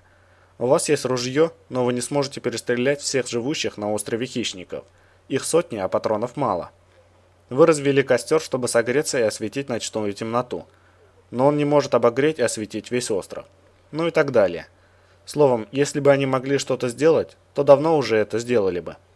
Собственно говоря, они и делают то, что в их силах. Проводят терраформирование и стремятся получить свой аварийный маяк, чтобы подать сигнал бедствия. Это означает, что им не так уж и хорошо. Думаю, они погибнут в результате ядерного удара. Недаром же они его опасаются. Шумелкина беззаботно пожала плечами. Ну так давайте запустим эту ядерную бомбу, раз это так просто. Другой вопрос, что это повлечет за собой человеческие жертвы и вызовет крайне негативный общественный резонанс, поморщился вице-премьер. Президент может не пойти на эту меру. До эпицентра 100 километров, отмахнулась Шумелкина. Какие жертвы? Только зомби и десяток другой сталкеров и прочих уголовников. Они и без того ежедневно мрут десятками, как мухи. Объявим ПРО предупреждение о приближающемся сверхмощном выбросе. В Ухте проведем учения гражданской обороны. Я не знаю, придумайте что-нибудь. Пусть отрабатывают действия при аварии на каком-нибудь военном заводе или еще что. А радиация? Поморщился Лозинский. А ветер? Заработаем себе второй Чернобыль. И Европа месяцами будет ныть о радиоактивных осадках. Европа далеко, отрезал Белов. а мы близко, и никто не знает, как отреагирует ареал на ядерный взрыв. Возможно, спутники его даже не заметят. Один черт, внутри него дальше зеленой зоны ничего не видно. Спишем все на выброс, никто не докажет. А бороться с предположениями различных выскочек нам не привыкать. «А как же нефтяные разработки?» – вскинулся Зильберман. «Там вахтенный график. Смены работают круглосуточно. Как я уберу оттуда людей? Только на то, чтобы создать предлог для этого, потребуется не меньше...» «Не надо никого убирать», – успокоил его Линдер. «Дезинфекция рассчитана тщательно, учтены все возможные детали, вплоть до мельчайших. Ракета упадет в эпицентр сверху. Заряд сдетонирует на высоте 1 километра. Там аномалий не бывает. Взрыв полностью накроет эпицентр, и в то же время все его последствия не выйдут за пределы желтой зоны. За исключением, возможно, легкой ударной волны, способной сбить человека с ног, но не более того. До нефтепромыслов и вовсе ничего не дойдет. В обычных условиях проблемой явились бы звуковая волна и фотовспышка взрыва. Но в нашем случае ею можно пренебречь, так как ни звук, ни свет не покидают пределов зон ареала. Это доказано стопроцентно, на практическом опыте, когда мы пытались бомбить утерянные бронепоезда. Так что ваши нефтяники в безопасности. Но я согласен с Еленой, в Ухте лучше провести учение ГО, а по РАО объявить о выбросе. Лозинский вновь поморщился. Иностранные спутники засекут выход ракеты на баллистическую траекторию. Будет много вопросов. «Это лучше, чем та перспектива, что есть у нас сейчас», – огрызнулся Белов. «Согласен», – скривился вице-премьер и подытожил. «С крайними мерами определились. Теперь необходимо решить, как преподнести все это президенту.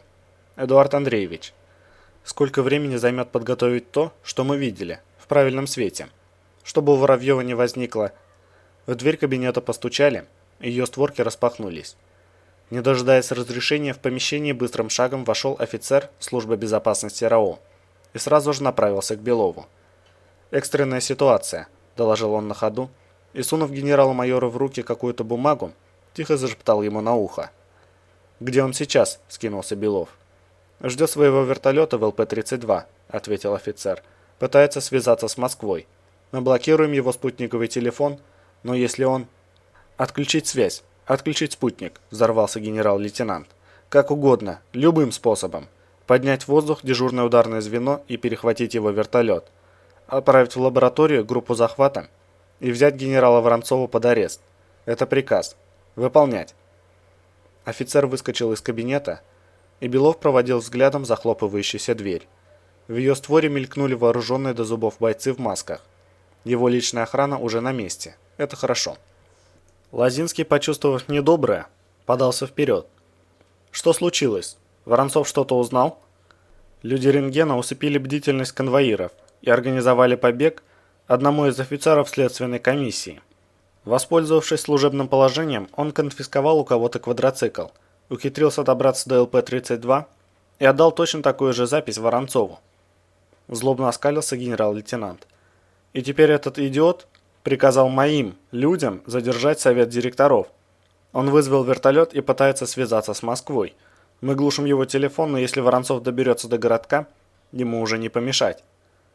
Сидящие за столом вскочили на ноги и разом заговорили, пытаясь перекричать друг друга. «Тихо!» – Лозинский ударил рукой по столешнице. «Без паники. Времени нет, надо действовать быстро. Эдуард, можешь организовать арест Воронцова?» «Уже», – мрачно буркнул Белов. «А что потом?» «Ко мне его!» – воскликнула побледневшая Шумелкина. «В медицинский сектор. Генерал последнее время работал на износ, и его психика не выдержала. Ему чудятся пришельцы и мировые заговоры. Он срочно нуждается в отдыхе, стационарном лечении и тщательном уходе. Я распоряжусь, чтобы его встретили, и лично за всем прослежу. Надо сразу же вколоть ему...» «У меня не дилетанты работают», – окрысился генерал-лейтенант. «Привезут его в требуемом виде». Он кнул в директоров бумагой. «С этим что будем делать?» 5 минут назад центр слежения засек мощное направленное излучение. Исходит из эпицентра прямо в космос. В это же время Белов разговаривал с кем-то по внутренней связи ЛП-32. Мои люди докладывают, что, судя по доносящимся обрывкам фраз, его собеседником был рентген. Вы понимаете? Воронцов говорил с находящимся в эпицентре человеком по внутренней связи лаборатории, по линии, которая не выходит за пределы здания. Рентген получил доказательства и связался с Воронцовым. Он хочет использовать его для того, чтобы доставить эти сведения в Москву, минуя нас. Через час об этом будет говорить вся Ухта, через 2 весь Кремль. Видеосвязь с президентом, срочно. Лозинский дрожащими руками сгреб со стола мобильный телефон правительственной связи и начал судорожно тыкать пальцами в кнопки. «Эдуард, запускай наш экстренный план. Сколько нужно времени?» «Не менее получаса, чтобы все закрутилось», — ответил генерал-лейтенант. «И еще час, чтобы спектакль набрал обороты». «Слишком долго», — нервничал вице-премьер. «Нельзя позволить Воронцову связаться с Москвой и встретиться с рентгеном. Делай все, что можешь. Запускай план, объявляй выброс, гражданскую тревогу в Ухте, все что угодно. Следственную комиссию в камеру. Воронцова арестовать немедленно. Он явно подвергся зомбированию. Стремительная рубашка его и в стационар. Лена, о нем позаботишься. Действуй, а мы займемся президентом». Белов выскочил из кабинета и принялся лихорадочно раздавать указания своим людям. Именно такого поворота событий они с Лозинским, конечно, не ожидали. Но предугадать вероятность непредвиденного разоблачения – этого требовал элементарный здравый смысл дальновидного и умного человека. А он, Белов, полнее многих умных будет. План отхода и заметания следов, на случай, если все в одно мгновение полетит ко всем чертям, генерал разработал давно и тщательно. И вице-премьер разумно выделял средства на поддержание боевой готовности всего необходимого. Пусть и не совсем так, как задумывалось, но теперь все это пригодится. Нужно лишь отдать приказы доверенным людям и лично проследить за ходом их исполнения. Белов некоторое время занимался координацией действий своих помощников, попутно прикидывая, от скольких из них и какими именно способами будет удобно избавиться после того, как все закончится. Теперь они знают такое, что оставлять их в живых слишком опасно. Рано или поздно кто-нибудь из них захочет использовать эту информацию в своих целях. И Салмацкий – убедительное тому доказательство. Ферзь был очень ценным инструментом, но у всякого инструмента есть свой ресурс, по выработке которого он становится ненужным. Подполковнику надоело быть чернорабочим, и он захотел хорошей жизни. Стоило избавиться от него еще 5 лет назад.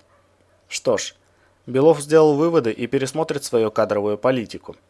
Если надвигающуюся катастрофу, согласно их махинаций с экстраойлом, удастся предотвратить, необходимо будет заблаговременно позаботиться о том, чтобы подобная ситуация не повторилась. Придется подобрать себе новых доверенных людей. А это в наше время совсем непросто. И старых нужно ликвидировать так, чтобы комар носа не подточил. Командировка на Северный Кавказ вполне подойдет. Есть и другие варианты. Когда он вернулся в кабинет совета директоров, на настенном экране светилось изображение президента, и присутствующие в помещении не сводили с него глаз, профессионально наполненных истинной заботой о стране. Уже никаких сомнений, это вторжение. Все произошло внезапно, торопливо докладывал Лозинский. Противник обладает недосягаемым уровнем технологий. Их излучение безвозвратно поражает психику и берет под контроль всех людей, до кого способны дотянуться. Глава следственной комиссии попал под их влияние и скрылся в эпицентре, лично доставив им объект «Янтарь». Получив это устройство, противник резко активизировался. Исследовательский центр докладывает о надвигающемся выбросе небывалой мощности. Желтая зона атакована многочисленными отрядами зомби. Идут тяжелые бои. Мы терпим поражение по всем направлениям. Связь с подразделениями потеряна. Генерал Воронцов также подвергся их пагубному воздействию. Противник начал посылать сигналы в космос. У нас есть все основания считать, что это отмашка для армии вторжения, либо целеуказание для нанесения удара. Они не скрывают, что планируют полностью захватить как минимум континент и перестроить его под свою среду обитания, что неизбежно приведет к гибели всех населяющих его людей. Совет директоров РАО просит вас немедленно инициировать операцию «Дезинфекция».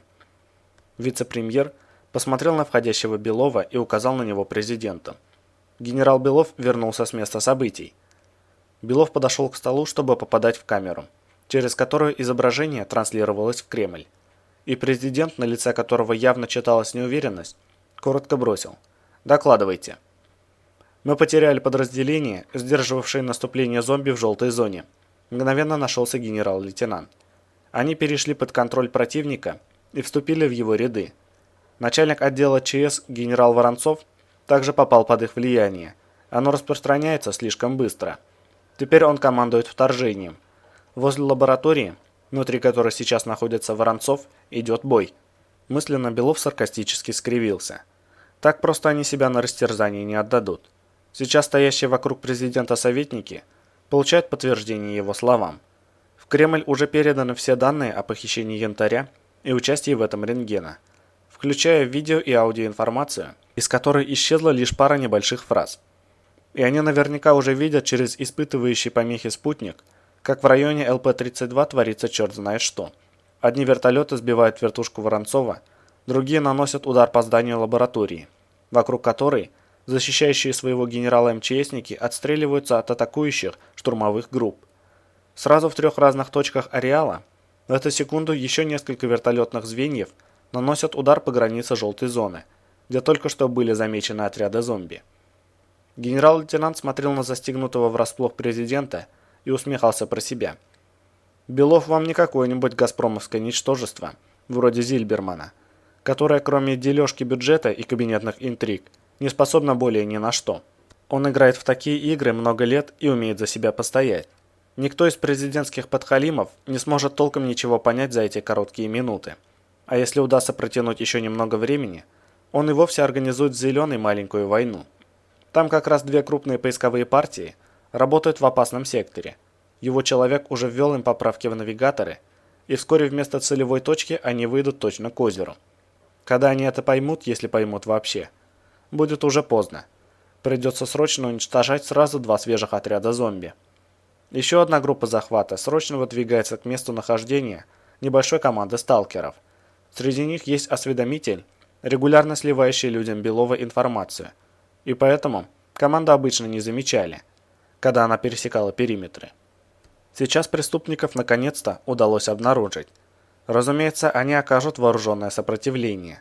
В Ухте с минуты на минуту начнется задержание уголовного авторитета Семы Рашпиля. И без отчаянной стрельбы там не обойдется. Соответствующие указания уже отданы. Он бросил короткий взгляд на электронное табло часов на стене.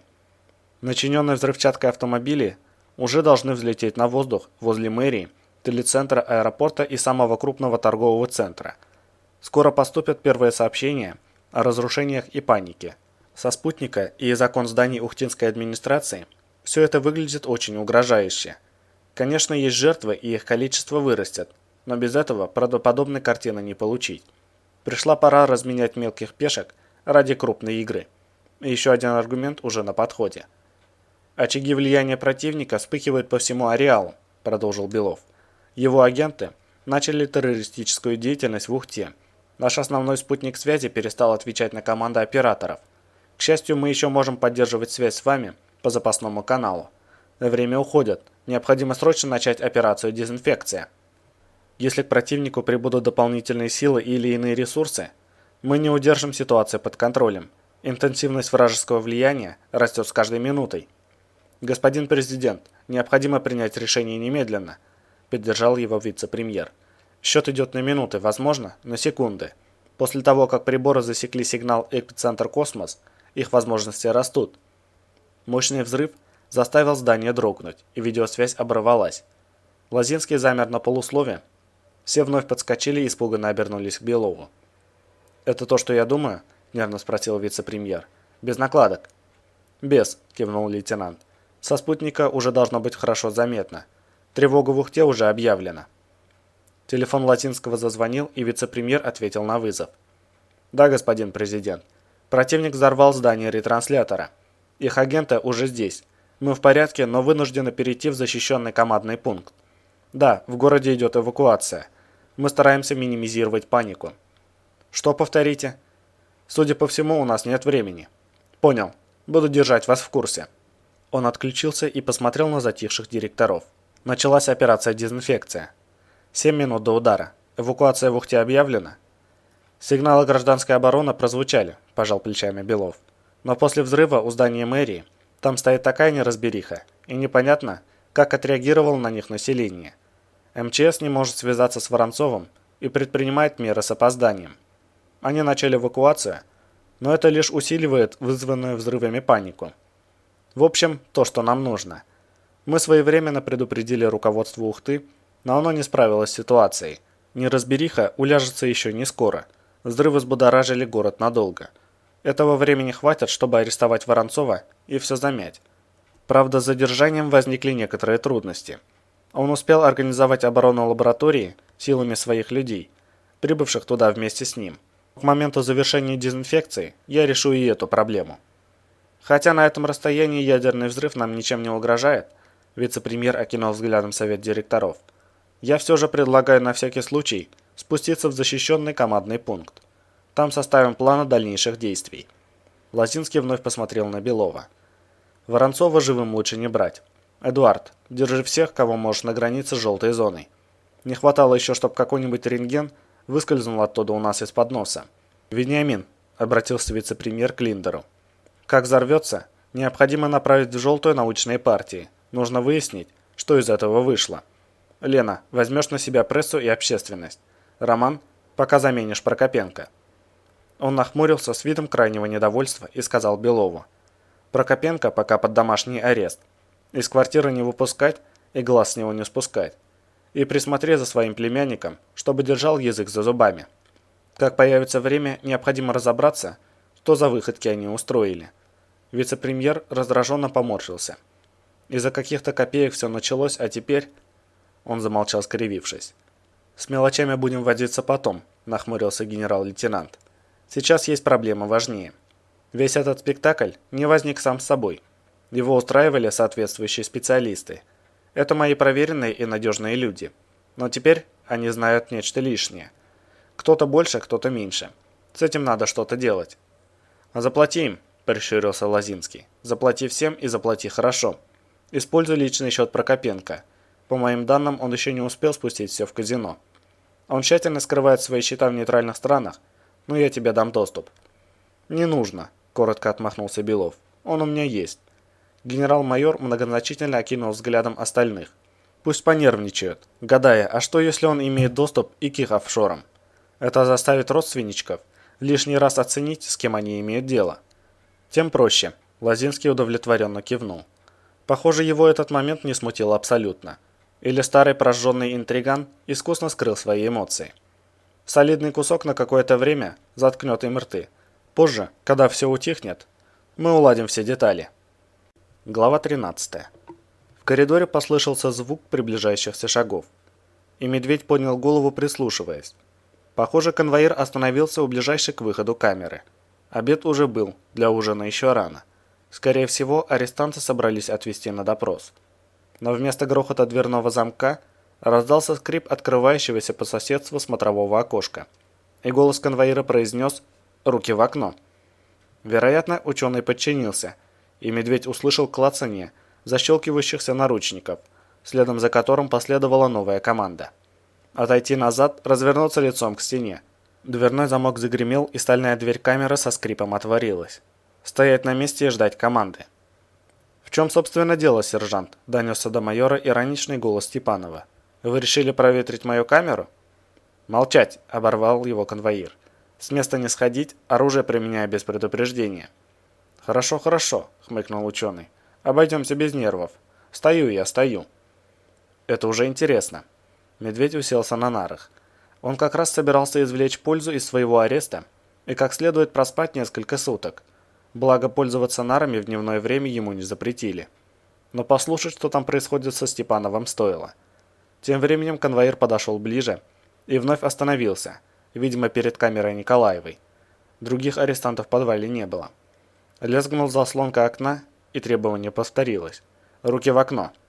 «Молодой человек», – сердито заявил голос Николаевой. «Я хочу знать, где мой адвокат. Почему нам до сих пор не предоставили адвоката? Это нарушение наших прав. Я направлю жалобу в Конституционный суд». «Направляйте хоть и он. Мне-то что?» – огрызнулся конвоир. «Мое дело маленькое. Отойти назад, лицом к стене. С места не сходить, оружие применяю, без предупреждения».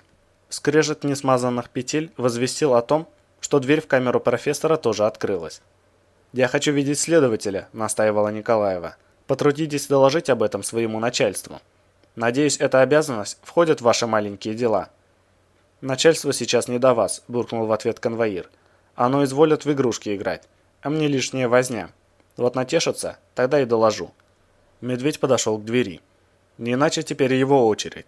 Все это очень напоминает учение или штабную проверку, когда проверяющие именно моделируют нештатных ситуаций, а простым сотрудникам приходится с этим возиться. Интересно, это тоже дело рук рентгена или просто совпадение? Более вероятно все-таки второе. Про побег речи не шло. Провоцировать контрразведчику тоже вроде бы незачем.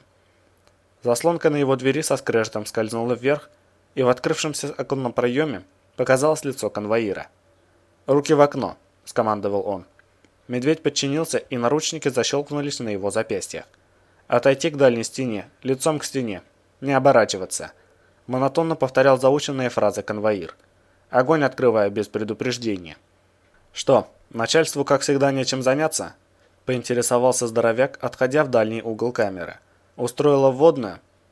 Защелкал замок, и открывающаяся дверь лязгнула. «Угу», – недовольно промычал конвоир. «Ввели. По самой не хочу». «Что на этот раз?» – фыркнул медведь. «Опять взрыв на складе боеприпасов? И нехватка пожарных бригад? Снова ящики с огнетушителями на горбу из консервации таскать?» «Теперь они придумали кое-что получше», – злобно процедил сержант. «Отрабатываем особо крупный выпрос». «А до зоны как до луны пешком. Гениально», – оценил майор. «Я начинаю радоваться тому, что сижу в камере. Не придется ближайшие 2 суток строчить бумажками». «Николай Иванович, это вы?» – раздался голос Николаевой. «Вы тоже здесь?» «Куда же я без науки?» – хохотнул медведь. «Вот решил составить вам компанию». «А вас-то за что, Николай?» – присоединился к разговору Степанов. «Уж не из-за нас ли?» «Молчать!» – опомнился конвоир. «Разговаривать запрещено». «Да брось, сержант!» – добродушно пробасил майор. «Ничего страшного мы не сделаем. Мы тихие. Поболтаем немного и все. Тебе же польза. Укажешь потом в рапорте. Начальство оценит. Кто знает, сколько теперь тебе тут торчать». Конвоир недовольно пробурчал что-то нечленораздельное и вышел из камеры. «А что происходит, Николай Иванович?» Голос Николаевой легким эхом отражался от стен камеры. «Что-то случилось?» «Ничего не случилось», — ответил медведь. «Очередные внеплановые учения. Отрабатываются действия при возникновении внезапного выброса. По инструкции двери камер должны быть открыты, чтобы облегчить эвакуационно-спасательные работы на случай обрушения здания. Мы же в подвале». Он издал короткий смешок. «Приятно осознавать, что о нас заботятся даже в таком положении». А здание слегка дрогнуло, и сквозь толстые стены глухо дошел слабый отголосок взрыва. «Ого!» – удивился майор. «Это что, имитация начала выброса?» «Что-то новенькое». Однако начальство на этот раз серьезно подошло к вопросу. «Эй, сержант!» – окликнул он меряющего шагами коридор конвоира. «Долго планируется ждать окончания?» «Откуда я знаю?» – огрызнулся тот. «Мне генерала не докладывают». Он понизил голос и недовольно процедил. «Понапридумывают всякой хрени, начальнички толстозадые. Лучше б делом занялись». «Так ты объяви им выговор», – с энтузиазмом посоветовал медведь. «Чтоб не расслаблялись и не мешали тебе работать». «Молчать», – обиделся конвоир. «Разговаривать не положено. Еще кто-то рот откроет, применяю электрошок». Где-то в начале коридора скрипнула дверная решетка, и кто-то окликнул конвоира. Тот, брызжа под нос неразборчивое ругательство, непонятно в чей адрес, направился к пришедшему человеку. Медведь прислушался, пытаясь разобрать их разговор, но охранники говорили тихо, и понять ничего не удалось. Спустя несколько секунд решетка скрипнула, закрываясь, и щелкнула замком. В наступившей тишины отчетливо клацнул автоматный предохранитель, лязгнула затворная рама, досылая патрон в патронник, и предохранитель щелкнул вновь. «А вот это уже не очень хорошо», – оценил медведь. «Зачем конвоир в нарушении всех инструкций дослал патрон в патронник?» Майор бросил взгляд на камеру видеонаблюдения, установленную под потолком в углу камеры. Вряд ли кто-то задумал расстрелять их прямо здесь. Есть много способов избавиться от арестантов более чисто. Чего же тогда испугался конвоир? «Сержант!» – позвал охранника медведь. «Ты от кого собрался отстреливаться-то? Или ты тараканов боишься с детства?» «Молчать!» – нервно брякнул конвоир. «Больше предупреждать не буду. Еще раз хрюкнешь – получишь пару разрядов». Майор философски пожал плечами. Охранник демонстрирует явную нерасположенность к конструктивному общению. «Ладно, подождем. Все равно больше делать нечего». Какое-то время ничего не происходило, и арестанты продолжали молча стоять лицом к стене. Лишь невнятный шорох, выбивающийся из гарнитуры рации конвоира, время от времени тихо вкрадывался в повисшее безмолвие. В какой-то момент шипение эфира стало напоминать слабый гул, и внезапно медведь понял, что это уже совсем не шум рации. Он прислонился щекой к стене, та едва ощутимо подрагивала, и вибрации быстро усиливались. «Что происходит?» – послышался голос Николаевой. «Стены дрожат. Эта часть материка прилегает к Уральскому хребту. Здесь не должно быть ярко выраженной сейсмической активности. Конвоир, вы уверены, что это учебный выброс?» «Молчать!» Голос охранника сорвался от волнения. «Выбросы не происходят вне ареала. До шага выброса несколько километров». Пол под ногами сильно задрожал, что-то громко хлопнуло. Раздалось шипение искрящейся проводки, и освещение вырубилось. Подвальное помещение мгновенно погрузилось в наполненную тяжелым гулом темноту. «Ложись!» – закричал медведь. «В угол, вплотную к перекрытию!» Он бросился на ходящий ходуном пол, вжимаясь в угол у стыка несущих стен. И успел подумать, что и профессор, и конвоир правы оба. Но происходящее уж слишком напоминает выброс, если бы они сейчас находились в зоне. То в этом не было никаких сомнений. Майор хотел было подбодрить испуганно перекликающихся между собой ученых, но здание вдруг сотряс мощнейший удар, и глухой гул стремительно перешел в пронзительный вой, заглушивший хруст ломающегося где-то наверху бетона. По ушам резануло острой болью, мозг словно ошпарили кипятком, и сознание отключилось, спасаясь от болевого шока. Борт самолета Ил-86. Рулежная дорожка у взлетно-посадочной полосы аэропорта город Ухта. 11 августа 2010 года. 16 часов 22 минуты. Время московское. «Девушка, долго еще нас будут здесь держать?» Сидящая рядом толстая тетка с лицом вечно недовольного всем человека в очередной раз набросилась на спешащий мимо кресел бортпроводницу. «Полчаса уже сидим». Совсем не молодая стюардесса, даже с натяжкой не подходившая под определение девушка, мгновенно натянула на лицо резиновую улыбку. «Задержка вызвана техническими неполадками в аэропорту», скороговоркой произнесла она, не сбавляя шага. «В настоящее время они устранены, скоро подадут трап». «Мы это уже слышали», – не унималась толстуха. «Меня не устраивают ваши отговорки. Я требую капитана». «Извините, но капитан сейчас занят», – бортпроводница ускорила шаг. «Я обязательно передам ему вашу просьбу». «Черта с два!» – мужчина, сидящий на несколько рядов дальше, вскочил на ноги и преградил ей дорогу. «Пусть выйдет к нам прямо сейчас и объяснит, что происходит». Он потряс мобильным телефоном. «Мне сообщили, что в аэропорту террористов взорвали бомбу. Вы что, за идиотов нас держите? Если там опасно, перелетайте на другой аэродром». «А топлива хватит?» – немедленно подхватили сзади. «Говорят, самолет в Москве не заправляли». «Тогда откройте запасные выходы и выпустите нас отсюда», – вторил ему кто-то еще. «Мы сами дойдем». «У меня багаж», – заверещала какая-то рыжая девица. «Я хочу получить свои вещи». «Господа, сохраняйте спокойствие». Бортпроводница пыталась обратиться ко всем сразу. «Я не слышала ни о каких взрывах. Я немедленно вызову капитана. Пожалуйста, оставайтесь на своих местах. Самолет в любой момент может начать движение. Пожалуйста, присаживайтесь». «Я с места не сдвинусь, пока не увижу капитана», – визгливо заявила толстуха, грузно поднимаясь с кресла. Ее туша заткнула проход, словно пробка бутылочное горло. «Мне племянница звонила уже 3 раза. Теракты прошли по всему городу. Только вы не в курсе, но надо же», – вопила она. «Где капитан? Я требую объяснений». Пассажиры начали вскакивать с мест. «Вот именно», – орал кто-то сзади. «Надо немедленно улетать на безопасный аэродром». «Какой еще аэродром?» – возмущались с другой стороны. «Мне надо срочно быть дома. Откройте аварийные выходы. Я не желаю сидеть тут и ждать, когда самолет сорвется». «Вы слышали?» – завопил женский голос из соседнего салона. «В самолете бомба». Мгновенно поднялся гвалт и неразбериха, граничащая с паникой. Пассажиры что-то орали, кто-то спорил с соседом, кто-то кричал на проводницу, кто-то предлагал самим открыть аварийные выходы. Впереди капризно заревел ребенок, и общий бедлам возрос еще сильнее. «Господа, господа!» Бортпроводница металась от одного паникующего к другому. «Граждане, нет никакой бомбы. Что за бред? Успокойтесь и оставайтесь на своих местах. Капитан сейчас к вам выйдет». Но ее уже никто не слушал.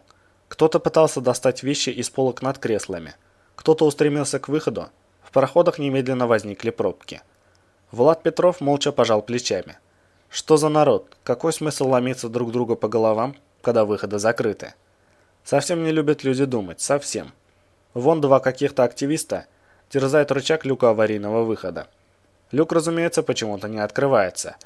Уж не потому ли, что надо обратить внимание на инструкцию, укрепленную там же. Он достал мобильный телефон и вышел в интернет. Бестолково толкаться в толпе никакого желания не было. К тому же после того, как массивная толстуха покинула свое кресло, места вокруг сразу же прибавилось. Влад зашел на новостной портал и поискал любую информацию о терактах в Ухте. Ни слова. Может, еще не успели выложить, а может, все это очередная утка. Надо попробовать поискать во всяких блогах, твиттерах. Уважаемые пассажиры, в динамиках громкой связи, включенных на полную громкость, зашипел мужской голос. С вами говорит командир экипажа. Ради вашей же безопасности убедительная просьба сохранять спокойствие и оставаться на своих местах. У здания аэропорта произошел взрыв, но в настоящее время правоохранительные органы полностью контролируют ситуацию. Сам аэропорт не пострадал и уже возобновил прием пассажиров. Мы только что получили место стоянки. Повторяю, сохраняйте спокойствие и оставайтесь на своих местах. Сейчас самолет начнет руление. Через 5 минут подадут трап и автобусы. Панические настроения стихли так же внезапно, как вспыхнули. И народ принялся рассаживаться по своим местам. Бортпроводница суетилась среди пассажиров, разнося напитки хныкающим детям и усиленно улыбаясь их родителям. Влад вышел из интернет-новостей и попытался загрузить карту Ухты. Со взрывами будем разбираться потом.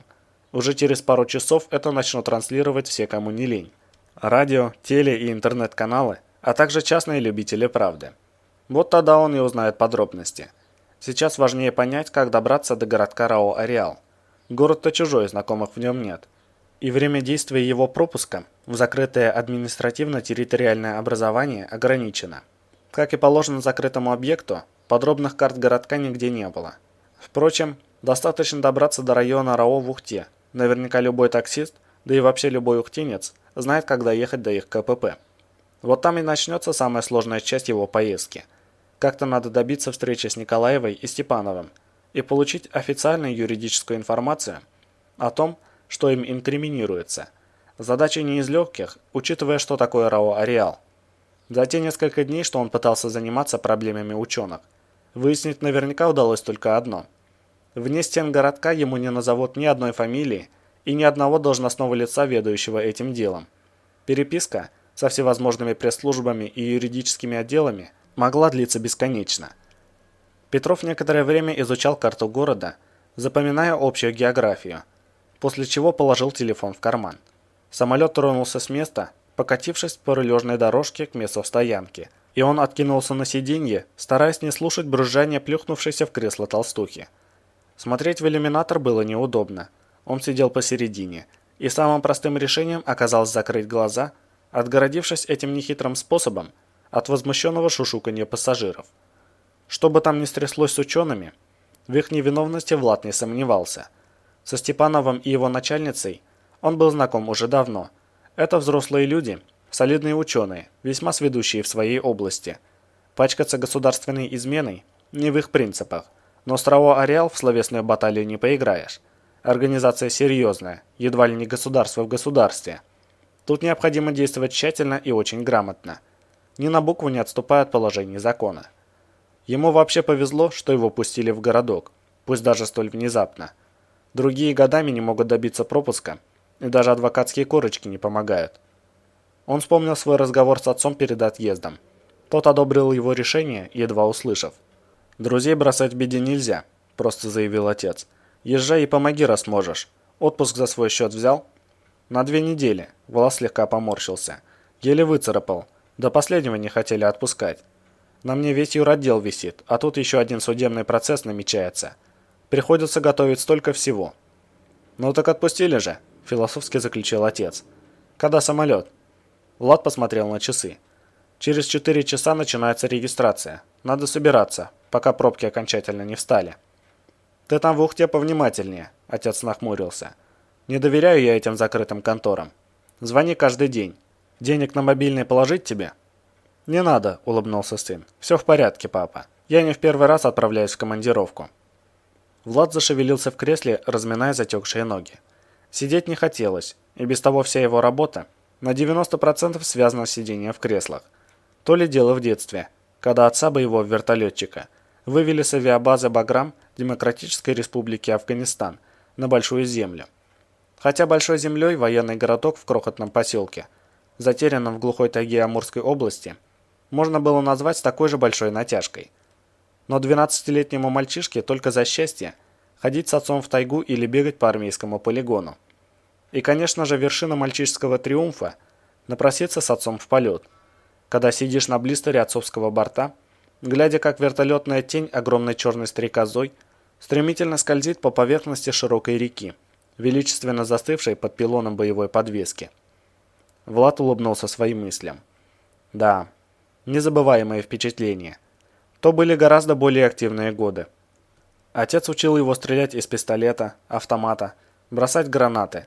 Словом, позаботился о том, чтобы сын был готов к будущей воинской службе.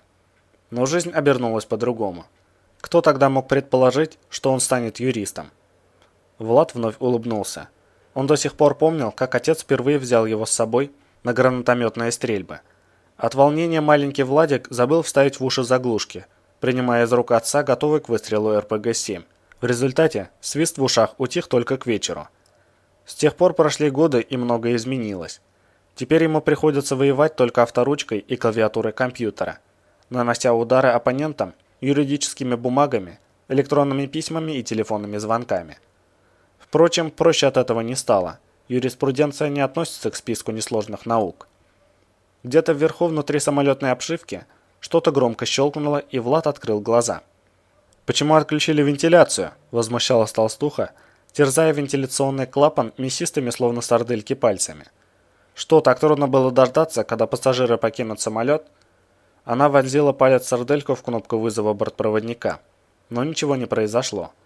Тогда тетка принялась щелкать кнопками индивидуального освещения. «Электричество отключили», – заключила она, убедившись, что оборудование не реагирует на кнопки. «Вот она, забота о пассажирах. И где же обещанные комфортабельные?» В следующую секунду мир вокруг судорожно затрясся. Все потонуло в оглушительном треске, и самолет смяло, словно обертку из фольги. Глава 14. Кромешная тьма дрожала, гудела и дышала сухой духотой, заставляя тело болезненно вибрировать каждой клеткой. Медведь открыл глаза, но темнота не рассеивалась. Он потер глаза рукой, и мрак расцветился фейерверком светящихся точек. «Отлично», – подумал майор. «В черной камере перед глазами летают белые мухи. Что здесь может быть непонятного? Обычное дело. Надо выбираться отсюда, пока белые мухи ненавязчиво не превратились в белую горячку». Медведь прислушался, пытаясь определить, что происходит. А происходило явно черт знает что. Все вокруг тряслось и завывало так, что ломило кости. Будь майор в зонах, он однозначно сказал бы, что попал под выброс. И ему еще очень повезло оказаться в укрытии. Но откуда выброс здесь, так далеко от ареала? Да еще такой силы. И если это выброс, то наружу лучше не лезть. Но и лежать пластом тоже не стоит. Эта дрянь может длиться очень долго, часы и даже дни. За такое время недолго и с голоду умереть. Медведь понял, что не чувствует рук, и пошевелился. Оказалось, что он лежит лицом вниз, упершись лбом во что-то твердое и колючее, и придавив руки собственным телом. Майор перекатился на спину, и в нее тотчас уперлось множество твердых предметов разнообразных размеров. Пришлось остаться в положении на боку и ждать, когда спадет онемение с затекших рук. Хорошо еще, что наручники застегнули спереди, а не сзади. Не придется кувыркаться в кромешной тьме, выпутываясь из них. К нервным окончаниям стала возвращаться чувствительность, и руки неприятно закололо десятками острых иголочек. Поморщившись, медведь пошарил скованными ладонями по полу. Все завалено обломками битого кирпича и кусками ломаной штукатурки. Похоже, стена частично разрушилась. Повезло еще, что его не засыпало, хотя один из таких обломков обнаружился прямо рядом с головой. Майор ощупал его шершавый бок. Серьезный размерчик. Совсем немного не долетел, еще сантиметров 20, и все, приехали. Он медленно поднялся на ноги, опасаясь в темноте удариться головой о какое-нибудь неожиданное препятствие. Положил скованные наручниками руки ладонями на стену и осторожно двинулся вдоль нее к выходу. Когда все началось, дверь была открыта. Поэтому можно рассчитывать, что путь из камеры свободен. Нужно выйти в коридор и выяснить, что с учеными, чем занята охрана и что вообще творится на свете белом, столь неожиданно ставшим черным. Медведь на ощупь, переступая через неожиданно многочисленные и крупные обломки, добрался до противоположной стороны камеры и понял, что проблем с выходом не возникнет. Стены, в которой располагалась дверь, больше не существовало. Собственно, через ее обломки и он и пробирался. Здоровяк добрался до разрушенного края камеры и остановился, вглядываясь в темноту. Видимость превосходная, хоть глаз выколи. Если отойти от стены, недолго и потерять ориентацию на местности, если раньше не сломаешь ногу. Похоже, выдержали только несущие стены и перекрытия. Остальные перегородки обрушились, как только потолок не обвалился. Майор попытался сообразить, где он сейчас находится и в какую сторону смотрит. Если он все правильно представляет, то выход где-то вон там, туда и надо пробираться. Он хорошо помнил, что перед тем, как все началось, входная решетка была закрыта, и конвоир находился где-то рядом с ней. Если сержант успел унести ноги, то вряд ли запирал за собой решетку, а значит, есть возможность пройти дальше. Если не успел, то где-то там лежит его тело, на котором должны быть ключи от наручников. Избавиться от браслетов хотелось, но очень сильно. Пробираться в полной темноте, через кучу острых обломков со скованными руками, занятие не самое удобное. Медведь поочередно потер зудящие от постоянного гула уши. Этот гигантский шейкер, совмещенный с пароваркой, быстро добьет кого угодно, если под рукой нет запаса воды, хотя бы обычной фляги. И все-таки что происходит? Выброс, даже самый мощный, не способен разрушать бетонные здания. В желтой зоне вон до сих пор деревянные дома держатся. Он пару раз резко выдохнул через нос, выдувая набившуюся пыль от битой штукатурки, и громко произнес: «Есть кто живой?» Ответа не последовало, и майор повысил голос: «Люди добрые и не очень. Отзовись. Кто откликнется, тому ничего не будет. Даже балбесу-сержанту». Но никто так и не отозвался. Медведь нахмурился. Это плохо. Нужно быстрее разыскать ученых. Наверняка им нужна помощь. Но сперва стоит попытаться избавиться от наручников и в идеале раздобыть хоть какое-то освещение. Иначе разыскивать пострадавших придется так долго, что кому-нибудь из них помощь может уже и не понадобиться. Ощупывая скованными руками путь, майор полез во тьму через завал рухнувших стен. Держать прямое направление движения среди всей этой разрухи было невозможно, и пробираться от одной разрушенной стены к другой пришлось долго. Входную решетку он нащупал только полчаса спустя. Она была закрыта и заперта. «Не самые оптимистичные новости», – подумал Медведь, и в очередной раз выдул из ноздрей постоянно набивающуюся туда пыль. Он прижался к решетке спиной и посмотрел в густой мрак. Итак, сейчас он в начале коридора. Учитывая его ширину и то место, откуда сержант-конвоир подавал голос крайний раз, его тело должно лежать где-то шагах в 3-5 отсюда, никак не дальше. Майор опустился на корточки и принялся методично обшаривать скованными руками устилающие пол куски обрушившихся стен и обломки битого кирпича. Труп охранника он все-таки пропустил, и если бы случайно не наступил на него ногой, искал бы еще долго. Тело оказалось почти полностью засыпано. Похоже, сержанта накрыло разлетающейся стеной. Медведь попытался проверить пульс на сонной артерии, но понял, что в этом нет смысла. Едва его руки уперлись в то, что осталось от головы конвоира. «Не повезло тебе, сержант», – вздохнул майор, вытирая руки об охранника. «Надеюсь, другим досталось больше везения». Он вновь потер уши, жгущие болью от надрывного гула, и коротко потряс головой. Бесконечная вибрация отдавалась тупой резью в висках. Сейчас бы поспать. Медведь некоторое время разгребал обломки, выкапывая мертвое тело, после чего принялся обшаривать его в поисках чего-нибудь полезного. Помимо ключей от наручников, на трупе обнаружилась рация, автомат, подсумок с одним магазином, резиновая дубинка, электрошокер, мобильный телефон, УИП стандартной модели и всякая мелочь вроде бумажника, сигарет и зажигалки. И самое главное, прицепленные к поясу ключи от входной решетки. «Жить стало легче», – улыбнулся майор, снимая с себя наручники. «Выбрасывать не будем, всякое может быть». Он отшвырнул в темноту пачку с сигаретами. «Это для лохов, а вот это – вещь». Медведь щелкнул зажигалкой, и веселый язычок пламени ослепил привыкшие к темноте глаза. Поморгав глазами, он вытянул руку сжимающий дрожащий в завитом пылью воздухе огонек, и осмотрелся. Входная решетка с наружной стороны оказалась завалена битым кирпичом, почти на треть своей высоты. Ладно, это не трагедия. Она открывается вовнутрь, а здесь он обломки разгребет. Вопрос в том, что там дальше. Мобильный и УИП не работали, что неудивительно, если предполагать, что сейчас идет выброс. Автомат поцарапался и запылился. Возможно, под ударами падающей стены сбилась пристрелка. Но в целом оружие не пострадало. В самом подвальном помещении внутренние стены почти полностью сохранились, у стыков с несущими конструкциями, и почти полностью же разрушились ближе к его центру. Если на момент катастрофы ученые стояли в дальних углах, как он, то шансы выжить у них были. Майор привычно укрепил на предплечье неработающий УИП, рассовал по карманам все остальное и, забросив автомат за спину, пошагал через обломки разыскивать головастиков. Николаева он нашел сразу. Профессор уже пришла в сознание и сидела у стены, пытаясь разглядеть приближающегося к ней человека. «Медведь, это вы?» Она всматривалась в тусклый свет, стряхивая с лица пыль и мелкие кусочки битой штукатурки. «Что случилось?» «Похоже, выброс», — поморщился здоровяк. «И очень мощный. Вы как, целы?» «Я не пострадала», — Николаева осмотрела себя.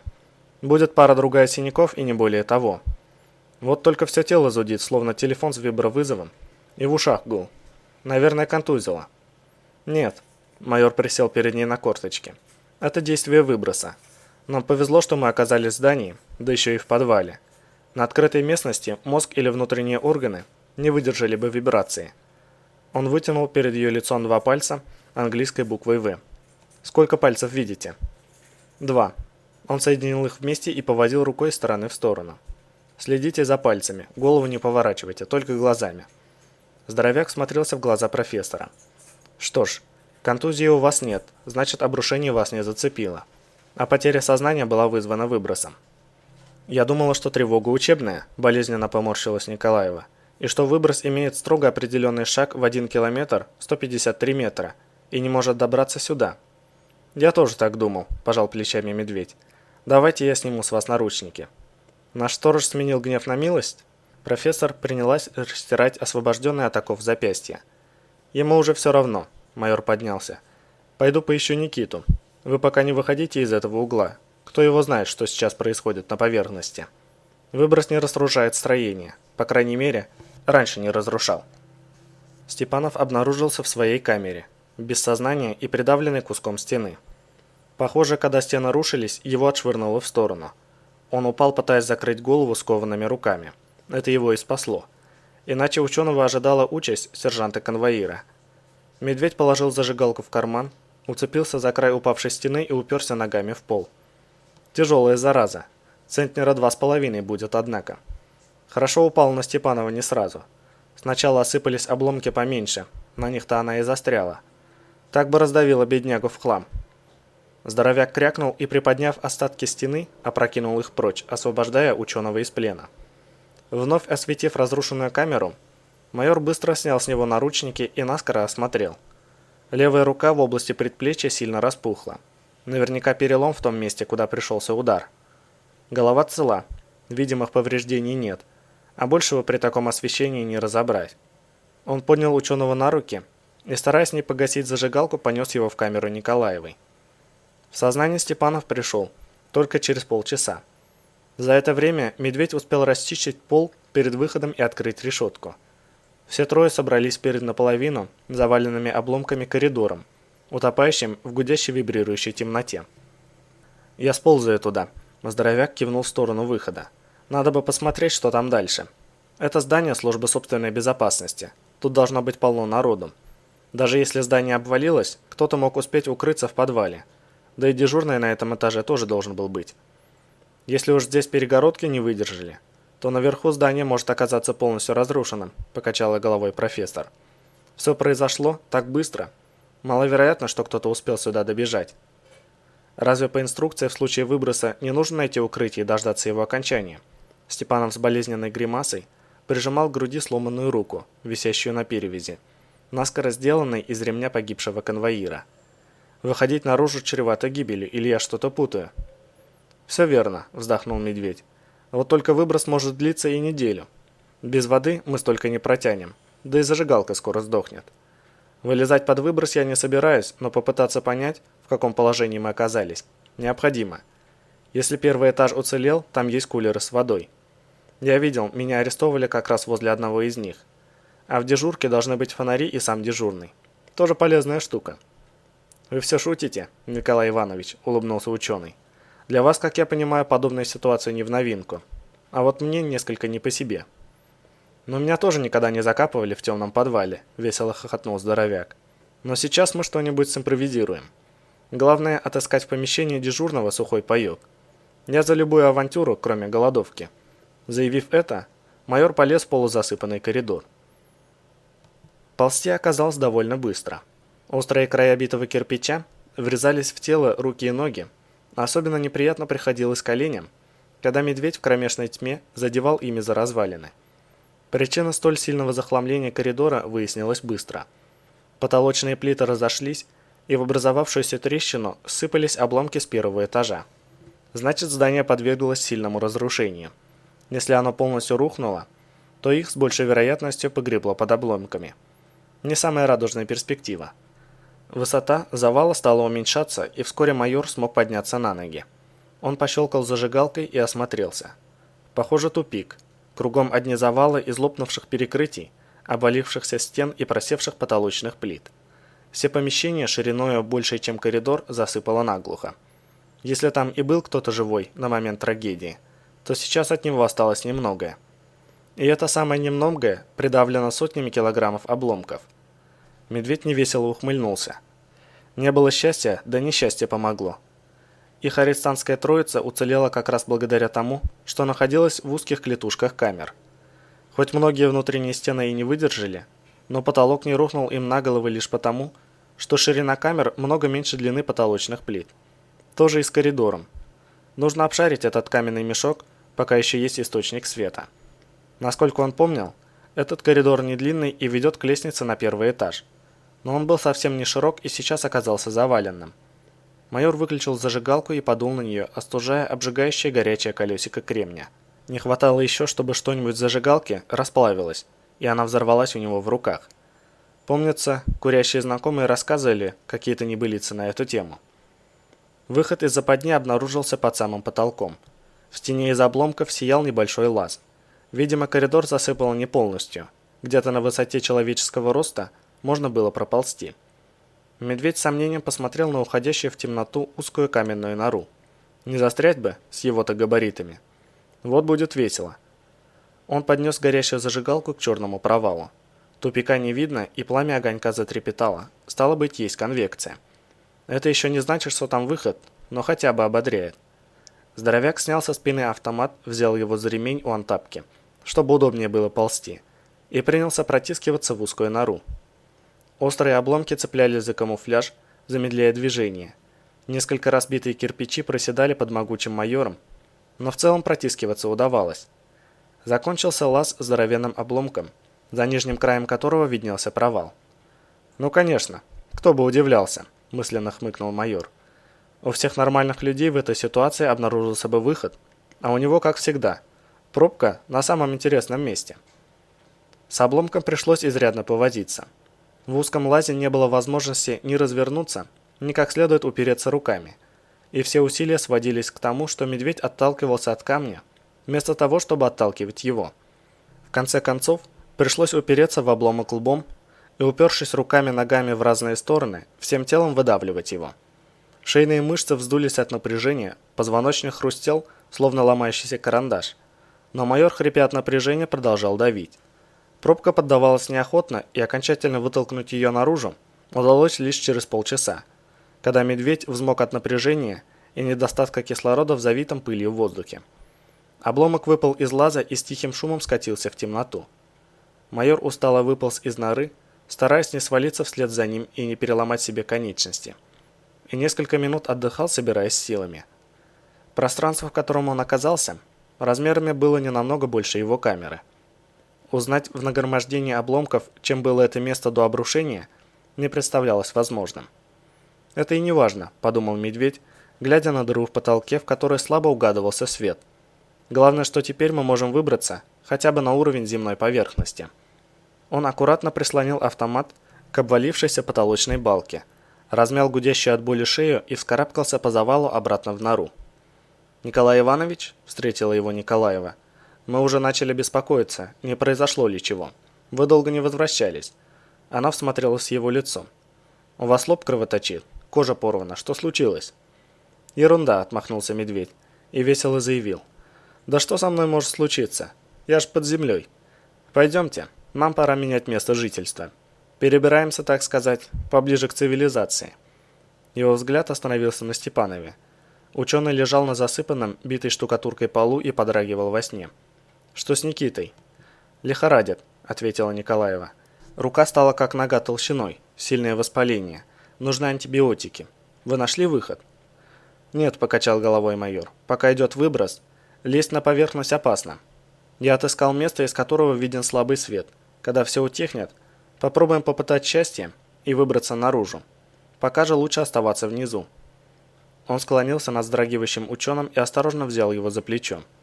Тот встрепенулся и открыл кроваво-красные от воспаления глаза. «Как самочувствие, Никита? Двигаться можешь?» Медведь помог ему подняться. «Нам нужно сменить этот каменный мешок на другой. Поменьше. Здесь слишком много места, никакой романтики от клаустрофобии». «Рука огнем горит», – болезненно скривился ученый. «Долго ползти? С одной рукой, боюсь, мне будет сложно». «Ерунда. Доползем», – отмахнулся здоровяк. «Я помогу. Там даже есть где устроить привал по пути. Пойдешь крайним, если что, я тебя вытяну». До нового места добирались долго. Степанов двигался медленно, часто останавливаясь для отдыха.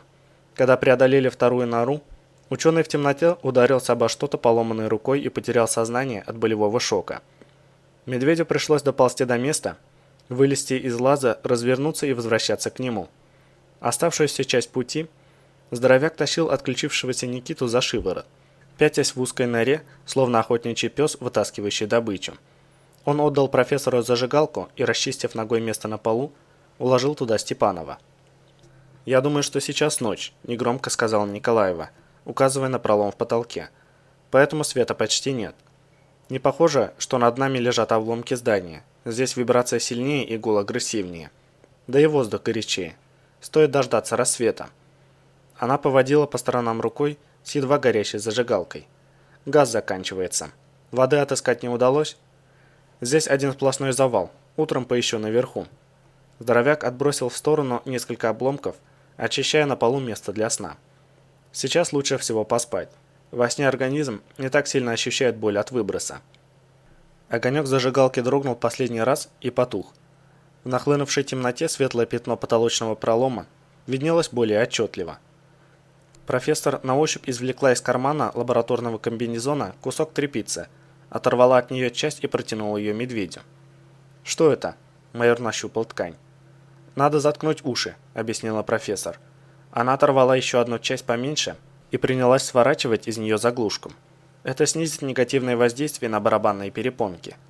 Тряпка не ахти какая стерильная. Я ее обычно вытираю экран ноутбука. Но лучше, чем ничего. «Пойдет», – улыбнулся майор, затыкая уши. «Зато с антистатиком. Пыль к ушам приставать не будет. Сэкономим на геле для душа». Медведь улегся на наскоро расчищенный пол и почти сразу же провалился в тяжелый вибрирующий сон, лишенный всяких картин. Проснулся он от ощущения необычной тишины вокруг. Майор открыл глаза и несколько секунд не шевелился, прислушиваясь. Выброс закончился. Не было ни вибраций, ни режущего уши гула, а душная жара сменилась на теплый, но чистый летний воздух. Даже пыль успела осесть. На улице явно был день, и через дыру в потолке в их карманный мешок проникало достаточно света для того, чтобы различить силуэты спящих неподалеку ученых. Медведь поднялся, подошел к пролому и задрал голову вверх, изучая его края. Похоже, потолочные плиты разошлись, но достаточной ширины проема было немного. Самая широкая часть дыры располагалась точно по центру их западни. По стене не залезешь, а дальше все засыпано обломками, рухнувшими сверху. Еще непонятно, что там на первом этаже. Здание наверняка сложилось. Он прикинул высоту, что-то около 3,5 метров. «Мы сможем вылезти отсюда без веревки?» Степанов сел, прислонившись спиной к лопнувшей балке и баюкая сломанную руку. Его лицо невольно кривилось от боли. Высоковато тут. Есть два способа, прищурился майор. Первый, я становлюсь тебе на плечи. Он покосился на шокированного ученого, который, похоже, живо представил, что будет, когда на его не отличающиеся внушительными размерами плечи сберется громадный мужик весом в 130 килограммов, не считая снаряжения. И второй, здоровяк скрыл улыбку, который выглядит где-то вот так. Медведь присел и, мощно взмахнув руками, подпрыгнул на добрый метр над землей. Ухватившись за край разлома, он повис на руках и принялся поочередно шарить ладонями по ее внешней поверхности. Отыскав подходящую выбоину, майор вцепился в нее пальцами и, подтянувшись мощным силовым рывком, выбросил себя наверх, взбираясь на первый этаж. «Тренироваться полезно», — отметил он про себя, отряхиваясь. «Иногда помогает в жизни. Теперь пора выбираться наружу». Здание службы собственной безопасности испытало сильнейший удар и действительно сложилось, будто карточный домик.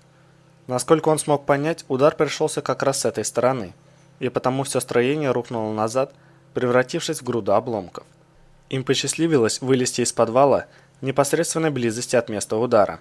Впереди почти не было завалов, словно кто-то смел все исполинской метлой, забыв лишь обломки битого кирпича.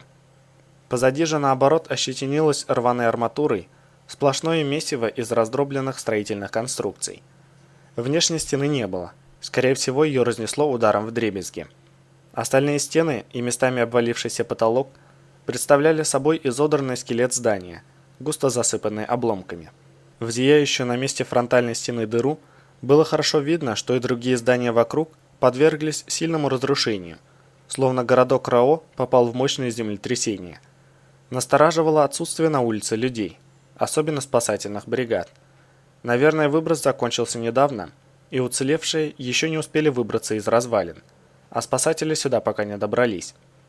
Ладно, до улицы десяток шагов, скоро разберемся, что к чему. Медведь наклонился над проломом. «Людмила Петровна, с добрым утром!» – окликнул он переговаривающихся ученых. «Вы сможете выбросить мне автомат? Он вон там, у обвала слева от вас». Провозившись еще минут 5, Медведь при помощи автоматного ремня вытащил товарищей по несчастью из подвала. Степанов выглядел совсем неважно и, похоже, чувствовал себя так же. У него начался жар, ученого сильно лихорадило. «Надо наложить шину». Здоровяк огляделся в поисках чего-нибудь подходящего и замер, услышав донесшийся издалека знакомый звук. «Что это?» – прислушалась профессор. Звук повторился, и она поспешила к улице. «Возможно, это едут спасатели». «Стойте!» Майор догнал ее 2 шага и взял за локоть. «Давайте-ка лучше я. Это автоматная очередь, не будем торопиться». Он прислушался, далекий треск повторился вновь. «Не нравится мне все это». Медведь смахнул с автомата мусор, перевернул его стволом вниз и потряс, избавляясь от попавшей в ствол пыли. «Оставайтесь здесь», — сказал он, — «а я схожу, погляжу, в чем дело». Здоровяк приготовил автомат и двинулся к улице. Он сделал несколько шагов и остановился в нерешительности, пытаясь понять, что же его насторожило. Майор простоял на месте не меньше минуты, вглядываясь в виднеющиеся развалины, но никакого шевеления так и не обнаружил. «Почему вы не выходите на улицу?» – негромко спросила профессор, осторожно подходя к нему. «Что-то не так?» «Да», – ответил Медведь, не переставая обшаривать взглядом виднеющуюся из их развалин улицу. «Только никак не могу понять, что именно. Как будто кто-то там есть, но не получается разглядеть. Глаза, как назло, пощипывает. Видимо, какая-то дрянь со склада. В воздух попала. Чувствуете запах странный?» «Я ничего не чувствую», – нахмурилась Николаева. «Воздух вполне чист. Может, вам пыль попала в глаза?» «Что?» Майор секунду посмотрел на нее. «Вам глаза не щиплет? И воздух нормальный?» «Со мной все в порядке», – подтвердила она и замолчала, прислушиваясь к разгорающейся где-то вдали перестрелке. «Скажите, Николай Иванович, как далеко?» «Секунду», – оборвал ее Медведь, чувствуя стремительно растущее подозрение. «Мне нужно кое-что проверить». Он подхватил кусок кирпича и швырнул его на улицу. Угловатый обломок пролетел полметра и внезапно резко метнулся вниз, словно пуля, а потом с коротким пронзительным свистом молнией врезался в пол, рассыпаясь в пыль с неправдоподобно тихим хлопком. Ни одна пылинка не поднялась вверх и даже не дрогнула. Лишь в образовавшемся в напольном покрытии отверстии виднелась небольшая горстка рыжего порошка. Все, что осталось от обломка. Как же так? Небо же синее. Майор торопливо защелкал кнопками УИПа. Затем выхватил из кармана мобильный телефон конвоира. «Что это было?» – раздался голос подходящего к ним Степанова. Несмотря на ухудшающее самочувствие, в его интонациях звучал живейший научный интерес. «Так действует аномалия? Откуда она здесь?» «Это гравиконцентратор», – неторопливо объяснил Медведь, убирая в карман бесполезный мобильник. «Просторечие грава. Область повышенной гравитации, сила тяготения может достигать 100 G, но обычно не более 80, убивает мгновенно». Он обернулся к ученым и невозмутимо закончил. «Вокруг нас желтая зона. Итак», он кивнул на обманчиво пустой выход на улицу. «Мы отсюда не выйдем. Придется искать другой путь». Глава 15. Все тело болело, словно побывало в камнедробилке, а кожа пылала огнем, будто по ней от души прошли шлифовальным кругом. В голову гулко била кровь, и казалось, что налитые свинцом глаза вот-вот вывалятся из глазниц, прорвав веки. Что-то больно врезалось в живот, мешая дышать и вызывая тошноту. Воспаленный от нехватки кислорода мозг требовал от хозяина вмешательства в сложившуюся ситуацию. Влад открыл глаза и в мутной дымке увидел прямо перед собой покрытую пожухлой травой землю с лужицей запекшейся крови. Кровь, похоже, его собственная, натекла из разбитого носа. Он скосил глаза по сторонам. Мир вел себя неадекватно, перевернувшись с ног на голову. Пошевелить руками почему-то не удавалось и вообще их не чувствовалось, словно не было совсем. Влад пошарил глазами. Руки, к счастью, оказались на месте, но заткнутые за пояс. Интересно, зачем он это сделал? И почему он в такой странной позе? Пару минут он пытался вспомнить свое имя и вообще понять, в чем смысл жизни. Потом зрение начало восстанавливаться, и ситуация прояснилась. Руки заткнуты не за пояс, они в него судорожно вцепились. И вообще это не пояс, а ремень. Причем явно не брючный.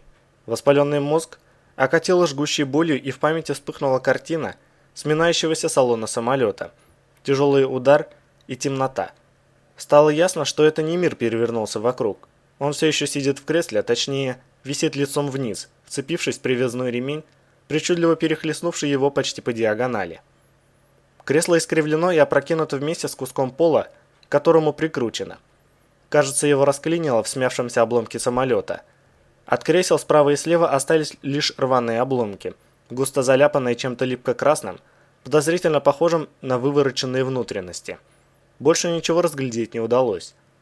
Дышать становилось все труднее, и Влад попытался заставить свои руки отцепиться от страховочного ремня. Это удалось не сразу. Сведенное судорогой тело скрючилось в кресле и не реагировало на утверждение о миновавшей опасности, не желая верить хозяину на слово. Наконец пальцы разжались, и руки безвольными рукавами уткнулись в землю. Пришлось ждать, когда к ним вернется хоть какая-то чувствительность. Она вернулась вместе с тысячей иголок, вонзающихся в ожившие нервные окончания, и некоторое время въедливая боль не позволяла сделать вдох. Едва стало легче, Петров поискал глазами замок привязного ремня. Обнаружить его не удалось, и ему пришлось змеей выворачиваться из согнутого в дугу кресла. Вывалившись на землю, он минут 10 неподвижно лежал, восстанавливая кровообращение и дыхание. Жгущая боль, обволакивающая мозг, не проходила. Влад отыскал глазами просвет между искореженным металлом и пополз туда. Обломок корпуса самолета, из которого он выполз, оказался совсем невелик. Небольшую часть фюзеляжа выдрала и скомкала словно орех, внутри которого и оказался юрист. Его скорлупа валялась где-то на самом краю аэродрома, упершись в разорванное проволочное заграждение. Видимо, оно эту скорлупу и остановило, после того, как та прокатилась по ровной земле почти километр. Память неожиданно вытолкнула из глубин старое воспоминание. Отец перед полетом объясняет ему, как необходимо действовать в случае аварийной посадки. Влад машинально ощупал себя в поисках переломов и открытых ран. Все тело болело, незакрытая одежда и кожа покрыта густой сеткой глубоких царапин. Сама одежда порядком изорвана, но никаких повреждений не было. Только мозг почему-то жгло, словно он был обернут горячим компрессом.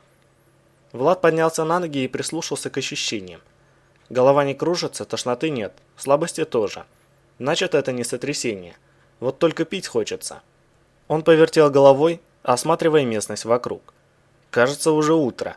От часов на руке не осталось даже браслета. Мобильный телефон, из-под экрана которого проступали следы копоти, не подавал признаков жизни. Похоже, аппарат накрылся. Влад посмотрел на солнце.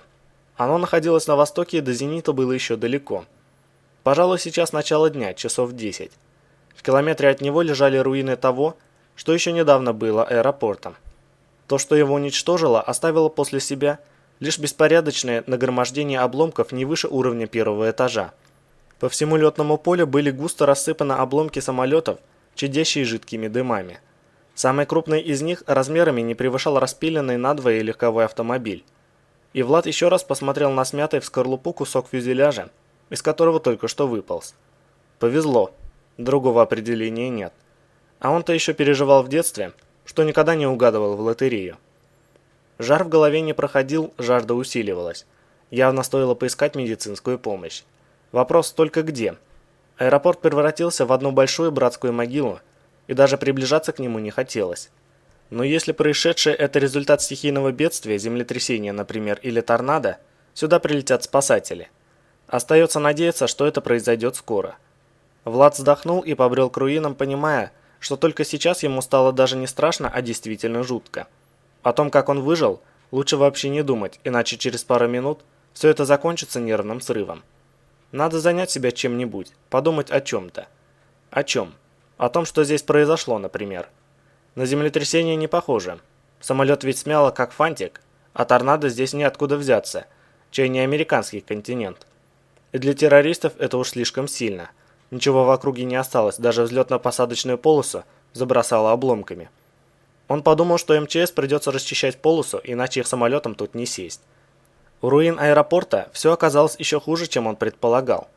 То, что здесь произошло, буквально разметало весь стоящий и подъезжающий автотранспорт, расплющив в лепешки автомобилей и до неузнаваемости искорежив автобусы. Вокруг не было ни одного дерева, словно здесь никогда ничего не росло.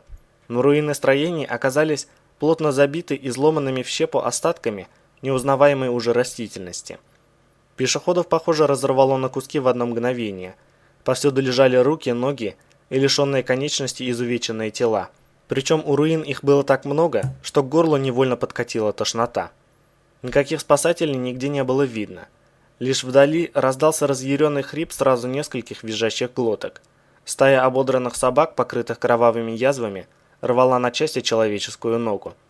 Псы злобно огрызались друг на друга, вырывая добычу, и совершенно не обращали внимания на обилие других тел вокруг. Влада стошнило. Отплевавшись, он поспешил отойти подальше. В нескольких десятках метров от погибшего аэропорта обнаружилась торчащая из земли толстая цилиндрическая конструкция, чудом выдержавшая удар катастрофы, остатки не то столба, не то какой-то опоры. На нее словно на штык был нанизан разодранный вертолет белого цвета, определить модель которого по искореженным останкам Влад не смог. Он осторожно приблизился к развороченному летательному аппарату и заглянул внутрь. Похоже, двигатель не горит и взрыва можно не опасаться. От кабины осталось лишь металлическое месиво, но вроде бы на момент трагедии в ней никого не было. Влад укрылся за вертолетными обломками от психующей своры и опустился на землю, переводя дыхание. Что же здесь случилось? Аэропорт и все остальное словно расшибло ураганом на месте. От улиц и кварталов не осталось даже следа. Вокруг должны были стоять дома и проходить перекрестки, но остались лишь руины, плотным трехметровым слоем, простирающиеся повсюду, насколько хватало глаз. По развалинам с противными криками бродили сотни ворон, крупная стая каких-то птиц кружили над руинами аэровокзала. Время от времени то одна, то другая из них приземлялась прямо на изувеченные трупы, и ободранные птицы принимались клевать человеческие останки. Но тут же другая стая набрасывалась на первую, и в воздухе начиналась грызня. Дерущиеся падальщики пронзительно верещали совсем не птичьими криками. И нигде не было видно никаких следов выживших людей. На память пришло видео вспыхивающего ядерного взрыва и расширяющейся от него ударной волны, вдребезги разносящей все на своем пути. Тут произошло что-то очень похожее. Но если это ядерный взрыв, почему нет гриба? И где же спасатели? Впрочем, со спасателями скорее все просто. Их либо не осталось, либо не хватает, раз прошло уже столько времени, а к аэропорту так никто и не явился. Просто сидеть тут и ждать у моря погоды бессмысленно. Юрист покосился на беснующуюся стаю, в которой среди собак было хорошо видно несколько покрытых кровавыми язвами кошек, не отстающих от остальных. И опасно. Нужно двигать отсюда поскорее и попытаться отыскать помощь. И найти ее можно только в Ухте. Это ближайший город, и если спасательная операция вообще ведется, то происходит это там. В любом случае, кто-то должен был уцелеть. Не может быть, чтобы не осталось выживших. Он потер виски, пытаясь успокоить монотонную боль, жгущую мозг. Попить бы. Влад вспомнил карту Ухты, которую смотрел в самолете за несколько минут до трагедии. Отсюда к городу ведет почти прямая дорога, вдоль которой вроде был какой-то населенный пункт. Может, уже там ему удастся найти людей? А еще на карте отмечалось не то озеро, не то заполненный водой карьер. Там можно утолить нараставшую жажду. Вот только как на эту дорогу выйти? Через сплошное поле развалин, простирающееся перед аэропортом, не пройти. Непонятно даже в каком направлении двигаться. Подумав, он пришел к выводу, что лучше всего вернуться на летное поле, выйти на взлетно-посадочную полосу и двигаться прямо. Насколько он запомнил карту, это направление неизбежно пересечется с трассой. А там останется только повернуть направо и не сходить с главной дороги. Она приведет его прямо в город. Правда, там путь преграждает река Ухта, но наверняка мост через нее уцелел. Ну или спасатели наладили какую-нибудь переправу. Об этом они позаботились в первую очередь, 100%. Все же понимают, что по этой дороге в город будут стекаться выжившие из близлежащих населенных пунктов, если таковые, конечно, остались. Он встал и с опаской, оглядываясь на визжащую свору, направился обратно к летному полю, огибая площадь аэропорта, заваленную расплющенными автомобилями и раздробленными в щепу деревьями. Дерущаяся позади стая завизжала особенно громко, и Влад прибавил шаг. Не помешало бы найти хоть какое-нибудь оружие.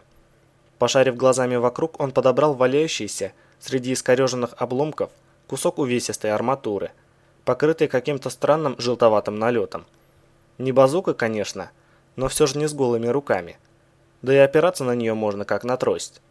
Влад наскоро стер с железки непонятный налет и поспешил прочь от усеянных окровавленными останками руин. Найти взлетную полосу оказалось несложно, и вскоре он уже двигался по ней в сторону автотрассы, обходя многочисленные обломки авиационной и аэродромной техники. Изувеченных трупов здесь попадалось меньше, но в остальном картина была ничуть не лучше. Обломки, куски развалин, разлетевшиеся далеко от строений, изломанные деревья, мелькающие вокруг грызуны с кусками человеческой плоти в зубах. Жуткие картины заставляли Влада торопиться еще сильнее, и от ускоренного шага жажда стала ощутимее. На трассу он вышел неожиданно, заметив ее лишь тогда, когда ободранная земля под ногами сменилась поломанным асфальтом, со следами дорожной разметки. Влад остановился и повернулся направо. Судя по оставшейся в памяти карте, идти надо именно туда. Дорога приведет в Ухту, да и встретить людей на ней шансов больше. Хотя если кто-то и пытается спастись на машине, этой трассой он воспользоваться не сможет. Вблизи шоссе оказалось захламлено не меньше, чем местность у развалин аэропорта. Влад двинулся вперед, пробираясь между завалами. Возможно, дорога скоро расчистится. Его предположения не оправдались. Чем дальше он уходил, тем меньше ему попадалось скомканных автомобильных остовов. Но захламленность шоссе меньше не становилась.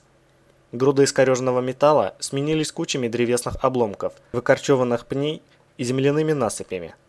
Некогда ровное дорожное полотно вздыбилось буграми, словно крупными язвами, разорвавшими асфальтовое покрытие. И не надо было хорошо разбираться в автомобилях, чтобы понять, тут можно передвигаться только пешком. Идти пришлось долго. Скорость движения через завалы была совсем небольшой, но сойти с дороги Влад не решился. Местности он не знает, поэтому разбитое шоссе – его единственный ориентир, потерять который в такой разрухе проще простого. К тому же вокруг все чаще слышались шорохи, скрежет зубов и визгливые вопли невидимых отсюда зверей. Похоже, драки между ними шли повсюду. Не хватало только попасть в переделку, острых ощущений хватало и без этого. А еще что-то в глубине подсознания необъяснимо подсказывало ему, что покидать трассу нельзя. Нельзя и все тут. Странное какое-то ощущение, но понять, чем оно вызвано, не получалось. Мозг продолжало надсадно печь, хотелось воды и было не до размышлений. Сквозь монотонно зудящую боль прорвался знакомый стрекот, и Влад остановился, задрав голову. Со стороны города, навстречу ему на большой высоте, шла пара вертолетов. Знакомый с детства силуэт Ми-8 двигался в сопровождении Ми-24. На МЧС не похоже. Скорее всего, к спасательной операции подключили армию, и теперь военные вертолетчики совершают облеты пострадавшей в катастрофе территории в поисках выживших. Он вскарабкался на засыпанную земляными комьями груду сплетенных корнями пней и, пытаясь устоять на кривых корневищах, замахал руками приближающимся винтокрылым машинам. «Эй!» – заорал он так, что ноющий в пекле мозг вспыхнул новой вспышкой боли. «Я здесь! Эй, сюда! Я тут! Помогите!» Однако вертолеты снижаться не собирались. Они прошли, не сбавляя скорости, прямо над ним. И Влад смог различить нанесенный на нижнюю часть обшивки Ми-8 логотип РАО «Ареал», бортовой номер А-02 и бросающуюся в глаза штангу крепления на одном из пилонов подвески Ми-24, не к месту блестящую на фоне камуфлированного корпуса боевой машины. Вертолеты быстро скрылись за горизонтом, и он устало опустил руки. Сложно сказать, заметили его пилоты или нет, но ясно одно – спасательный поиск так не проводится. Те, кто только что пролетели мимо, никого спасать не собирались. Странно, ведь в РАО «Ареал» громадный отдел МЧС, способный самостоятельно справиться с любым стихийным бедствием в масштабах города, подобного Ухте. Странно. Впрочем, один обнадеживающий факт только что выяснился. Раз из городка РАО производятся полеты, значит, люди там точно есть. Видимо, оттуда и руководят спасательной операцией, а эти вертолеты наверняка повезли в больницы раненых, находящихся в тяжелом состоянии, поэтому они и не смогли приземлиться. В таких ситуациях нельзя терять время, это может стоить кому-то жизни. Да и если судить по карте, машины ушли в сторону Сыктывкара, он как раз где-то в той стороне. В общем, нужно идти в городок РАО, его бедствие не коснулось или коснулось незначительно. Из дороги сходить тем более нельзя. Если пилота заметили, то наверняка сообщили о нем по радиосвязи в спасательный центр. Быть может, за ним пришлют кого-нибудь, а вне дороги они его не найдут, это точно. Влад оглядел окрестности с высоты своего холма. Вокруг, насколько хватало глаз, был сплошной бурелом из раздробленных деревьев и выдранных с корнем пней.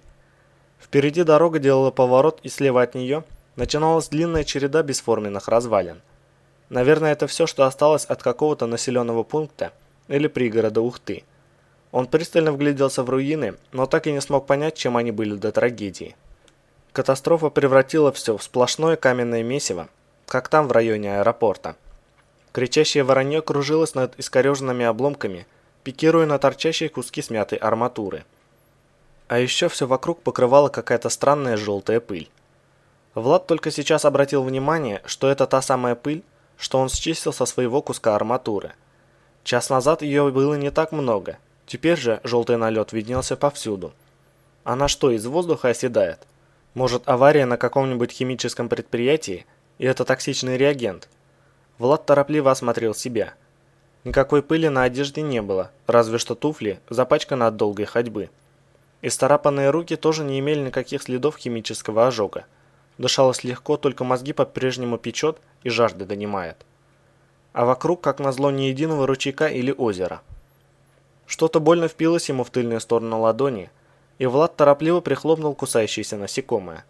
Он с недоумением стряхнул с места укуса синюю лепешку. Что это еще за гадость? Клопы вроде поменьше, да и синими они не бывают. Вот зараза, прямо выгрызла кусочек кожи. Юрист потер руку, успокаивая соднящую ранку, и слез с нагромождения корневищ на дорогу. Надо идти дальше. Скоро начнутся дома, и он наконец-то сможет найти немного питьевой воды. В крайнем случае, дальше будет озеро. До него, по идее, осталось недалеко. Он прошел уже довольно много вдоль оккупированных ободранными птицами руин, когда совсем близко загремели выстрелы, и облезлое воронье метнулось в небо. От неожиданности Влад остановился и завертелся, пытаясь увидеть, кто стрелял, но лежащий рядом металлический комок, бывший некогда автомобилем, закрывал обзор. Выстрелы повторились, и он побежал на звук, собираясь позвать на помощь. Однако то, что он увидел, заставило его инстинктивно отпрянуть за укрытие. От зияющей в ближайших развалинах дыры, тяжело подволакивая окровавленную ногу, ковылял человек с охотничьим ружьем в руках, на ходу перезаряжая оружие. За ним гналось не меньше десятка мужчин и женщин, в разношерстной одежде, сжимающих в руках обломки арматуры. Преследователи бежали молча, вперев в жертву немигающие взгляды остекленевших глаз. Пытающийся спастись человек дернул затвор помпового ружья и обернулся на бегу. Не останавливаясь, он начал стрелять в ближайших врагов. Один из выстрелов достиг цели, и настигающий беглеца человек с кривой железкой в руках упал, не издав при этом ни звука. Едва оказавшись на земле, он вновь поднялся и продолжил преследование. Убегающий выстрелил в него вновь, и все повторилось. Преследователь упал и снова встал, не обратив внимания на кровотечение. Помповик в руках беглеца щелкнул, возвещая об опустошении магазина, и тот схватил его за ствол как дубину, не обращая внимания на горячее железо. «Отвалите от меня, вонючие уроды!» – заорал он, замахиваясь на подбегающую женщину. «Тварь тупая, пошла вон, не то башку разнесу!» Мужчина все еще пытался ковылять, отступая назад, но преследователи быстро настигли его и одновременно набросились со всех сторон. Беглец со всего размаха ударил женщину по голове, раздался хруст, и та молча отлетела на земь. В следующую секунду нападающие сбили его с ног и, не произнося ни звука, не меняя безразличных выражений на застывших лицах, принялись наносить удары арматурой. Громкий крик беглеца потонул в захлебывающемся бульканье и затих. Преследователи били неподвижное тело еще какое-то время, после чего одновременно выпрямились и уставились на окровавленное месиво. Кто-то подобрал ружье, ухватив его за ствол, и все так же молча двинулись куда-то вдоль развалин. Один из них, тот самый, что дважды получил дробовой заряд в грудь, вдруг остановился и упал замертво.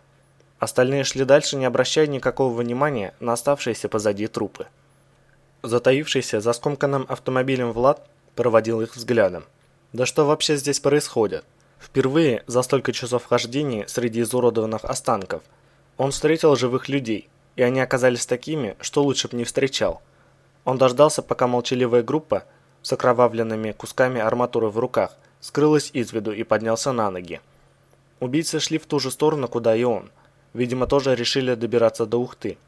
Но набиваться к ним в попутчики желания не возникало.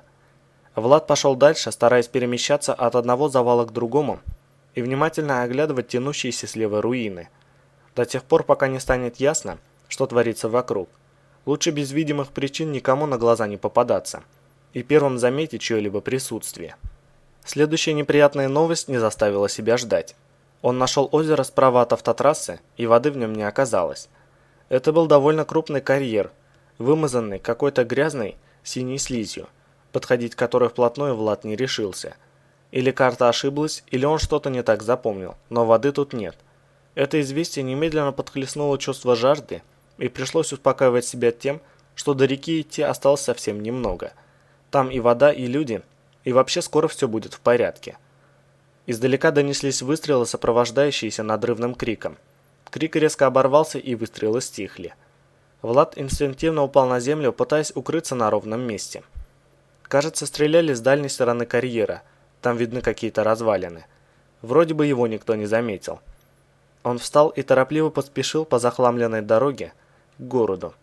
Миновав полкилометра, он вышел к перекрестку и остановился, укрывшись за выброшенным на трассу взрывом куском кирпичной стены. Куда идти дальше, сомнений не возникало. Два ответвления дороги уходили влево-вправо, под неправильными углами. Правая почти сразу упиралась в завалы, образовавшиеся на месте каких-то построек. Левая почти параллельно главной дороге. Видимо, тоже вела в город. И левое ответвление, и центральная трасса переходили в мосты через железную дорогу. Точнее, еще недавно переходили в мосты. Сейчас от них остались лишь обломки опор и груды раздробленного бетона, разбросанного катастрофой повсюду. В общем-то, двигаться было можно, проблема была не в этом. Его смущало то, что после перекрестка его путь пролегал по открытой местности. Отсюда было хорошо видно, что ударная волна или что там разметало все вокруг, несомненно шла со стороны Ухты. Видимая с этого места часть города выглядела, пожалуй, еще хуже, чем аэропорт. Но именно тот отрезок пути, что предстояло пройти сейчас, оказался чисто выбрит катастрофой. При этом справа от дороги, недалеко от основания раздолбанного в клочья моста, раньше была какая-то застройка. Теперь она представляла собой бесформенные развалины, усыпанные измочаленными деревьями, среди которых виднелся остов небольшого домишки, первый этаж которого непонятно каким образом уцелел. И сейчас мимо него к городу двигалась та самая группа людей, что на его глазах насмерть забила человека с ружьем. Только сейчас их было больше. Влад затаился, взвешивая варианты. С одной стороны, выжившие люди двигаются в город в поисках помощи, и по мере приближения к развалинам кварталов их становится больше. Это вполне логично. С другой, выходить и присоединяться к ним совершенно не хотелось. Слишком пугающе выглядели их остекленевшие взгляды и безразличные лица. Нужно скорее добраться до спасателей, иначе ничем хорошим ситуация не закончится. Это он чувствовал четко. Как же поступить? К развалинам приближаться опасно. Вдруг оттуда вылезет еще одна такая же куча психов с арматурами. Идти по открытой местности ничем не лучше. Он там как на ладони, и его быстро заметят. И больше всего непонятно, откуда это необъяснимое ощущение сильной опасности и угрозы, исходящей чуть ли не отовсюду. В конце концов, на принятие решения повлияла громко заявляющая о себе жажда. Пить хотелось так сильно, что Влад решил сначала влезть внутрь дома, от которого остался первый этаж, и поискать там воду, а уже потом разбираться, что и как делать дальше. Дождавшись, когда группа выживших людей удалится от развалин достаточно далеко, Влад осторожно вышел из своего укрытия и, пригнувшись на всякий случай, побежал к уцелевшему домику. Войти в него труда не составило. Ни окон, ни дверей в небольшом здании не уцелело. Правда, внутри царил жуткий хаос из обломков мебели и растительности, заброшенный в окна разбушевавшейся стихией. Нужно найти холодильник. Он есть в любой квартире. Тут же мелькнула мысль, что здание может быть административным. Тогда надо искать водопроводный кран. Что-то же должно здесь быть. Влад пробирался через засыпанные всевозможным мусором комнаты, перешагивая через разрушенные перегородки, и пытался разобраться в планировке. «Вот эта часть может оказаться кухней», – подумал он. Вокруг осколки битой посуды. В следующую секунду он увидел валяющийся на куче битого кирпича покореженный холодильник и устремился к нему, но второпях не посмотрел под ноги и наступил на что-то скользкое. Нога потеряла точку опоры, и Влад чуть не рухнул на острые обломки мебели, в последний момент успев ухватиться за ручку холодильника. Под весом его тела дверца распахнулась, и он, хоть и не быстро, но все-таки плюхнулся на какую-то деревяшку. Подскочив, Влад тихо чертыхнулся, потирая рукой ушибленное колено, и сразу же замолчал, разочарованно глядя в распахнутый холодильник. Внутри оказалось пусто. Он встал с обломка и похромал ближе, протягивая руку к морозильному отделению. «И в морозилке тоже ничего нет», – раздался сзади молодой голос, сопровождающийся лязганием затвора. «Я все забрал. Не шевелись, иначе стреляю».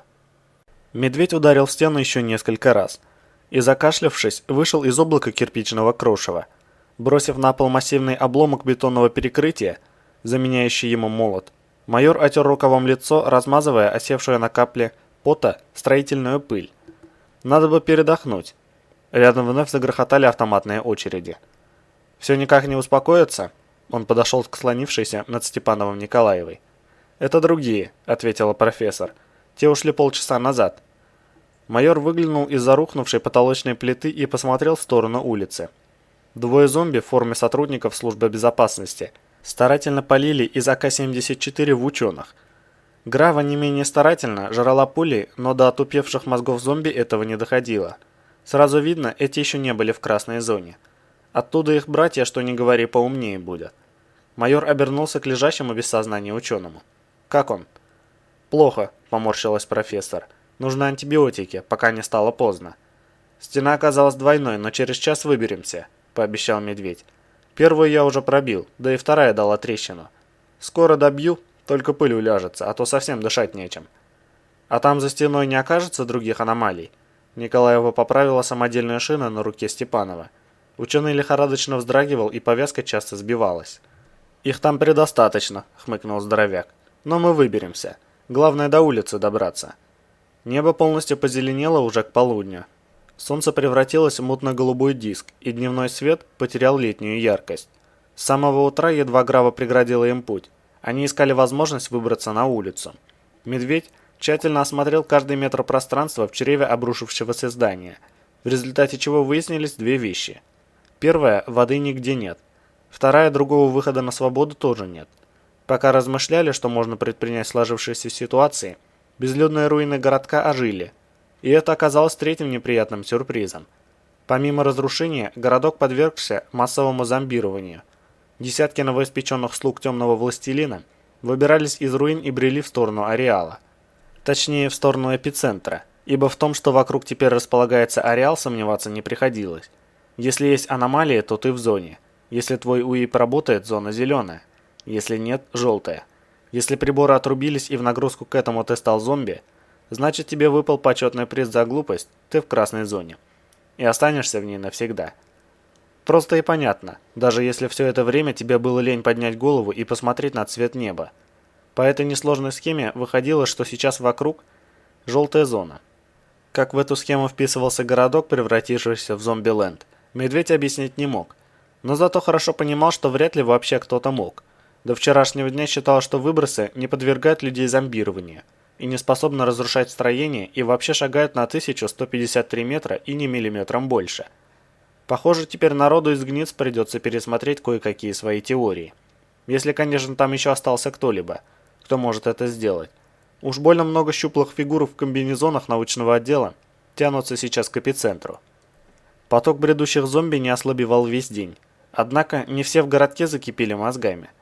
Поначалу с разных сторон часто доносилась стрельба, затухающая в стороне города.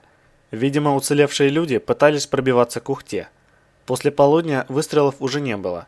Лишь новоиспеченные зомби по одному по двое, не торопясь, топали к бесконечной чередой к своему новому дому. Некоторые из них замечали расположившихся в развалинах медведя и его спутников. Те, что были безоружные, потоптавшись немного перед Гравой, уходили дальше. Вооруженные пытались стрелять в ученых прямо через аномалию. Потратив впустую весь боеприпас, они разочарованно брели вслед за остальными. К вечеру Степанову стало хуже. У ученого начался жар, и он потерял сознание. Необходимо было что-то делать, и майор принял решение попытаться пробить дыру в стене подручными средствами. Единственное, что удалось найти для этих целей, был обломок бетонного перекрытия весом в добрых полцентнера, но выбирать не приходилось. Медведь почти час разгребал подступы к стене в единственном месте, к которому можно было подобраться, и с тех пор долбил мощную кладку, пробивая путь наружу. Ему надо хотя бы немного воды. Николаева куском сухой тряпицы отерла оседающую на лицо больного кирпичную пыль и прикоснулась ладонью к его лбу. Очень высокая температура. Медведь расправил ноющие от усталости плечи, сложил руки за спиной в замок и прогнулся назад, вправляя нагруженный позвоночник. Позвонки захрустели, вставая на места, и стало немного легче. Он вернулся к наполовину разбитой стене и подобрал свое орудие. Надежно ухватить обломок балки было не за что, и дело двигалось медленнее, чем хотелось. Приходилось брать обломок в охапку, широко размахиваться и запускать его в стену, словно таран. Кирпич крошился, штукатурка разлеталась по воздуху густой колючей пылью, мешающей дышать, но стена поддавалась плохо. И как только здесь оказались стены из кирпича, да еще двойные, подумал Медведь, в очередной раз вбивая обломок в кладку. Ему казалось, что все постройки внутри ареала давно уже собираются из блоков. Хотя это еще вопрос, что разбивать труднее. В любом случае эту кладку делали на совесть. Наконец очередной удар проломил стену, выбивая наружу небольшой обломок из нескольких соединенных раствором кирпичей. Майор осторожно выглянул в образовавшуюся дыру. Солнца видно не было, значит скоро начнет смеркаться. Зато хорошо видно группу стоящих рядом зомби, тупо уставившихся на стену. Видимо, их привлек звук ударов. Все они были вооружены, это плохо. Зато раз они готовятся вломиться в пролом, снаружи у стены нет аномалий. Это хорошо. Значит, выход найти все-таки получилось. Один из зомби заметил медведя и направил в сторону пролома автоматный ствол. Майор поспешно скользнул в сторону. Длинно громыхнула автоматная очередь, и первая пуля, пройдя через дыру, ударила в пол и с визгом ушла в рикошет. Остальные забарабанили выше по стене, не попадая в пролом. «Нехорошо», — ухмыльнулся медведь, нашаривая прислоненный к рухнувшей потолочной плите автомат. «Не умеем стрелять очередями. Не умеем. Это только в кино для наивных гражданских все просто». Схватил АК и покрошил негодяя в капусту одной длинной очередью. На самом деле грамотно работать очередями сможет далеко не каждый, ибо дело это непростое и требует хорошей подготовки. И гражданин с автоматом по ту сторону стены похвастать ею не мог. А в нашей работе плохая подготовка – прямой путь на тот свет. Майор дождался, пока зомби опустошит весь магазин, перевел предохранитель в режим одиночного огня и произвел несколько выстрелов в пролом прямо из глубины здания. С улицы донеслись звуки падающих тел, и здоровяк быстрым рывком, перескочив к другой стороне дыры, продолжил стрельбу. Спустя несколько секунд все зомби оказались на земле, и медведь вновь взялся за свое стенобитное орудие. Пока они там ползают и поднимаются, нужно успеть расширить пролом. Мало ли, как обернется весь этот шум. Потом времени на это может и не быть. На третьем ударе часть стены не выдержала. Бетонный обломок, которым орудовал майор, проломил искрошенную кирпичную кладку и вылетел наружу, врезавшись в поднимающегося на ноги зомби. Раздался хруст костей, и противника шибло с ног. Медведь вновь схватил автомат. Дыра в стене увеличилась достаточно для того, чтобы в нее с определенным трудом смог пролезть человек, и зомби немедленно этим воспользовались. В пролом сунулась чья-то голова, тут же получившая прикладом в основании черепа. Зомби обмяк и остался висеть прямо в проломе. Кто-то из его коллег попытался протиснуться мимо трупа, но застрял, и огромное ручище майора, сомкнувшись на его голове, сломали шею зомби словно спичку.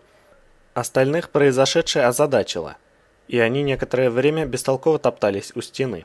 Медведь быстро сменил магазин и затаился, держа замкнутый мертвыми телами пролом на прицеле.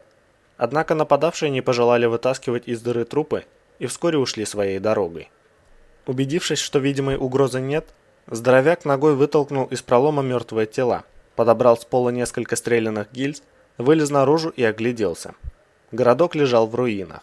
В наступающих зеленых сумерках тени от бесформенных развалин слились в замысловатую вязь, словно опутывавшие разлетавшиеся повсюду обломки. Судя по характеру повреждений, со стороны эпицентра пришла мощная ударная волна огромной разрушительной силы и просто смела все на своем пути, превратив постройки в грудостроительного мусора. Медведю не раз и не два доводилось бывать под выбросами, и всякий раз удача оказывалась на его стороне, но ничего подобного тому, что произошло сейчас, он не видел. Подобных разрушений в ареале не было никогда. Уж какие странные творятся в зонах вещи, но это было из ряда вон выходящее событие даже для них, и все завалы тянутся в сторону Ухты. Придется много чего обходить, чтобы выбраться к городу.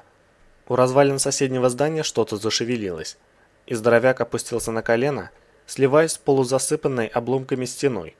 Несколько человеческих фигур выкарабкались из руин и молча двинулись в сторону эпицентра. «Понятно», — поморщился майор. «Но как такое могло произойти вне красной зоны?» Он дождался, когда зомби скроются из виду, и осмотрел лежащие у стены трупы. У тех двоих, что лезли в пролом, не было ничего интересного, даже оружия. Видимо, их коллеги, уходя, все подобрали. На еще одном мертвеце, погибшем от пуль, обнаружился подсумок с запасным магазином. Судя по всему, в момент катастрофы этот человек нес караульную службу. Не густо, конечно, но и не пусто.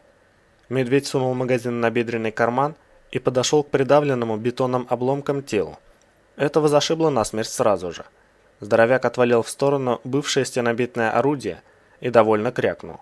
На поясе зомби висела фляга. Майор отцепил емкость и влез обратно в пролом. «Все в порядке?» Николаева опасливо выглянула из-за груды битого кирпича, окидывая медведя настороженным взглядом. «Я слышала перестрелку. Мы окружены?» «Уже нет», — здоровяк протянул ей флягу.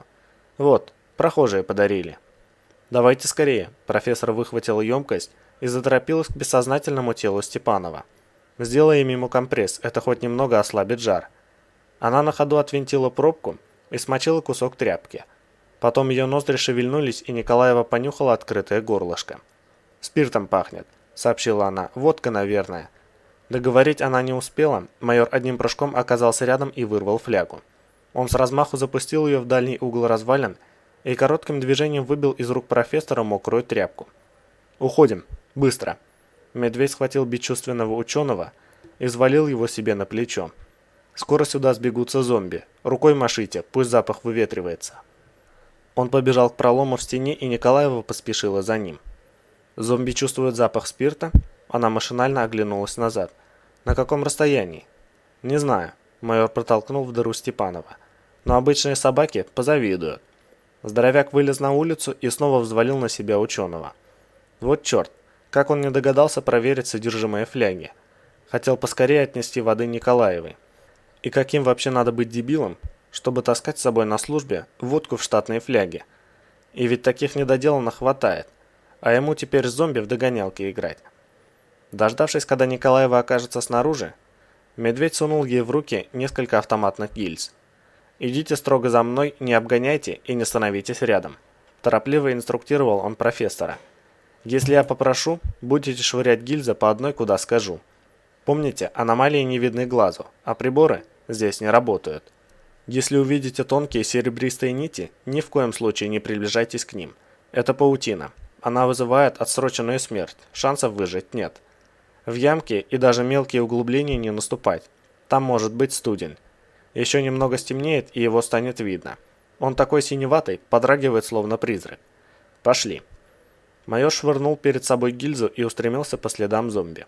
Хорошо заметным на засыпанной строительной пылью покрасневшей земле. Бежать одной рукой, удерживая Степанова и висящий на груди автомат, было очень неудобно. Но двигаться без пробника он не рискнул. Конечно, зомби чувствуют аномалии и обходят их, но это не значит, что идти по следам безопасно. В желтой зоне аномалия может появиться прямо перед тобой в любой момент. «Город в другой стороне», – зашептала Николаева. «Мы удаляемся от него». «Знаю». Медведь обернулся. К их бывшему убежищу уже тянулись десяток зомби.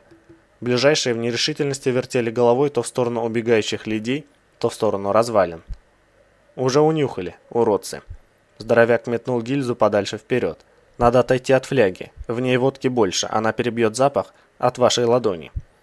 Они пробежали метров 20, и вдруг очередная гильза, брошенная вперед, точно вдоль натоптанной зомби-тропы, прямо в воздухе распустилась на множество тонких игл, вонзившихся в землю. «Стоять!» Медведь остановился как вкопанный, и профессор с непривычки врезалась в его мощную спину. «Впереди сито!» Он поморщился. «И откуда только взялось?» «Садимся!» Опустившись на колено, майор уложил рядом Степанова и окинул взглядом окрестные руины. В сгущающихся сумерках, в черных провалах развалин синели слабые отблески. Здоровяк указал профессору на один из них. «Вот так выглядит студень. Ночью здесь все будет сиять, как новогодняя елка, увешанная синими огнями. Пойдем туда». Он ткнул рукой между двух развалин. «Место открытое, значит, хотя бы паутины нет. А студень уже видно. Я буду кидать гильзы и определять путь, а вы подбирайте их, когда будем проходить, иначе не хватит». Он встал, подхватил Степанова и улыбнулся профессору. «Не переживайте, Людмила Петровна. Дойдем. Тут недалеко, и все окрестные зомби как раз рванули за водкой. А там, глядишь, стемнеет, и они улягутся спать. Это братья ночами ходить не любят». Медведь швырнул перед собой пару гильз, убеждаясь в приемлемой ширине безопасного пространства, и осторожно сошел с тропы, двигаясь вдоль руин какого-то строения. «Куда мы направляемся?» Не отстающая от него Николаева подобрала лежащую на пыльной земле гильзу. «Вы сказали, тут недалеко. Разве нам не следует выходить к городу?» «Мы идем на базу спецотряда. Там есть оружие, снаряжение и медикаменты». Майор подобрал обломок камня и бросил его. «Пока есть возможность, гильзы стоит поберечь. Позже он раздобудет веревку и сделает жучку. Я попытаюсь отыскать что-нибудь в развалинах. До базы отсюда метров 800. Думаю, за час доберемся. А вот до Ареаловского госпиталя почти 10 километров. Вряд ли дойдем без хорошей подготовки». «Разве госпиталь расположен не в Ухте?» – переспросила профессор, передавая ему подобранные гильзы. «В Ухте», – подтвердил здоровяк, осторожно продвигаясь к брошенному камню. «Но есть одно неприятное обстоятельство. Вокруг нас желтая зона, и где ее граница неизвестна. Даже если ширина зон не изменилась, а сейчас я уже ни в чем не уверен, то после желтой будет еще 20 километров зеленой, а расстояние от внешнего периметра пояса до окраин Ухты меньше 3 километров. Вы полагаете, что город, как и мы, оказался внутри ареала?» – напряженно произнесла Николаева. «И помощи ждать неоткуда». «Выйдем города, узнаем», – ответил Медведь, методично расшвыривая обломки перед собой. «Но думаю, им там сейчас не до нас. И потом, кто добровольно полезет в желтую зону? Это целая операция. Тут не знаешь, на каком шагу умрешь. Так, впереди что-то есть. Обходим справа, там чисто. Держитесь ближе». Минут 10 они молча огибали невидимую смерть. Майор продвигался короткими шагами и через каждый метр разбрасывал попадающиеся под руки обломки, нащупывая границы аномалии. «Похоже, жернова», — отметил он. «Эта гадость формой вроде усеченной сферы, то есть у Земли ее поперечное сечение меньше, чем на уровне лица. А ведь на плечах лежит Степанов. Не оставить бы без ног человека. Хорошо, хоть мусора под ногами хватает. Есть что использовать в качестве пробника. Иначе бы точно уж вляпались. Тут сможем пройти». Бросив очередной камень, Медведь остановился. «Не знаю, что там правее, но здесь 2 метра чистого коридора у нас есть». Идем. Будет очень хорошо, если успеем подойти к базе до темноты. Иначе паутина перестанет быть заметной и станет невозможно найти убежище. А если сбить ее чем-нибудь, предположила профессор, палкой или брошенным камнем? Не поможет, покачал головой майор. Это не материальное образование. В первые годы существования ареала сталкеры так и делали. Пошурдят веткой и идут дальше. Паутина даже трещит при этом, будто рвется. Только на самом деле не рвется она. Нити просто отдают энергию тому, к чему прикасаются. И потом гаснут. Но гаснут значит не пропадает, какая-то часть их заряда все равно остается. Она слаба и потому убивает не сразу. Но все, кто когда ходил через паутину, не прожили больше полугода. Причем умирают от нее всегда по одной причине – остановка сердца. «Идем». Он бросил вперед пару камней и двинулся дальше. «Дефибриллятор не помогает?» – уточнила Николаева. Хотя, полагаю, медики пробовали все варианты. «Пробовали», – подтвердил Медведь, шагая к пробникам. «Тут вопрос до сих пор спорный. Однажды после паутины удалось запустить сердце. Научная экспедиция работала в желтой зоне, и один из сотрудников вляпался. Его вытащили крюком и сразу же применили дефибриллятор. Вроде после 3-го разряда он ожил. Только через полгода все равно умер. Ученые так и не смогли однозначно установить причину смерти. Хотя народ считает, что это действие паутины. Те, кто ходил через нее с палкой, тоже ведь умирали ровно через полгода. Как тут проверишь? Добровольцев нет». Следующие 200 метров оказались самыми трудными. Аномалии встречались через каждые 10-15 шагов, и в одном месте проход между ними оказался настолько тесным, что Медведь сначала минут 20 вымерял ширину коридора, а после волоком тащил за собой Степанова, чтобы максимально сузить свои габариты. Дальше идти стало несколько легче, но добраться до базы так и не удалось. В полусотни метров от очередного фронта руин майор остановился и принялся всматриваться в сгущающиеся сумерки, обильно расцвеченные синими подрагивающими огнями. «Это база», — наконец определил он. «От КПП и забора остался только фундамент. Остальное не могу разглядеть. Оружейная и склад НЗ вкопаны под землю, поэтому хоть что-то там должно было уцелеть. Но идти дальше нельзя. Паутину уже не видно, а в развалинах без нее не обходится. Скоро будет совсем темно, нужно отыскать место для ночевки. Пока еще видно, куда летят пробники. Если перед нами база вашего отряда, то это наверняка наша лаборатория». Профессор неуверенно указал на приземистую бетонную коробку, увенчанную зазубренными обломками и витками скрюченной арматуры. «Немного похоже. У нас там вода в холодильнике». Она невольно закусила пересохшие губы. «Надо же!» Медведь пригляделся к строению. Второй этаж срезало, а первый устоял. Склад старый, один из первых. В те годы об ареале мало что знали и строили одноэтажки с запасом прочности. Второй этаж добавили уже потом. Надо подойти ближе. Он изменил направление движения и вновь принялся бросать перед собой гильзы. На этот раз им повезло. На пути к складу попалась всего одна рулетка, и Медведь едва успел отдернуть руку, чтобы не получить возвращающейся гильзой в ладонь. Обойти аномалию удалось довольно быстро, всего за 7 минут. В 2 метрах от бронированной двери майор остановился. Бросил в нее и рядом с ней несколько гильз, потом положил на землю Степанова и обернулся к Николаевой. «Зажигалка все еще у вас? Будьте добры, достаньте». Газ закончился. Профессор протянул ему зажигалку. «Она еще там, в развалинах, светить перестала». «Ничего, нам много не надо». Маленький пластмассовый цилиндрик утонул в огромной ручище здоровяка. «Вспышки от кремня хватит». Он покрутил колесиком, вызывая снопы искр, и присмотрелся к пространству возле двери. Вспышки на короткий миг освещали сгустившийся мрак, и он ожидал увидеть знакомый серебристый отблеск. Старый способ определить ночью присутствие паутины, используемый и поисковиками, и нелегальными сталкерами еще с первых лет существования ареала. Когда вспышка кремня затухает, частота ее фотонов совпадает с частотой излучения паутины. Они резонируют, и нити дают непродолжительную засветку. Кажется, так или почти так объясняли все это дело яйцеголовые из гниц. Лично ему без разницы, лишь бы работало. Медведь продолжал щелкать зажигалкой, вглядываясь в темноту. Похоже, паутины у входа нет. Обычно в таких местах ее и не бывает, она любит растягиваться между чем-нибудь торчащим и предпочитает скелетные конструкции. Поэтому ее так много в лесах и развалинах. Но экспериментировать не возникало никакого желания, и майор на всякий случай снял автомат и пошевелил им в районе двери, тщательно прислушиваясь. Характерного треска не прозвучало. «Чисто», – удовлетворенно подытожил он. «Теперь посмотрим, что внутри». «После нашего ареста лабораторию опечатали, а нас лишили прав доступа», – произнесла Николаева. «Замок электронный, без ключа не открыть». «Ключ не понадобится». Майор подошел к двери и ухватился за стальную ручку. Был выброс, все работающее оборудование сгорело. Он потянул на себя массивную дверь, и она со скрипом поддалась. Полевые лаборатории положено обесточивать при первых признаках выброса и переходить на автономное обеспечение. В простонародье керосиновые лампы и сухое горючее. Очень помогает метаморфит примус, если есть. Химические фонари тоже работают, но это только для освещения, поесть на них не приготовишь. Медведь на всякий случай бросил внутрь гильзу и вновь пошевелил автоматом, теперь уже в дверном проеме. «Попробуй зайти», – заявил он, и осторожно шагнул внутрь.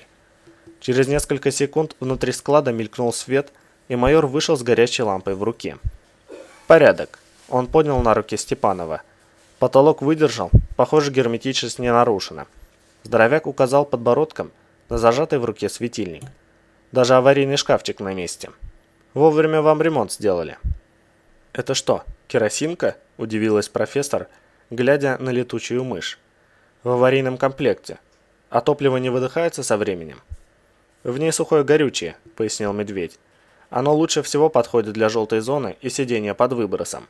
А вообще наши лампы могут работать на чем угодно, лишь бы горело. Только пламя надо регулировать, большой огонь в реале быстро гаснет. Так что язычок лучше делать поменьше». «Заходим», – провозгласил он. Оказавшись внутри, здоровяк отдал лампу Николаевой и первым делом запер дверь на мощный засов, после чего поправил автомат и устало улыбнулся. «И вообще мы с вами везучие. Прошли километр по желтой зоне, словно по бульвару. Ни центрифуги, ни жаровни, ни газовых аномалий, ни токсичного газа. Романтика. Да и только». Медведь весело прищурился. «Ну, уважаемый профессор, показывайте, где ваш холодильник?» Глава 16. Толпа зомби прошла мимо, скрываясь из виду, и Влад вопросительно посмотрел на Раса. Тот осторожно выглянул из раздолбанного окна и прошептал: «Уходят». Парень указал на зияющий чернотой провал подъезда в руинах многоэтажки и тихо добавил: «Сейчас бежим туда, я первый, ты за мной. С моего следа не сходи и не думай забегать в подъезд. Там воронка прямо в дверях, костей не соберешь. Лезем в пролом, что слева, он чист. Я в нем от зомбаков прятался, когда сюда шел». Он вновь выглянул в окно, быстро огляделся и кивнул: «Пошли». Молодой сталкер выпрыгнул в разрушенный проем и рванул через открытое пространство. Влад, зажав в руке пластиковую бутылку с водой, помчался следом. Заваленную обломками зданий улицу удалось перебежать незамеченными, и вскоре они уже влезали в мрачный зев пролома. Раз щелкнул кнопкой фонарика и быстро осветил утлый каменный мешок, образованный нагромождением изломанных стен и потолочных плит. Луч остановился на торчащих из угла останках разможженного человека. «Долго здесь не просидишь», – поморщился Раз. «Труп скоро начнет вонять и привлечет зверье. Жаль, удобное место». Он выключил фонарик. «Ладно, полчаса отдохнем и двинем дальше». «Далеко еще?» – Влад недовольно разглядывал сбитые туфли. «Похоже, левая подошва планирует нас покинуть». Сталкер смахнул с автомата желтую пыль. «Мы сейчас на перекрестке Дзержинского и Октябрьской. Наши закрепились у Прометеев. Вообще быстрее всего через центр по проспекту Ленина. Но туда мы соваться не будем, там сплошной завал. Радиация зашкаливает и зомбаки прут толпами. Так что пойдем по Нефтяников». Он сверился с УИПом. «Это дольше, но шансов больше. На крайне фон меньше. Думаю, за час-другой доберемся, смотря какие там завалы. Главное, чтобы по руслу идти не пришлось, там студня полно». Они пробирались через руины Ухты второй час. Но до цели было еще далеко. Постоянно приходилось прятаться от многочисленных зомби, идущих отовсюду в ту же сторону. Раз сказал, что они стремятся попасть в эпицентр, и на глаза им лучше не показываться. После того случая с забитым насмерть человеком, Влад был полностью с ним согласен. Оставалось только порадоваться, что какое-то шестое чувство не позволило ему выйти к уцелевшим людям перед разрушенным мостом. Зомби бросались на всех, кто попадался на пути. Пока добирались сюда, Влад насчитал людей, погибших уже после катастрофы. Вот тебе и город, в котором можно получить помощь спасателей. Мелькнула мрачная мысль. Он решительно отогнал ее прочь и отвинтил крышку бутылки с водой. «Болит?» – посмотрел на него раз. «Третью бутылку добиваешь. Смотри, иной раз замучит». Не знаю, что со мной, но ощущение такое, что не пил всю жизнь. Влад нахмурился, прислушиваясь к себе. Эти 3 бутылки во мне словно испарились. Но хоть мозги не кипят. Пока воду пью, не больно вообще. И все-таки я не понимаю, как ты умудрился без приборов дойти до меня от самого аэропорта? Покачал головой раз. Ты точно не видишь аномалий? Я не вижу ничего необычного, пожал плечами Влад. Шел себе, да и шел, обходя завалы и изувеченные трупы. Жутковато было, конечно, и мозги жгло так, что хотелось воды плеснуть себе в череп. А ее, как назло, нигде нет. Он внимательно посмотрел на почти пустую бутылку. «Пей, пей», – успокоил его раз. «По пути будет несколько магазинов. Их разнесло в щепки, конечно, но я что-нибудь найду. Другой воды в зонах нет, если не считать маленьких озер, но к ним подходить нельзя». Парень болезненно поморщился. «Это прямой путь к темному властелину». Он замолчал, задумавшись о чем-то. И Влад сделал еще глоток. От воды ему и вправду становилось легче.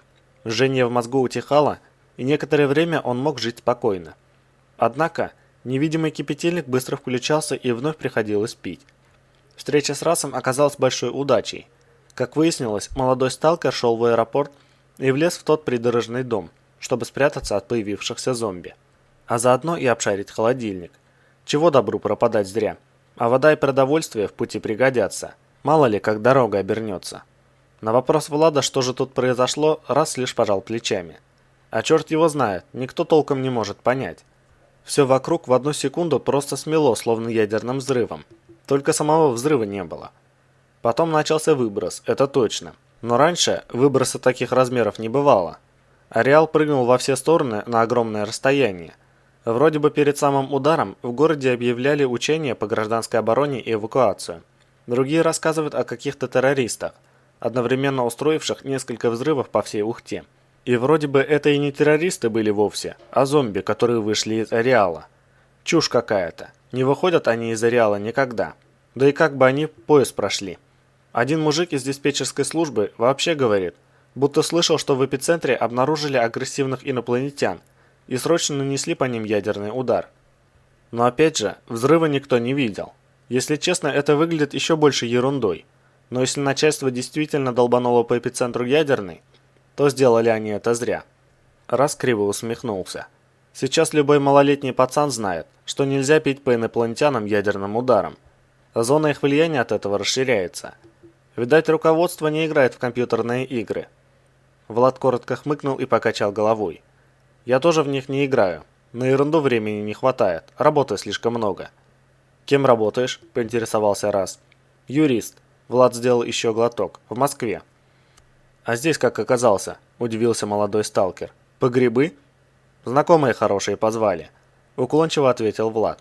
«Они сюда в командировку приехали, но что-то у них по юридической части не заладилось. Вот и позвонили мне, попросили помочь. Я в самолете был, когда все началось. Сам не понимаю, как уцелел. Повезло». «А я в РАО в поисковом отделе работаю», – сообщил Раз.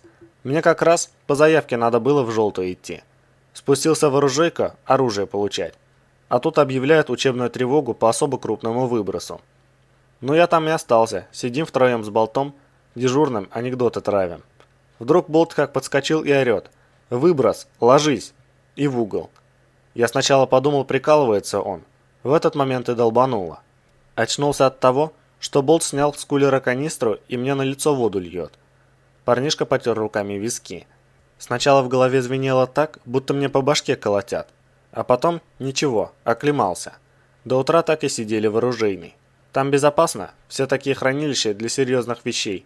Оружие там, боеприпасы, аварийные склады. Они в подвалах расположены. Любой выброс пересидеть можно спокойно. Потом выброс закончился, и мы полезли наверх. Бронепластину люка заело. Мы с ней долго провозились, но все же справились. Открываем люк, а над нами небо. Здания нет, смело начисто под самый фундамент. В 2 шагах целая гора обломков, все, что от него осталось. Да и вообще вокруг одни руины, и ни один прибор не работает. Раз бережно стер пыль с укрепленного на предплечье УИПа и продолжил. Вылезли и стоим, ничего понять не можем. Дежурный по оружейке увидел, что от соседнего корпуса одни развалины остались, и рванул к ним. У него там жена работала. Болт кричит ему, мол, стой, нельзя туда. Да куда там? Тот даже шаг не замедлил. Пробежал несколько шагов и вляпался. В одну секунду в клочья разлетелся. По-любому в раздиратель угодил. Молодой сталкер тяжело вздохнул. Болт говорит, мол, мы в желтой зоне. Я ему, так ведь небо голубое. А сам смотрю, выброс закончился, а приборы-то так и не заработали. И точно, через несколько часов небо позеленело, а земля стала красной. Только тогда нам уже не до этого было. Отовсюду зомбаки поперли в эпицентр. Похоже, всех, кто на момент начала выброса не погиб от удара и не оказался в подвалах, темный властелин к рукам прибрал. Агрессивные уроды, едва заметят, тут же кидаются. Мы еле ноги унесли. Хорошо еще, что желтая зона остановилась совсем рядом. Граница теперь почти что по внешнему периметру проходит. В смысле, потому что от него осталось. Как в зеленую вышли, УИПы заработали, стало проще. Начали к городу пробиваться. На наши выстрелы стали люди подтягиваться. Говорят, много кто выжил, да только большинство вляпались, когда из желтой выбирались. Небо-то обманчивое было. Он немного помолчал, поежившись, и грустно продолжил. Дойти смогли только до Прометеев. Дальше сплошные завалы, куда ни ступи, счетчики Гейгера на УИПах зашкаливают. Пришлось закрепиться там. Место открытое, а делать нечего. Зомбаки прут со всех сторон, кто с чем. С дубьем всяким, железяками, арматурой. Опаснее всего те, что в милицейской форме. И бывшие МЧСники, у них оружие. Стрелять пришлось немало. Раз хрипло прочистил горло. А лица у многих знакомые. Он тряхнул головой. В общем, собралось там человек 100. И еще из города люди выбирались, кому уцелеть повезло. Зомбаки просекли, что нас много и мы с оружием. И стали обтекать нас стороной. Но те, что вооружены, все равно кидаются. Так под открытым небом вечно сидеть не будешь. Надо как-то выбираться из зоны. Вот меня и послали к аэропорту. Думали, может, туда выброс не дошел и удастся найти помощь. Нет, Влад покачал головой. Там одни развалины, как и здесь. Только еще страшнее. Изувеченные трупы кругом и зверье взбесившееся. За человеческие останки грызется. Его непроизвольно передернуло. «Значит, зеленая длится намного дальше», – заключил Раз. «Я так и думал. Ширина зон 20 километров». Он сделал паузу и добавил. «Наверное. Короче, нет смысла туда идти. Ты не обратил внимания? Может, там остались какие-то машины? Грузовики, техника или еще что?» «Все в смятку», – вздохнул Влад. «Самый крупный обломок размером с половину легковушки. Я не видел живых. Там даже приземлиться нельзя. Взлетная полоса сильно захламлена. Выкорчеванным лесом. Раз. А как сохранились вертолеты?» «Какие вертолеты?» – озадачился сталкер. «Там остались вертолеты?» «Надо сказать нашим, вдруг кто-то умеет летать». «Да нет, я не про аэропорт», – нахмурился Влад. «Там все размазало по земле, я же говорил. Я про те вертолеты, что эвакуируют людей из Ухты». «Чего?» – Раз непонимающе посмотрел на него. «Нет там никаких вертолетов. Эвакуации нет. Выжившие едва от зомби спасаются. С чего ты взял?» «Я видел 2 вертолета в небе, когда шел из аэропорта», — объяснил Влад. «С эмблемами РАО «Ареал». Двигались на высокой скорости в сторону... Туда, короче», — он указал направление рукой. «Я думаю, там Сыктывкар». «Угу», — задумчиво согласился молодой сталкер. «Он там. Странно все это, я никаких вертолетов не видел. Да и как они могли взлететь? Ареаловские вертушки все в городке стояли. Там подземных ангаров нет. Город выбросом смело к чертовой бабушке. Какие же еще вертолеты? Да и не запустились бы двигатели в желтой зоне». «Может, они из полета возвращались?» – предположил юрист. «И не пострадали, потому что их не было здесь во время выброса?» «Может быть», – Раз пожал плечами. «Что ж они тогда не подобрали хоть кого-нибудь?» «Мало ли», – Влад коротко развел руками. «Может, и подобрали кого. Или топливо закончилось, или сесть было негде. Но они наверняка за помощью пошли. Думаю, нас скоро будут искать». «Хотелось бы». Сталкер осторожно подобрался к пролому и внимательно оглядел близлежащие руины. «Ладно, пошли, пока никого нет. Хорошо бы успеть добраться до Прометеев до темноты. Неохота в ночи по развалинам ноги ломать». Сотни метров через почти непроходимые руины далась большим трудом. Влад быстро потерял оба каблука, а его тонкая светлая рубашка потемнела от грязи и зияла рваными дырами. Дважды развалины перед ними заканчивались непреодолимым тупиком, и приходилось возвращаться назад, чтобы обойти завал с другой стороны. Быстро выяснилось, что двигаться по набережной вдоль высохшей реки не получится.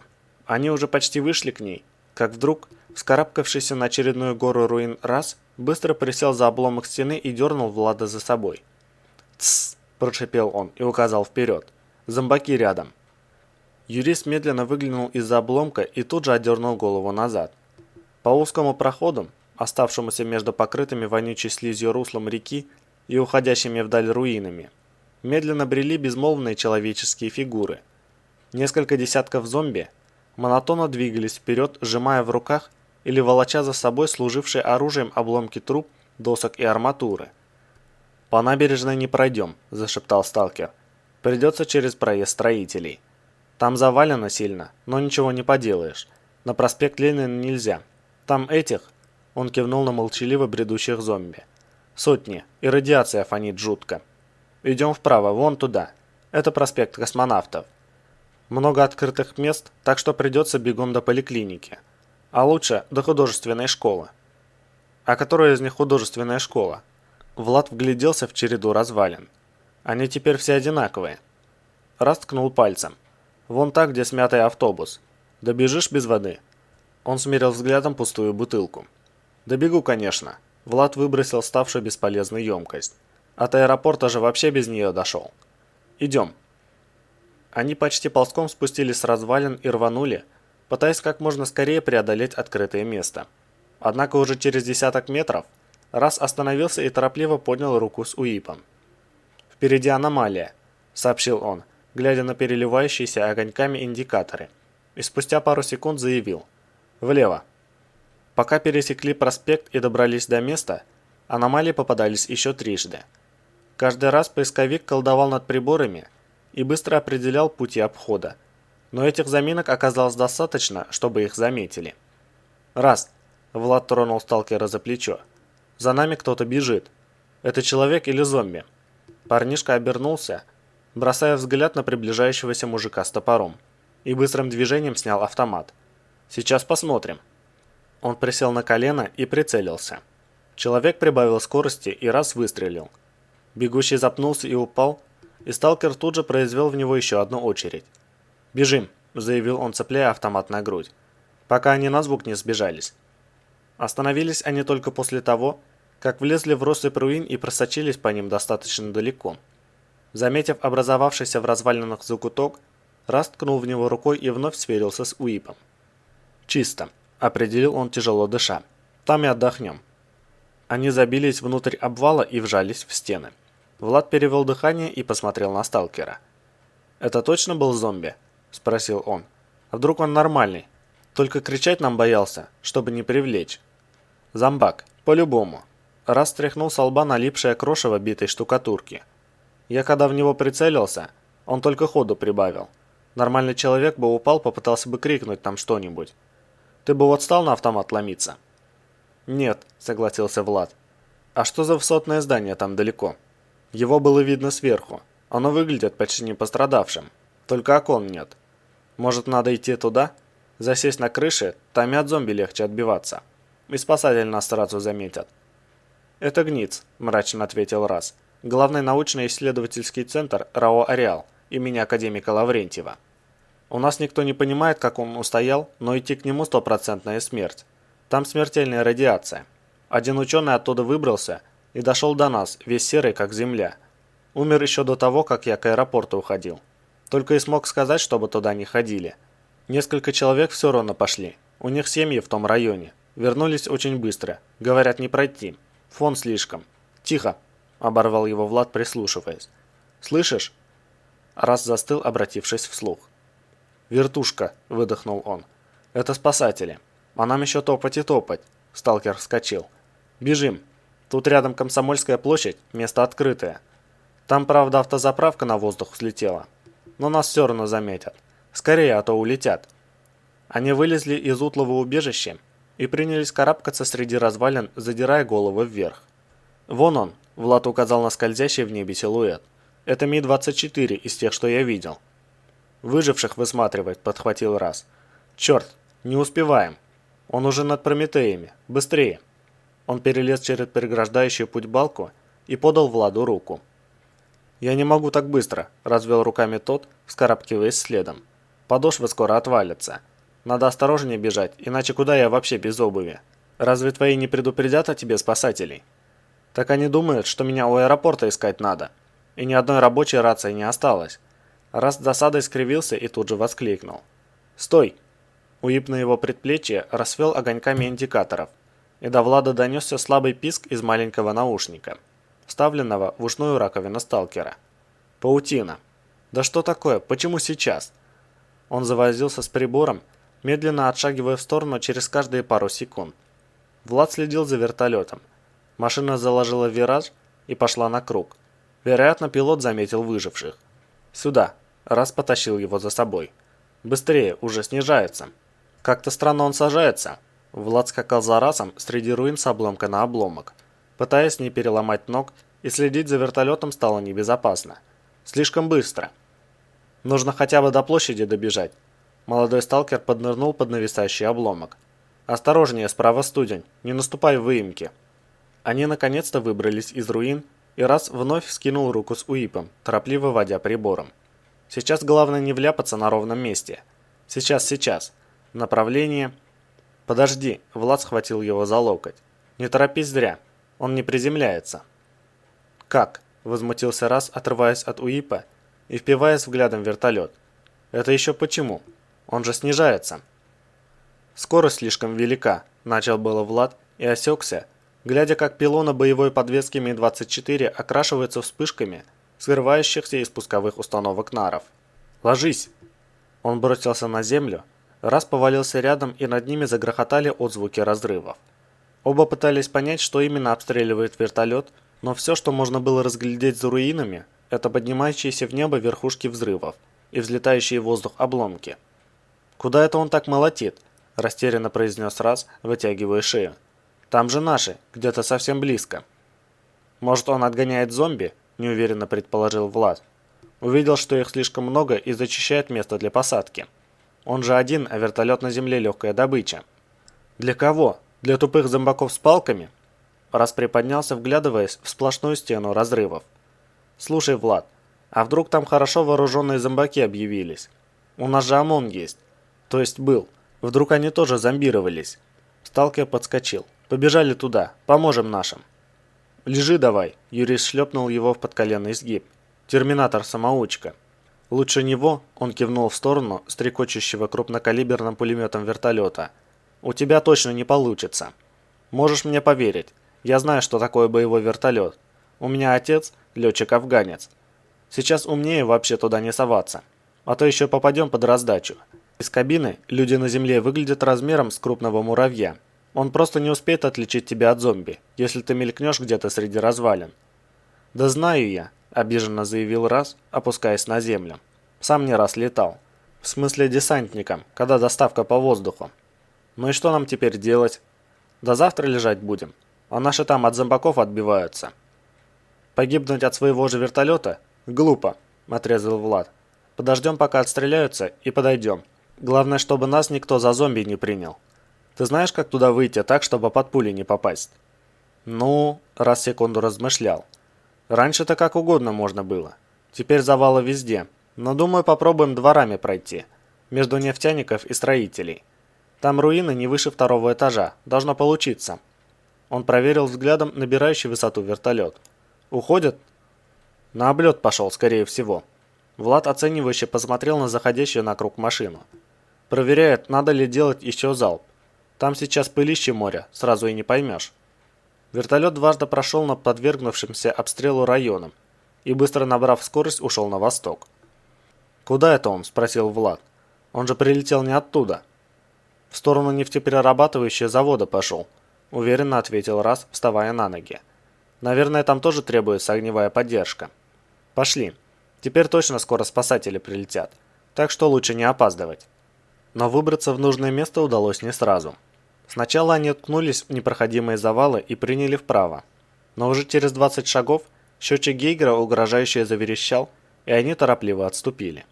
Пришлось искать обход левее, но УИП показал там высокую активность аномалий, и раз пошевелив обломков деревяшки в нескольких местах, сокрушенно сообщил: «Трещит везде, студня полно и здоровенный магнит над школьным двором. И еще что-то есть вон там и там. Отсюда не разобрать. От самой школы фонит, как от дырявого реактора. Короче, не пройдем. Думал, сильно здесь не завалит, не так уж и много зданий. Кто знал, что столько переломанного леса сюда притащат? А паутина его любит». Он покачал головой. «Придется все-таки выходить к реке. Может, зомбаков там уже нет. В общем, пошли левее, к тому обломку. Попробуем пройти перед ним. Может, вон там безопасный проход?» Влад кивнул назад в сторону забросанного, чахлым изломанным лесом пустыря. «Развалин нет, русла отсюда не видно». «Вряд ли», — усомнился Раз. «Слишком много ровного пространства. На такие места аномалии часто садятся. Да и заметно нас будет издалека, если от развалин отойдем. Зомбаки, если увидят, так просто не отстанут». «Давай попробуем, пока там никого», — предложил Влад. «Если проход есть, можно пробежать. Время наверстаем». «Ну давай», — без особого энтузиазма согласился молодой сталкер. «Только как бы не пришлось наверстывать в обратную сторону, когда нас заметят не совсем спасатели». Он внимательно осмотрел окрестности и, не найдя опасности, осторожно вышел из россыпи обломков. Раз поднял перед собой согнутой в локте руку с УИПом и медленно двинулся вперед, постоянно перебегая глазами с индикаторов на набережную и обратно. Влад пошел следом, то и дело оглядываясь, чтобы никто не застал их врасплох. Оказаться отрезанными от развалин на лишенном серьезных укрытий месте не хотелось. К руслу вышли без происшествий. Развороченная набережная оказалась безлюдной, и Раз немного расслабился, огляделся и облегченно вздохнул. Дорога вроде есть, зомбаков не видно, так что аномалии обойти успеем, если попадутся. Ты как узнал, что здесь пройти можно? Я не знал, пожал плечами Влад.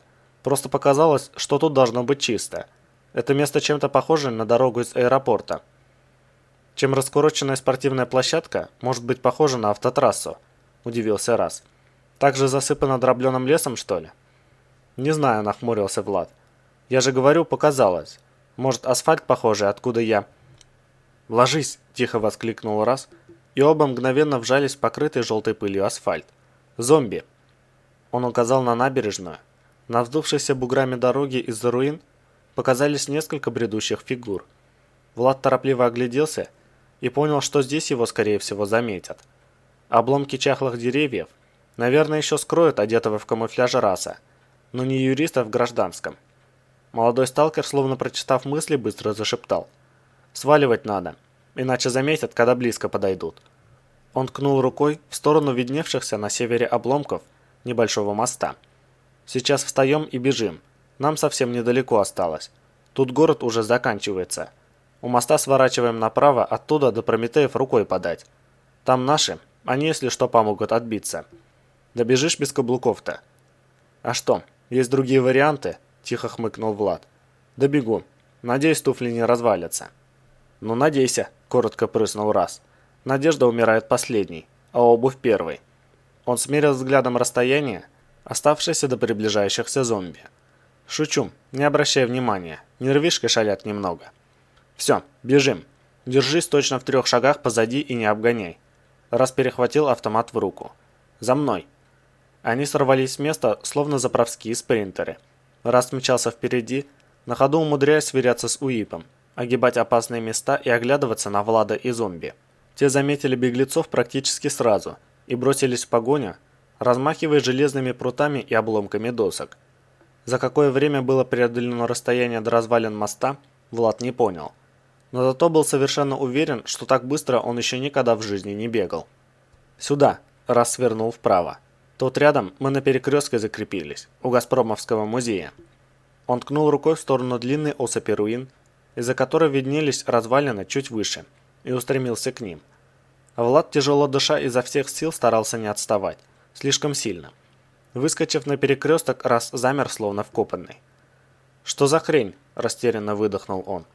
Пространство вокруг было буквально перепахано воронками и усеяно трупами. Земля, залитая кровью и усыпанная рваными останками мертвых тел, еще не успела покрыться желтой пылью, отчего выглядело кроваво-серым озером среди грязно-ядовитых развалин. В 2 шагах от раса несколько облезлых, покрытых язвами кошек рвали на части человеческие внутренности. Молодой сталкер секунду смотрел на место жестокой бойни, после чего неуверенно произнес: «Это вертушка. Что, по нашим било, что ли?» Договорить он не успел.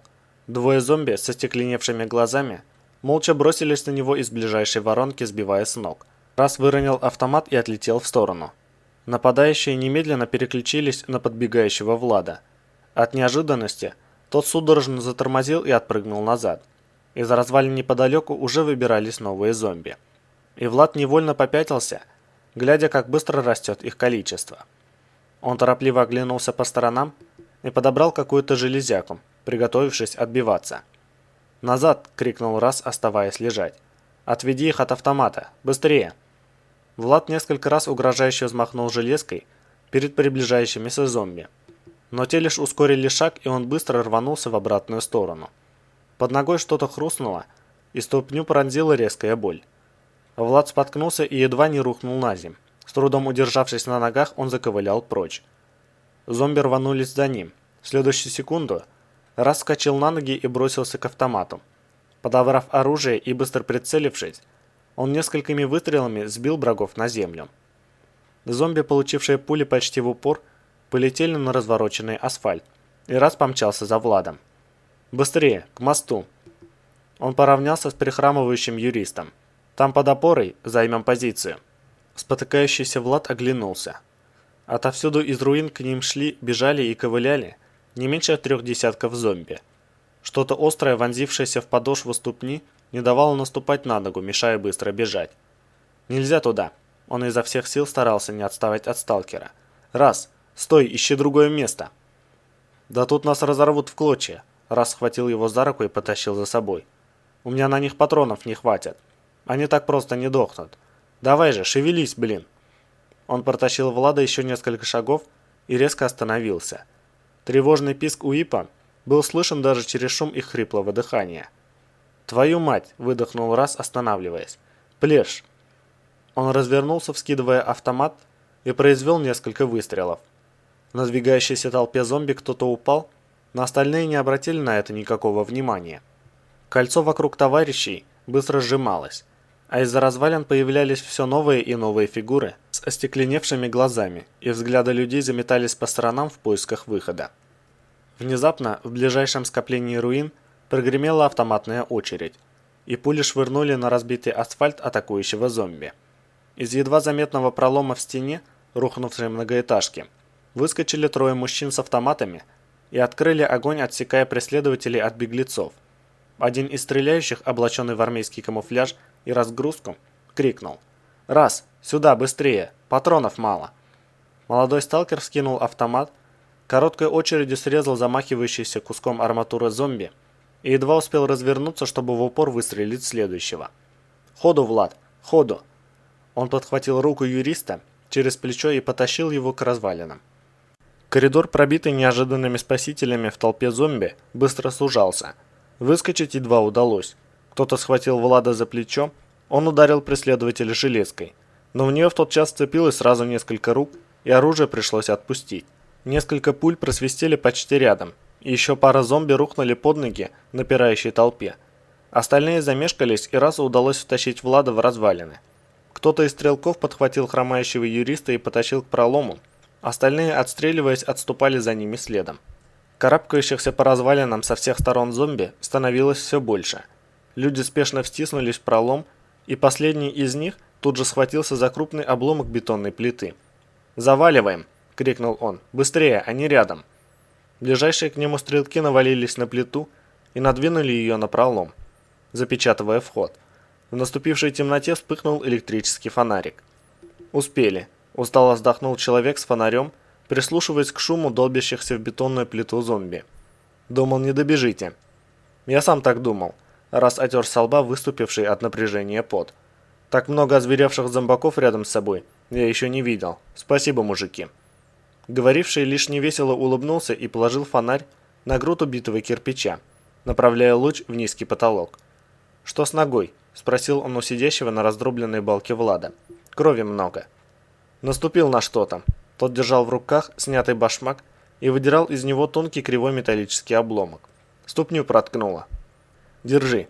Человек в зеленом комбинезоне с эмблемами, сильно напоминающими эмблемы МЧС, протянул ему небольшой кусок бинта. «Это все, что осталось. Помочь с повязкой?» «Спасибо, справлюсь». Влад, морщась от боли, принялся стягивать с опухающей ступни окровавленный носок. «Раз. Патроны есть?» – спросил третий в серой спецодежде. «У меня всего полмагазина осталось». «У меня 3. Сталкер потянул из-под сумка магазин. Одним могу поделиться». Отдав боеприпасы, он обернулся к человеку в камуфляже. «Болт, что за хрень здесь произошла?» «Расстреляли нас спасатели», – криво ухмыльнулся тот. «Вот и вся хрень». «Это не спасатели», – поморщился человек с нашивками, похожими на МЧСные. «Вертолет боевой был». «Похож на один из наших, только без бортового номера», – вступил в разговор третий. «Мы вчера на таком же штангу крепления меняли. Не успели покрасить». «На левом пилоне?» – уточнил Влад. «Я видел этот вертолет». Юрист посмотрел на Раса. «Это он сопровождал тот Ми-8, что был с логотипом РАО «Ареал». Номера 24-ки я не смог разобрать, но на 8-ке с логотипом стояла А-02. «Это бортсовета директоров, резервный, машина-дублер», заявил человек в серой спецодежде. «Нам иногда его на техобслуживание пригоняют. Обычно он не летает, стоит где-то на секретном аэродроме.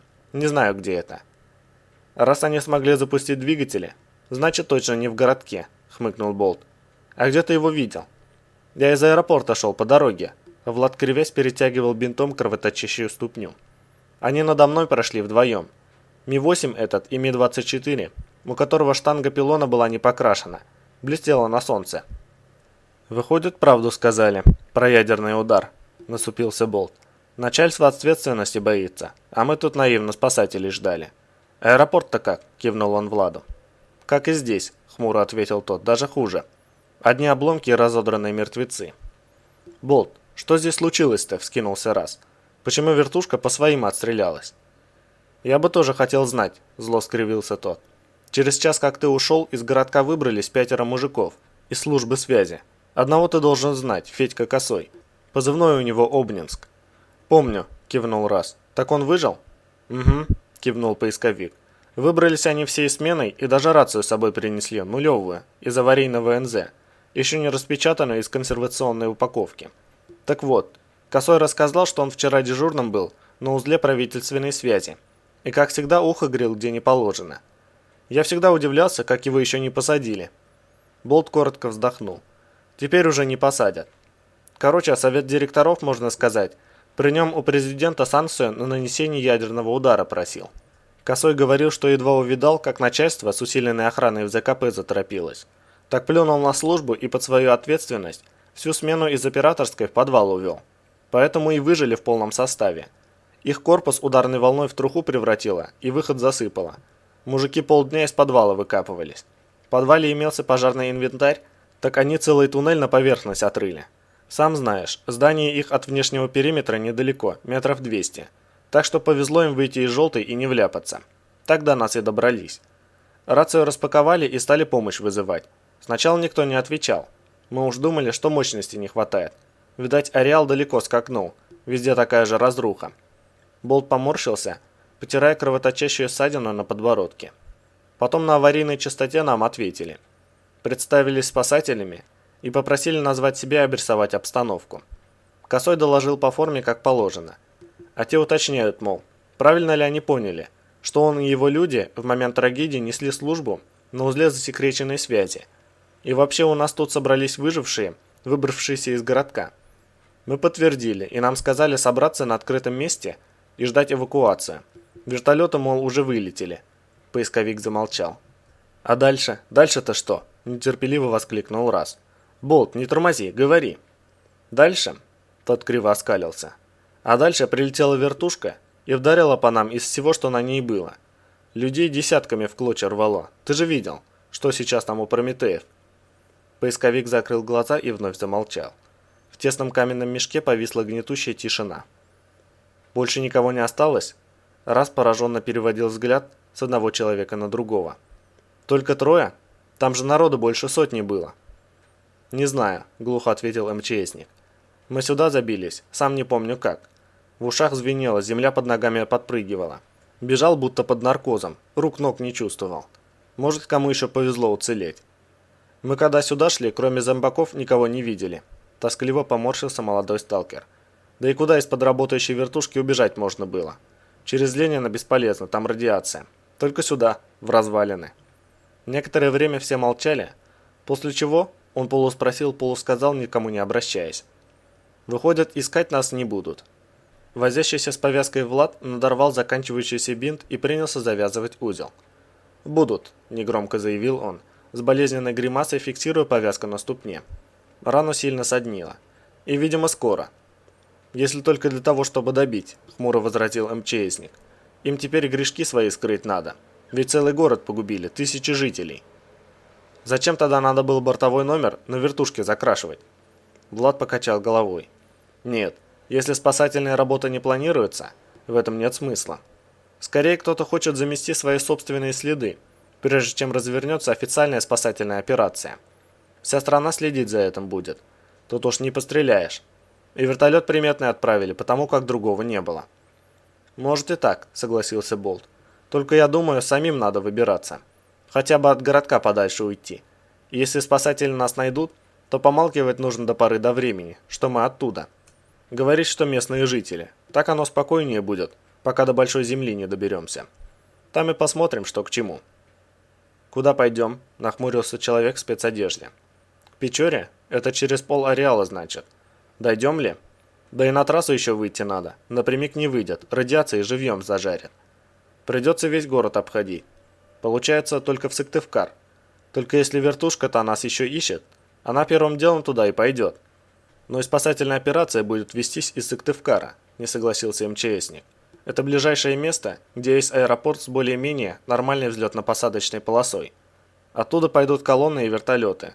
Все понимают, что если кто и выжил, то наверняка по этой дороге будет выбираться. Ее первым делом осматривать станут. Предлагаю завтра решить, что будем дальше делать». Болт взял в руки фонарь. «Переждем ночь, отдохнем. И зомби к тому времени уйдут.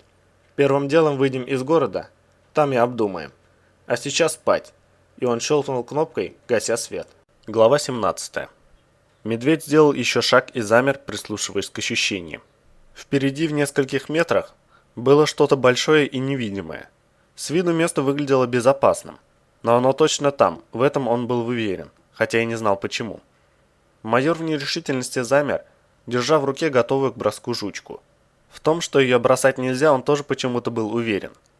«Ладно, попробуем иначе». Здоровяк осторожно лег на землю и достал из кармана гильзу. Подняв руку над собой как можно выше, он метнул пробник в пустоту и торопливо вжался в красную резину земли. Гильза пролетела метра 3 и исчезла. В ту же секунду раздался оглушительный хлопок, и она с резким свистом рванулась обратно, вспарывая воздух над головой. Уши заложило, и медведь сглотнул, возвращая их в норму. Судя по грохоту, не менее 2 скоростей звука. Здоровая должна быть центрифуга. Тут не пройти, придется попробовать правее. Здоровяк оглянулся на серую коробку склада, в рассветных сумерках напоминающий обломок короны. Ювелир-неудачник выполнил ее для капризного короля, но тот в гневе швырнул корону на землю, да еще нападал ногой, изрядно развалив верхний ярус. Необходимо поспешить, пока еще видна паутина. 100 метров от склада до обломков забора базы ОСОП он проходил полчаса, а теперь дело пошло еще хуже. За 5 метров это уже вторая аномалия. Майор швырнул жучку вправо, убеждаясь, что место чистое. Гильза упала на прорезающийся из красной почвы синюшный мох. За ночь местность вокруг сильно изменилась, и теперь уже с цветом окружающей зоны никаких сомнений не возникало. Медведь подтянул жучку к себе и забросил ее еще несколько раз, нащупывая безопасное место, в котором его мощная фигура могла гарантированно уместиться, после чего осторожно переместился на исследованный участок. Он вытащил из другого кармана 2 небольших осколка силикатного кирпича и положил их на землю, отмечая ширину безопасного коридора. Так будет легче возвращаться, хотя без жучки в желтой зоне нельзя уверенно идти даже по своим следам. Тут вообще ни в чем нельзя быть уверенным. Майор прикинул расстояние до цели. Если и дальше придется так петлять, то меток не хватит. Набедренный карман для этих целей, набитый у склада мелкими обломками, сейчас был наполовину пуст, а до казарм постоянной дислокации почти 100 метров пути. Сама по себе база спецотряда была невелика, обнесенный отдельным забором кусок городка размерами 200 на 200 метров. Половину этой территории занимал врытый в землю склад боеприпасов, точнее, незастроенная зона безопасности вокруг него.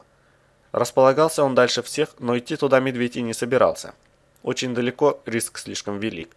Но в центре базы, между ангарами техники и вертолетной площадкой, находится штаб отряда, рядом с которым стоят казармы. Несущие дежурство боевые группы проживают именно там. И в цоколе приземистого одноэтажного здания под мощными железнобетонными перекрытиями размещены оружейная комната и аварийный склад НЗ. Добраться бы туда, пока еще держатся сумерки. Здоровяк привычным движением швырнул жучку и сделал еще пару шагов.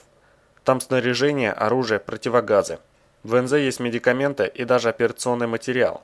А уж стандартные антидоты и противостолбнячная сыворотка имеется в любой индивидуальной аптечке.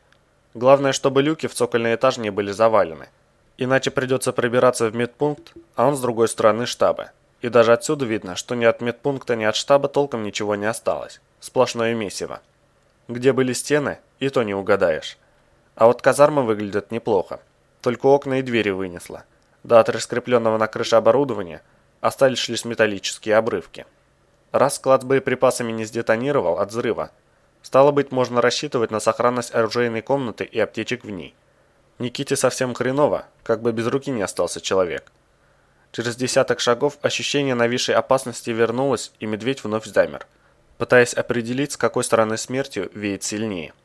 Он забросил жучку перед собой, но угроза не обнаружилась. Майор смотал веревку и швырнул ее вновь. Цели немного левее. Гильза спокойно долетела до самой земли и с тихим чавканьем стерлась в пыль вместе с частью веревки. Еще одна плешь, уже четвертая за сегодня. Медведь смотал остатки веревки, достал из кармана гильзу и стал привязывать к обрывку, восстанавливая жучку. Скоро веревка закончится. Из 5 метров осталась едва половина. Медведь с минуту возился короткими бросками пробника, определяя безопасный проход, после чего продвинулся еще на шаг и выставил метки, обозначая опасное место. Когда до входа в казармы оставалось шагов 20, майор остановился и принялся внимательно разглядывать вход в устоявшее здание, густо усыпанное обломками. До рассвета дойти до дверей, скорее всего, не удастся. Уже сейчас паутина меркнет, а студень едва светится. Стоит запомнить расположение опасности, пока еще ее можно разглядеть. Несколько потемневших кучек окровавленного тряпья у входа красноречиво говорили о том, что войти в здание через дверь не получится. Ближайшие окна поблескивали серебряными нитями. Лишь самое дальнее не выглядело подозрительным. Медведь вздохнул. Это дополнительный крюк метров 20. Эх, сейчас бы планшет с ручкой и бумагой. Можно было бы хоть зарисовать паутину.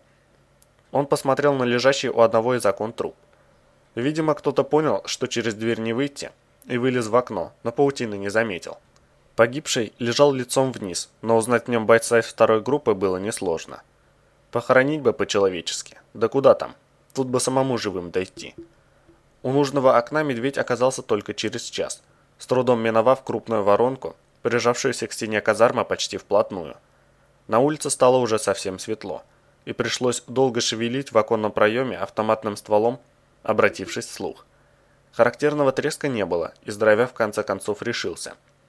Он запрыгнул на окно и уперся в стену проема, удерживая равновесие. Спрыгивать на засыпанный битым кирпичом пол без пробника не стоило, и медведь некоторое время орудовал жучкой. Убедившись, что угрозы нет, он спрыгнул с окна внутрь. В здании царил полумрак, и было хорошо видно, что сюда паутина со студнем еще не добрались. Многие внутренние стены оказались разрушенными. Повсюду лежали груды хлама из обломков, кирпичной кладки и раздробленной мебели. В падающих из оконных проемов солнечных лучах хорошо виднелись цепочки следов, отпечатавшиеся на толстом слое осевшей строительной пыли. Медведь подошел ближе и всмотрелся в отпечатки. Несколько человек выжили и пытались выбраться отсюда. Все следы сходились в один перед дверью, а результаты этих попыток он видел снаружи. Окровавленное тряпье – вот все, что осталось от тех, кто выбегал через штатный выход. Еще одна цепочка следов вела к оконному проему. Тому самому, перед которым на улице лежит тело бойца из второй группы. Выходит, здесь не спасся никто. Надо бы осмотреть казармы, но первым делом необходимо добраться до оружейной комнаты и медикаментов. Патронов оказалось мало, а ведь скоро в городке будет нашествие мутировавших падальщиков. К тому же, ему раненого даже перевязать нечем, если таковой отыщется. Майор двинулся вглубь здания, бдительно обшаривая взглядом путь. Хоть казармы и чистые, но мало ли что. Глухое хрипящее рычание донеслось из-за стены, и он остановился, беря автомат на изготовку. Что-то или кто-то словно царапало когтями бетон, то яростно и тихо подвывая, то также тихо захлебываясь. Медведь не сразу узнал в булькающих звуках бесноватый смех и окинул взглядом стену. Похоже, хрип идет из жилых кубриков. Отсюда не пройти, все завалено. Если только с обратной стороны здания. Но в том, что это вообще стоит делать, майор серьезно сомневался. Ладно, об этом подумаем позже. Сначала медикаменты. Стараясь не шуметь, он прошел к люку, ведущему в цокольный этаж. Бронированная створка оказалась наполовину отворена. На полу перед лестницей было сильно натоптано, а из черноты входного провала доносилось тихое шарканье, словно несколько человек бродили в темноте, натыкаясь на стены. «Спускаться вниз расхотелось», — отметил медведь. «К сожалению, другого выхода нет». Он достал тонкую палочку химического фонаря, сломал ее в кулаке и забросил в черный пролом. Шарканье тут же зазвучало сильнее, потом раздалось клацанье выключаемых предохранителей, и майор отпрыгнул в сторону от люка за мгновение до того, как грянули автоматные очереди. Засев за полуразвалившимся перекрытием, он взял выход на прицел. Внизу полили от души и очень даже грамотно.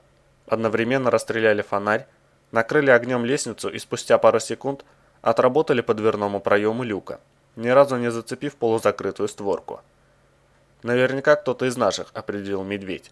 Выстрелы стихли, и стало хорошо слышно, что скрежет за стеной усилился, а безумный смех зазвучал громче. «Кто там?» — донесся внизу знакомый голос. «Есть кто живой и одновременно нормальный?» «Айболит? Ты чего палишь во все, что шевелится?» — крикнул медведь. «Так ведь и убить можно хорошего человека». «Это не я», — ответили издалека. «Максимка с Шуриком из второй группы развлекается. С ними Петруха из первой, и еще кто-то отсюда не видно». «А чего им делать, больше нечего?» Майор сменил позицию на более удобную. Теперь он мог одновременно быть в укрытии и при этом оставаться за спиной у выходящих из люка людей. На свете столько интересных занятий. «Так видишь ли, Коля, они теперь в некотором роде не с нами», — отозвался Айболит. «Сердитые стали и неразговорчивые. Хоть бы песенку какую спели. А то сижу тут уже 2 суток в темноте, тоска да и только». «Зомбировала их?» — спросил здоровяк, заранее зная, каков будет ответ. «Да», — донеслось мычание. «А ты как здесь оказался? Тебя ж вроде арестовали». «Уже отпустили», — фыркнул медведь. «Извинились, мол, ошибка вышла. Бывает. Вот я вышел на улицу, смотрю, вокруг приятный летний день над головой. Ласковое зеленое небо. Дай, думаю, загляну на базу. Может, водички чистенькой нальют или шоколадкой вкусненькой». Из полуоткрытого люка вылетела граната, и майор отпрыгнул за кучу обломков. Взрыв больно ударил по ушам, вызывая резь, и десятки невидимых глазу осколков выгрызли из развалин целое облако крошева. Пространство у входа скрылось в столбе пыли. Медведь с автоматом на изготовку выглянул из своего укрытия, и тут же короткой очередью разнес показавшуюся из пылевой взвеси голову. Зомби рухнул, и пыль расцвела вспышками дульного пламени. Его спутники вели огонь наугад, поля перед собой и не догадывались, что противник находится за спиной. Майор длинной очередью перечеркнул полузакрытые пылью силуэты и прицельными выстрелами добил корчащихся на полу зомби. «Простите, мужики», – тихо произнес он. «Кто же знал, что так оно выйдет?» Здоровяк болезненно потер лицо и сменил магазин. «Коля», – донеслось снизу, – «ты там живой?» «Живой», – хмуро ответил медведь. «Их точно 4 было? Больше никого не осталось?» «Не знаю», – Айболита было едва слышно. «Не видно мне отсюда. Но, думаю, никого. Я фонарь выбросил, они всегда на него кидались, а сейчас тихо». «Понятно», – неопределенно хмыкнул здоровяк и, не снимая с прицела вход, осторожно подошел ближе. В темноте проема угадывалось слабое синеватое свечение. Майор зажег второй фонарь и швырнул его вниз, прислушиваясь. Ни шагов, ни других звуков слышно не было. Заходить вниз без броска гранаты не стоило. Но если ее нет, то выбор невелик. Он быстро осмотрел тела убитых зомби. Как и следовало ожидать, гранат у них тоже не оказалось. Кто бы сомневался. Медведь вздохнул и подобрал с пола обломок кирпича. «Граната!» – заорал он, бросая обломок в проем люка. И тут же прыгнул следом, готовясь открыть огонь. Внизу никого не оказалось. Лишь в конце сильно захламленного коридора виднелась едва открытая дверь оружейки, освещенная таким же химическим фонарем. Двух источников света хватило для уверенного освещения помещения, и майор невольно остановился, окидывая взглядом представшую перед ним картину. Бронированную дверь в оружейную комнату заклинило осевшей потолочной плитой, и она не дошла до закрытия сантиметров 20-30. И в этой узкой щели, словно поленница, одно на другом было набито 6 мертвых тел. С этой стороны он видел только нижние части туловищ, головы и грудь находились в другой. Похоже, их убивали в тот момент, когда они пытались пролезть в оружейку. Трупы застревали, но следующие ползли прямо по ним. И так происходило до тех пор, пока штабель из мертвецов не стал слишком высоким. «Айболит!» – негромко окликнул санинструктора майор. «Ты в оружейке?» «В оружейке», – раздалось из-за двери. «А чего граната не взрывается?» «Это специальная граната. Взрывается только по четвергам и пятницам». Медведь остановился перед дверью. В ней особое взрывчатое вещество – гексокирпич. «Айболит, я тут стесняюсь спросить, а ты вылезать оттуда вообще собираешься?» «Хотелось бы», – невесело отозвался тот. «Фонарь уже можно зажечь? Они на свет лезут, словно пчела на мед». «Зажигай», – разрешил майор, – «лезть больше некому». «Это ты их всех?» «Я», – печально ответил санинструктор. Выбора не было. Выхода отсюда нет, не убежишь. Из-за двери раздался легкий хруст ломающегося химического фонаря, и света стало больше.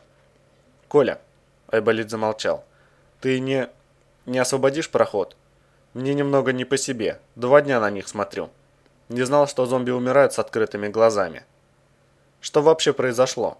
Здоровяк ухватил верхнего мертвеца и выдернул его из дверей.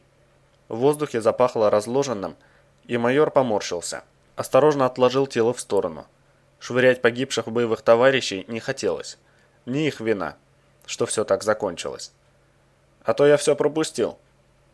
«Да хрен его знает», – устало ругнулся Айболит.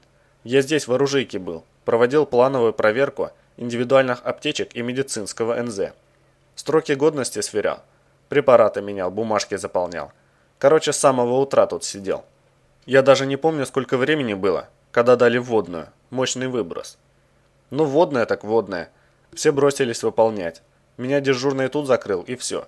Чего мне время зря терять с этими учениями? Я лучше серьезную работу доделаю». А потом действительно ударило. Очнулся в полной темноте, освещение не работает, в том числе и автономное. Мобильник не включается, Уип и Лар сдохли. Что случилось, не пойму. Вскрыл аварийный шкафчик, зажег фонарь.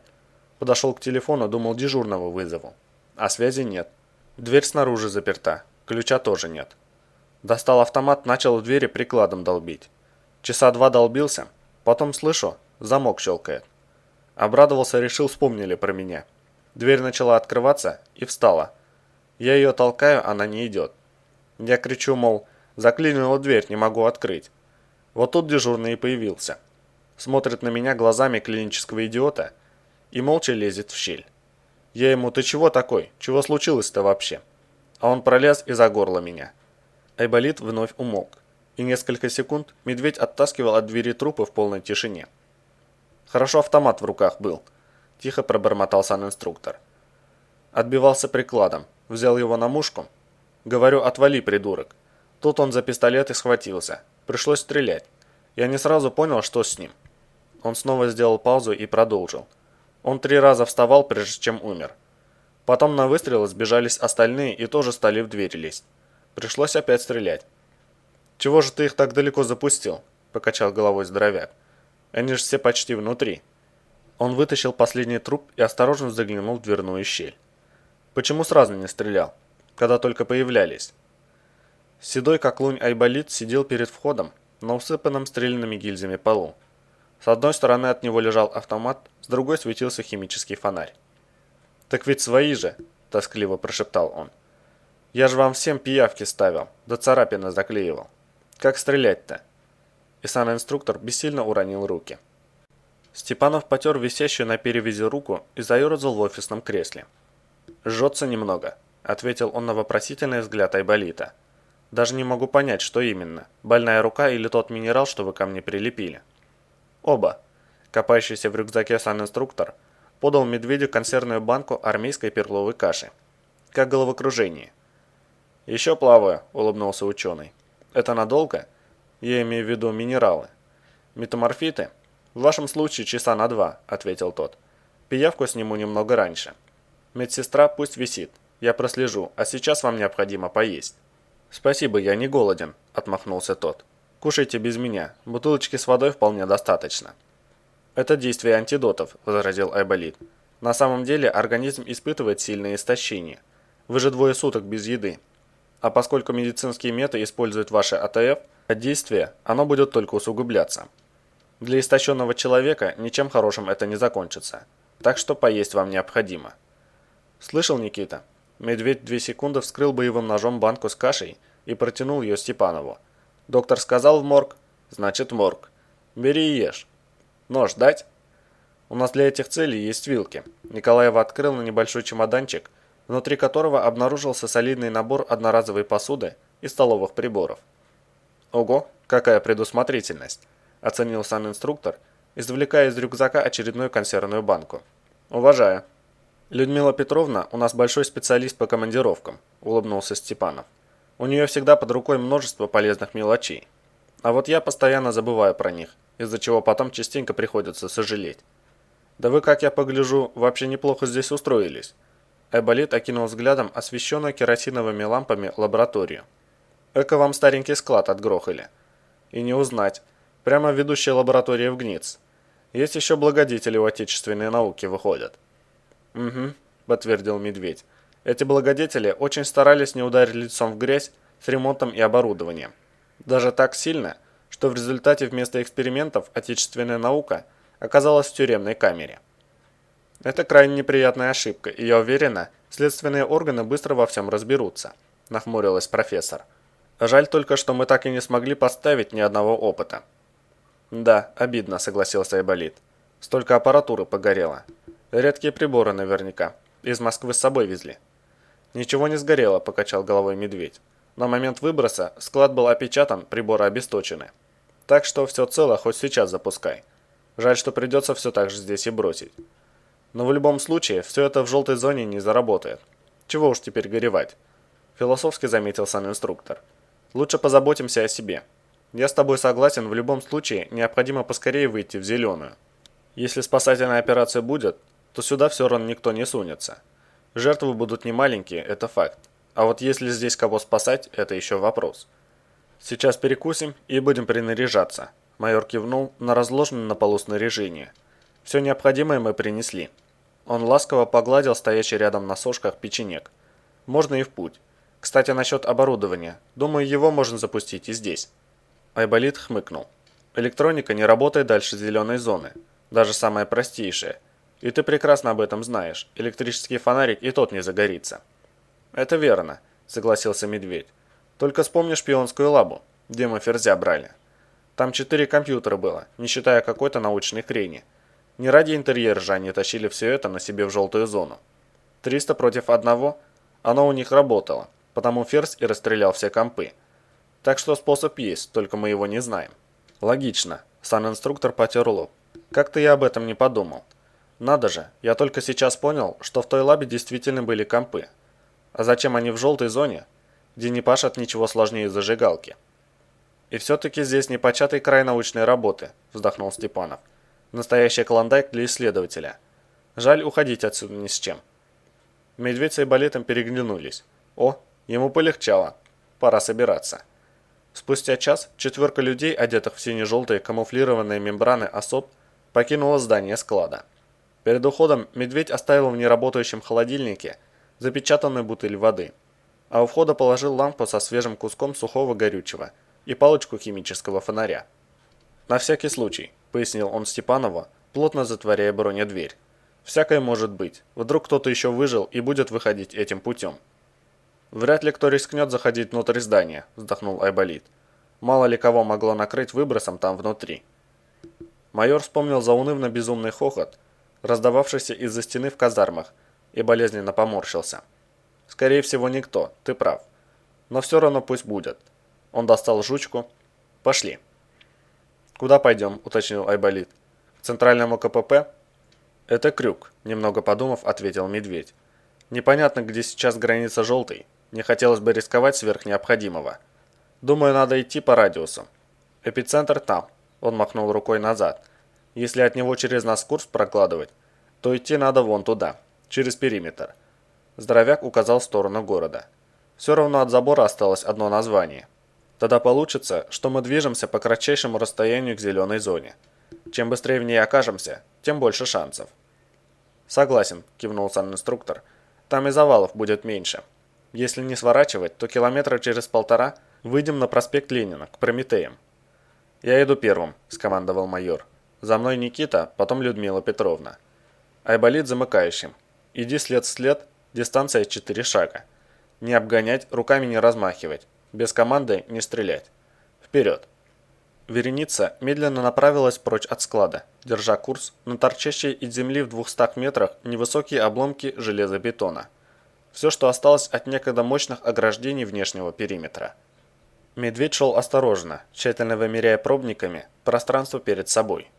Первый раз жучку сожрало метров через 10. Небольшую воронку удалось обойти быстро. А вот потом встретился раздиратель, и с ним начались трудности. Невидимая аномалия пульсировала, то раздуваясь, то сужаясь в объеме. В одном и том же месте гильзу то рвало в клочья, то оставляло нетронутой. И майор принял решение обойти напасть по широкому кругу. Пока делали крюк, сзади пришло токсичное облако, и если бы не Айболит, ученые точно вляпались бы. «Противогазы!» – рявкнул санинструктор, срывая с пояса шлем-сферу. «Надевайте живо, задержать дыхание, закрыть глаза», – бубнил он уже из-под сферы, помогая профессору герметизировать шлем. Медведь среагировал мгновенно. За считанные секунды, пока облако надвигалось на их группу, он успел натянуть шлем-сферу на однорукого Степанова и защититься сам. «На землю!» Здоровяк уложил ученого на синюшный мох и залег рядом. «Айболит, что у вас?» «Успели», – послышался глухой ответ. «Повезло, вовремя услышал. Иначе кранты бы нам всем без шлемов-то». «Угу», – подтвердил майор. «Отсюда отойти бы подальше, да поскорее. Раздиратель пульсирует, молодой еще. Подрастет и начнет двигаться. В тот момент я бы точно не хотел быть поблизости». Он поправил свой печенек и принялся связывать очередную жучку, прислушиваясь к гудящему шипению. «Интересное физическое явление», – подал голос Степанов. «Внутри газового облака ничего не видно. Даже ядовито-зеленого неба. Сплошная муть. И в то же время со стороны оно незаметно. Как вы считаете, Людмила Петровна, что показал бы наш анализатор в момент прохождения через границу этой аномалии?» «Он бы показал, — стрял Айболит, — что сваливать от нее надо подальше, и растворился. Не будь на нас сейчас мембран, вы бы уже разглядывали свою подкожную анатомию. Хотя нет, не разглядывали бы. Глаза разъест раньше». Лежать под облаком пришлось не меньше четверти часа. За это время у ученых профессиональное любопытство взяло верх над страхом, и они принялись задавать вопросы. Медведь отмалчивался, отвечая односложно, и потому больше доставалось Айболиту. «Еще вопрос».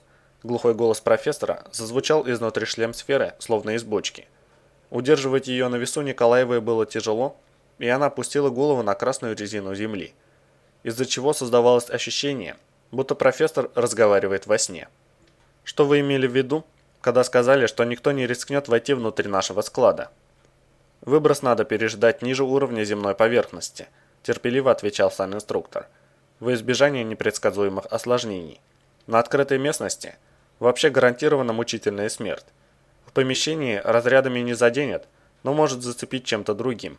Толком никто не знает, что это, но предполагается неизвестное излучение, не фиксируемое приборами. В общем, в желтой зоне оно может превратить человека в нечто пострашнее зомби. Уродливое подобие живого существа. Такое может убить с 10 шагов, вскипятить вам мозг за полминуты. И все. Говорят, жертва умирает в жутких мучениях. В общем, 100% защищают только подвальные помещения. Ну или ямы глубокие. Если, конечно, студнем не заняты. Вот так, если в двух словах. Что произошло в этот раз, я не знаю. Такое тут впервые. Вероятно, почва экранирует. «Идем», – перевел медведь, поднимаясь на ноги. Облако ушло, нужно спешить. Прямо по курсу развалины. Но близко к ним подходить опасно. Наверняка паутины полно. Поэтому будем проходить мимо курящегося паром облачка. Это пушка. Так что поосторожнее. Если заденете, схватят и выстрелят вами на 50 метров. Костей не соберете. Оставшуюся до обломков забора часть пути преодолевали долго. Дважды возвращалось токсичное облако. Скорее всего, оно двигалось по короткому маршруту туда-сюда, будто челнок. После пришлось искать проход между рваными обломками заборных опор. Обманчиво чистое пространство оказалось затянуто паутиной настолько густо, что обломок деревяшки, который медведь проверял проход, развалился в труху под множественный треск безликой смерти, протянувшийся между опор невидимыми нитями. Наконец, безопасный проход удалось обнаружить, и майор еще минут 5 швырялся жучкой, убеждаясь, что можно идти дальше. Удостоверившись, что идущие за ним след в след люди благополучно миновали обломки заграждений, он продолжил движение. Медведь продвинулся еще на десяток метров, как вдруг земля и небо мгновенно поменялись местами, и он присел от неожиданности. «Стоять!» – отреагировал Айболит, осаживая бредущих по следам командира группы ученых. «Коля, что там?» «Вышли», – устало ответил здоровяк, поднимаясь. «Не ожидал просто. Идите на меня, я уже в зеленой зоне». «Поразительная перемена», – заявил Степанов, подходя к майору. «Это не просто измененная физика. Это косвенное подтверждение нашей теории». «Ваш универсальный прибор заработал», – настороженно произнесла Николаева, рассматривая УИП. «Насколько я понимаю, вот это счетчик Гейгера. И он показывает повышенный фон. Это не столь опасно, сколько странно. Разве раньше здесь было такое?» «Нет», – нахмурился Айболит, сверяясь с УИПом. «И мне это очень не нравится. Радиация – ударная волна огромной мощности.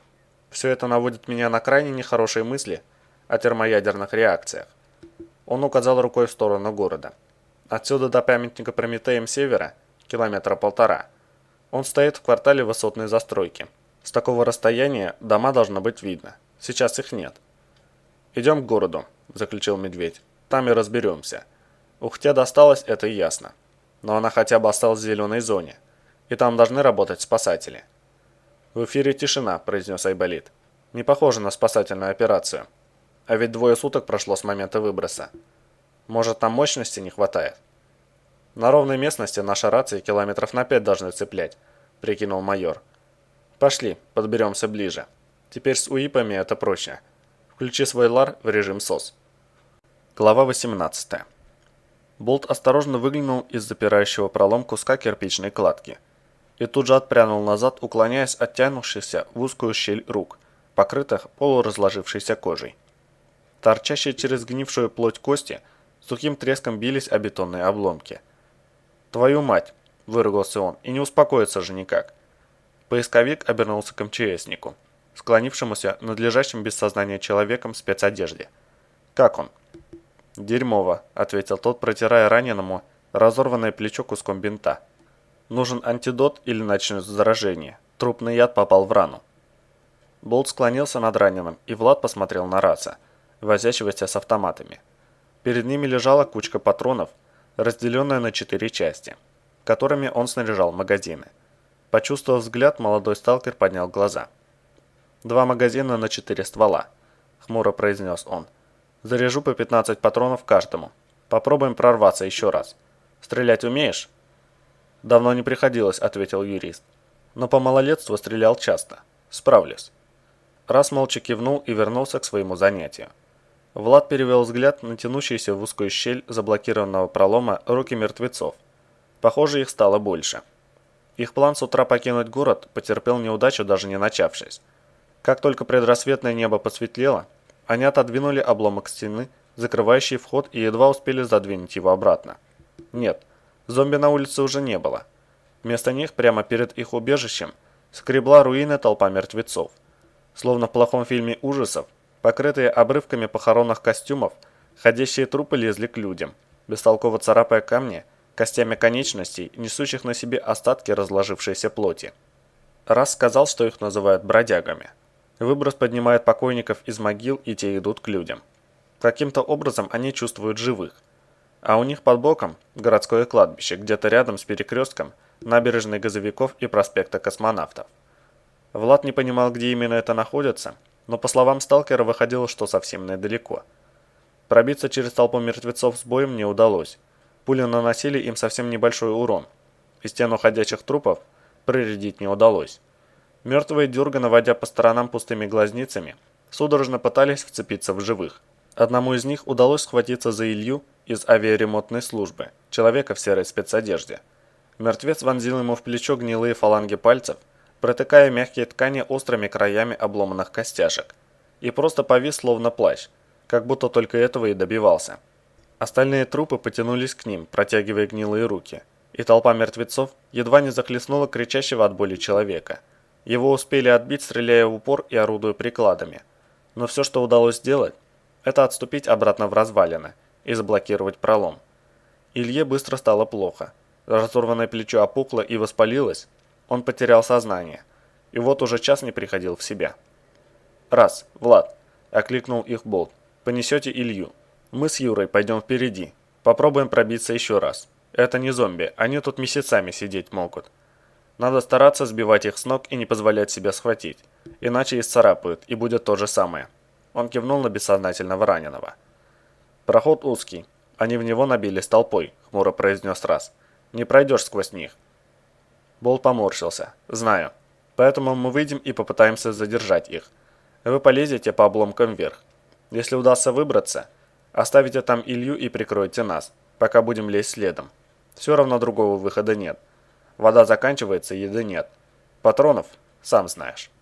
На улице раздалась длинная пулеметная очередь, и совсем рядом с заблокированным проломом грянул взрыв.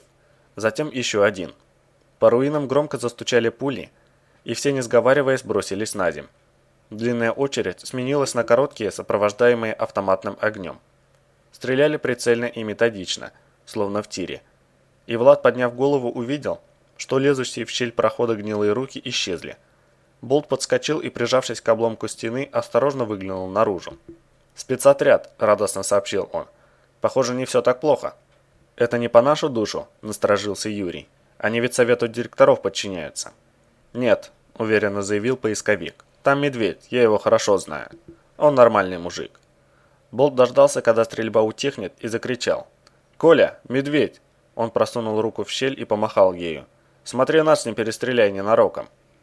«Заманчивое предложение», – пробасили снаружи. «Болт, ты чего там забыл? Опять от работы прячешься? Давай, вылазь оттуда». Закрывающий пролом обломок отодвинули, и вскоре Влад оказался снаружи. Выход из развалин был густо усеян конвульсивно дергающимися мертвецами, пытающимися отпереться на короткие обломки отстрелянных конечностей. В 10 метрах от края руин стояло двое бойцов в тяжелом боевом снаряжении, вооруженные до зубов. Немного дальше еще двое попроще. Мешковато сидящее снаряжение было им явно не по размеру. «Проходим быстро, не задерживаемся», – зычно скомандовал громадный боец с дымящимся пулеметом в руках. По сравнению с почти с двухметровой фигурой владельца, чуть ли не в 130 килограммов весом, пулемет казался игрушечным. «Смотрим под ноги, не даем себя поцарапать». «Никита Владимирович? Людмила Петровна?» – удивленно воскликнул Влад, узнавая знакомые лица в камуфлированных сине-желтыми цветами шлем-сферах. «Не ожидал встретить вас при таких обстоятельствах». «Влад?» Ученые были удивлены еще сильнее. «Как вы здесь оказались?» «Приехал на ваш звонок», – улыбнулся тот. «Вы же просили юридическую помощь. А вот я и полетел. Можно сказать, прямо с самолета сюда». Едва все покинули развалины, Болт быстро посовещался со здоровяком, и объединенный отряд спешно двинулся по дороге прочь от руин погибшего города. Первым двигался поисковик, отыскивая безопасную дорогу. Затем огромный боец с пулеметом наперевес, второй спецназовец вместе с МЧСником несли раненого. Влад, опираясь на автомат, хромал за ним вместе с учеными, обмениваясь рассказами о произошедших событиях. Замыкал отряд Раз, время от времени швырявшийся по сторонам стрелянными гильзами. Увлекшись беседой, Влад почти не чувствовал боли в ноге и смог пройти почти километр. Потом ступня заболела с новой силой, и двигаться стало гораздо тяжелее. Вскоре Медведь объявил привал, и второй боец спецотряда занялся ранеными. «Это Айболит», – шепнул Владу раз. «Он военврач в спецотряде. Про медицинский метод знает больше, чем весь ГНИЦ вместе взятый. Кого угодно на ноги поставит. Видишь, он Илье к бедру такую полупрозрачную штуку бинтом приматывает. Это медсестра. Нереально крутой мед. Вот посмотришь, через полчаса опухоль спадет, словно и не было. Сейчас он с Ильей закончит и тебя подлатает.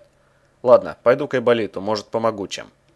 Раз ушел к военврачу, и Степанов подал Владу знак, указывая на разговаривающих Болта и Медведя. Юрист прислушался. Похоже, поисковик рассказывал могучему бойцу о том, что произошло. Косой клялся, что в этот момент совет директоров запросил у президента санкцию на ядерный удар по эпицентру. Приводились совершенно фантастические основания, вроде как с полным подтверждением. Будто в эпицентре все это время инопланетяне сидели, и Ареал – это их способ планету захватить. Выбраться они не могли, потому что у них связи со своими не было. Радиомаяк их аварийный ФСБшники еще 20 лет назад нашли и в ГНИЦ спрятали. А тут инопланетяне зомбировали несколько человек, в том числе Тумана и Рентгена. И эти люди организовали нападение на ГНИЦ, выкрали маяк и отдали его пришельцам. Те связались со своими и начали атаку на планету. Толпы зомби поперли в желтую зону, потом в зеленую и везде устроили побоище. Служба безопасности отправила на перехват солдат и вертолеты. Там целая война началась. Но инопланетяне применили зомбирование, и безопасники стали переходить на их сторону. Они начали взрывать в городе машины, грохнули в городке вышку связи, ретранслятор и вроде один из складов с боеприпасами. Короче, в один момент вспыхнули серьезные боевые действия. А никто еще не в курсе, что происходит. Пришельцы быстро зомбировали генерала Воронцова, и он от их лица стал командовать нападением. А параллельно они запустили сигнал в космос, вроде такой мощный, что его везде засекли, даже в Москве. Это они так своих призывали на помощь. В общем, президент дал добро, и по эпицентру нанесли ядерный удар. «Много из этого рассказывали мужики из диспетчерского», – подтвердил Юрий. «И про сигнал, и про нападение на ГНИЦ, и про Воронцова.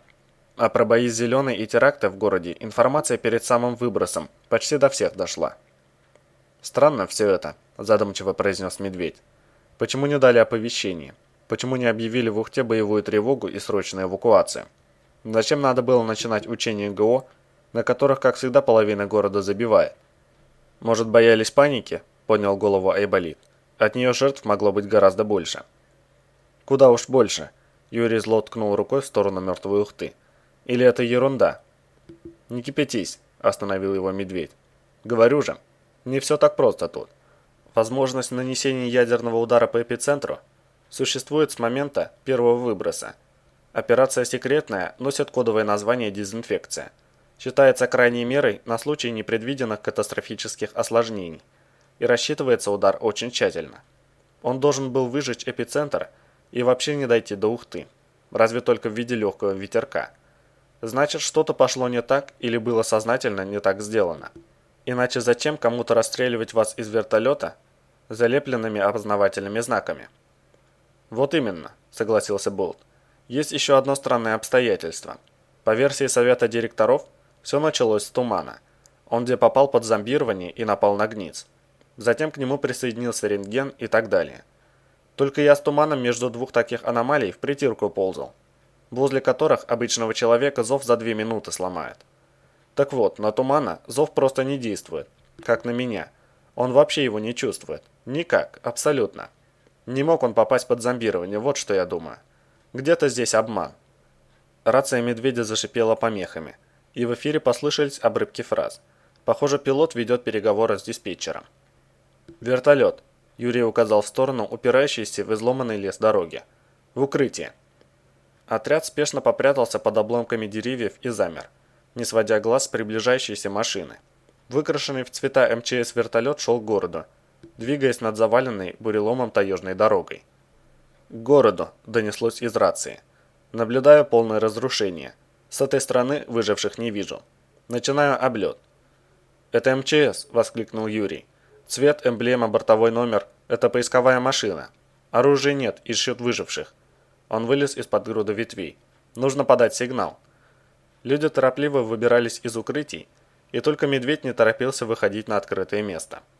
«Айболит, попробуй связаться с ним», — сказал он военврачу. «Я пока не хочу светиться. Мало ли чего им про меня наговорили. И еще до поры до времени про ядерный взрыв и прочее лучше не упоминать. Безопаснее сперва разобраться, что к чему». Вертолетчик ответил сразу и немедленно доложил в штаб спасательной операции об обнаружении выживших людей. Через час пришли оборудованные системами автоматического отстрела пробников Ми-8. Их подняли на борт, и вскоре над ногой Влада уже колдовала бригада экстренной медицинской помощи. Пока летели над скошенной ударной волной тайгой, медики рассказывали о том, что происходит. Оказывается, спасательная операция идет уже сутки, но основные работы ведутся со стороны Печоры, так как по свидетельствам тех, кому удалось спастись, городок и западная часть Ухты подверглись полному уничтожению и смертельной дозе радиоактивного заражения. Выжить там никто не мог, и потому обнаружение их отряда являлось настоящим чудом. Поисковый вертолет случайно засек аварийный сигнал Лара Айболита. В основном улететь удалось людям с окраин и нефтепромыслов, хотя и там потери и разрушения просто огромные. И лететь придется долго, огибая Ухту с юга по большому кругу. В результате этого сверхурочного выброса полный радиус ареала увеличился до 130 километров, из которых почти 90 оказались зеленой зоной, подвергшейся катастрофическому удару воздушной волны и очаговому радиоактивному заражению. Все МЧС уже мобилизовано на ликвидацию последствий. Были еще другие подробности о выживших, о специальном указе президента насчет государственной помощи пострадавшим и их семьям, о правительственной программе бесплатной медицинской помощи тем, кому повезло уцелеть, о ходе продвижения спасательных работ. Ни слова не было лишь о ядерном ударе и пришельцах. Влад лишь молча переглядывался с учеными, и только когда вертолеты приземлились в полевом госпитале, разбитом прямо посреди тайги вдоль автотрассы, понял, что медведя с ними не было. Он хотел спросить у Раса, летевшего с Айболитом в другом вертолете, но не успел. Его и других тут же подхватили подоспевшие врачи и повели к госпитальным палаткам. Влад недоуменно поглядел на нескольких человек в униформе МЧС, собирающих лопатами с земли белые шарики вертолетных пробников, и внезапно сообразил, что все еще находится в зеленой зоне. Границы госпиталя были обнесены веревочными заграждениями, вдоль которого шагали их охранники. Чуть поодаль, прямо посреди шоссе, группа специалистов возилась с уставленной приборами тележкой, производя какие-то замеры у окруженного красными вешками куска чистого на вид асфальта. Сам полевой госпиталь ровно посередине пересекала вереница точно таких же вешек. И на той стороне людей было гораздо меньше, и все они носили униформу МЧС. «Что это за место?» Влад посмотрел на одного из сопровождающих его медиков. «Почему госпиталь разбили внутри опасной зоны?» «Вы еще не в курсе?» – на ходу ответил врач. «Тогда мне необходимо вам рассказать об одном обстоятельстве. Вы только не волнуйтесь, ничего опасного в этом нет. Дело в том, что вот эта граница, он указал на пересекающий госпиталь череду вешек, собственно и есть граница ареала. Теперь она проходит тут. Нам приходится двигать ее на 1 метр в сутки, но вы и так это знаете». Он указал рукой на противоположную сторону госпиталя. «Пожалуйста, пойдемте дальше». Они пересекли границу, и медики остановились, внимательно глядя на юриста. «Как вы себя чувствуете?» «Нормально». Влад потер виски. Только голова немного заболела. В висках засверлило, но не сильно. «Попробуйте зайти обратно», – посоветовал медик. Влад вернулся за отмеченную вешками границу. «Теперь боль исчезла?» – предположил врач. «Да», – нахмурился Влад. «Это что, у всех так? В смысле, у тех, кто выжил, или вообще у всех, кто здесь находится?» «Пока сложно понять», – пожал плечами медик. «Скажем так, у всех выживших и у некоторых спасателей. Но волноваться не о чем. Неприятный зуд в области висков – это единственная неприятность в плане здоровья. Он абсолютно безвреден. Мы полагаем, что он вызван сильным стрессом, который испытала психика. В настоящий момент мы успешно ищем решение этой проблемы. И уже скоро полностью решим ее. А пока половина госпиталя находится на территории ареала. Вы можете по своему желанию находиться в любой его части. Просто некоторых постоянный зуд раздражает. Этот госпиталь – карантин?» Влад смотрел, как в десятки метров от него двое медиков проводят через ареаловскую границу Степанова. Ученый пересек вереницу вешек и болезненно потер висок. «Долго придется здесь пробыть?» 48 часов, успокоил его врач. «Не волнуйтесь, это стандартные процедуры. После вас доставят в Москву, в Бурденко. Там пройдете заключительное обследование, по результатам которого вас либо выпишут, либо назначат лечение. Все оплачено государством. Дорога, питание, проживание, санаторно-курортные, больничный, материальная компенсация и все такое. Хотите разместиться тут или в Ареаловской части госпиталя? Я лучше тут, покачал головой Влад. Ареала мне достаточно, да и болит не сильно. Хорошо, кивнул врач, мы вас проводим. Если вдруг передумаете, обратитесь к любому сотруднику медперсонала. Вам выделят место на Ареаловской половине. Они направились к большой каркасной палатке с красным крестом. И Влад вновь потер висок. Конечно, едва заметно зудящее сверление доставляло небольшой дискомфорт. Но это ведь скоро пройдет. Правда?